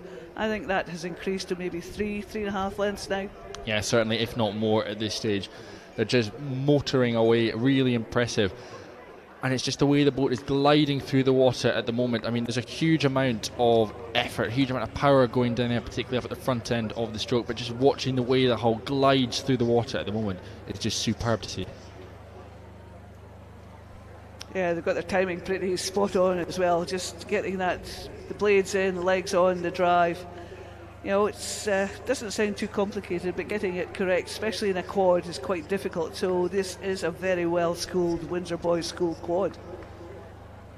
Certainly so. And as we said, again though, we know that first place, barring any disaster, will likely be heading towards the Windsor Boys School. But as we cast our eyes over the rest of the field at the moment, we've talked about how good Kingston Rowing Club are in this final. We've talked about how good Hinksey Sculling School are in this final as well. The two of them still look to be locked in combat at the moment, but we're still looking ahead to probably the left-hand side of your screen at the moment. The crew just on the left in lane 6, Guildford Rowing Club. I think probably an outside shot of a medal at the moment, but they've still got a shot, still got a chance that they can haul themselves into contention into this final 250 metres. But it's an outside shot because at the moment going so well in second place and second and third place is very, very close between Hinksey and Kingston Rowing Club. Absolutely, I think that's how I would call it too. I think Guildford have got a lot of work to do if they want to get back in touch with Hinksey and Kingston. And I think the colour of the medal between Hinksey and Kingston seems to change. I thought it was Kingston for silver. I think now it's Hinksey for silver, because in this last 150 metres or so, they've really started putting the pressure on the Kingston quad. Kingston were leading them for quite a while, but it's Hinksey now mounting this charge for the line. It's going to be Windsor Boys School coming through the line first, but this race is on for silver and bronze. In fact, all these crews are just sprinting for the line as we come into the final phase. Oh my, this is close to call, Fergus. It's so close on the line. I think it is just Kingston Rowing Club, but I'm not going to be an official decider on that. We will wait to see what it is, but I think it looked like on the surge it was Kingston Rowing Club. Hinksey just having a little wiggle with their steering in the final few strokes of that, which perhaps cost them a silver medal there, but outstanding racing between them. Over the line, of course, comes through the likes of Guildford Rowing Club, Marlow, and the crew from Weybridge will round out this A final of the J16 quads. What a charge for the line there, and we're just going to have to wait for the umpires to call the crews round so that we can know who actually won it, and the results will be up on the scoreboard for everyone to see. But what a finish.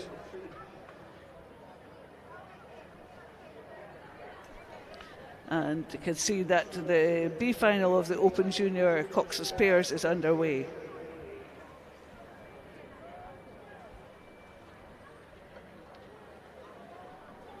So just questioning a crew name there, but 1863 in lane 1, Berwick in lane 2, Emmanuel School in lane 3, Peterborough in lane 4, Kingston Grammar School in lane 5, and Brentford in lane 6. And the action seems to be with Peterborough and Emmanuel School in the middle of the field there. I think Brentford are up at the moment as well, and very little to choose between Berwick and 1863. Yeah, all 6 of these pair combinations working very well together in the early stages of this race. Of course, arguably the pair, one of the most difficult, one of the most technically challenging boats to get right, to making sure you're applying the power at just the right time. But as Carol said, probably the crews in the middle, Emmanuel School, Peterborough, but it's the latter of those, Peterborough, as they head probably through the halfway mark. Peterborough just up, but no more than a length or so over Emmanuel School. And then we look to the 2 outside crews, the next crews in 2 and 5, Berwick, Kingston Grammar School. You can see there Berwick on screen with Emmanuel, those two pairs in second, lanes 2 and 3. But the advantage is with Peterborough at the moment. as Fergus said, tricky boat to row, but when you see a pair being rowed well, it is a delight, because if the crew can get it together, neat, tidy together, it is just so smooth. And these junior 18 coxless pairs, you know, as we said, difficult boats to row, but if you can row a pair, you can fit in any crew boat pretty easily. Yeah, you can, particularly if you're steering one of these pairs as well. You'll be a very handy addition to your club that you're in at the moment. You can steer a pair, you can steer a four, and steer a quad. You can do all sorts of things. If you can row a pair well, as Carol said, particularly looking at coxless fours and everything. They really set you up well. They really know how to work your technique, improve your time as a rower. Very good boats to be able to train in and race in. And at the moment, Peterborough are showing exactly why they are a good combination. Again, disappointed to be missing out on the A final that we'll be seeing in a couple of minutes' time, but they are out in front still, leading this B final. And just on the small screen, if you're watching at home or in the grandstand area, it's Windsor boys picking up their gold medals in the Open Junior 16 quad sculls. They're being followed by Kingston to pick up the silver medal, and Hinksey, after that surge on the line, just pipped at the post to pick up the bronze. Right, so you should lift that medal.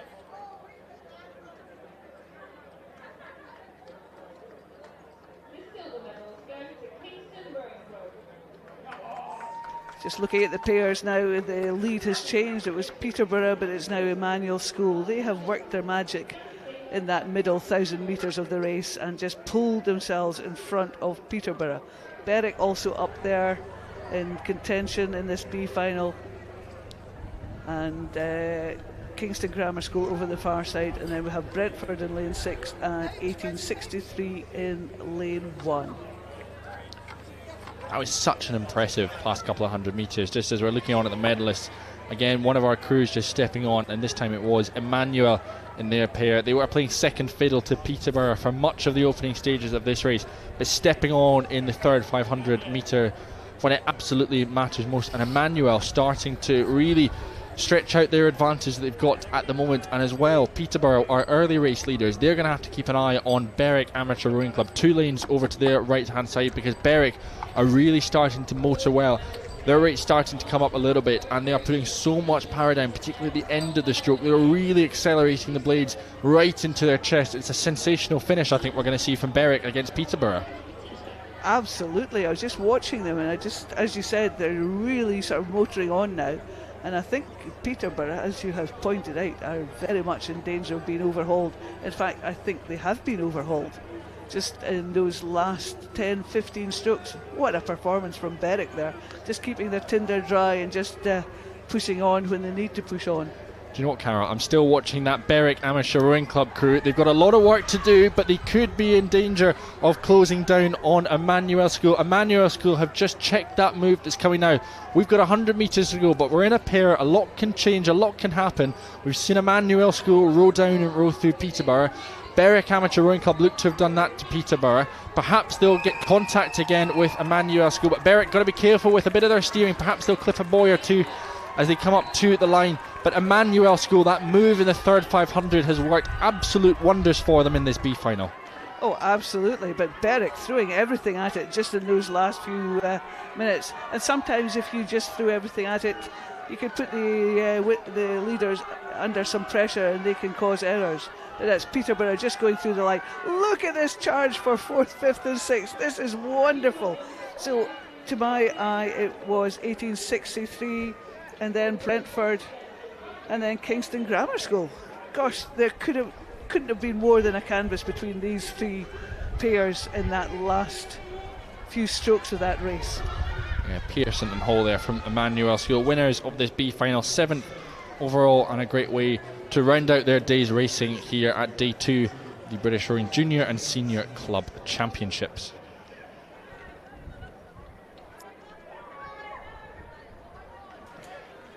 We're turning our paper for the final time this evening. We're on to our last sheet of A and B finals. We've got mostly A finals, one B final coming up at 7 o'clock.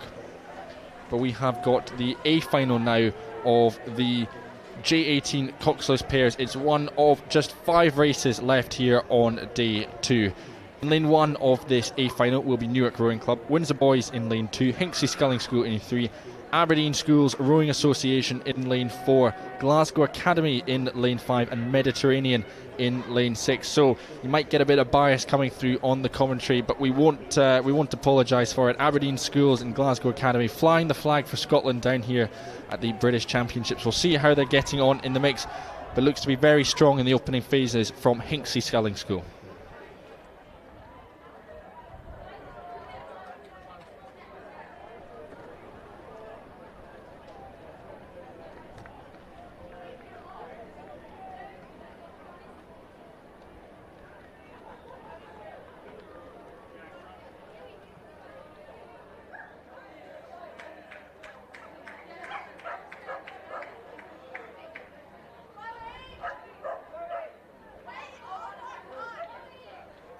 So timing and camera positions would suggest that yes, it is Hinksey Sculling School leading this race. Second place in the early phases of this was the Windsor Boys School. We just saw a huge amount of success for their J16s in the quad. Let's see what their J18s can do in the pairs. Windsor, of course, traditionally a sculling powerhouse, but in recent years we're seeing a bit more of that transition over to the sweeping, and it's paying dividends. Up here in the mix for some medals in the A final of the pairs. And in that race for that bronze medal, it's between Aberdeen Schools and Glasgow Academy. A Scottish showdown there for that bronze medal. But we will keep our eyes on the likes of Mediterranean and Newark on the two outside lanes, because we have seen throughout afternoon lanes 1 and 6 are certainly up for spoiling the party of some of the crews in the middle of the course.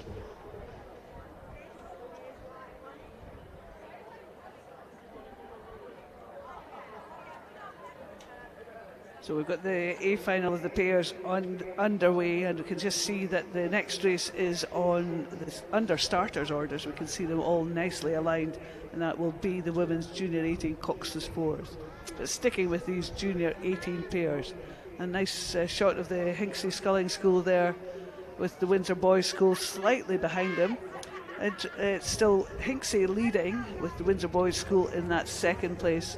Strong performance of Hinksey. It's usually the sculling that you've put them down for, this being the strength as with Windsor Boys School. But at the moment it's Hinksey Sculling School out in the lead. Windsor Boys School in the second place. I think it's Aberdeen Schools in third. But there's not much between Aberdeen Schools, Glasgow Academy and Mediterranean. And over on this side we still have Newark in contention.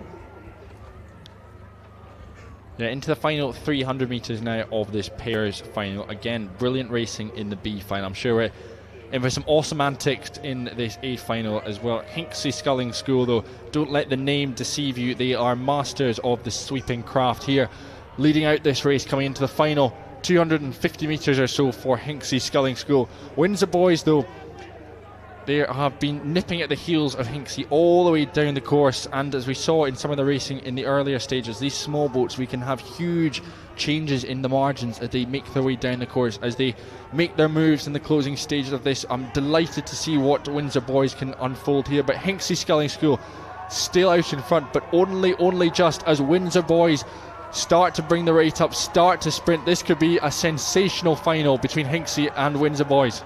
Oh, absolutely. As you were saying it, I just saw Windsor Boys make that move.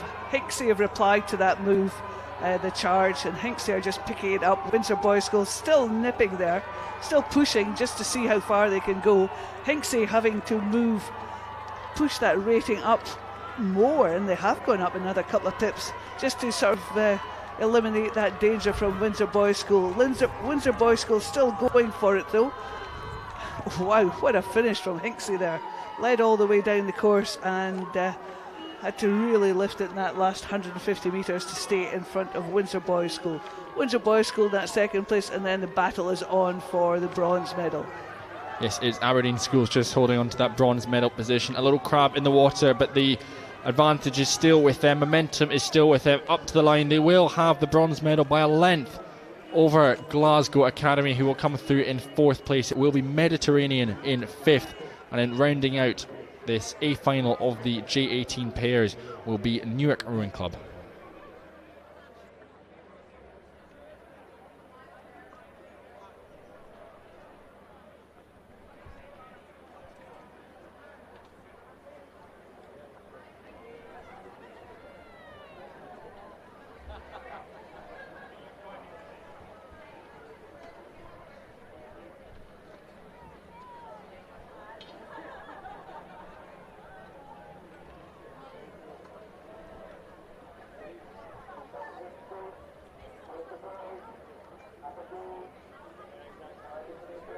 as this Women's Junior 18 Coxless 4 race is underway, we're just going to quickly go to an interview with Katie Parlevit, chair of the club and coach Queen's Park. And how much does it mean for your club and for your school to be part of this competition?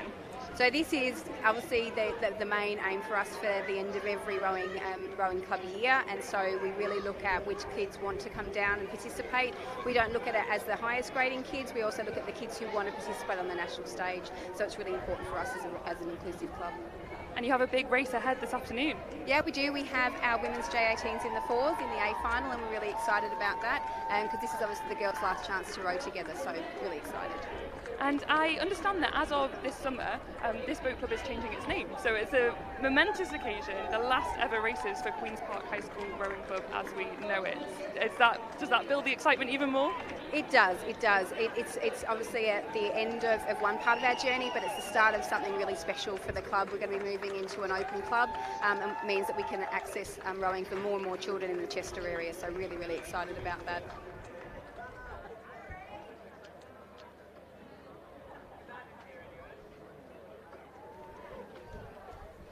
Well, wonderful there to hear from Kate, the chair of the club and coach of Queen's Park High School. Fascinated to see how their journey unfolds over the next couple of years, and of course that'll be a new name on the circuit to learn and get used to, but we are thrilled to see that club develop and expand over the coming years, and thrilled to see them up in the A final at the moment. On screen there, just coming out of shot, it was Aberdeen Schools Rowing Association. Just a reminder of your runners and riders then: Aberdeen Schools B in lane 1, York City in 2, Tyne Rowing Club in 3, Wallingford Rowing Club in lane 4, Great Marlow School in 5, and that crew we've just been hearing from, Queen's Park High School in lane 6.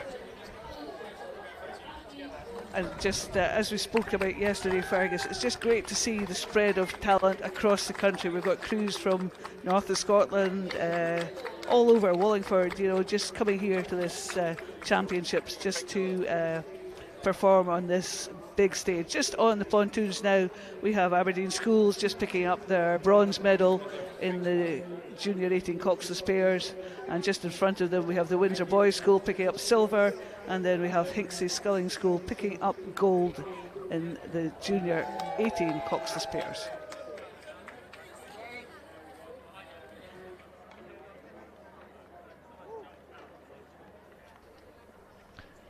So our attention is back up on the course, and our attention on the big screen at the moment is with Tyne Rowing Club. The girls from the northeast of England come down with a real determination to win this event, and we can see that exactly on screen at the moment.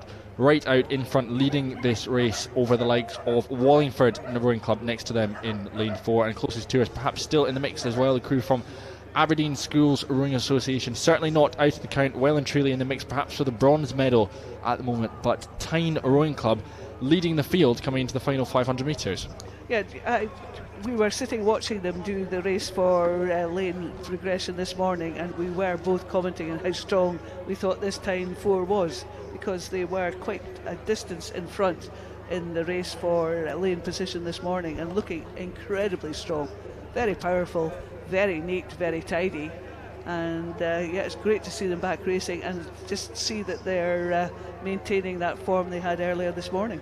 Yeah, Tyne Rowing Club, of course, one of the best stretches of water to row in the country. They've got so much water there, they can go, if they wanted to, right the way out to the North Sea, and a bit of a 1k stretch in there as well. It's a river, it'll serve them all year round, and we can see that that practice is being put right to the test here as Tyne Rowing Club are leading this field. And again, that drone shot, it's a bit ominous at the moment, the grey skies just lurking over the finish line. But if we look towards the finish line from the start, we've got sunshine beaming down here at the National Water Sports Centre. So Tyne rowing from those ominous clouds right into the glorious sunshine, hoping that they too will have a glorious finale to this race.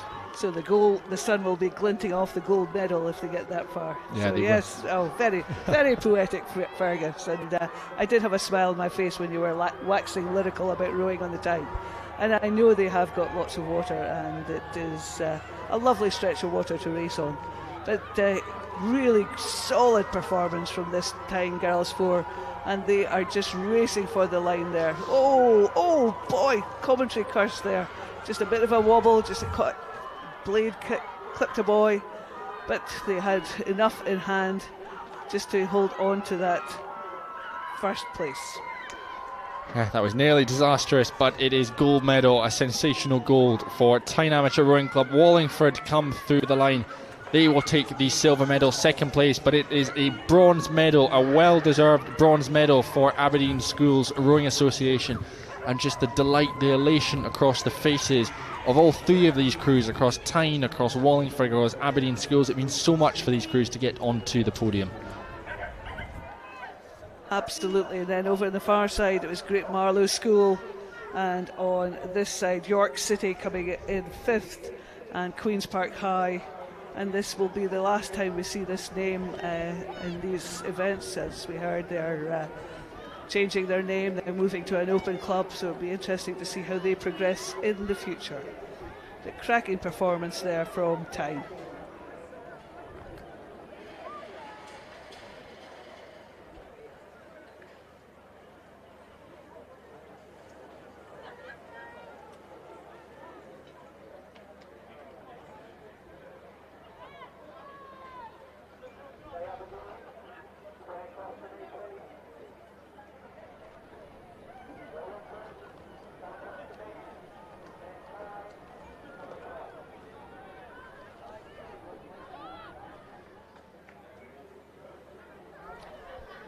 From the women's junior 18 Cox's 4, we're moving rapidly on to the women's junior 16 Cox 4s.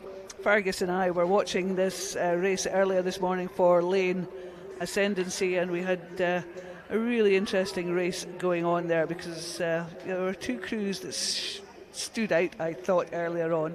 But in this race at the moment, we have Aberdeen Schools B in lane 1, Great Marlow School in lane 2, Glasgow Academy in lane 3, Wallingford in lane 4, Aberdeen Schools A in lane 5, and Marlow in lane 6. And I thought Glasgow Academy were looking very strong this morning, and if you look on the screen now, you can see that Glasgow Academy are leading this charge for the finish line. Really nice shot all the way up the course there, Fergus. That shot is so good. That has transformed the racing here at the British Championships. That drone shot, you can look right inside the crews at the moment, get all the angles of blades and everything, and you can see there the blades of that Glasgow Academy crew. You know, they're so well lined up, they're so well drilled, that Glasgow Academy crew. You can see why. There are a length or so of clear water up on their closest opposition, which is from Wallingford Rowing Club at the moment. They're just off to the left-hand side of your screen as you're looking at it over in lane 4. But that race for the bronze medal, again, that's the narrative that is starting to unfold at the moment. And it is between the crew from Great Marlow School in lane 2 and Aberdeen Schools Rowing Association, their top boat in this event. Oh, absolutely. And I was just, as Fergus said, what an amazing shot.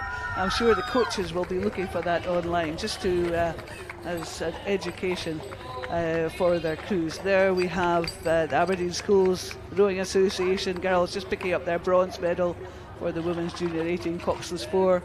Big smiles on their faces. But we've still got this Glasgow Academy crew, and I think they are going so strongly that they have possibly got a gold medal at the end of this race. But as Fergus has said, sorry Fergus, interrupting you yet again, the race is on for silver and bronze, and there are two crews up there hunting down that bronze medal. It's, as Fergus has said, between Aberdeen Schools A and Great Marlow School.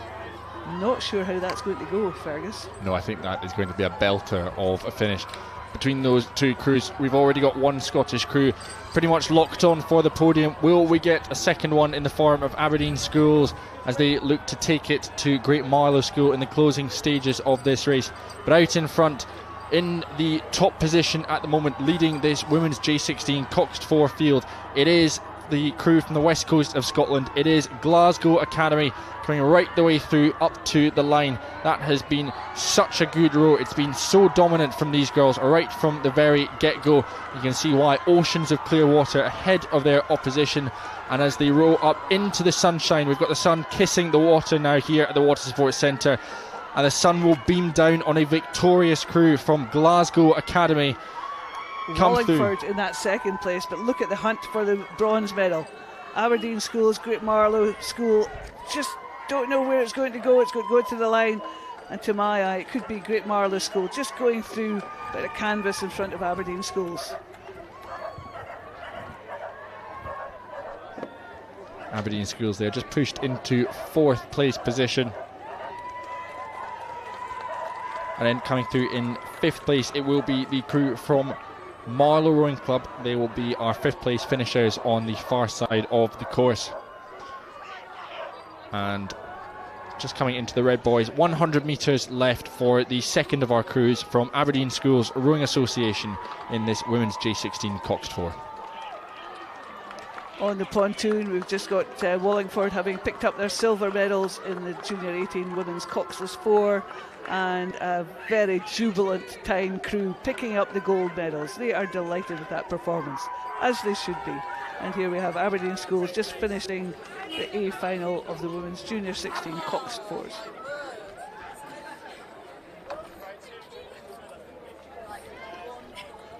Well, we've got 2 races to go. 2 races left to bring you here on Champs Live at the British Rowing Junior and Senior Club Championships.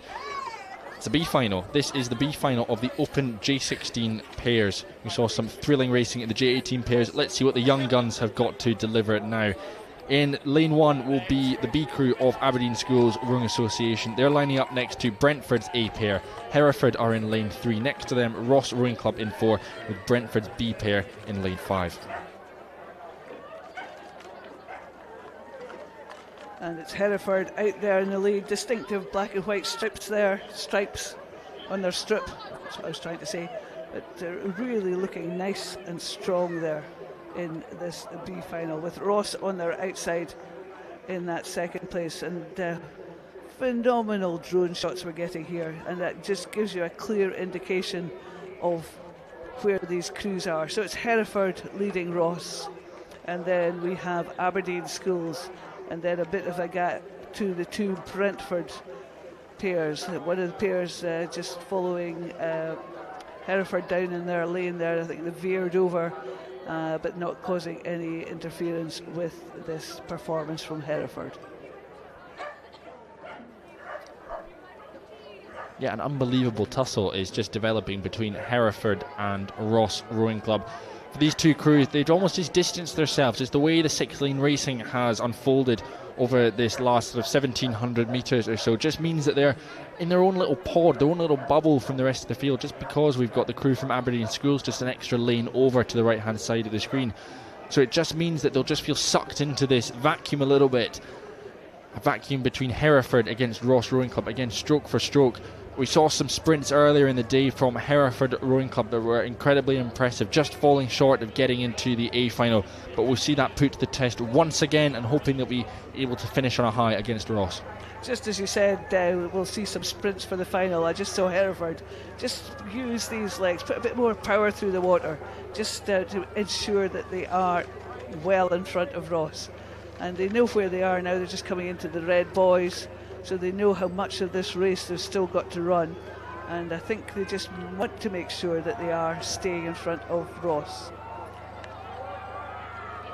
Really strong performance from Hereford there, but Ross not letting them away with it. They're still sticking in there and matching them stroke for stroke. I think they went up as well, just slightly after Hereford, and these 2 crews racing for the line. Aberdeen Schools in that 3rd place in lane 1, and they are sprinting for the line too.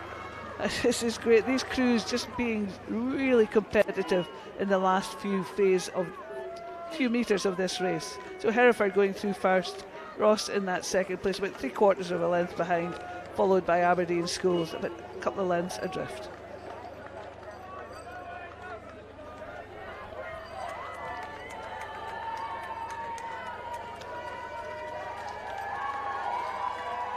Our final 2 pairs coming through the line in this J16 pairs race will be our 2 boats from Brentford, their A boat and their B boat, the first of which coming through the line with their B boat.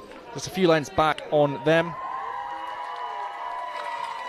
However, we'll take a quick breath, but not for long, because we head back up the course for one final time today. We're already at the end of racing here at day 2 of the British Rowing Junior and Senior Club Championships. because on course it's the A final of the J16 pairs. And we're just getting a quick glimpse of the winners of the Women's Junior 16 Cox 4s. Just picking up their medals now. We have they've just picked up their medals. It was Great Marlow School picking up the bronze. They're just paddling away. It is Wallingford in the silver medal position. Glasgow Academy just waiting to come in and pick up their gold medals.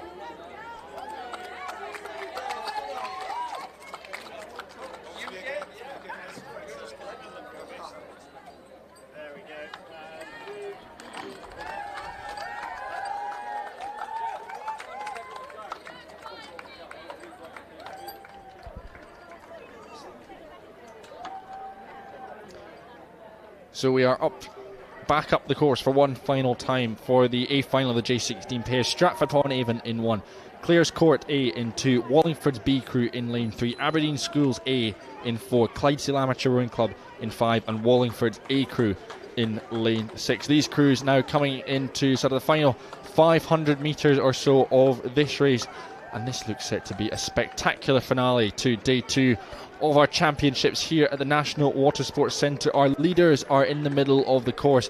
We're looking at lanes 2, Clares Court, lane 3, Wallingford, Aberdeen Schools in 4, and perhaps a little bit further back it is Clydesdale Amateur Rowing Club. But what a curtain call we've got in store.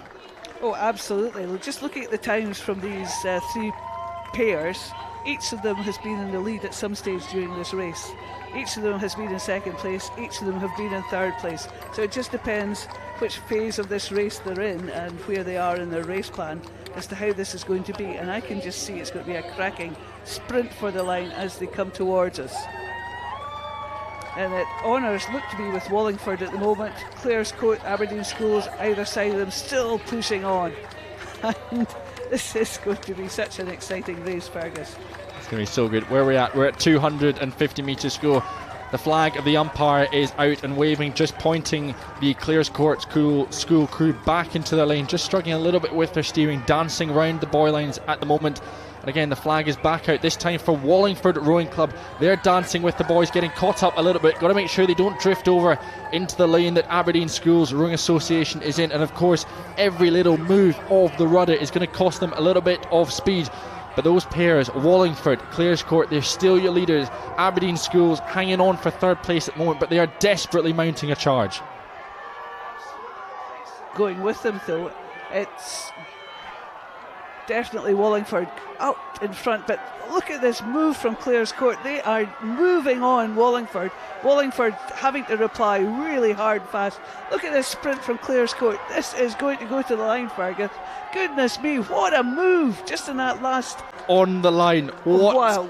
What a final race that was. Wallingford, of course, led at some stage. Clares Court, I mean, you talk about timing it to perfection. I don't think it gets much better than that. We'll get final confirmation in just a second or two, but Clares Court, that could be the race of the regatta for them. Well, stunning race, a stunning charge, beautifully timed if they've stolen it from Wallingford. Aberdeen Schools in that third place, Clydesdale in fourth. Then we have Stratford-upon-Avon in lane 1 in fifth, and another Wallingford crew over the far side in sixth. But we'll have to wait for confirmation of that. Just got it up on the screen. It was Clares Court, just marginally in front of Wallingford. What a finish that pair had. Stunning.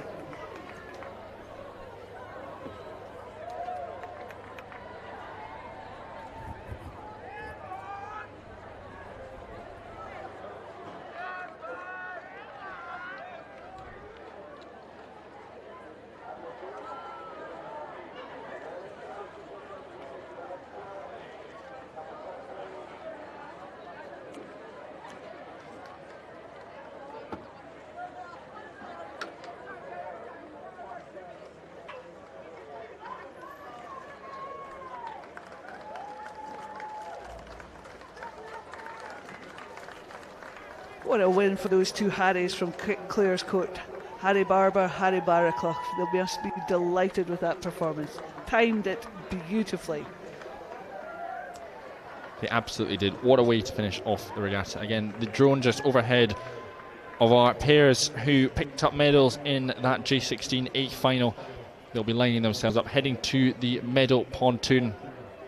I'm just leaving that pontoon at the moment. It is the victorious crew from Glasgow Academy in the women's J16 Coxed 4. They move back out into the middle of the course, making room for our three pairs from Clares Court, from Wallingford and from Aberdeen Schools Rowing Association, who will be rowing up for their gold, silver and bronzes in the J16 pairs. What a lovely shot. You can see these two crews just having a little word of congratulations or condolences with each other. But yeah, lovely shots there from the drone, just catching the sun bouncing off the water for this final race of the day. And what a race. I mean to say, recapping in that was just beautiful to watch. It's one of these ones that the commentators just love, because it keeps your excitement up all the way through.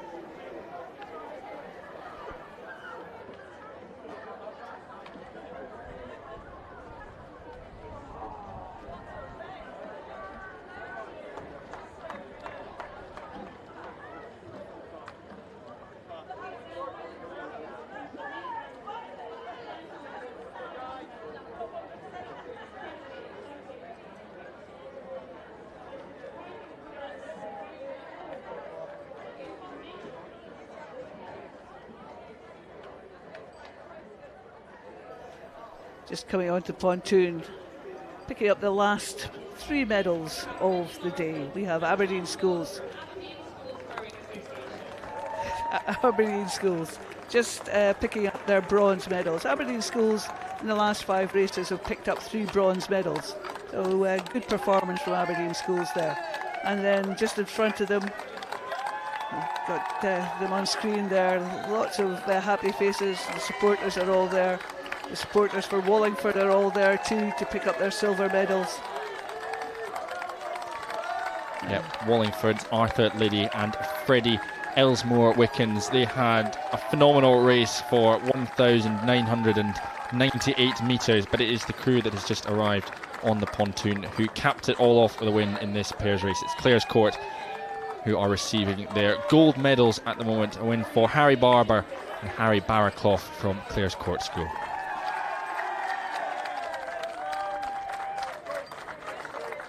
It's so good to see so many supporters still here. They've probably been here since early doors this morning and still here to see their club, their crews do so well in this final race of the day. I've had a superb day's racing. I've had so much fun watching all these crews racing. What about you, Fergus? It has been superb. I thought yesterday's A finals and some of the minor finals as well delivered some exquisite racing, and we've had the exact same here at the day 2 of the British Rowing Junior and Senior Club Championships. And the best part is we've still got 2 days to go and we get to do it all again tomorrow.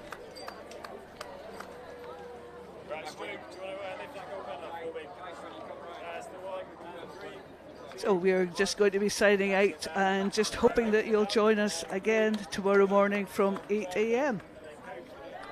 So it's Carol saying good night.